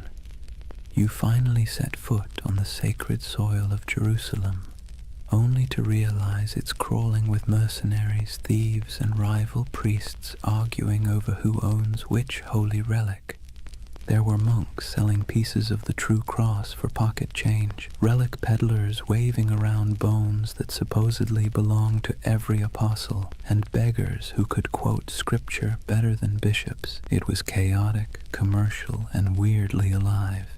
The Holy Land was supposed to be a place of purity, but it was also a marketplace of faith, and this was the world the Templars were born into.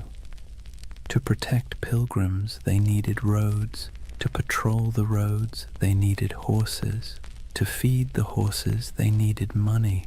And to get money, they needed support from Europe, which meant they needed branding. And few groups in history have ever branded themselves better. The Knights of the Temple. It sounded like a riddle, a name that whispered of prophecy, secrecy, destiny. In an age addicted to relics and miracles, the idea of an army living on sacred ground was irresistible. Still, their mission was grimly practical. The routes from the ports to Jerusalem, Jaffa, Acre, Tyre, were treacherous. Travelers were robbed, murdered, or sold into slavery. The Templars became the bodyguards of faith itself, escorting caravans of believers through the desert, fighting off raiders who saw pilgrims as walking coin purses. Picture it, a long line of weary travelers trudging beneath a white-hot sun, sandals kicking up dust, and ahead of them a small band of armored men on horseback, faces hidden behind helms, silent except for the creak of leather and the dull thud of hooves. To see that Red Cross approaching must have felt like salvation made visible. But Jerusalem wasn't the only concern. Beyond the city walls, the Crusader states were fracturing. Christian lords squabbled like children over territory they barely controlled. The Kingdom of Jerusalem, the County of Tripoli, the Principality of Antioch, all were fragile, stitched together by ambition and distrust. The Muslim world, meanwhile, was far from united but infinitely more patient. Leaders like Zengi, Nur ad-Din, and later Saladin understood that the Crusaders were temporary. Empires built on zeal tend to burn bright and burn out. The Templars didn't know it yet, but they were living on borrowed time. For now, though, their world was still expanding. They built their first fortresses across the Holy Land, massive, angular structures that looked more like stone mathematics than architecture. No decoration, no vanity, just geometry and faith. These weren't castles meant to impress. They were meant to survive. Thick walls, narrow gates, cisterns for water, hidden staircases for escape. If you were a Templar stationed in one, your days were predictable. Prayer, patrol, repair, repeat. The heat was relentless. Armor became ovens. Horses collapsed from thirst. And yet, they endured. They believed every drop of sweat was a prayer, every scar a kind of devotion. The Templar life was monastic but also militarized. They rose before dawn, prayed, trained, rode, and ate simple meals in silence. Even at the table they sat in pairs, sharing food from a single bowl, just as they once shared horses when they were poor. That duality, poverty and power, humility and dominance, defined them. To outsiders it made the Templars look almost supernatural. They were disciplined in a world that thrived on chaos. They didn't drink, gamble, or chase women. They didn't hoard gold for themselves, but for the order. Compared to the average Crusader knight, who often behaved like a drunk tourist with a sword, the Templars seemed godlike. But discipline has its price. Their strictness made them feared, but it also made them cold. And in a land that worshipped stories, coldness was suspicious. Rumors spread that they worshipped strange idols, that their prayers were not quite Christian, that beneath their white mantles they bore symbols not approved by Rome. None of it was true, yet, but you can see why people started to talk. The Templars were always apart. They answered to no king, no priest, and no local authority. They were an army within an army, a church within the church. And whenever men form a power that stands outside all others, paranoia soon follows. Still, in the 1130s and 1140s, those fears were whispers drowned out by praise. Pilgrims wrote home about the silent, white-cloaked knights who saved them from bandits. Kings sent donations, nobles offered land. The Templar name spread across Europe like wildfire. Soon new recruits poured in, sons of minor lords, second brothers with no inheritance, men too proud to farm and too poor to rule. To join the Templars was to gain purpose, rank, and immortality of a kind. When they swore their vows, they gave up everything, property, family, even their names. They became one organism, and that made them terrifyingly efficient. Meanwhile, in Jerusalem, politics festered. The so-called Latin Kingdom looked glamorous from afar. Gleaming churches, processions of relics, knights shimmering in gold. But behind the spectacle lay disease, infighting, and endless debt. Maintaining an army in the desert cost a fortune, and Europe's appetite for holy war was already fading. That's where the Templars' financial genius quietly began. They developed systems for storing, transferring, and protecting wealth for pilgrims and crusaders alike. A traveler could deposit money at a Templar preceptory in London, receive a coded letter, and withdraw the funds safely in Jerusalem. It was medieval banking, and it worked. While the kings of the Crusader states struggled to feed their armies, the Templars were busy inventing international finance. It's a miracle they didn't invent the credit card. Their wealth, however, wasn't just monetary, it was reputational. In a world obsessed with honor, the Templar cross became a brand of trust. Churches displayed it proudly, merchants painted it on their ships. Even thieves hesitated to rob a Templar convoy because rumor said anyone who did would die within the year. But faith and fear are fickle allies. By mid-century, the political tides began to turn. Muslim forces under unified banners were pushing back. The dream of permanent Christian rule in the East was already fraying. The Templars found themselves fighting not for glory but for survival. Still, for every setback, they doubled down. When they lost a castle, they built two more. When armies fell, they recruited faster. When allies faltered, they became their own nation of stone and secrecy.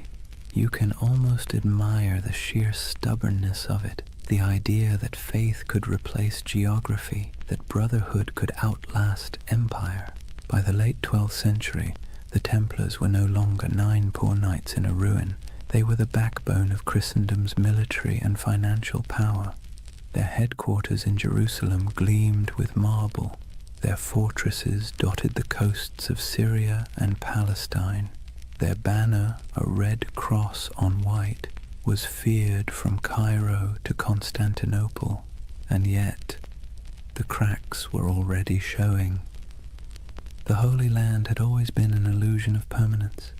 Empires rose there only to crumble beneath the same sun. The Templars, for all their discipline, could not change geography. They were foreigners defending a dream, and dreams, like empires, are fragile things. For now, though, as the night deepens and the desert cools, imagine the campfires of the Templar outposts glowing under a canopy of stars. The wind sighs across the sand. The horses snort softly in their sleep. A monk knight kneels beside a stone wall, whispering a prayer in Latin that drifts into the dark like smoke. Somewhere far to the west, Europe sleeps, safe, wealthy, and unaware that its most sacred soldiers are already walking the thin edge between salvation and damnation. Imagine the year is 1120. The air in Jerusalem still hums with dust and incense, the streets winding like veins between crumbling walls and half-rebuilt churches. The Crusaders hold the city now, but barely. Pilgrims shuffle past soldiers, merchants haggle beside priests. Somewhere, a choir is singing in Latin while a camel coughs nearby. It's the kind of world where the sacred and the absurd coexist perfectly comfortably, and beneath all that noise something else is stirring. 9 men, that's all. 9 poor French knights, led by a man named Hugues de Payan. They arrive in Jerusalem without fanfare. No army, no banner, no gold. They make a simple request to King Baldwin II, the use of a few rooms on the Temple Mount. The king agrees, perhaps amused by their humility. He gives them quarters in the old Al-Aqsa Mosque, which the Crusaders believed sat atop the ruins of Solomon's Temple. That's where the story becomes hazy. Officially, these knights called themselves the poor fellow soldiers of Christ and of the Temple of Solomon. Their stated mission: to protect pilgrims traveling to and from the Holy Land. A noble enough cause and one desperately needed. But here's the question. Historians still whisper over their coffee. If their job was guarding roads, why did they spend the next 9 years living almost entirely underground? According to later accounts, the Templars rarely left the Temple Mount during that first decade. They dug tunnels, moved stones, and kept their activities secret. When questioned, they gave vague answers about renovations and holy works, which, let's be honest, is exactly what you say when you don't want people to ask more questions. So what were they doing? The truth is, no one knows for certain. But speculation has filled that silence for centuries. Some believe they were excavating ancient ruins, searching for relics buried since the days of Solomon. Others suggest they were hunting for texts, scrolls containing forgotten wisdom, early Gnostic writings, alchemical treatises, even architectural blueprints said to hold divine secrets. And then, of course, there's the most enduring rumor of all, the Holy Grail. It's easy to roll your eyes now, but picture it from their perspective. You're in the 12th century, sleeping on the ruins of the most mythic temple in history. You're a warrior who believes God speaks through symbols, and beneath your feet are thousands of years of rubble, Babylonian, Persian, Roman, Byzantine. If faith ever had a basement full of mysteries, this was it.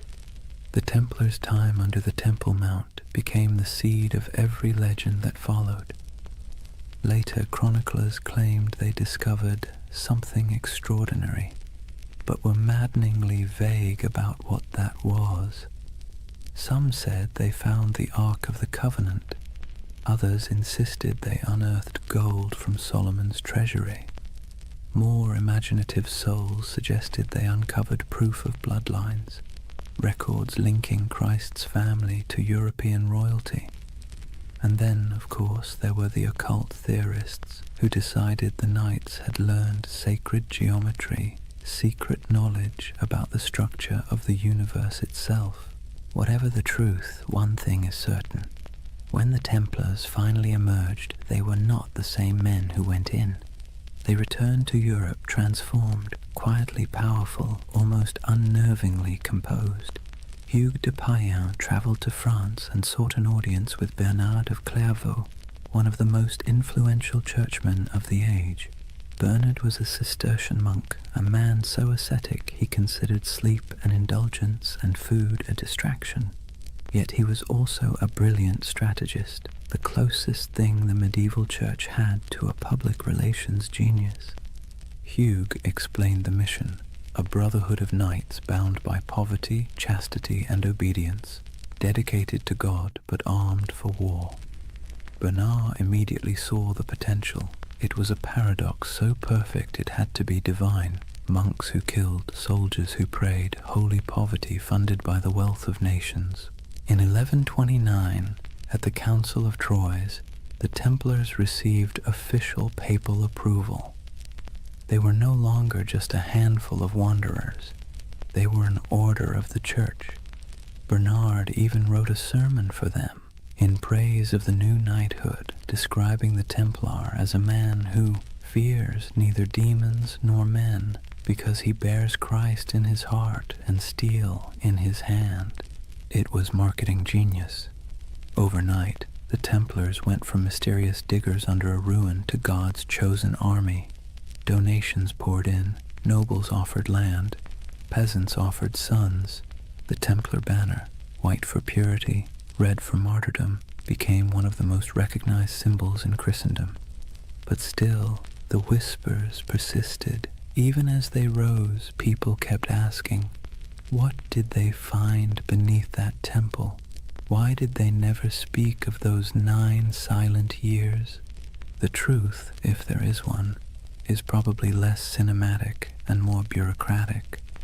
Archaeology as we know it didn't exist. Digging beneath ancient ruins wasn't about science. It was about faith and superstition. Maybe they really did find something sacred. Maybe they found nothing but stones. But it almost didn't matter. The mystery itself was more powerful than any treasure, and the Templars knew how to use that. You see, medieval Europe adored relics because relics made the invisible visible. A saint's bone could turn a dusty chapel into a pilgrimage site. A scrap of cloth from Christ's robe could transform a forgotten village into a holy destination. The Templars, deliberately or not, became a living relic. They didn't need to show proof of miracles. Their very existence was the miracle. Their silence became their sanctity, their secrecy, their strength. And silence travels farther than any sermon. When you think of the early Templars, don't picture roaring armies. Picture candlelight flickering in a stone corridor, the faint echo of Latin prayers, the sound of picks striking stone somewhere deep beneath the earth. 9 men convinced that God had chosen them for something they didn't fully understand, but could feel like a heartbeat in the dark. The idea of the hidden runs through everything they did afterward. Their architecture, simple, geometric, full of hidden passages. Their symbols, crosses, circles, dual riders on one horse. Even their banking system, which relied on coded letters and secret ledgers, carried that same shadowy precision. It's as if the memory of that underground decade never left them. They had been under the world, and when they emerged, they brought a little of the underworld with them. By the time they were formally recognized, the order already had chapters spreading across Europe. Preceptories in Paris, London, and Aragon became both fortresses and treasuries. Templar seals began to appear on documents everywhere. a sign that whatever business was being done, it was trustworthy, incorruptible, and conveniently untouchable by taxes. They were monks, they were soldiers, they were accountants, and they were untouchable. If it sounds like a setup for disaster, that's because it was. But for now, their ascent felt unstoppable. Jerusalem glowed in their imagination as both a holy city and a buried promise. Whatever they had found, or thought they had found, gave them a sense of destiny that radiated outward. They built fortresses across the Holy Land like a constellation, each one a star of faith, light against the desert. They moved with precision, their ranks swelling from 9 to hundreds. Their banners fluttered beside kings, yet their loyalty remained solely to the order and to God, or at least their version of him. And through it all, that mystery under the temple lingered, quiet and magnetic. Even centuries later, when the Templars were long gone, legends kept sprouting like weeds. Freemasons claimed descent from their architects. Alchemists said their secrets survived in hidden manuscripts. Occultists saw them as guardians of forbidden wisdom. Historians, somewhat exasperated, kept insisting they were just monks with good bookkeeping skills. But deep down, everyone wanted to believe there was something more, that somewhere beneath the dust of Jerusalem, a secret still slept. So perhaps it's fitting that the story of the Knights Templar begins not with battle, but with silence, not with conquest, but with curiosity. Because if history has taught us anything, it's that the most powerful empires are often built on unanswered questions. The Templars' first great victory wasn't on a battlefield, it was in the imagination, and that, more than gold or relics or papal favor, would carry them into legend. Picture Rome in the early 12th century, a city that smells of candle wax and incense, but also of politics. Papal banners hang limp in the sun. Monks shuffle through marble corridors whispering in Latin, and outside the streets reek of tanneries and ambition. The church by now was more than a faith. It was the nervous system of Europe, pulsing through every kingdom, dictating who ruled, who knelt, and who burned. Kings were crowned by its hands, empires justified by its blessings. And into this complicated organism walked Hugh de Payens and his strange little band of knights. They didn't look like much. They were poor, quiet, foreign. Their armor was worn, their mission vague. Yet they brought with them something the church found irresistible: usefulness. You see, the Holy Land was chaos. The Crusader kingdoms had been carved from blood and miracle, and now they were crumbling just as quickly. Pilgrims were still being robbed, caravans ambushed, relics stolen, and cities changed hands faster than anyone could update the maps. The church needed protectors, reliable ones, faithful ones, and the Templars, well, they were perfect. No wives, no children, no debts, no distractions, just pure obedience. The kind of men who'd ride into battle without pay, die without complaint, and most importantly, funnel everything they owned directly into the hands of the church. But they needed legitimacy first. The Pope's blessing wasn't just a stamp of approval, it was armor. It turned obscure men into an institution. So Hugh de Payens travelled to meet with the powerful Abbot Bernard of Clairvaux, a man both saintly and strategic. Bernard was the face of the Cistercian reform movement, which prized simplicity, purity, and obedience. He lived on bread, wore plain robes, and wrote letters that could humble kings. He was also, conveniently, the Pope's favourite monk. When Hughes explained the idea of warrior monks, men who prayed like monks but fought like crusaders, Bernard saw opportunity gleaming like gold leaf in a gospel. Think of it. Europe was overflowing with restless knights, violent men with nothing to do once the Crusades ended. They roamed the countryside, looting villages, feuding over puddles of land, and repenting on Sundays. The church couldn't stop them, but what if it could redirect them? The Templars were the perfect solution. Channel the chaos of knighthood into a holy purpose, sanctify violence, wrap war in prayer. Bernard became their champion. He wrote In Praise of the New Knighthood, a sermon that would become their manifesto. In it, he drew a sharp line between ordinary knights and these new holy warriors. The Knight of Christ, he wrote, fights the battles of the Lord without fear, for he bears Christ in his heart and steel in his hand. It was genius, simple, poetic, dangerous. With those words, the Templars became the Church's favorite paradox. Men who could kill for peace, who could die for salvation, who could hold a sword and a rosary in the same hand and never feel the contradiction. At the Council of Troyes in 1129, the Templars were officially recognized as a religious order.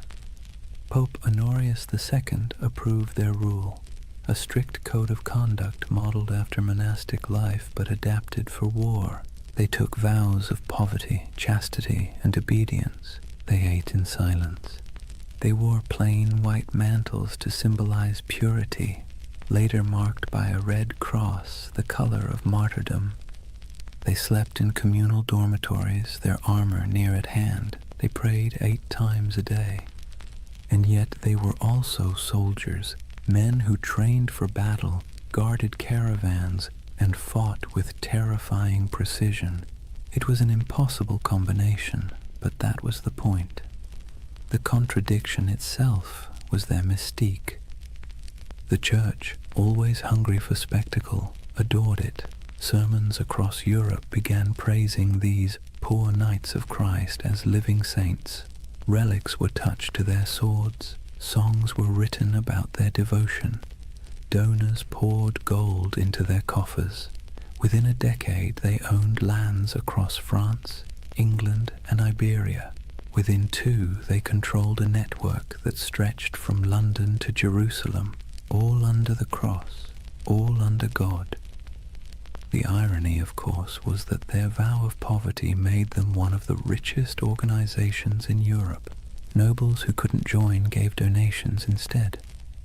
Merchants stored money in Templar houses for safekeeping, the world's first reliable banking network. Pilgrims could deposit coins in Paris and withdraw them in Acre. It was faith-based finance, centuries before anyone invented the word finance, and all of it tax-free. The papal bulls that followed granted them extraordinary privileges. Templars answered only to the Pope himself. They could cross borders freely, build their own churches, even collect tithes. Kings couldn't touch them. Bishops couldn't question them. They were a country within a country, a kingdom without a king. And perhaps most importantly, they believed their mission was divine. Every Templar fortress was built like a sermon in stone, simple, geometric, symmetrical. Their architecture rejected ornamentation, favoring clean lines and silent strength. Every chapel pointed east toward Jerusalem. Every wall was both defense and devotion. They didn't just build structures, they consecrated the landscape. Travelers who saw them described the order as unnervingly calm. They marched without shouting. They fought without looting. They prayed without hesitation. To their enemies they were terrifying. To their allies, indispensable. And to themselves, they were chosen. You can almost hear it in the rhythm of their days, the steady tolling of bells, the scraping of armor on stone floors, the murmured prayers before dawn, each man believing he was part of something eternal. But let's be clear, beneath the holiness there was also bureaucracy. For every knight who swung a sword, A dozen servants and scribes managed logistics, accounts, and correspondence. Templar commanderies became administrative hubs full of ledgers, seals, and shipments. They dealt in contracts as often as crusades.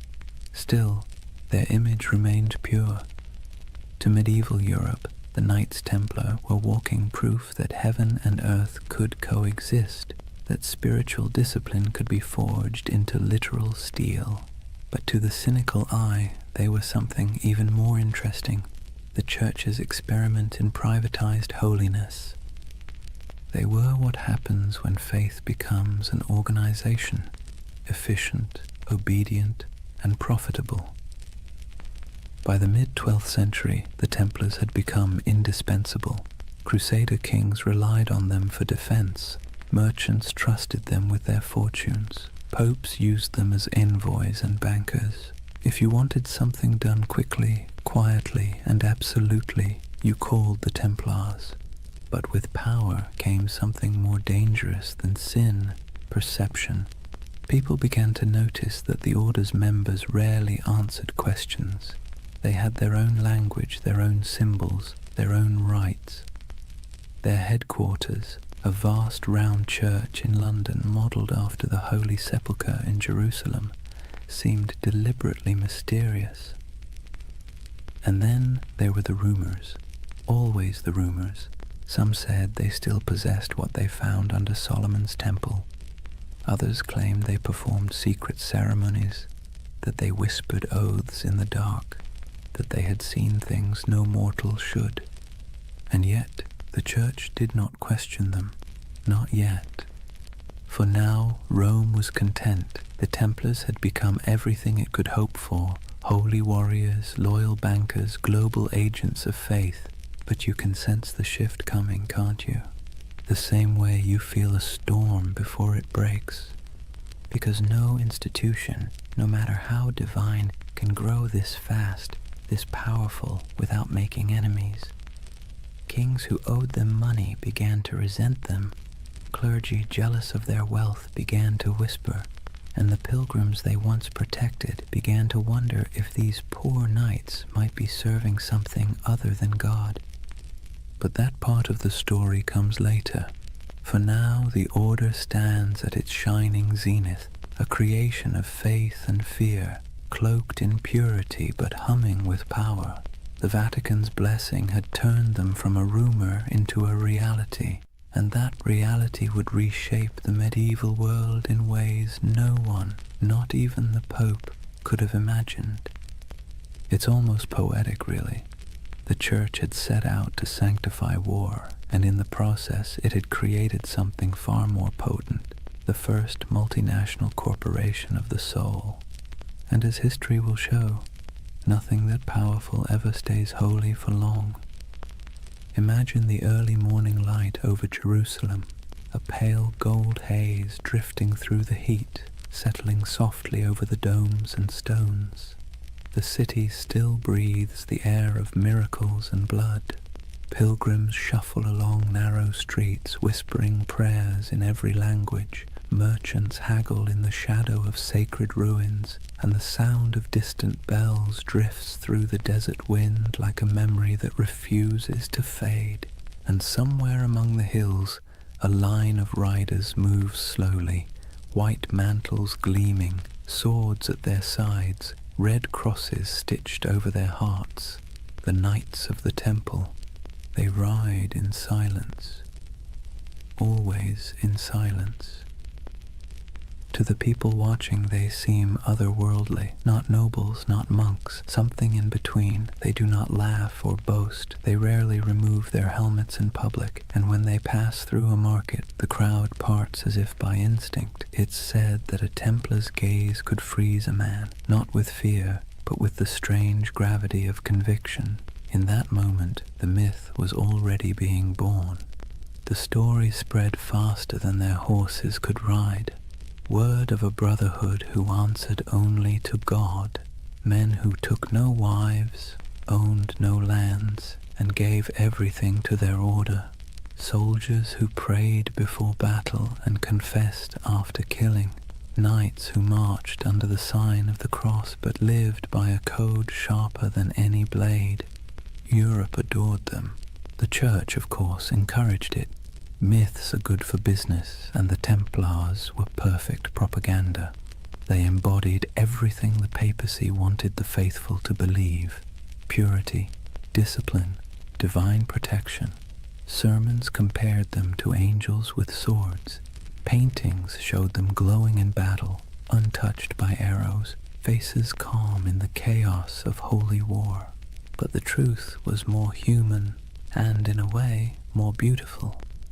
Most Templars were ordinary men drawn from a world that offered few choices, younger sons of minor nobles who'd inherited nothing, restless adventurers, repentant sinners, and zealots in search of purpose.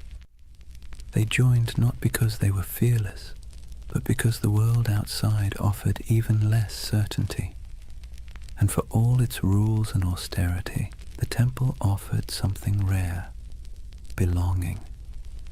In a Europe fractured by war, famine, and class, the Order was one of the few places where a man's worth wasn't defined entirely by birth. Inside the walls of a commandery, everyone wore the same cloak, ate the same bread, followed the same hours of prayer. Rich or poor, noble or peasant, all knelt together before dawn. It was unity by discipline, equality by surrender. And yet, the outside world saw only mystery. They were everywhere and nowhere, riding on crusades, manning castles, managing estates, escorting pilgrims. A traveler might encounter a Templar outpost in the forests of Burgundy, another in the sands of Antioch, another on a cold island in the North Sea, and each one would look exactly the same: white walls, red crosses, silence. They had become an idea that transcended geography. When they rode into battle, their presence was like a symbol made flesh. Chroniclers described them as unbreakable formations of white and red, banners flapping, hooves thundering, lances angled in perfect symmetry. They rode in pairs, one knight, one sergeant, their discipline tighter than any army before them, and they didn't retreat, ever. There's a story, probably exaggerated but worth repeating, that at the Battle of Montgisard in 1177, fewer than 100 Templars helped turn the tide against Saladin's massive army. Outnumbered 20-1, they charged headlong into the desert heat, cutting through enemy lines in a frenzy of faith and exhaustion. When it was over, their commander supposedly knelt in the sand and whispered a single prayer: Non nobis Domine, non nobis sed nomini tuo de gloriam. Not unto us, O Lord, but to your name give glory.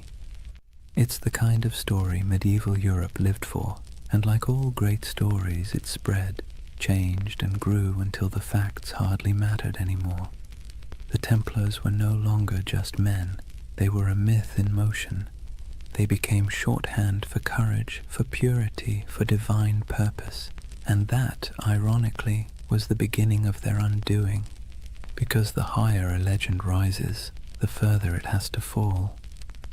But for now, they stood at the edge of eternity. Their coffers swelled with donations. Their castles gleamed across Christendom like white stars on a dark sea. Their red cross was the most recognized symbol in Europe. Kings sought their loans. Bishops sought their blessing. Pilgrims sought their protection. It must have felt like destiny, a divine reward for faith and sacrifice. And yet, beneath the surface, something subtle was changing. The order that began with 9 men and a dream was turning into a machine. Their vows of poverty persisted, but their treasuries overflowed. Their humility was genuine, but their power was growing beyond measure. Their lands stretched across thousands of miles.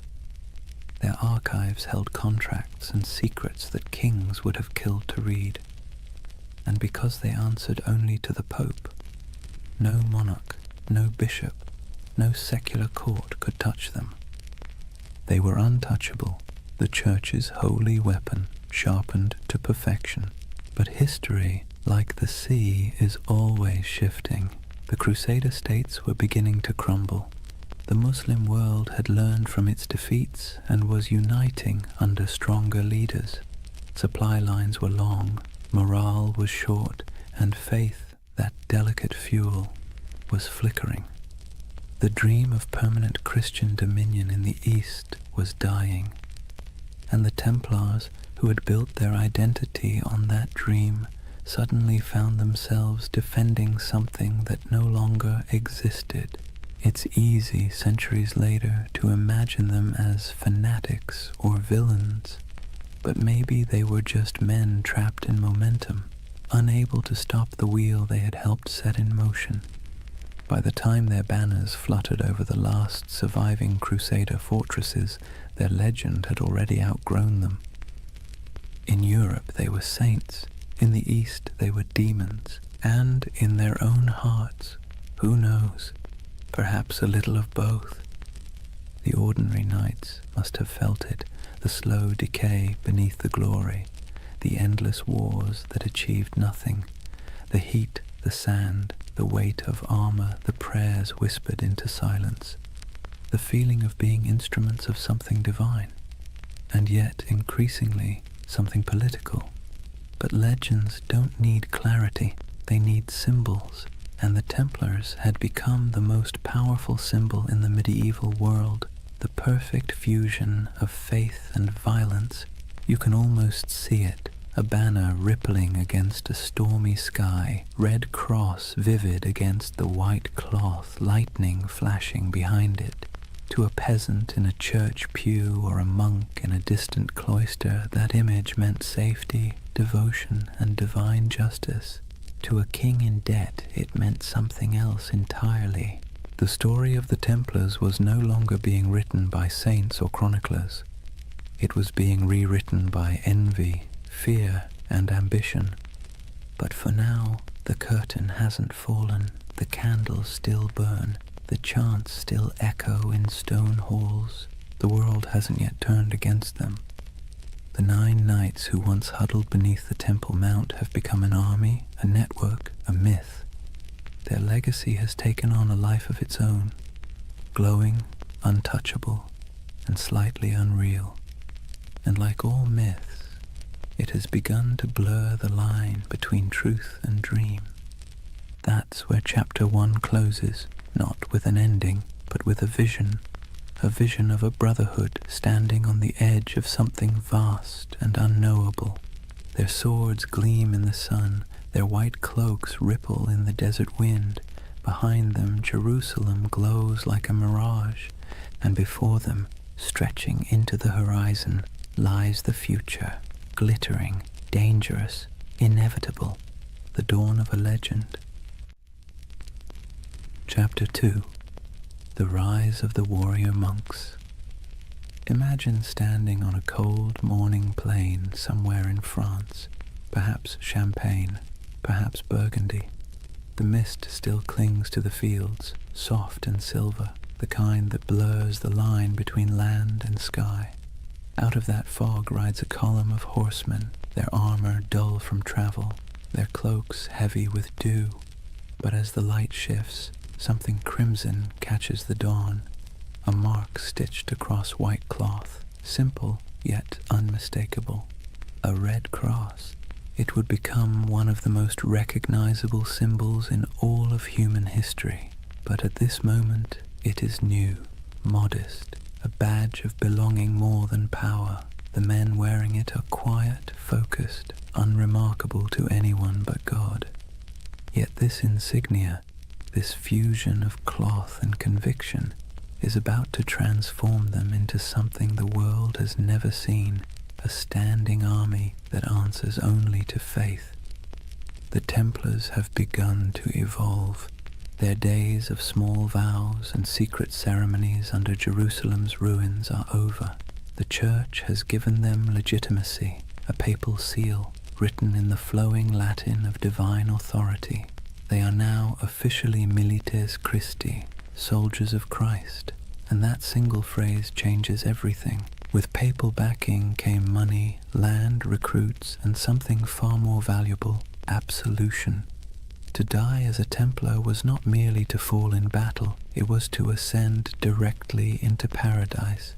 No purgatory, no judgment, no delay. The battlefield became a kind of heavenly shortcut. It's hard to overstate how revolutionary that idea was in the 12th century. Medieval Europe was steeped in guilt. Sin was currency. Salvation was a negotiation. And suddenly, here was an order that offered redemption through action, through blood, dust, and obedience. For a restless noble, a wayward knight, or a sinner looking for cosmic forgiveness, the temple was irresistible. The Red Cross symbolized that promise. It wasn't just a banner of war. It was a visible reminder of invisible faith.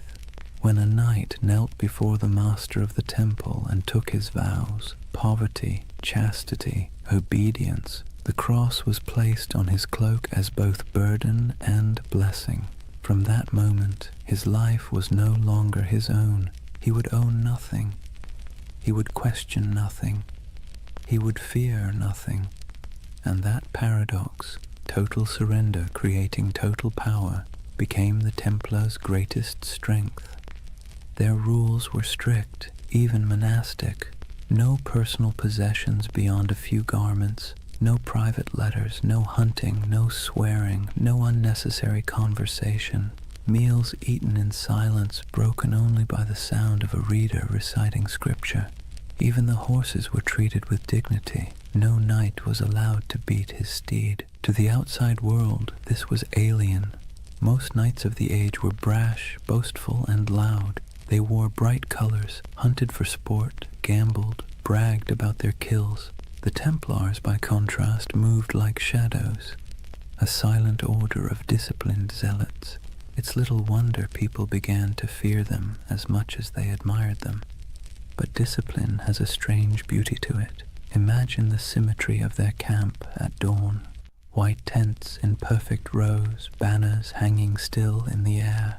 Each man waking at the same hour, dressing in the same garments, praying the same words. The clang of armor, the rasp of whetstones on steel, the steady rhythm of order in a world of chaos. They were becoming a living embodiment of the medieval dream, unity, faith, and control in a time when everything else seemed to crumble. And when they rode into battle, that unity was terrifying. Templars did not scatter, did not break rank, did not retreat unless ordered.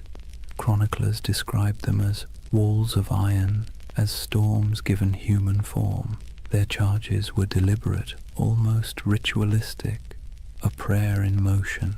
They would advance in complete silence until contact, their lances lowering as one, hooves pounding like a heartbeat. And when the moment came, the cry broke like thunder, Non nobis Domine.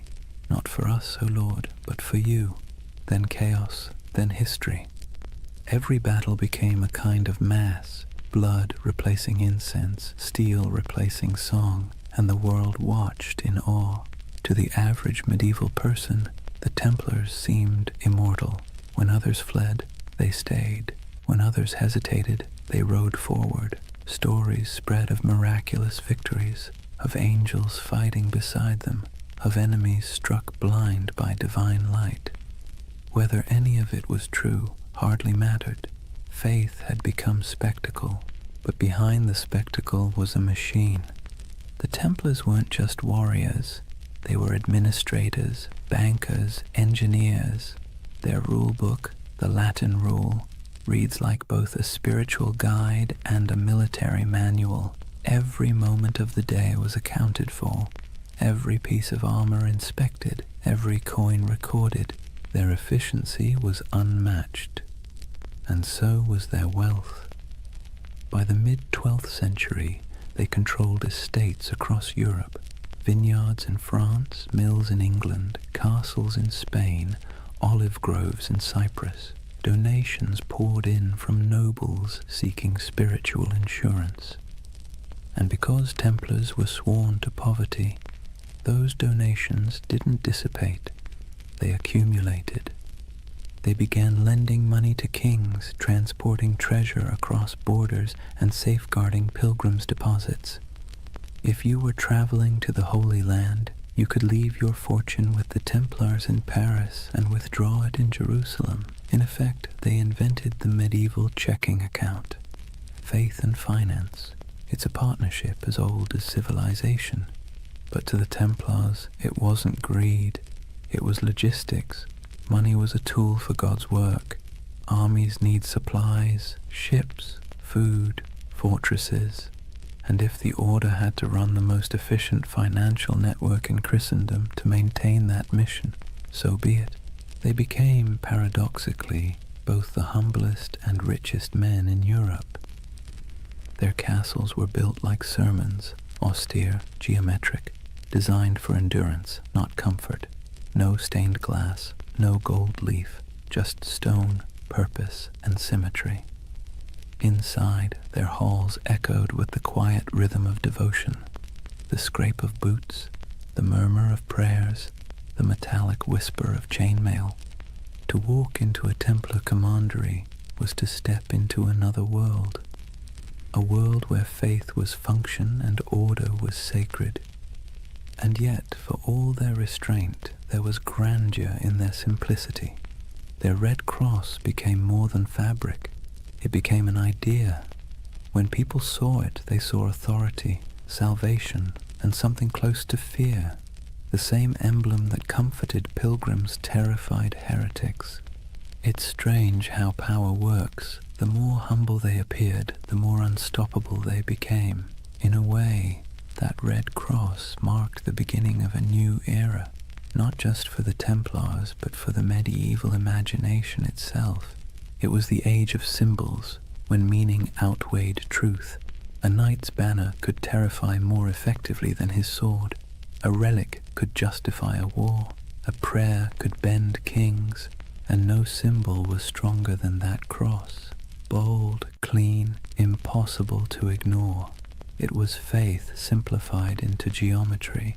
When the sun hit it, it glowed like blood.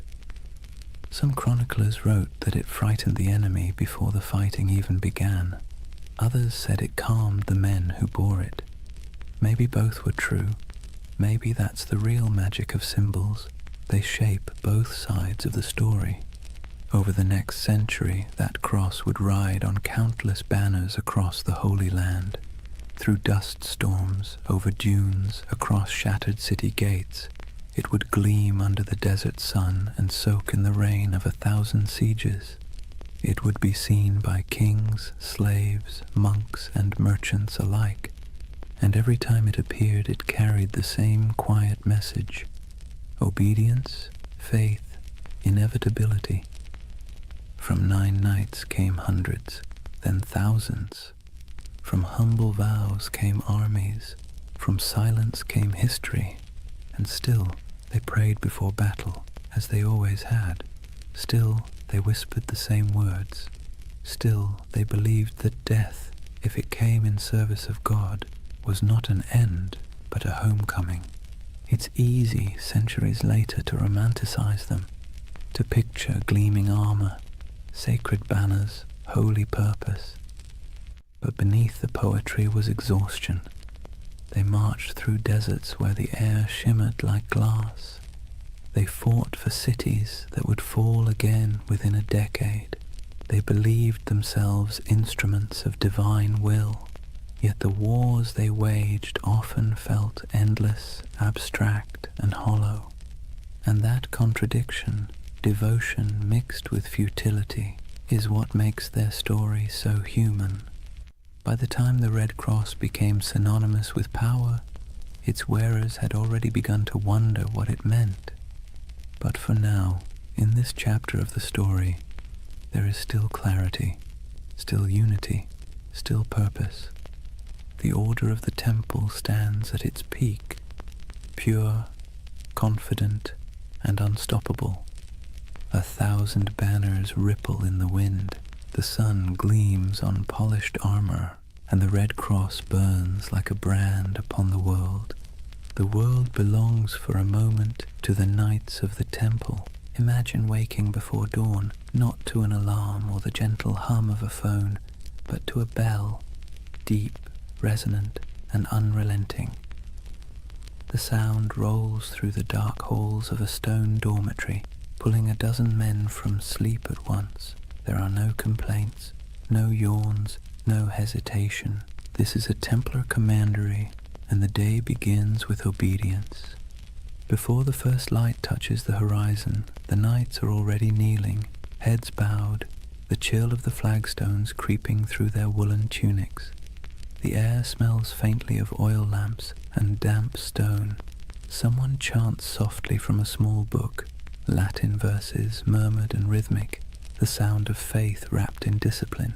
The Templars did not live like ordinary knights. They lived by the rule of the temple, a sprawling manual written in the 12th century that governed everything from how they prayed to how they chewed. It wasn't just a list of rules, it was a blueprint for turning men into instruments of divine will. The rule began with a simple premise. A knight's soul is weak when his body is indulgent. Every comfort is a temptation, every freedom is a test. So, comfort was eliminated. Templars slept fully clothed, tunic, belt, even their boots close by, ready to ride at a moment's notice. They owned no personal possessions, not even a coin or a comb. Their cloaks and armor belonged to the order, and if something broke, it was repaired or replaced, never personalized. They were forbidden to hunt, to falcon, to gamble, to swear, forbidden from kissing women, even their own mothers or sisters, forbidden from eating meat more than 3 times a week, forbidden from laughter that wasn't humble or restrained. Templar joy was not the joy of feasting or music or wine. It was the quiet satisfaction of obedience, and obedience to them was the purest form of freedom. Every knight took a vow of poverty, chastity, and obedience, the holy trinity of control. But unlike monks who lived behind monastery walls, Templars carried their vows into the world. They were soldiers, but their battlefield was also their monastery. Every act, from sharpening a sword to cleaning a saddle, was a kind of prayer. At dawn, they gathered in the chapel. The service was brief. They were not contemplatives, but men of action. Each prayer was followed by ritual silence. They listened for commands, received their orders, and dispersed without argument. Theirs was a faith built on motion, not meditation. After prayers came breakfast, bread, sometimes cheese, and a cup of watered wine. Meals were eaten in near silence. As they ate, one brother stood at a lectern and read aloud from scripture or from the rule itself, reminding everyone that even the act of eating was a sacred task. The sound of chewing, the scrape of spoons, the droning Latin, it all blended into a rhythm of humility. When they weren't fighting, they worked. Some tended horses, rubbing down the flanks of massive destriers, checking hooves, repairing tack. Others mended chainmail, inspected swords, or organized provisions for long campaigns. A Templar's world was practical, full of physical labor, repetition, and readiness. And yet, beneath all this discipline, there was a strange comfort. The rule removed choice, and with it, uncertainty. A Templar didn't have to wonder what his purpose was. It was written in the rule, enforced by his brothers, and sanctified by God. Every decision had already been made for him. In a world where chaos was normal, where famine, war, and plague struck without warning, that kind of certainty was a luxury few could afford. But of course, it came at a cost. There were moments when the silence must have felt oppressive, when the sameness of days blurred together into a single endless prayer.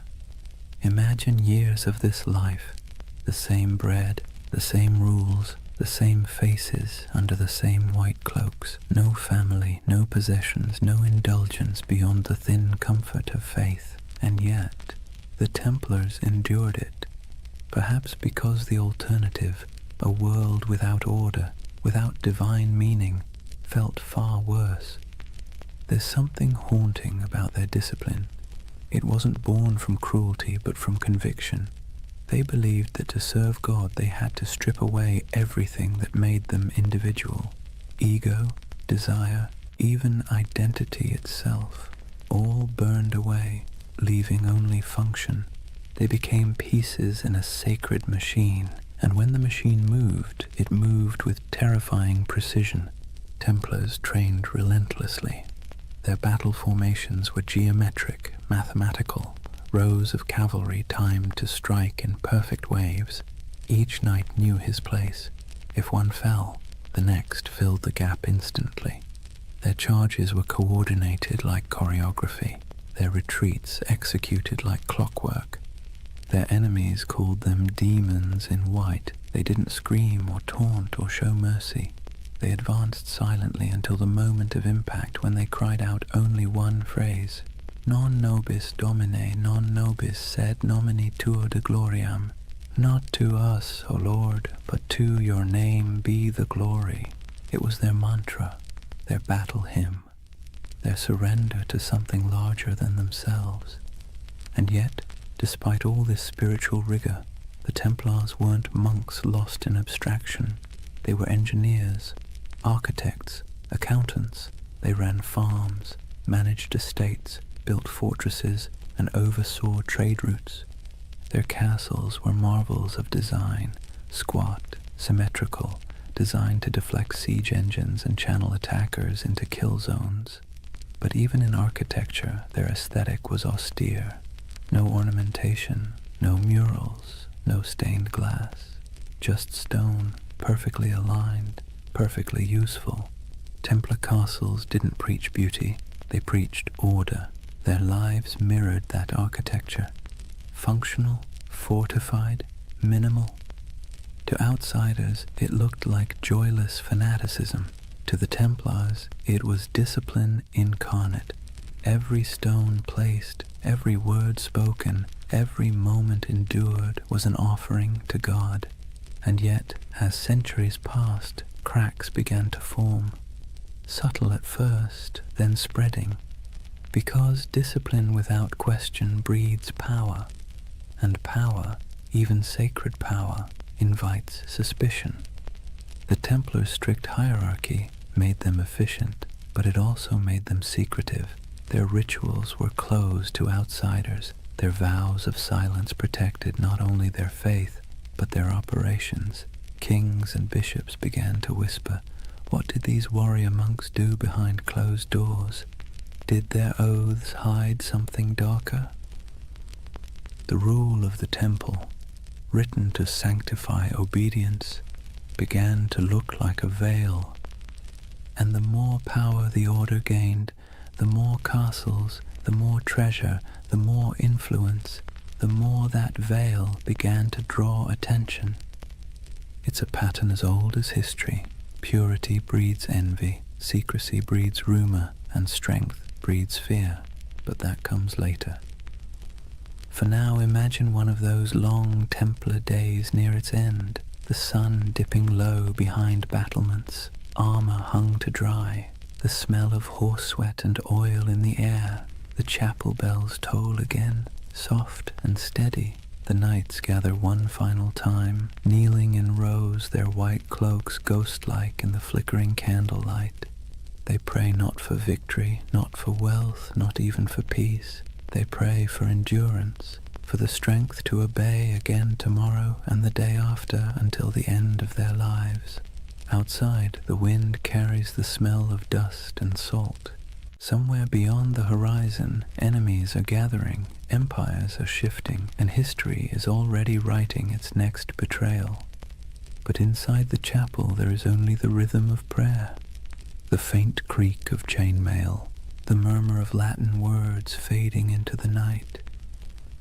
And above them, carved into the stone arch of the temple wall, the red cross catches the last trace of sunlight, still, unchanging, eternal.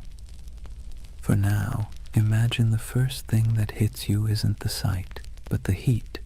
The air itself feels alive, sharp with salt from the sea, heavy with dust from the desert, and tinged with the scent of oil, incense, and sweat.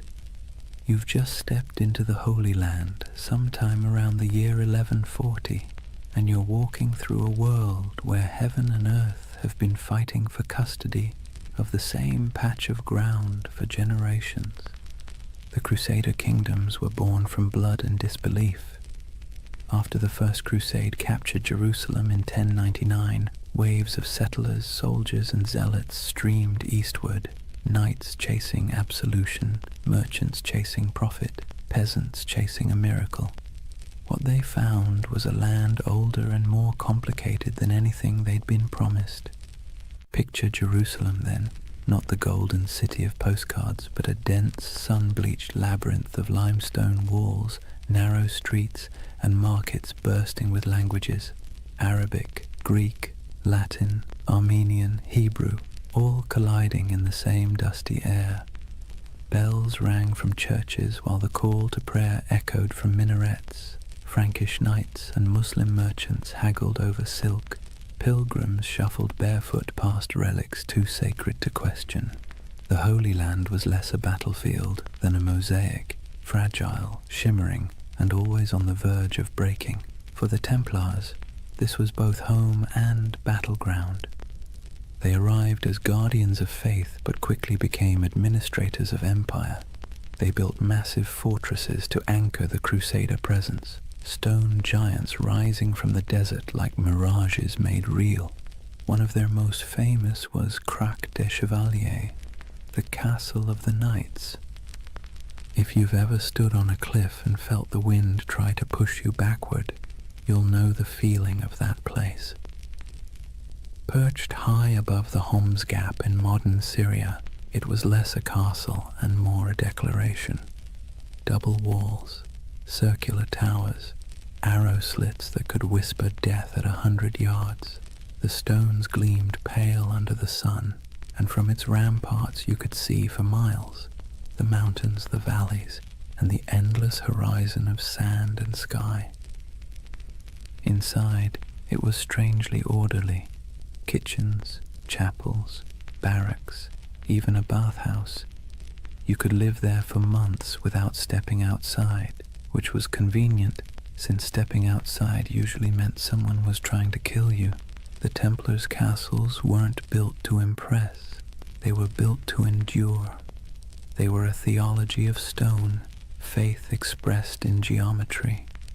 The Crusader kingdoms themselves were strange hybrids, part European colony, part medieval experiment. French nobles ruled over Middle Eastern cities filled with Syrians, Greeks, and Jews. Mosques stood beside cathedrals. Crusader coins bore Latin inscriptions on one side and Arabic ones on the other. In some ways it worked. Trade flowed, cultures mixed, and for a brief shimmering moment East and West coexisted, not peacefully, but practically.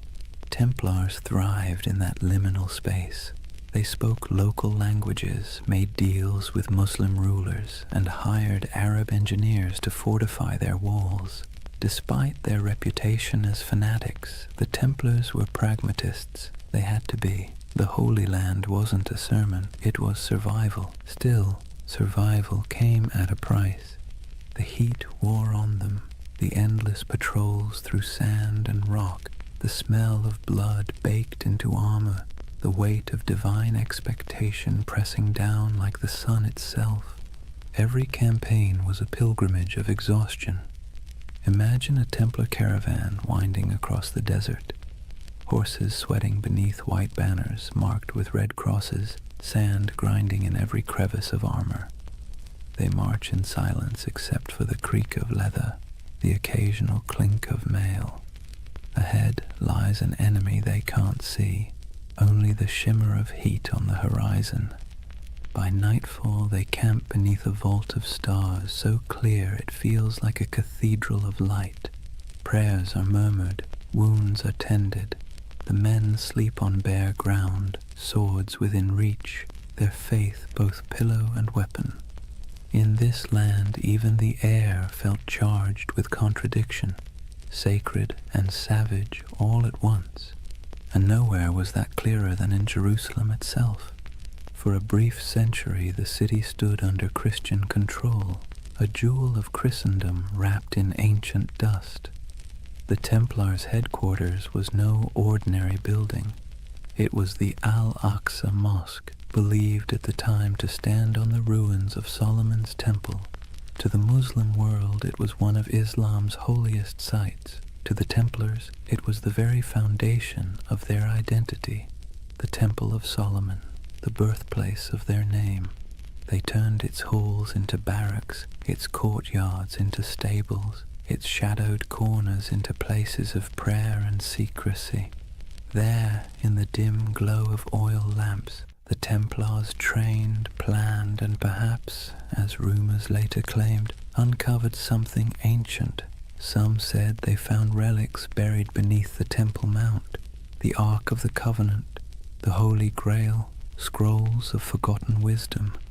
Others said they simply found nothing and invented mystery to fill the void. Whatever the truth, their presence in Jerusalem became mythic. The sight of their white mantles moving through the streets, calm, silent, immaculate, inspired awe and unease in equal measure. They were soldiers of God, but they moved like ghosts. Their faith was practical, but their reputation became supernatural. Pilgrims whispered that Templars could not be killed by ordinary men. Enemies swore they saw them fight after being struck down, and perhaps that was the point. In a land where death was daily and miracles were currency, a little fear was useful. Templar strategy was as psychological as it was martial. They fought not just with swords but with image, the cross on their chest, the silence in their ranks, the absolute certainty in their purpose. Their presence in battle could shift morale before a single blade was drawn. When the call to arms came, whether at Ascalon, Damascus, or Hattin, the Templars rode out not as individuals but as one unbroken will. Their discipline was terrifying. They charged in perfect formation, shields tight, lances lowered, red crosses blazing against white. They were often the first to enter and the last to retreat. In moments when other armies broke, the Templars held, and when they died where they stood. But for all their valor, their victories were temporary. The Crusader kingdoms were built on sand, politically, literally, and theologically. They could conquer cities, but they could never conquer geography. The further they stretched their lines, the thinner their strength became. And while Templars built walls of stone, their enemies built alliances. Muslim leaders like Zengi, Nur ad-Din, and eventually the great Saladin began to unify what had once been divided. The dream of Christian dominion over the East began to falter as reality, relentless and strategic, pressed back. Still, for nearly 2 centuries, the Templars endured. They were the spine of the Crusader world, a constant presence whether guarding pilgrims on dusty roads, escorting kings, or defending castles that seemed impossible to hold. And through it all they believed, or at least tried to, that their struggle was holy, that every drop of sweat, every wound, every brother lost was part of a cosmic design. But in quieter moments, as the wars dragged on and the Holy Land slipped further from their grasp, doubt must have crept in. What happens when a holy mission stops feeling holy, when obedience begins to feel like futility, when you've spent your life serving God with sword and blood, and still the world refuses to be saved? History doesn't record their private thoughts. But you can imagine the silence inside those massive stone fortresses, the kind of silence that comes after years of praying into a void. The Templars' castles still stand in ruins across the Middle East, in Syria, in Israel, in Turkey, their stones sun-bleached, their halls open to the wind. Stand in one, and you can almost hear the echoes, hooves on cobblestone, the whisper of chainmail, the low murmur of prayer. Those walls remember. They remember a time when faith and empire shared the same heartbeat, when men rode into battle convinced they were defending heaven itself. And maybe, in their own way, they were.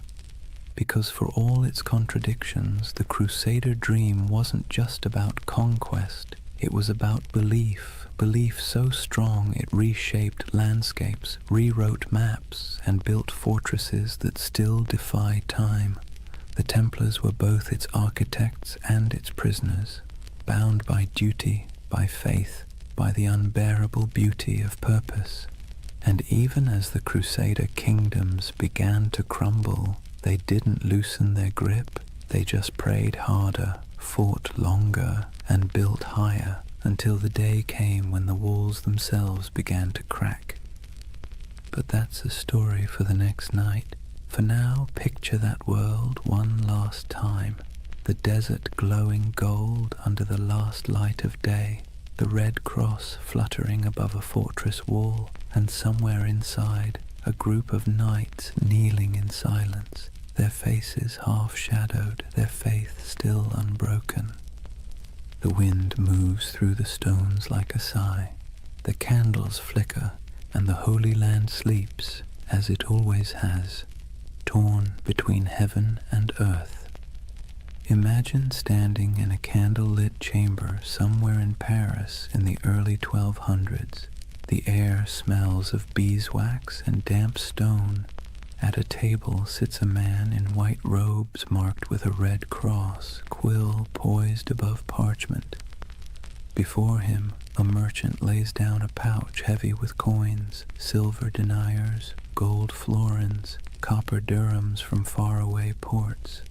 The knight nods, seals the parchment with wax, and hands the merchant a folded document stamped with the sigil of the temple. "Show this in Jerusalem," he says, "and you'll receive the same sum." The merchant bows, the pouch stays, the man leaves. And just like that, without a single coin crossing a sea, the Knights Templar have just performed one of the earliest forms of international banking. You see, the Templars weren't just warriors, they were administrators, financiers and logisticians of staggering sophistication. While kings still measured their treasuries in piles of glittering metal, the Templars had already learned that information, records, signatures, trust was worth more than gold.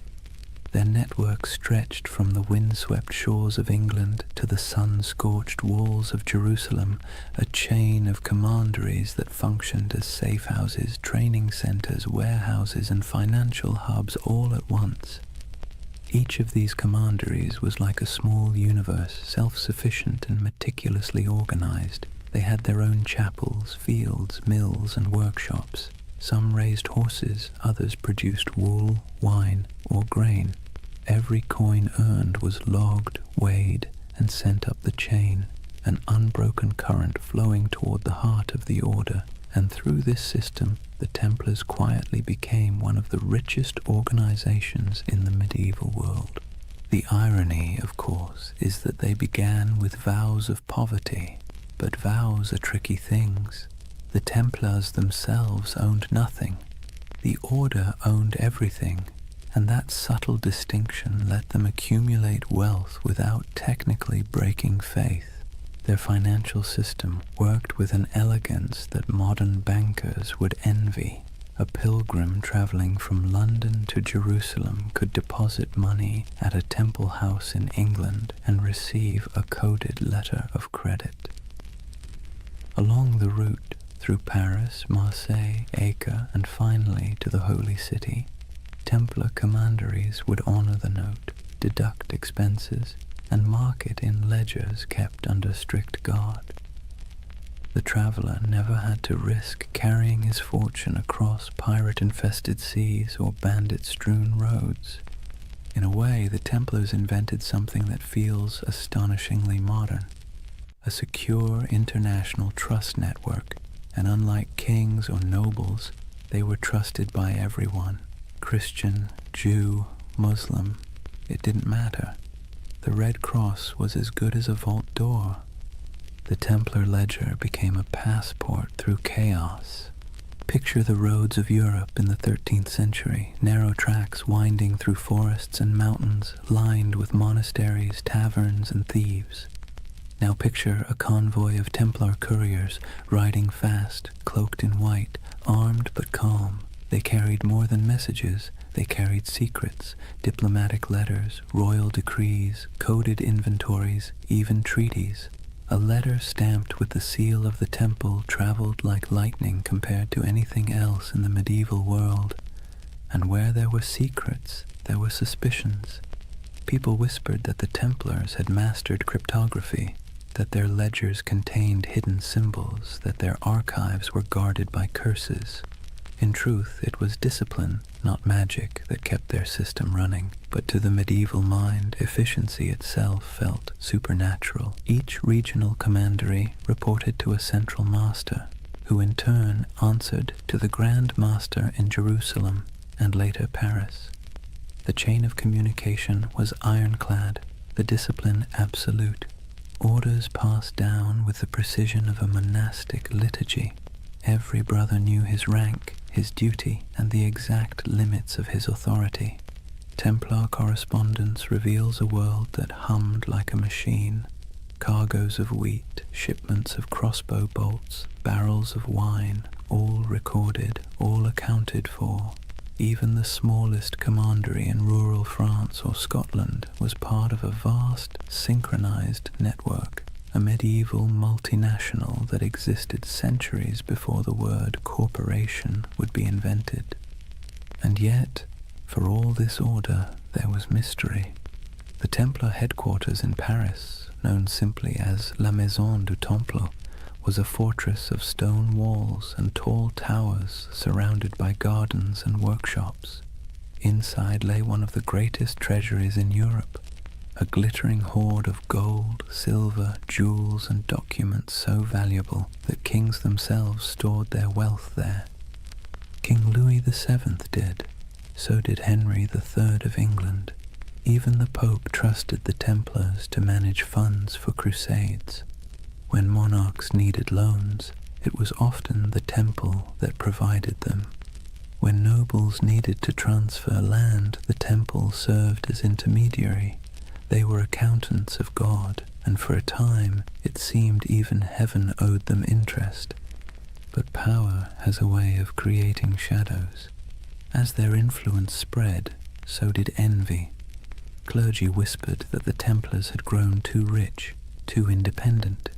Kings resented being indebted to monks with swords. Rumors began to drift through Europe like incense, that the Templars worshipped idols, that their rituals were secret and profane, that the cross they bore was not a sign of purity, but of blasphemy. Still, in their heyday, those whispers were little more than background noise. Outwardly, the Templars thrived. Their fortresses dotted Europe and the Levant, solid, silent, identical in style, as if each had been built from the same blueprint. Stone geometry repeating across continents. They didn't just build castles, they built infrastructure, bridges, ports, farms. They managed trade routes that linked the Mediterranean to northern Europe. They established supply lines for crusading armies that stretched across thousands of miles. Without them, the very logistics of holy war might have collapsed. It's easy to forget that behind every knight charging into battle was a chain of bakers, blacksmiths, and scribes keeping the machine running. The Order's power didn't come from miracles. It came from ledgers, but not all their wealth was material. the Templars also held something far more dangerous: information. Through their far-flung network, they gathered intelligence about politics, trade, and warfare from every corner of Christendom. They knew which kings were broke, which roads were unsafe, which alliances were shifting. In an age before newspapers, that knowledge was gold. Their reach was so vast that you could travel from Scotland to Syria and never truly leave their shadow. Every few days' journey, you'd find another Templar house, white walls, red cross, the same rhythm of prayer and order. Their presence was both reassuring and unnerving, like a vast skeleton under the skin of medieval Europe. To ordinary people, they must have seemed immortal. Their discipline never wavered, their symbols never changed. Generations rose and fell, and still the Templars endured, unmoved, unstoppable. Even their dress added to the myth. While nobles flaunted velvet and jewels, Templars wore plain wool, dyed white for purity. Their only ornament was the red cross, a reminder of both sacrifice and authority. When they moved through a town, heads bowed, they looked less like men than like an idea, one that walked and breathed and collected rent. And it wasn't only men. Though the order itself was male, its network included women, nuns, widows, and lay sisters who worked in the commanderies, managing estates, caring for pilgrims, brewing ale, and keeping the wheels turning. History rarely mentions them, but without them, the Temple's empire of faith would have faltered.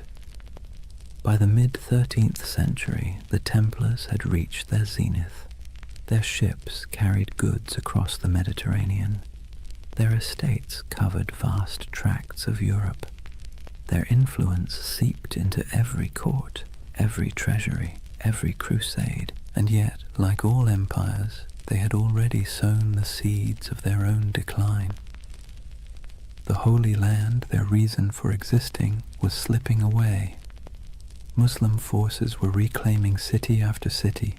The Crusader states were shrinking, and with them the spiritual justification for the Temple's existence. But the Templars adapted. They shifted their focus westward, becoming less of a crusading order and more of a financial and political one. Their castles became banks, their swords gathered dust, their prayers became ledgers, and with each ledger their power grew. But so did resentment. Imagine being a king and realizing that the most efficient, trustworthy, and wealthy organization in your realm doesn't answer to you. It answers to no one but God, and maybe the Pope. That unease was the first tremor before the fall. But for now, in the candlelit rooms of the 1200s, the world still looked stable. Templar scribes bent over parchment, quills scratched, coins clinked softly in wooden chests. Outside, the moonlight shimmered on stone, and the red cross of the order fluttered faintly in the night wind. It was a world of precision, discipline, and quiet ambition. A world that believed itself eternal. And perhaps, for a while, it was. Picture a long stone hall lit by morning light through narrow slits in the wall. The air smells faintly of straw and cold iron. Dozens of men kneel side by side, white mantles draped over their shoulders, red crosses stark against the fabric. No one speaks. The only sounds are the shuffle of boots, the whisper of breath, and the faint crackle of a torch. It's not a church exactly, not a barracks either.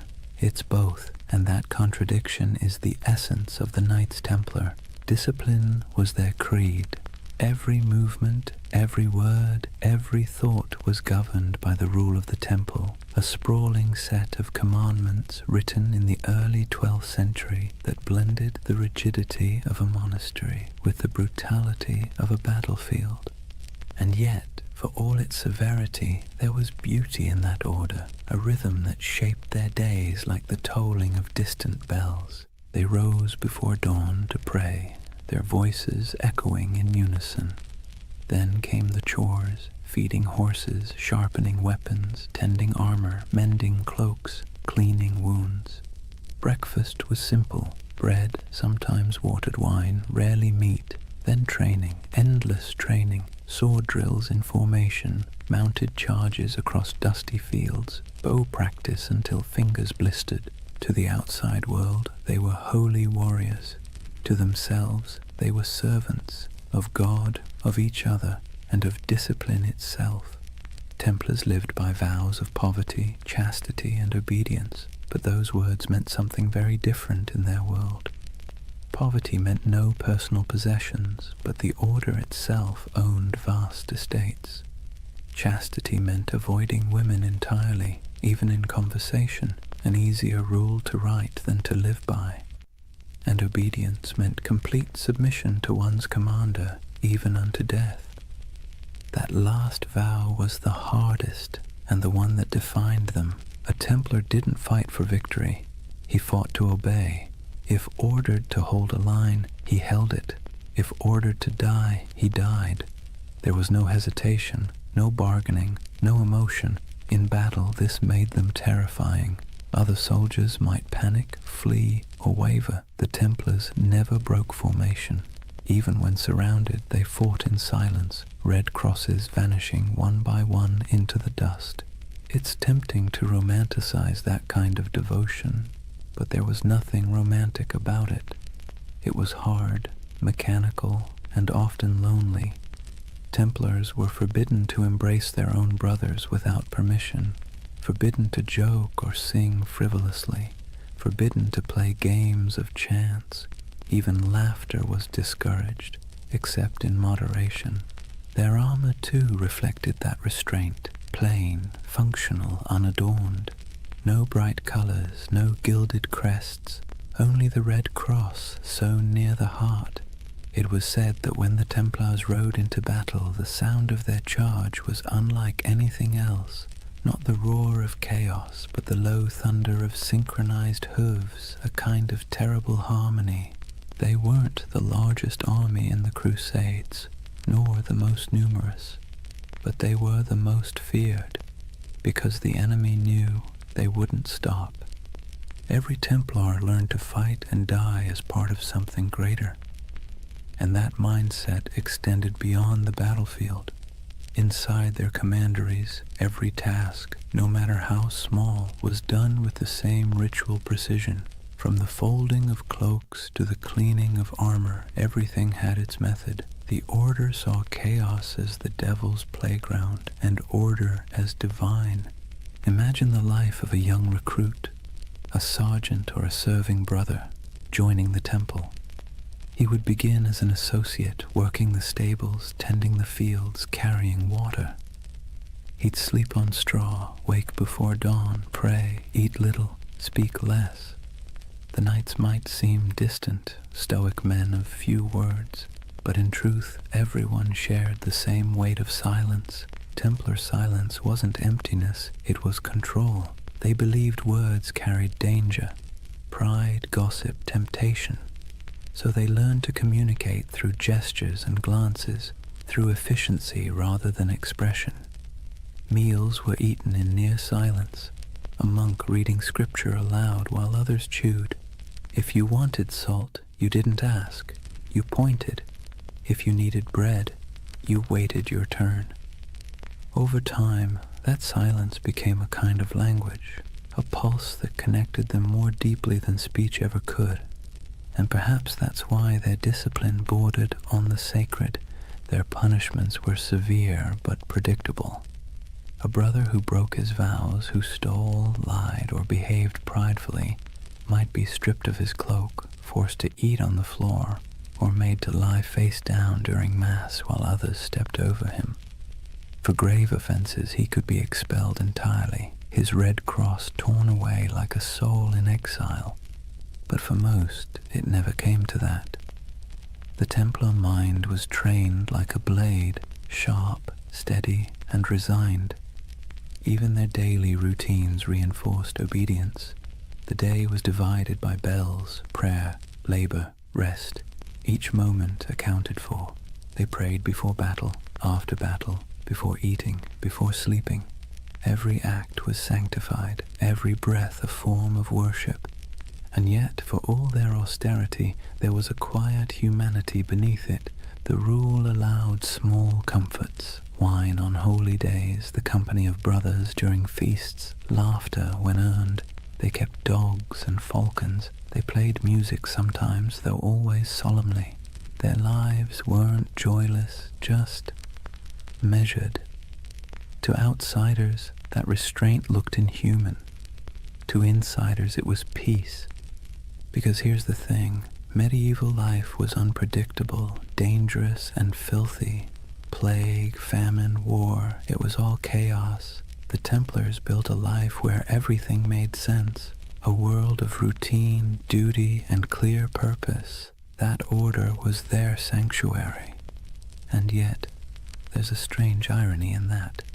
For all their vows of humility, the Templars radiated pride.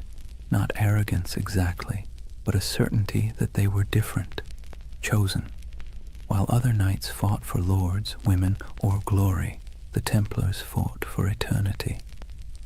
Their enemy wasn't just flesh and blood, it was sin itself. That certainty gave them strength, but it also made them untouchable.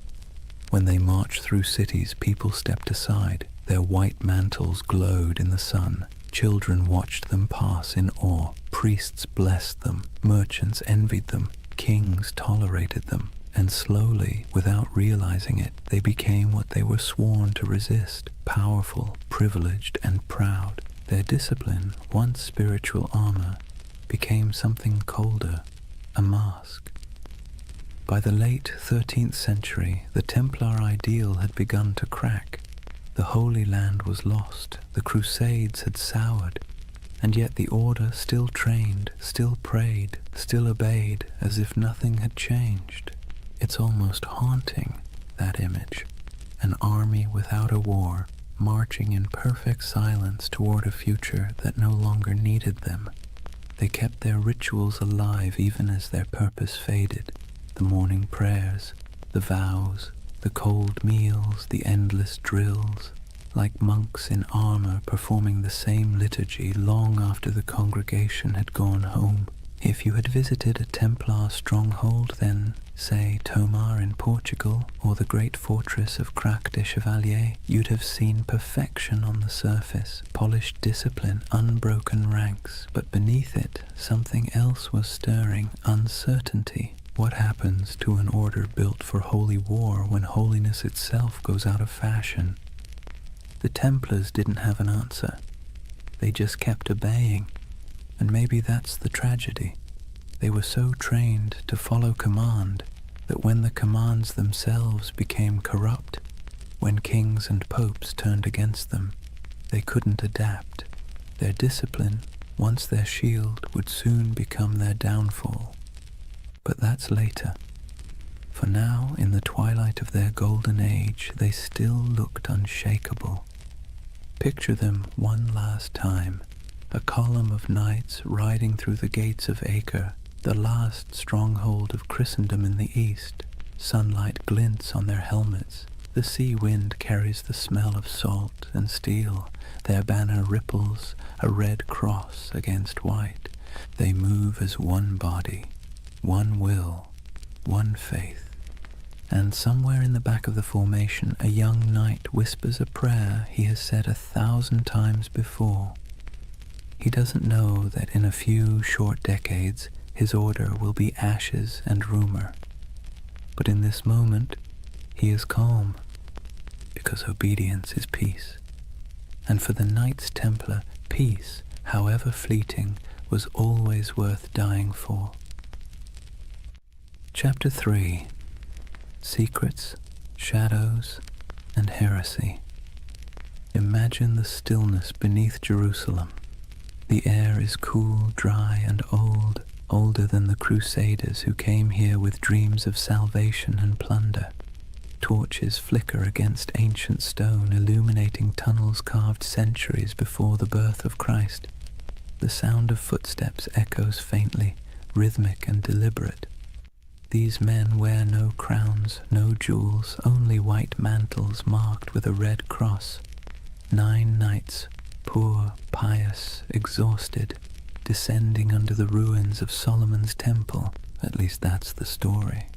The first whisper in a legend that would stretch across continents and centuries. According to chroniclers, when the Knights Templar were founded around 1119, their official mission was humble: to protect Christian pilgrims traveling the dangerous road from Jaffa to Jerusalem. In reality, there were only 9 of them, hardly enough to guard a single caravan. And yet King Baldwin II of Jerusalem gave them quarters in one of the holiest sites on earth, the Temple Mount, believed to be the ruins of Solomon's temple itself. That's where the name came from, the poor fellow soldiers of Christ and of the Temple of Solomon. But for a group of destitute knights, their address was suspiciously prestigious. The Temple Mount was not just another ruin, it was a sacred puzzle layered in myth. Jews believed it was where the Ark of the Covenant had once rested. Muslims revered it as the site of the Prophet's ascent to heaven. Christians saw it as the home of God's wisdom and wrath alike. And somehow these 9 knights, without royal blood, without political clout, were allowed to live directly atop it. And for nearly 9 years, no one quite knew what they were doing down there. There are no surviving records, no letters, no official reports, just silence, the kind that history fills with imagination. And centuries later, that silence became the perfect soil for mystery. Some say the Templars were digging, not guarding, that they searched the ruins for hidden relics, ancient scrolls, or lost knowledge buried deep beneath Jerusalem. According to certain accounts, the knights conducted excavations under the temple itself, tunneling through ancient chambers that had lain untouched since biblical times. Archaeologists in the 19th century actually found evidence of Templar tunnels beneath the site, narrow shafts and corridors leading nowhere, carved by human hands during the Crusader period. That's when the myth took root, that the Templars had uncovered something extraordinary, something that transformed them from a handful of ragged knights into one of the most powerful organizations in the medieval world. What was it?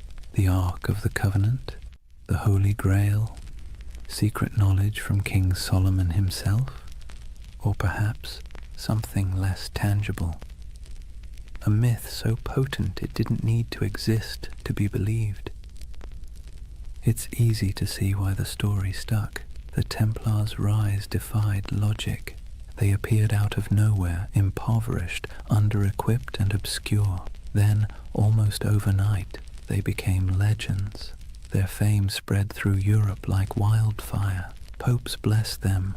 Kings donated land. The church gave them privileges no other order had ever held.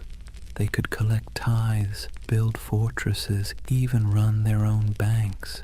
Within decades, they were richer and more influential than most monarchies. How does that happen unless you've found something powerful? Of course, the historian in us can explain it rationally. Europe was full of eager donors. The Crusades were romanticized as a holy cause. The church wanted soldiers who could fight without being corrupted by greed, and the Templars fit that image perfectly. Their vows of poverty made them trustworthy. Their discipline made them effective. Their myth was self-reinforcing, but reason rarely wins the imagination. And so the legend persisted that beneath the stones of the Temple Mount, they discovered secrets the church itself feared. Hidden teachings, forbidden wisdom, proof that faith was not as simple as it seemed. You can almost hear the whispers, a flicker of torchlight in the dark, the scrape of metal against stone, the muttered Latin of a prayer or a spell. It's nonsense, of course, probably, but beautiful nonsense. That's the curious power of the Templar myth. It lives in the gap between faith and doubt, between the seen and the unseen. Take the idea of the Grail, for instance. In medieval Europe, the word didn't mean a chalice at first. It meant a vessel of divine mystery, something that contained the essence of truth. The connection between the Templars and the Grail only appeared centuries later, in 12th and 13th century romances, when poets like Chrétien de Troyes began weaving stories of knights, purity, and hidden relics. Those tales weren't history. They were dreams, but dreams with staying power. To the medieval mind, it made perfect sense that the holiest warriors would be the keepers of the holiest object. And to the modern mind, still restless in the dark, it makes perfect sense that an empire's rise must hide a secret. Maybe that's why the Templars continue to haunt us. Because we can't resist the idea that someone, somewhere, found the truth and kept it to themselves. But beneath the mystique, there's something more mundane and more fascinating. The real secret of the Templars wasn't gold or relics. It was organization. While other crusader groups floundered in chaos, the Templars built a system. They turned faith into logistics.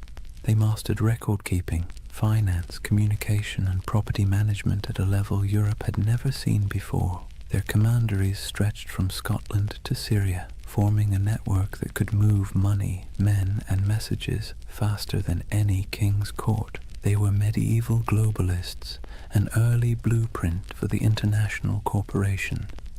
That was their real treasure, their true grail, not buried under Jerusalem, but written in ledgers and sealed with wax. Still, it's fun to imagine the other version, the one where those 9 knights, by flickering torchlight, brushed away centuries of dust and found something that made them more than soldiers, something that whispered of destiny, because that's the romantic engine of the Templar myth, that somewhere in their cold discipline and rigid faith, they touched a kind of forbidden light. Maybe it wasn't treasure. Maybe it was understanding. The church would later accuse them of heresy, of denying Christ, of spitting on the cross, of worshipping strange idols, all of which sound absurd, until you remember how much they changed between those first 9 nights and the empire they became. Power always transforms faith, sometimes subtly, sometimes completely. And perhaps in those long tunnels beneath the temple, the transformation began. There's a moment, halfway between legend and history, when we can almost see it. 9 men on their knees, torches flickering, the stones around them whispering echoes of the past. They think they're praying, but maybe, in that silence, something ancient is listening. And maybe that's why the myth still holds us. Because even if the Templars never found the Ark, or the Grail, or any secret knowledge at all, they still uncovered something remarkable, the power of belief itself. They discovered how mystery can move empires. Imagine a candle-lit chapel deep in the hills of France. The walls are rough stone, the air thick with incense and dust. In the dim light, the symbol of the Red Cross flickers faintly across banners and shields stacked neatly against the wall. A handful of knights kneel in silence before an altar, not before the crucifix, but before something older, stranger, covered in a cloth of deep red. No one speaks, only the low chant of prayer, rhythmic and hypnotic, filling the space like the hum of bees in a summer field. This is the image that has haunted storytellers for centuries. The idea that the Knights Templar possessed secret knowledge, perhaps even a relic of impossible power. And like all the best myths, it's never quite clear whether we want it to be true or whether we enjoy believing it's hidden. The legend of the Holy Grail, for instance, didn't actually begin with the Bible. It began with poets. Around the late 12th century, when the Templars were at their most powerful, A French poet named Chrétien de Troyes wrote of a mysterious grail, a shining vessel carried in a sacred procession, capable of granting eternal nourishment and divine wisdom. He never called it holy, nor said it was a cup. Later, writers turned it into the chalice of Christ, the cup of the Last Supper, or the vessel that caught his blood at the crucifixion. But in Chrétien's day, the Grail was simply something too sacred to name directly. And in that ambiguity, the Templars found a shadow, because who else fit the image better? Knights of divine mystery, warriors of impossible devotion, a brotherhood whose rituals were secret, whose vows were absolute, and whose origins lay under the ruins of Solomon's temple. To a medieval audience it made perfect sense. If the Grail existed, it was the Templars who kept it. Over the centuries, the Grail and the Templars fused together into a single enduring myth, a marriage of chivalry and mysticism that no amount of historical evidence has ever been able to undo. The truth, though, is both smaller and more interesting. The Templars were bureaucrats of the divine. They didn't sit around sipping from golden chalices or unlocking cosmic secrets. They balanced books. They managed estates. They wrote letters in crisp Latin. They were the spiritual accountants of a holy empire. But because they lived in an age obsessed with relics, bones of saints, drops of Christ's blood, splinters of the true cross, they were inevitably drawn into the world of the sacred object. They guarded reliquaries. They escorted pilgrims who sought miraculous artifacts. They helped fund and protect monasteries where fragments of supposed holy items were displayed. So when rumors spread that they had discovered ancient scrolls beneath the Temple of Solomon, texts written by early Jews, Gnostics, or even pre-Christian mystics, the stories stuck. The scroll myth would grow and mutate over time. Some later accounts, centuries after the Templars were gone, claimed they had found the Book of Thoth, an Egyptian text of divine wisdom. Others said they uncovered teachings from the lost tribes of Israel, and some whispered of alchemical diagrams, maps of the cosmos itself, hidden away from the church to protect humanity from knowledge it wasn't ready to bear. Of course, there's no evidence for any of this, but myths thrive where evidence fails, and perhaps that's what made the Templars so irresistible to later imaginations. They embodied that perfect combination of real power and secret silence. The Church itself fueled much of it, unintentionally, because the Templars, though loyal to Rome, answered to no king, no bishop, no worldly authority. They were free to move money, land, and information across borders. They could send coded letters that no one else could read. They had their own internal justice system, their own chapels, their own prayers. In other words, they looked a lot like the very thing the Church feared most, a second church. And that's when suspicion began to bloom. Whispers spread that the Templars practiced strange rituals, that their initiations involved renouncing Christ, spitting on the cross, or worshipping a mysterious head called Baphomet, that their power came not from God but from something older. Most historians agree that these accusations were lies, propaganda created to destroy them later. But it's worth noting why those lies were so effective. Because they sounded plausible. Because secrecy always invites projection. If you give people a locked door, they will imagine what's behind it. And for medieval Europe, already steeped in apocalyptic fear and superstition, the Templars became the perfect vessel for that imagination. Their very success became suspicious, their discipline unnatural, their wealth sinful, their silence heretical. And yet, maybe there was something beneath all the rumor. Not magic, not relics, but an attitude.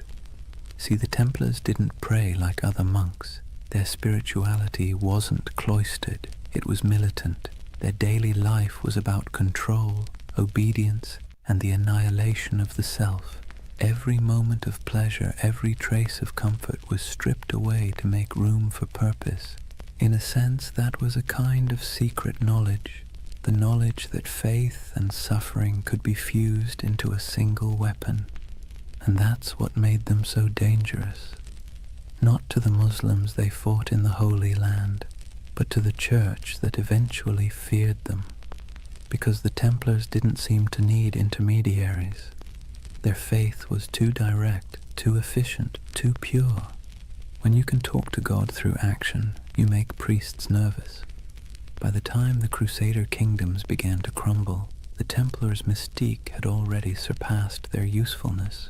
Europe no longer needed warrior monks, it needed bankers, diplomats, and obedient clergy, and so the Templars' mysticism, once admired, became suspect. It's strange, isn't it? How quickly a symbol of holiness can become a symbol of heresy. One century they were Christ's chosen, the next they were whispered to be sorcerers. But perhaps that's the price of mystery. The more tightly you guard your secrets, the easier it is for others to fill them with darkness. And in the quiet moments when we think of the Templars by torchlight, kneeling before something hidden under silk, we feel that same tension, that blend of awe and suspicion, that uneasy beauty of something half-believed. Because part of us wants to believe. We crave hidden truths. We need our mysteries, especially the ones that refuse to resolve. And maybe that's why, centuries later, the Templar myth is still alive, in Dan Brown novels, in video games, in conspiracy theories whispered on YouTube at 3 a.m., because it scratches that ancient itch, that somewhere, someone knows something we don't. It's funny how little we've changed. The medieval mind looked at the stars and imagined divine design. We look at old ruins and imagine lost technology. Both are acts of yearning, proof that we are wired to believe that history hides something from us. And perhaps the Templars were the first to realize that the greatest power isn't in what you know, but in what others think you might know. Theirs was a religion of silence, and silence in any age is seductive. Imagine the city of Jerusalem in the morning light. The walls are pale gold, dust drifting through narrow streets where merchants lift their shutters and donkeys stamp impatiently in the shade. From the hills beyond, the desert glows like a sea of faded fire. Bells ring from the Church of the Holy Sepulchre, and somewhere a muezzin's call answers softly from across the valley. This was the city the Templars swore to defend, the heart of their purpose, the reason for their existence. But by the late 12th century, Jerusalem was no longer the eternal prize they once imagined. It had become a coin tossed endlessly between empires, each claiming divine right, none able to hold it for long. The cracks began, as they so often do, with pride. The Crusader kingdoms, those fragile Latin states carved out after the First Crusade, had grown decadent and divided. The descendants of knights who once marched barefoot to holy war now lived like minor kings, drinking imported wine, bickering over titles, and marrying into local dynasties to secure land and dowries. The Templars, meanwhile, had become something very different from their humble beginnings. They were no longer 9 men kneeling in the dust. They were a multinational corporation of the Middle Ages, thousands strong, with property stretching from Scotland to Syria. They operated fleets, fortresses, and treasuries. They could lend money to kings and fund crusades outright. And that kind of power, while impressive, makes enemies quickly. By the mid-11th century, the balance of the Holy Land had shifted. Muslim forces, long divided, were now uniting under a single banner, led by a man who seemed born for the role, Salah ad-Din Yusuf ibn Ayyub, known in the West as Saladin. If the Crusaders were a tangle of arrogance and infighting, Saladin was the opposite, disciplined, patient, and devout. His armies were not the wild hordes described in European rumor. They were organized, loyal, and most importantly, fighting for home. The Templars met them on countless fields, Hattin, Ascalon, Arsuf, and though they fought with ferocious resolve, they were outmatched by unity and strategy. The Battle of Hattin in 1187 was the breaking point. It began with a cruel trick of the sun. Saladin's army lured the Crusaders away from their water supplies, dragging them across the dry Galilean plains under a blazing July sky. By the time the Templars reached the horns of Hattin, they were half mad with thirst, their chainmail burning against their skin, their banners wilting in the heat. The Muslim forces surrounded them.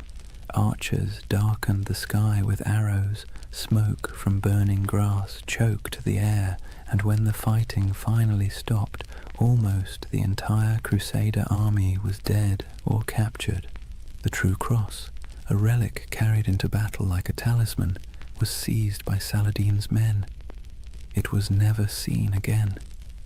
The Templar Grand Master Gerard de Riedefort was taken alive. Saladin spared him, though many of his brothers were executed. He would live long enough to watch the walls of Jerusalem fall later that same year. When word reached Europe that the Holy City was gone, it was as if the world itself had cracked open. Sermons thundered across cathedrals, blaming sin, pride, and divine wrath. Monarchs trembled, pilgrims wept. The Pope called for another crusade, and through it all, the Templars stood in the ruins of their purpose. You can almost imagine the silence that followed. The once sacred city, its streets littered with the detritus of war, now echoed with the sounds of new rulers.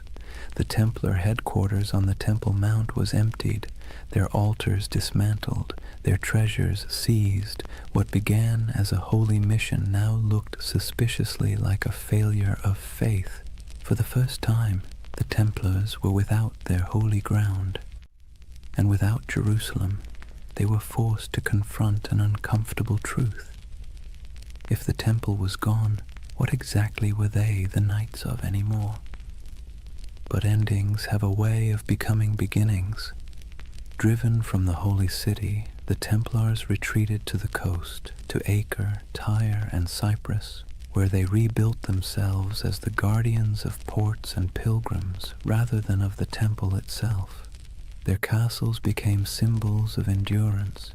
Crac des Chevaliers in Syria rose like a stone crown over the hills, its walls layered and massive, designed to resist even the most determined siege. Safed Tortosa, Athlit, each fortress a defiant miracle of engineering, built with geometry, patience, and faith in stone. In those high towers, the Templars kept the flame of their order alive. But it was different now, less about holy destiny, more about survival. Their discipline hardened into something colder. Their prayers became shorter, their eyes sharper. They trained recruits not to imagine glory, but to endure isolation, hunger, and the dull ache of endless duty. And yet, despite all this loss, their legend somehow grew. Europe romanticized them even as the Holy Land slipped away. Chroniclers back home painted the Templars as holy martyrs, holding back the tide of heathens. Donations poured in. New recruits arrived from noble families eager for redemption. It's one of history's great ironies.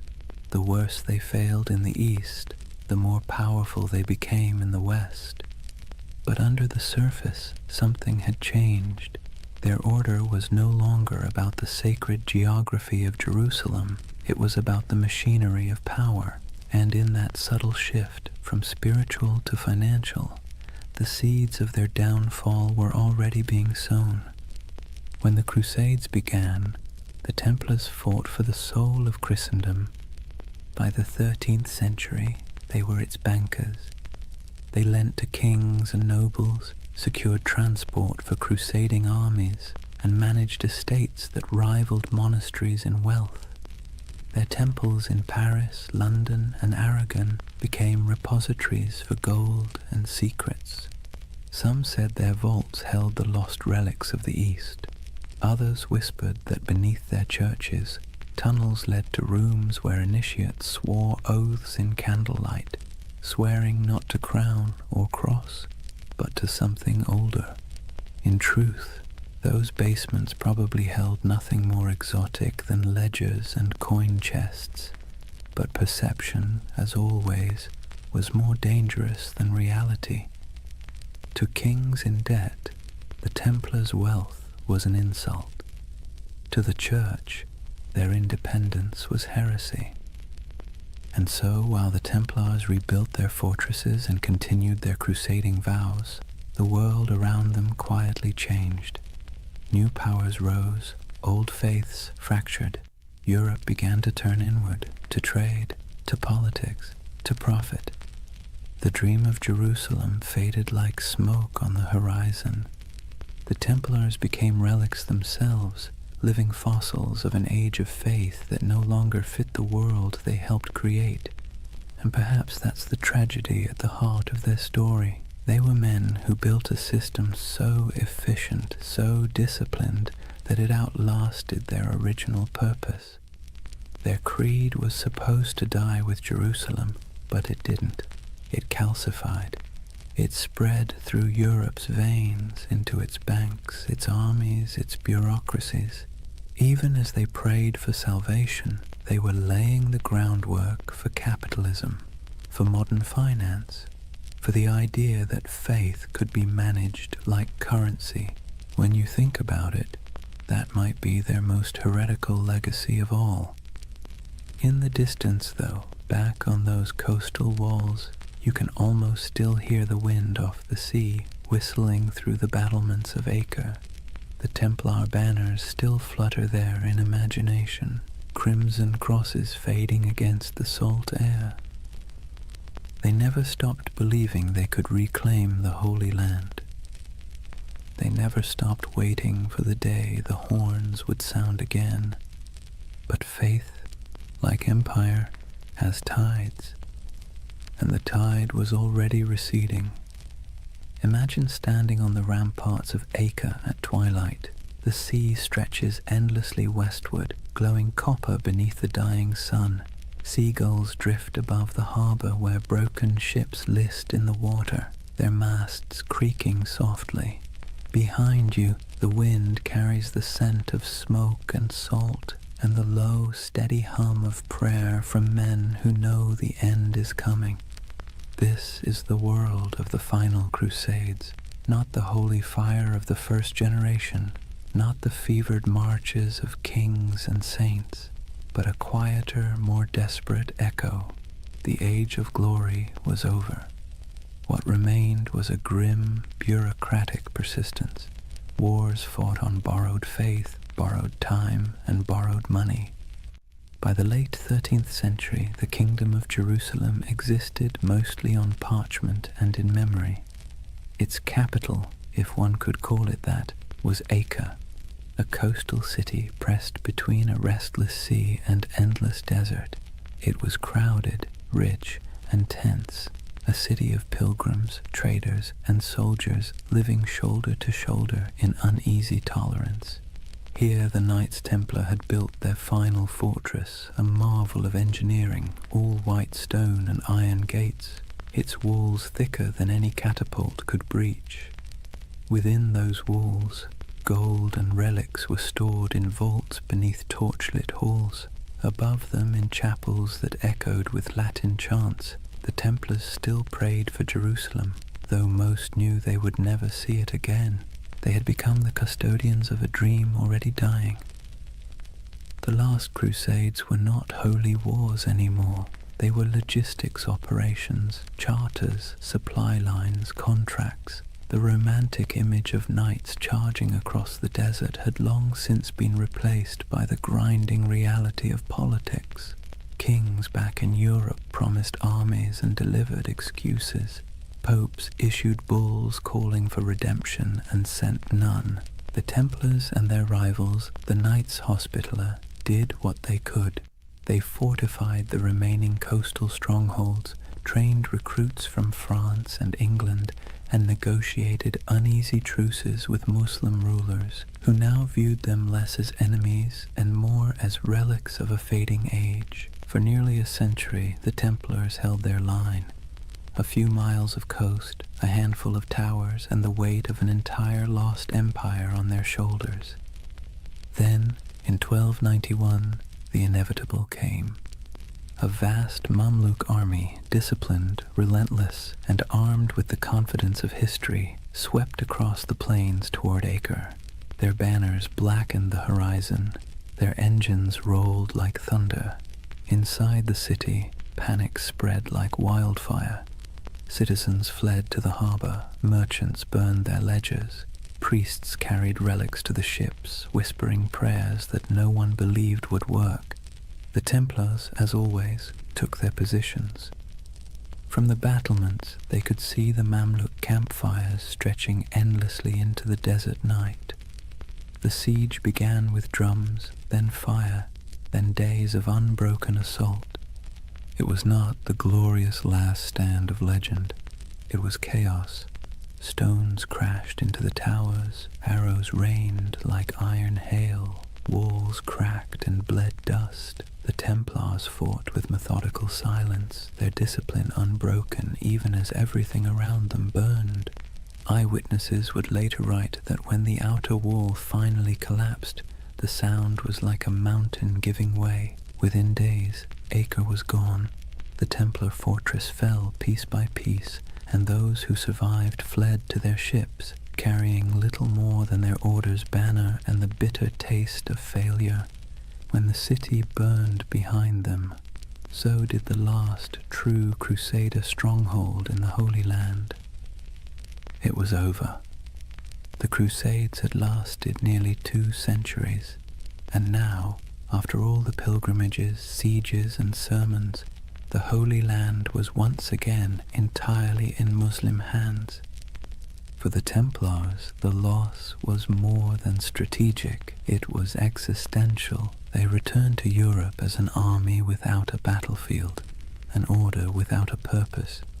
Their castles in the east were gone, their mission obsolete, but they were still wealthy, still disciplined, and still bound by vows that made them useful or dangerous, depending on who was watching. They settled mostly on the island of Cyprus, rebuilding their headquarters there. From its harbors, they continued to dream of returning to the Holy Land, though it was clear to everyone that the age of crusades had passed. But faith is a stubborn thing. The Templars still believed that their duty was not complete. They trained, prayed, and planned as if the next crusade was always just one papal decree away. And Europe for a while humored them. Popes still called them the sword of the church. Kings still borrowed their money. Peasants still whispered prayers for them. But under the surface, the world was changing. Trade was replacing war. Cities were replacing castles. Banks were replacing swords. And the Templars, with their vast holdings and network of treasuries, found themselves at the uncomfortable center of this transition. They had invented the closest thing to modern finance, a system where a pilgrim could deposit gold in Paris and withdraw it in Acre using coded letters of credit. It was genius, practical, and efficient, and in hindsight, catastrophic. Because when the wars ended and the debts came due, kings looked at the Templars' wealth and saw temptation, not salvation. Especially one king in particular, Philip IV of France. Philip was a man both pious and paranoid. He owed the Templars enormous sums of money, loans for his wars, his court, his vanity. But he also saw their independence as an affront. They answered not to him, but to the Pope. Their fortresses in France were like miniature states, their archives sealed and secret, and the more Philip learned about them, the more their silence unnerved him. Rumors spread of strange initiation rites, of heretical symbols, of men kissing the cross in reverse.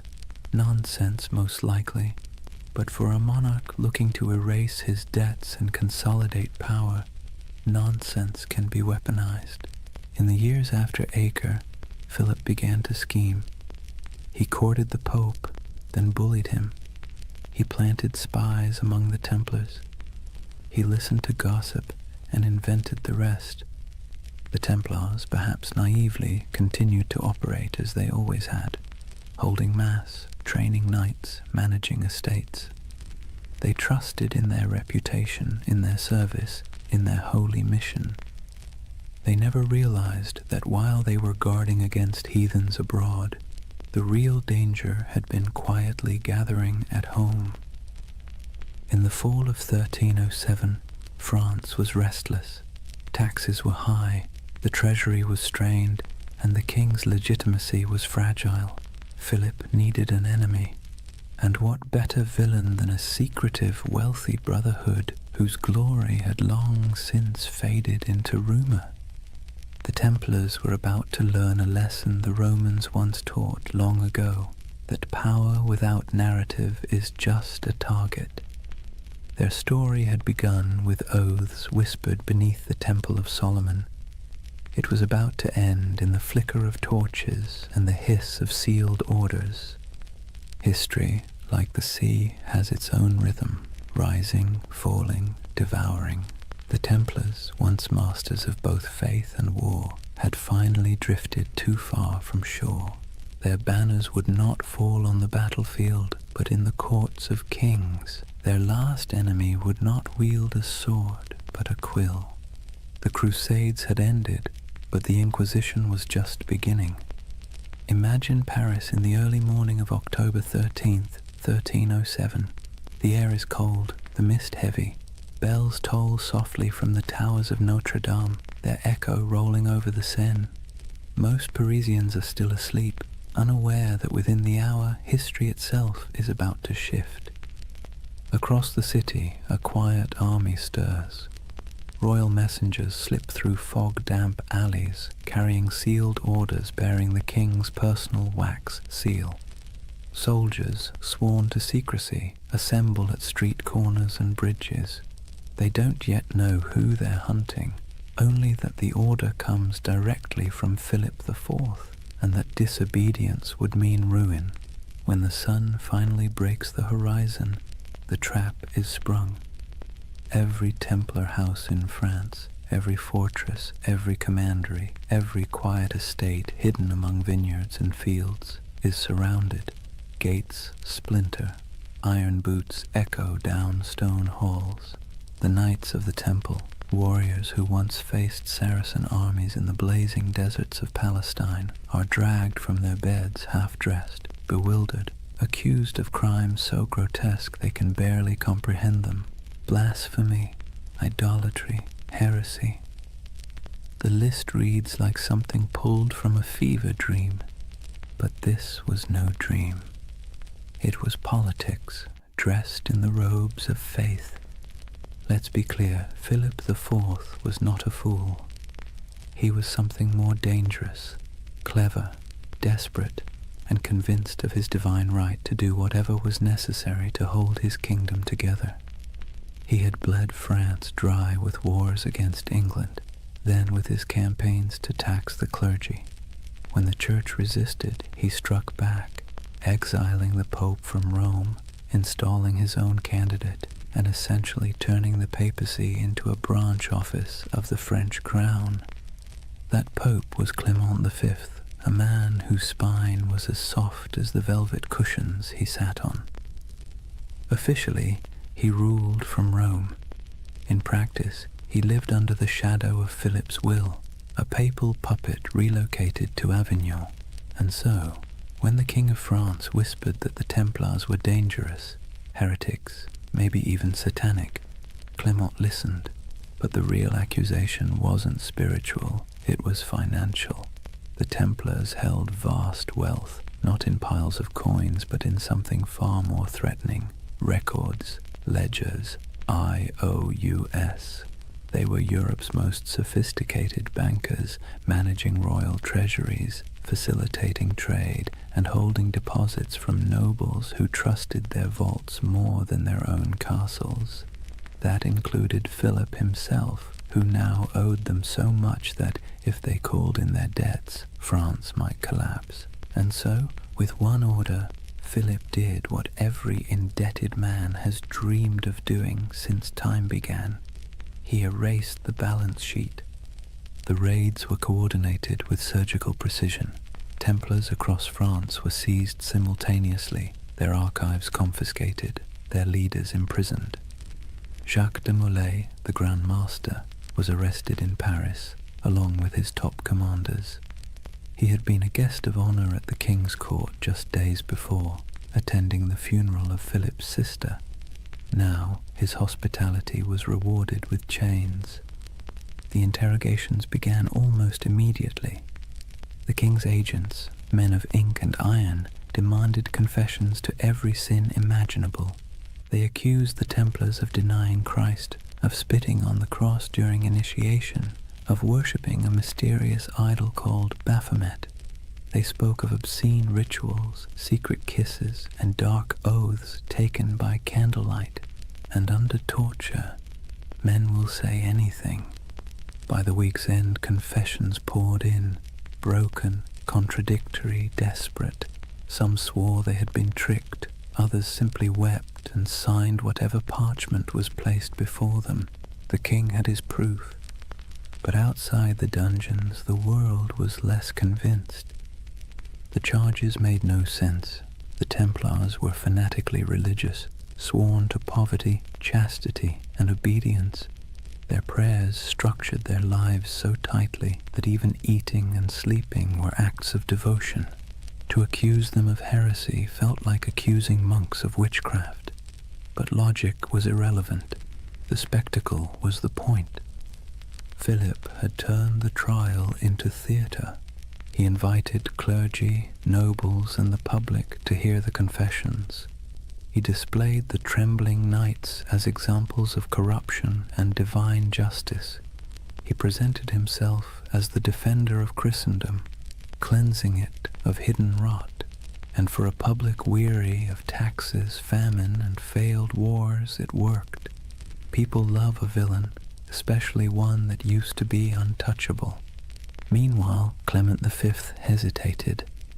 As head of the church, the Templars were technically under his jurisdiction, not Philip's, and he knew, deep down, that the charges were absurd. He issued cautious letters demanding the Templars be handed over to papal investigators, but Philip ignored him. France was already playing judge, jury, and executioner. When the Pope finally summoned his courage to intervene, the damage was done. Across Europe, the accusations had spread like wildfire. Other kings, seeing opportunity, followed Philip's lead. Why not confiscate a few Templar estates? Why not seize their gold, their horses, their lands? After all, if France was purging the heretics, who wanted to look soft on sin? One by one, Europe's monarchs turned on their former protectors. In England, Edward II hesitated at first. He actually liked the Templars, but papal pressure forced his hand. In Spain and Portugal, the order was dissolved and reborn under new names, with new insignia, to preserve their assets while appeasing the church. In Germany and Italy, their properties were quietly absorbed by the Hospitallers, rivals who had survived by being slightly less rich and slightly less suspicious. But in France, there was no mercy. The king's prisons overflowed with knights. Some recanted their forced confessions, and for that they were burned alive. Others were kept in darkness for years, their order formally disbanded by papal decree in 1312. As the walls closed in, Jacques de Molay remained calm. His life, by then, had been one long act of faith. He had fought in Outremer, negotiated with kings, and seen the fall of Acre. He knew what it was to lose everything. But this betrayal, this twisting of faith into a weapon, was something colder. He endured years of imprisonment, interrogation, and humiliation before being brought once more into public view. On March 18th, 1314, the king staged one final spectacle. Molay and 3 senior Templars were led onto a platform erected on the Ile de la Cité, a small island in the Seine, directly across from the royal palace. The crowd gathered in silence, expecting confessions and repentance. But instead the old man, gaunt, weary, his hair turned white in prison, stood tall and spoke words that would echo for centuries. He retracted every confession, declared the order innocent, condemned the lies, the cruelty, the injustice. The crowd gasped. The executioners hesitated. Even Philip's officials seemed unsure what to do. But the king, unmoved, ordered the fires lit immediately, and as the flames climbed, witnesses said Jacques de Molay did not scream. He stood, unmoving, until the smoke swallowed him. According to legend, with his final breath, he called down a curse, summoning the Pope and the King to meet him before God within a year. It sounds like myth, but here's the strange part. Both men did die within 12 months. Philip collapsed suddenly during a hunting trip. Clement succumbed to illness not long after. Their bodies, it was said, refused to rest peacefully. One burned, one desecrated by lightning. History, for once, indulged in poetic justice, and so ended the Knights Templar, at least on paper. Their castles were seized, their treasure vanished, their order dissolved, but their legend, that refused to die. Whispers began immediately, of ships slipping away from La Rochelle under cover of night, carrying gold, relics, and sacred texts, of surviving knights who fled north to Scotland or vanished into the Alps, of secret brotherhoods, the Freemasons, the Rosicrucians, who claimed descent from the last guardians of the temple. It's hard to tell where history ends and myth begins. Maybe they're the same thing now, a story too powerful to stay buried. The fires of Paris went out, the ashes scattered. But in the imagination of every generation since, the Templars never stopped riding. Their red crosses still gleam faintly in the dark corners of our collective memory, where faith and conspiracy meet like two mirrors reflecting forever. Chapter 4. The Fall, the Curse, and the Immortal Legend. Take a deep breath and picture it again. Paris, 1314. The sun setting behind the grey spires, the river glinting like a blade, the crowd dispersing after the execution, their murmurs fading into the wind. For a moment, the city feels hollow. The flames have gone out, the smoke has thinned, and all that remains of the Knights Templar is the faint scent of burning oak and the whisper of rumour. It should have ended there, but history, like fire, has a way of smouldering long after the last spark dies. They say Jacques de Molay's final words were a curse. He called out from the pyre, summoning Pope Clement and King Philip to appear before the judgment of God within a year. The legend says his voice did not tremble. It carried through the crowd, past the walls of Paris, past the gilded windows of the royal palace, carried by the smoke as if heaven itself were listening.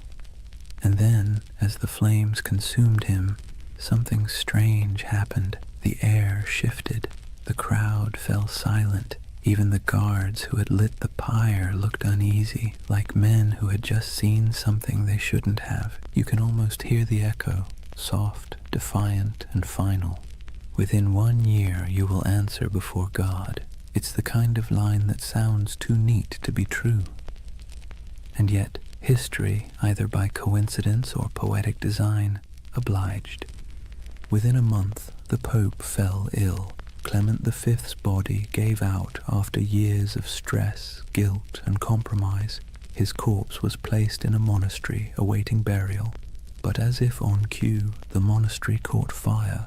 The flames consumed the chamber, and the papal body, already lifeless, was said to have sat upright in the coffin, engulfed in flames, as though the curse had come to collect. Not long after, King Philip went hunting in the forest of Fontainebleau.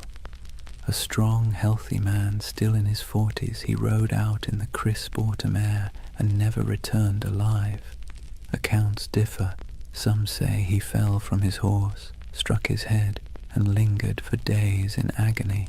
Others say he was seized by a sudden paralysis. Either way, the most powerful man in Europe died slowly, staring into nothing, as if haunted by something he couldn't see, and with their deaths, the curse of the Templars was born. It was a simple story. 2 men destroyed by the vengeance of a martyred knight, but it grew quickly. People whispered that France itself was doomed, that Philip's descendants, the Capetian line, would die out within generations, and, strangely enough, that too came true.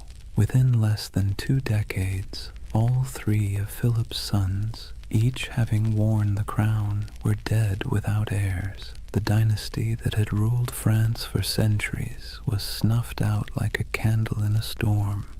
The people of the time called it La Malédiction des Templiers, the Templar curse.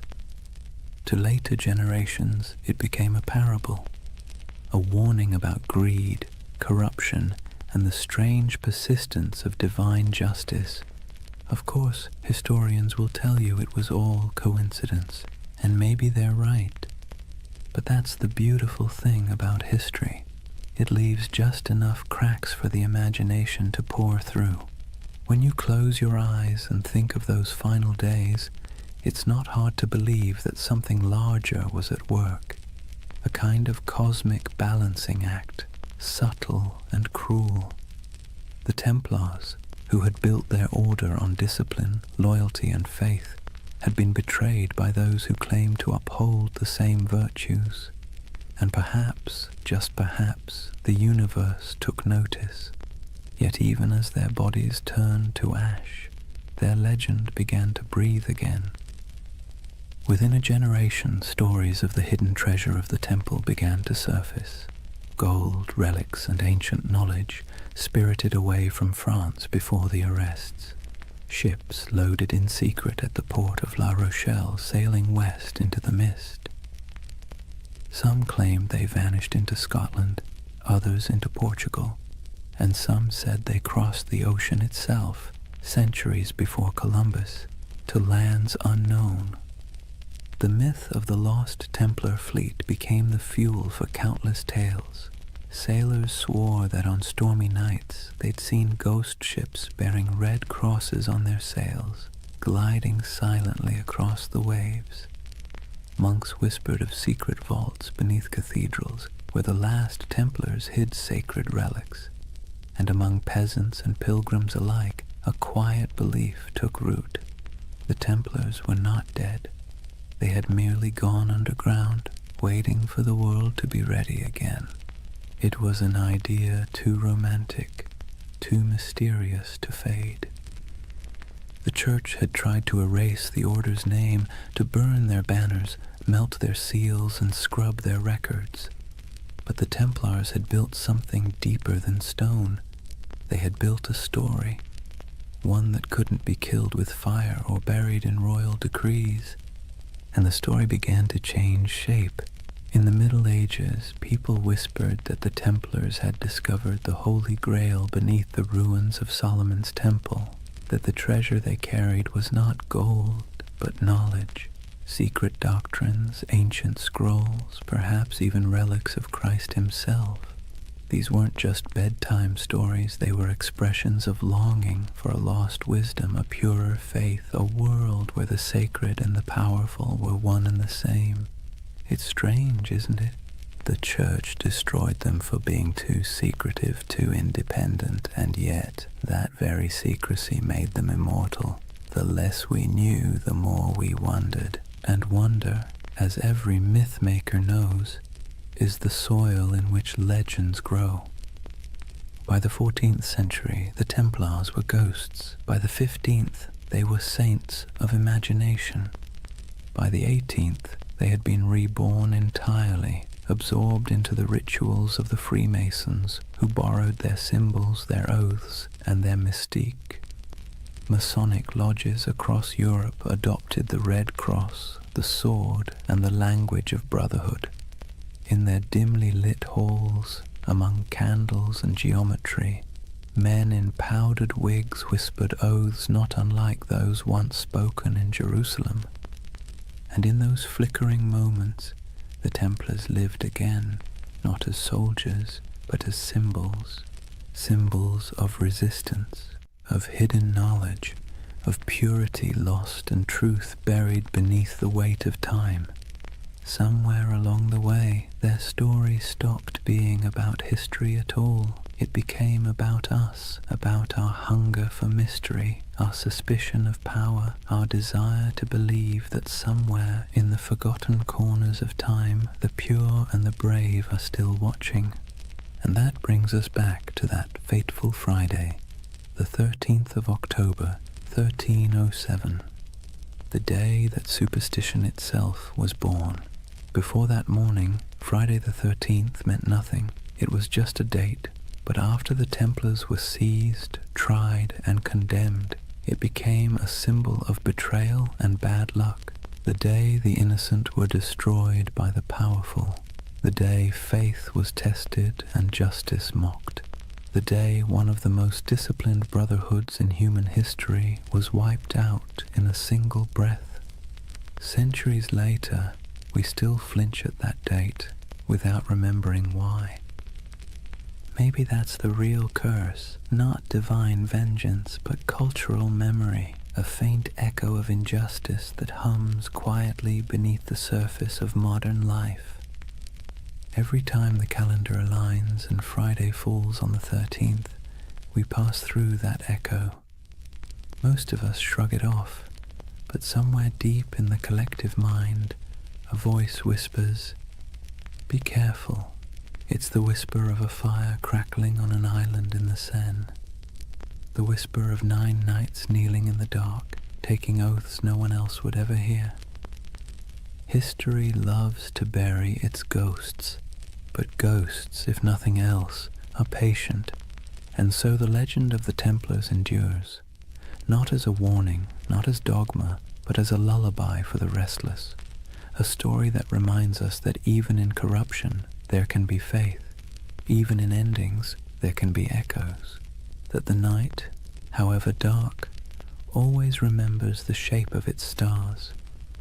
Close your eyes for a moment and imagine the sea, a cold wind blowing from the west, the smell of salt, iron, and rain. It's October of 1307, just days after the arrests began. France is tightening like a fist. Across the countryside, Templar commanderies, once bustling with horses, treasure, and prayer, now sit silent under royal seals. Soldiers ransack vaults, priests pore over ledgers, and the knights, those who survive the sudden sweep, vanish like smoke.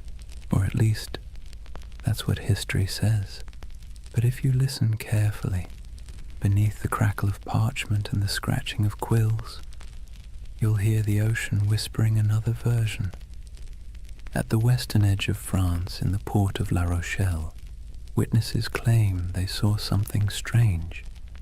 A convoy of ships flying the Red Cross of the Temple quietly slipped out to sea just before the arrests. The official records say nothing, but rumors say otherwise. Some say the ships were loaded with gold, silver, relics, and documents, everything the order held sacred. Others say they carried only men, brothers who refused to die in chains. Either way, when the king's men arrived to confiscate the Templar fleet, the docks were empty. Every ship was gone, vanished into the grey Atlantic mist. Where did they go? That question has haunted historians for centuries. Some claim they sailed north to Scotland, where King Robert the Bruce, excommunicated by the church, might have welcomed the outlawed knights. Scotland, after all, was in rebellion. Its land was cold, rugged, and far from papal reach. It's said that on the eve of Bannockburn in 1314, the same year Jacques de Molay was burned, a small band of armoured riders appeared on the battlefield, carrying the Red Cross. They turned the tide against the English, then disappeared as swiftly as they came. Is it true? Probably not. But as every good myth knows, plausibility is optional when the imagination takes hold. Others believe the Templars went west, farther than any Christian ship had gone, that they reached the shores of Portugal, and from there, the New World itself, centuries before Columbus. In Portugal, after all, the Templar legacy is easy to trace. King Denis, who admired the order's discipline and skill, quietly rebranded them as a new brotherhood, the Order of Christ. Same men, same property, same goals, different name. Under that new banner, they built fortresses, trained explorers, and financed voyages. Centuries later, one of their spiritual heirs, a man named Prince Henry the Navigator, would launch the Age of Exploration, and the Red Cross of the Templars would appear again, painted on the sails of caravels bound for Africa, India, and beyond. You've seen it before, even if you didn't notice it. The ships of Columbus, the sails of Vasco da Gama, the Red Cross fluttering against the wind. A silent inheritance, passed from the knights who once guarded pilgrims to the sailors who remapped the world. And so, some say, the Templars never truly vanished. They evolved. They traded swords for sextants and Jerusalem for the horizon. But there's another theory, quieter, stranger, almost tender in its melancholy, that many of the surviving Templars simply went home. Imagine them. Men in their 40s or 50s, scarred from years of crusade, watching everything they believed in collapse. Some fled across borders, shaving their beards, burning their mantles, blending back into ordinary life. A few became monks in other orders. A few became mercenaries fighting in wars for causes that meant less to them than the discipline itself. And some perhaps wandered until they disappeared entirely. It's easy to picture one, an old knight on a country road in Burgundy, walking beside a thin horse, whispering the prayers he'd once spoken in Latin under vaulted stone. The world had moved on, but his habits hadn't. He still woke before dawn. He still ate in silence. He still believed that somewhere, somehow, the temple would rise again. History doesn't record their names, but you can almost feel their absence, like a missing note in a song. Meanwhile, in the cities, the myth began to grow. People whispered that the knights had gone underground, forming secret brotherhoods that passed their wisdom down through generations. Some pointed to the Freemasons, whose ceremonies echoed Templar oaths of loyalty and secrecy. Others to the Rosicrucians, the mystics of the Renaissance who claimed to guard ancient knowledge. And later still, to shadowy organizations whispered about in smoky taverns, societies of men who spoke in symbols, who wore rings marked with crosses, and who always seemed to know more than they should. Whether any of it was true didn't matter. What mattered was that the idea felt true, because deep down, humanity hates endings. We don't like to believe that things simply stop, that great movements vanish overnight. We'd rather imagine that somewhere, beneath the surface, the story continues. And maybe it does. In Scotland, legends grew of hidden lodges beneath cathedrals, where descendants of the Templars met by candlelight. In Spain and Portugal, old families claimed to possess relics from the temple, swords, seals, and parchments that no historian could trace. And in France, the ghost stories began. Peasants said that on stormy nights they saw riders in white cloaks galloping through the woods near old commanderies, their torches flickering like stars. No hoofbeats, no voices, just the wind, the rain, and the sound of metal brushing against metal. The church called it superstition, but the peasants knew better. They said it was the Templars, still keeping watch. Centuries later, during the French Revolution, when mobs looted churches and burned archives, strange things were found. Stone carvings of Templar crosses hidden behind altars, letters sealed with wax bearing the order's symbol, and cryptic diagrams suggesting that not everything had been destroyed. Even Napoleon, the great skeptic, was rumored to have been fascinated by them. When he invaded Egypt in 1798, he brought with him not just soldiers, but scholars, engineers, and, oddly enough, men obsessed with the Templar myth. They saw the pyramids, the ruins of ancient Alexandria, and believed they were walking in the same footsteps as those mysterious knights who had once dug beneath Solomon's temple. It was as if every century rediscovered the Templars anew, each generation projecting its own dreams onto their ghost. For the Renaissance, they were seekers of hidden wisdom. For the Enlightenment, martyrs of superstition. For the modern age, symbols of rebellion against authority. And through it all, their image never changed. White cloaks, red crosses, silent resolve. The perfect blend of purity and menace.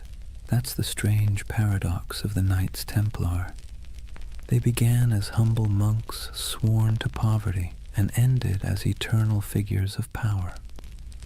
They were meant to defend faith but became symbols of doubt. They were destroyed for secrecy, and yet secrecy is what keeps them alive. When you trace their story from the ruins of Jerusalem to the myths of modernity, you realize that the Templars have become less a chapter of history and more a kind of mirror. Every age sees itself in them. Every conspiracy, every spiritual revival, every lost cause finds its reflection in their legend. Even today, their name is everywhere. Video games, novels, films, coffee brands, even insurance companies. The irony would probably amuse them. Men who once vowed to own nothing now sell everything. But perhaps that's fitting. The Templars were never just about religion or war. They were about the human need to believe in something that endures. And maybe that's why we can't stop imagining where they went. Not because we need the facts, but because we need the comfort of knowing that ideals, courage, loyalty, sacrifice, don't just die with men. They drift, they adapt, they survive. So when you think of those ships sailing out of La Rochelle into the fog, try not to see them as fugitives.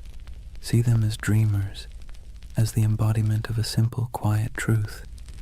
That faith and mystery always find a way to escape the fire. Maybe they reached Scotland, maybe they reached the New World, or maybe they're still out there somewhere, beyond the horizon, sailing a sea that never ends.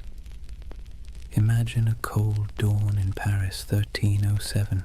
The streets smell of smoke and fear. Bells toll somewhere in the distance, slow, heavy, deliberate. The king's guards march through the mist, their armor clattering like a death knell. Inside the stone halls of the royal fortress, a handful of exhausted men kneel before a tribunal. Their white mantles, once symbols of divine purpose, are now stained with dirt and tears. The red cross across their chests looks almost like a wound. These are the Knights Templar, the once unbreakable brotherhood now accused of heresy, blasphemy, and witchcraft. Their Grand Master, Jacques de Molay, stands among them. His face is gaunt, his hands tremble, but not from fear, from disbelief. Only a few years earlier, kings had begged for the Templars' loans, popes had blessed their missions, and merchants had trusted their vaults with fortunes. And now, the same powers that exalted them call them servants of the devil. Let's be clear, the charges were absurd. The Templars were accused of spitting on the cross during secret initiations, of worshipping a mysterious idol named Baphomet, a bearded head that supposedly whispered prophecies, of kissing each other's backsides as oaths of loyalty. It sounds like something invented by a drunk gossip trying to impress a tavern full of bored clerks. But in medieval Europe, rumor and heresy were as lethal as swords. Under torture, men confessed to anything. And King Philip IV of France, buried in debt to the Templars, knew that pain was cheaper than repayment. He wanted their treasure and their silence. So he ordered confession after confession until even the strongest broke. It's strange to imagine these were men trained to endure battle, to ride through sieges, to fight without sleep. And yet here they were, chained in dungeons, whispering prayers that turned into pleas. Some recanted immediately, others held firm until their bodies gave out. But through it all, one question pulsed beneath the surface like a heartbeat. Where is the treasure? Because according to legend, the Templars had amassed unimaginable wealth. Gold from Jerusalem, silver from Europe, relics from the Holy Land. They were bankers to kings, landlords to half of France, and custodians of secrets no one dared write down. When their order collapsed, that treasure simply disappeared. The official records show nothing. The king found empty vaults, the church seized estates, but no gold. And so the myth began. The missing Templar treasure has been called the most enduring unsolved mystery in medieval history. Over the centuries it's been found 1,000 times, in hidden tunnels under Paris, buried beneath Rosslyn Chapel in Scotland, locked inside the catacombs of Malta, even frozen beneath Nova Scotia's Oak Island, where fortune hunters have been digging for 200 years and still haven't hit bottom. Each theory begins the same way, with the night of October 13th, 1307, when those ships at La Rochelle sailed off into the mist. And each theory ends the same way, with an empty map and more questions. But maybe the treasure wasn't gold at all. Maybe what they protected wasn't wealth, but knowledge. There's a quiet rumor, older than the Freemasons, older than most conspiracy theories, that the Templars discovered something beneath the ruins of Solomon's Temple during their early years in Jerusalem. What it was, no one agrees on. Some say it was the Holy Grail, not a cup, but a secret bloodline. Others claim it was the Ark of the Covenant, still humming with divine energy.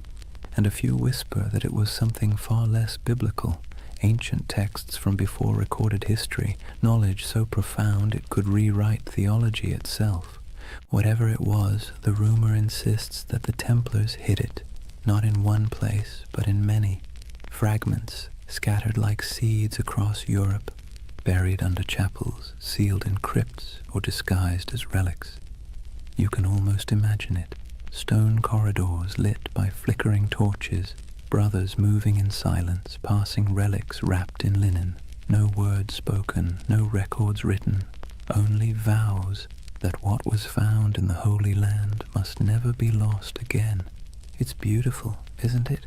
The idea that knowledge can be smuggled through time, that truth, like treasure, can survive corruption, fire, and forgetfulness.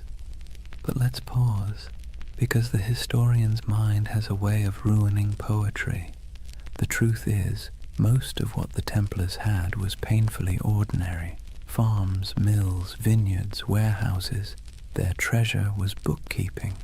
Still, the legend persists, because it speaks to something deeper, a yearning for meaning behind mystery.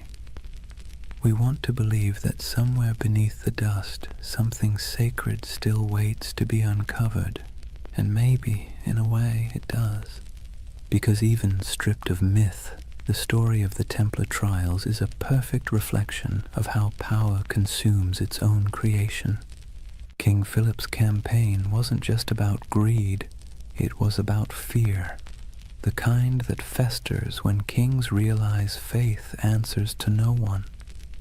The Templars had grown too independent. Their wealth was international. Their loyalty was to God, not to any throne. They were an early version of globalization, efficient, disciplined, untaxed. They'd become everything monarchs hate, powerful, moral, and incorruptible. And so Philip did what tyrants always do when faced with something they can't control. He called it evil. By 1310, the trials had become theater. Dozens of knights were paraded through Paris to confess and repent before crowds. Some, desperate for mercy, repeated the false confessions they'd made under torture. Others refused, and for that they were burned. The flames were said to burn clean. No black smoke, only white. People whispered it was the Holy Spirit taking their souls. Others said it was the wind carrying away the last truth the church dared not hear. But one man's death would outlive them all. Jacques de Molay, the Grand Master. In 1314, after 7 years of imprisonment, he was led to a small island on the Seine. The executioner tied him to the stake as the king's men watched. When asked for a final confession, de Molay refused. He looked at the crowd and spoke instead to the heavens.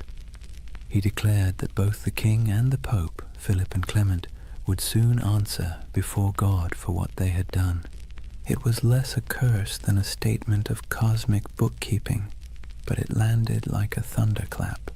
Within a year, both men were dead, and so legend turned to prophecy.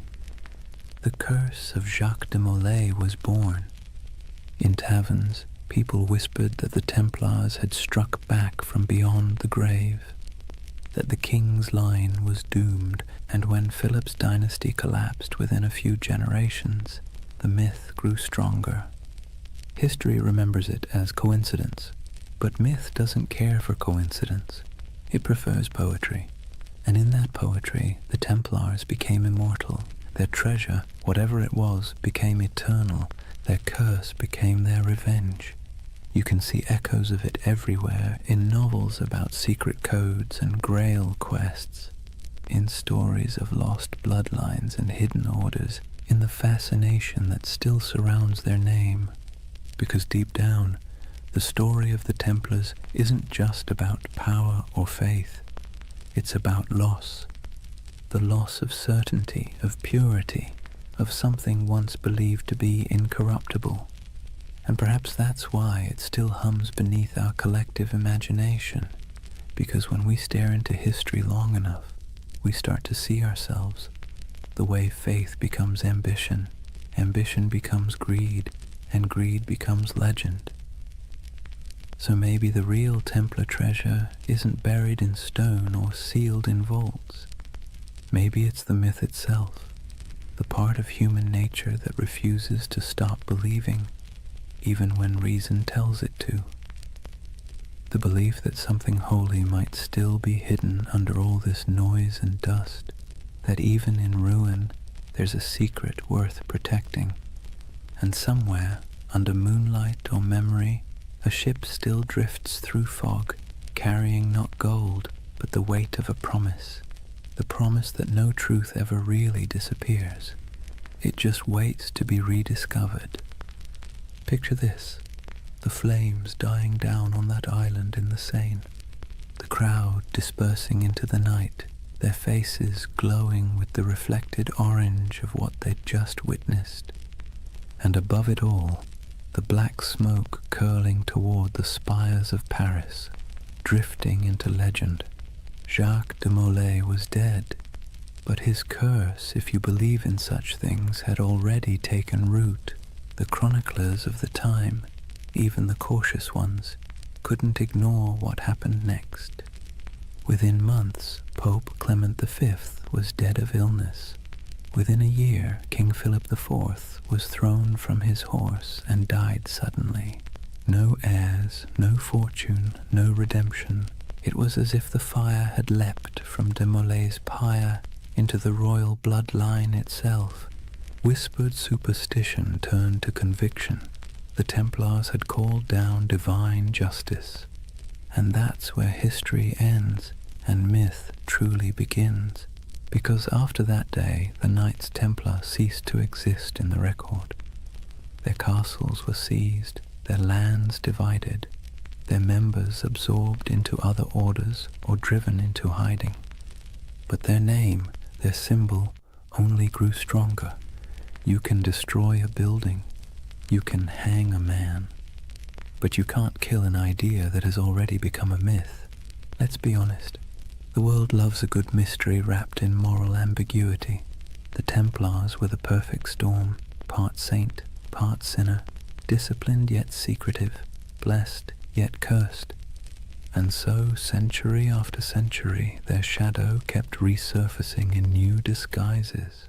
In medieval Germany, people whispered that the Templars had gone underground, literally tunneling beneath mountains to guard their hidden treasure.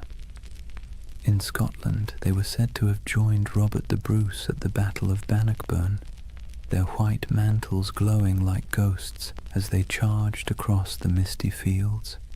In Portugal, they supposedly rebranded as the Order of Christ, quietly sailing under new banners as Europe's age of exploration began.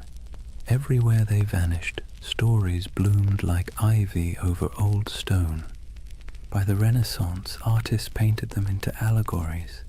By the Enlightenment, philosophers invoked them as symbols of reason suppressed by superstition.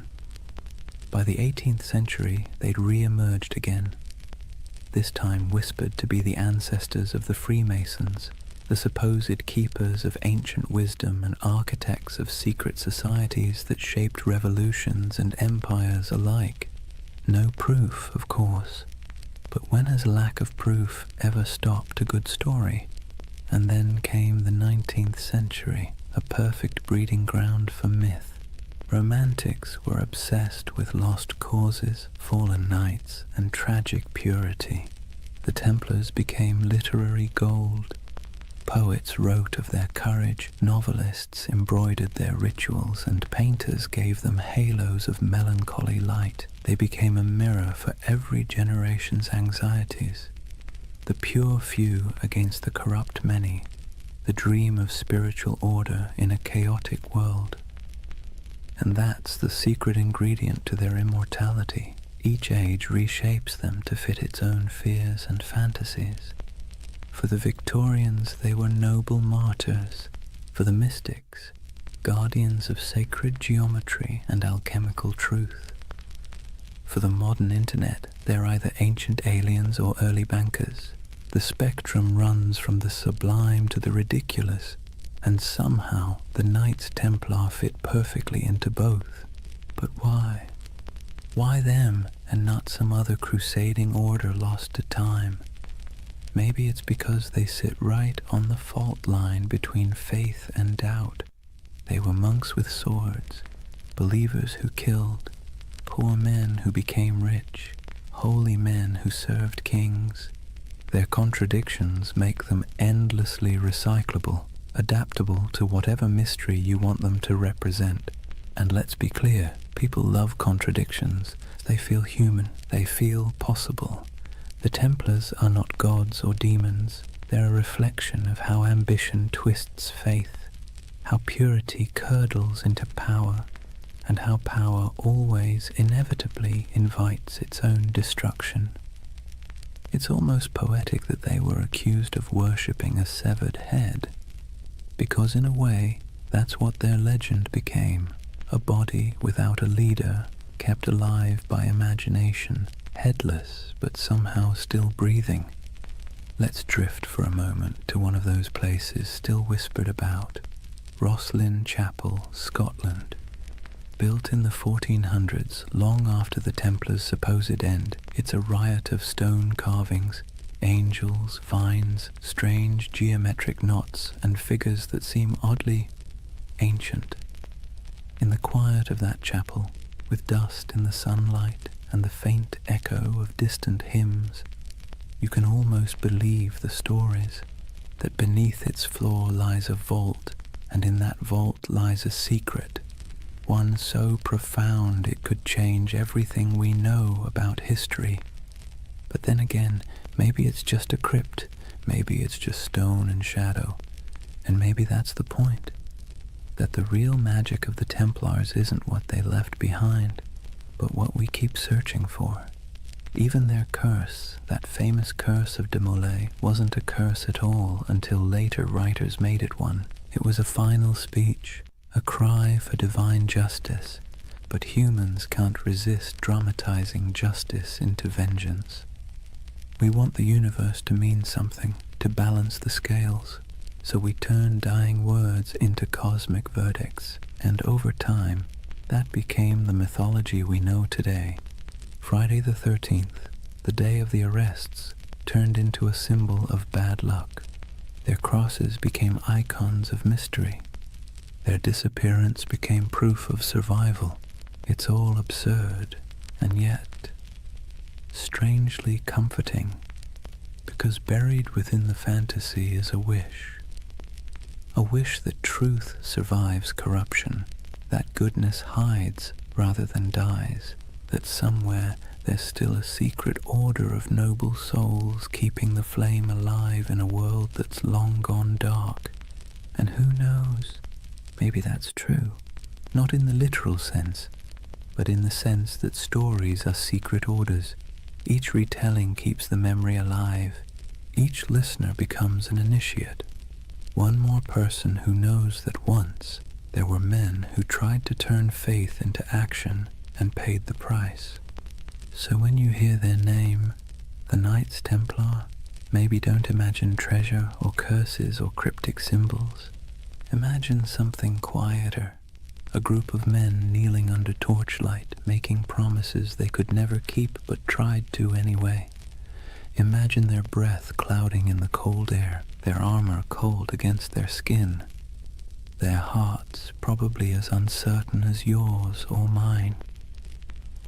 And perhaps in that uncertainty lies their true immortality, because we don't remember them as saints or villains. We remember them as the dream that somewhere in the chaos of history, people once believed they could create something pure, something incorruptible, something worth dying for. And though their towers have fallen and their banners turned to dust, the idea still flickers in stone carvings, in folk tales, in the glow of every conspiracy theory forum at 3 a.m. The Templars endure not because they were flawless, but because they were human. And humans have always dreamed of perfection, even as we fall short of it. So when you finally close your eyes tonight, imagine the world they left behind. Imagine the quiet after the fire, the soft sound of waves against forgotten shores. Somewhere a candle burns low, somewhere an oath is whispered again, and somewhere in the deep rhythm of history the order still rides, not in armor but in memory, because the truth is, nothing truly holy ever dies. It simply changes shape and waits to be remembered. So now we reach the end, or rather, the echo. The story of the Knights Templar doesn't really end.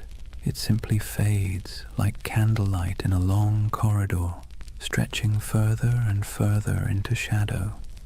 If you've stayed with me through this entire journey, through crusades and curses, through deserts and dungeons, take a moment to notice the quiet.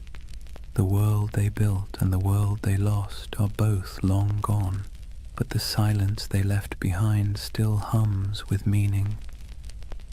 Imagine it, Europe asleep under frost, old cathedrals creaking with age, the moonlight brushing against statues of long-forgotten knights. In that stillness, you can almost hear them, The faint clink of armor, the whisper of prayer, the soft murmur of devotion and doubt braided together. Because that's what the Templars really were. Not gods, not monsters, just men standing at the fragile intersection between the sacred and the human. They tried to build heaven with earthly tools, swords, stone, oaths, and hope. And like everyone who's ever reached too high, they fell. But falling doesn't mean failure. It just means the dream became too heavy for the age that held it. History loves to paint the Templars as symbols of greed, of purity, of secrets, of sin. But perhaps they were simply mirrors, reflecting what every civilization fears most. That no matter how powerful we become, or how righteous we think we are, time will eventually unmake us, fold us back into silence. And yet, the beauty is that silence isn't nothing. It's the space where memory lives, it's where myths breathe, and it's where you, right now, can find peace. As you drift, think of how strange it is that the same stones that witnessed their vows now lie beneath traffic, beneath cities, beneath centuries of dust. But if you look closely, the pattern is still there, in church floor tiles, in the geometry of modern skylines, in the lingering idea that faith, when coupled with discipline, can move empires. Every age finds its Templars, not in armor, but in conviction, not guarding pilgrims, but guarding truth, or art, or compassion, or whatever fragile thing seems worth defending in their time. Maybe you've been one of them without realizing it, someone trying to build something pure in a world that doesn't always reward purity. So tonight, as the story fades, let the noise of history recede behind you. The clash of swords, the whispers of betrayal, the long sermons and louder silences. Let them dissolve into the steady rhythm of your breath, because this is what remains when the myths fall quiet. A reminder that even the grandest empires, the greatest orders, and the most secret brotherhoods eventually return to stillness. And in that stillness, something eternal stirs, not banners, not blood, but the simple, persistent urge to remember that once humans dreamed of divine perfection, that they believed in sacred duty, that they tried, however imperfectly, to bridge the distance between heaven and earth. And maybe that's enough. If you close your eyes now, you might see them one last time, riding slowly into the horizon, the sun setting behind them, their white mantles glowing faintly in the fading light. No words, no music, just the sound of hooves in the sand, steady as a heartbeat. And then, quiet, the kind of quiet that carries centuries. So let the world of the Templars drift away. The wars, the treasures, the secrets, what's left is only peace, soft, steady, endless peace. Thank you for joining this journey through time, for wandering through cathedrals, deserts, and dreams. If you enjoyed this story and want to hear more journeys through history to help you sleep, please subscribe. And before you drift off completely, tell me what's keeping you up tonight. Maybe next time we'll dream through that too. For now, rest easy. You're safe. History will keep its secrets until morning. Good night.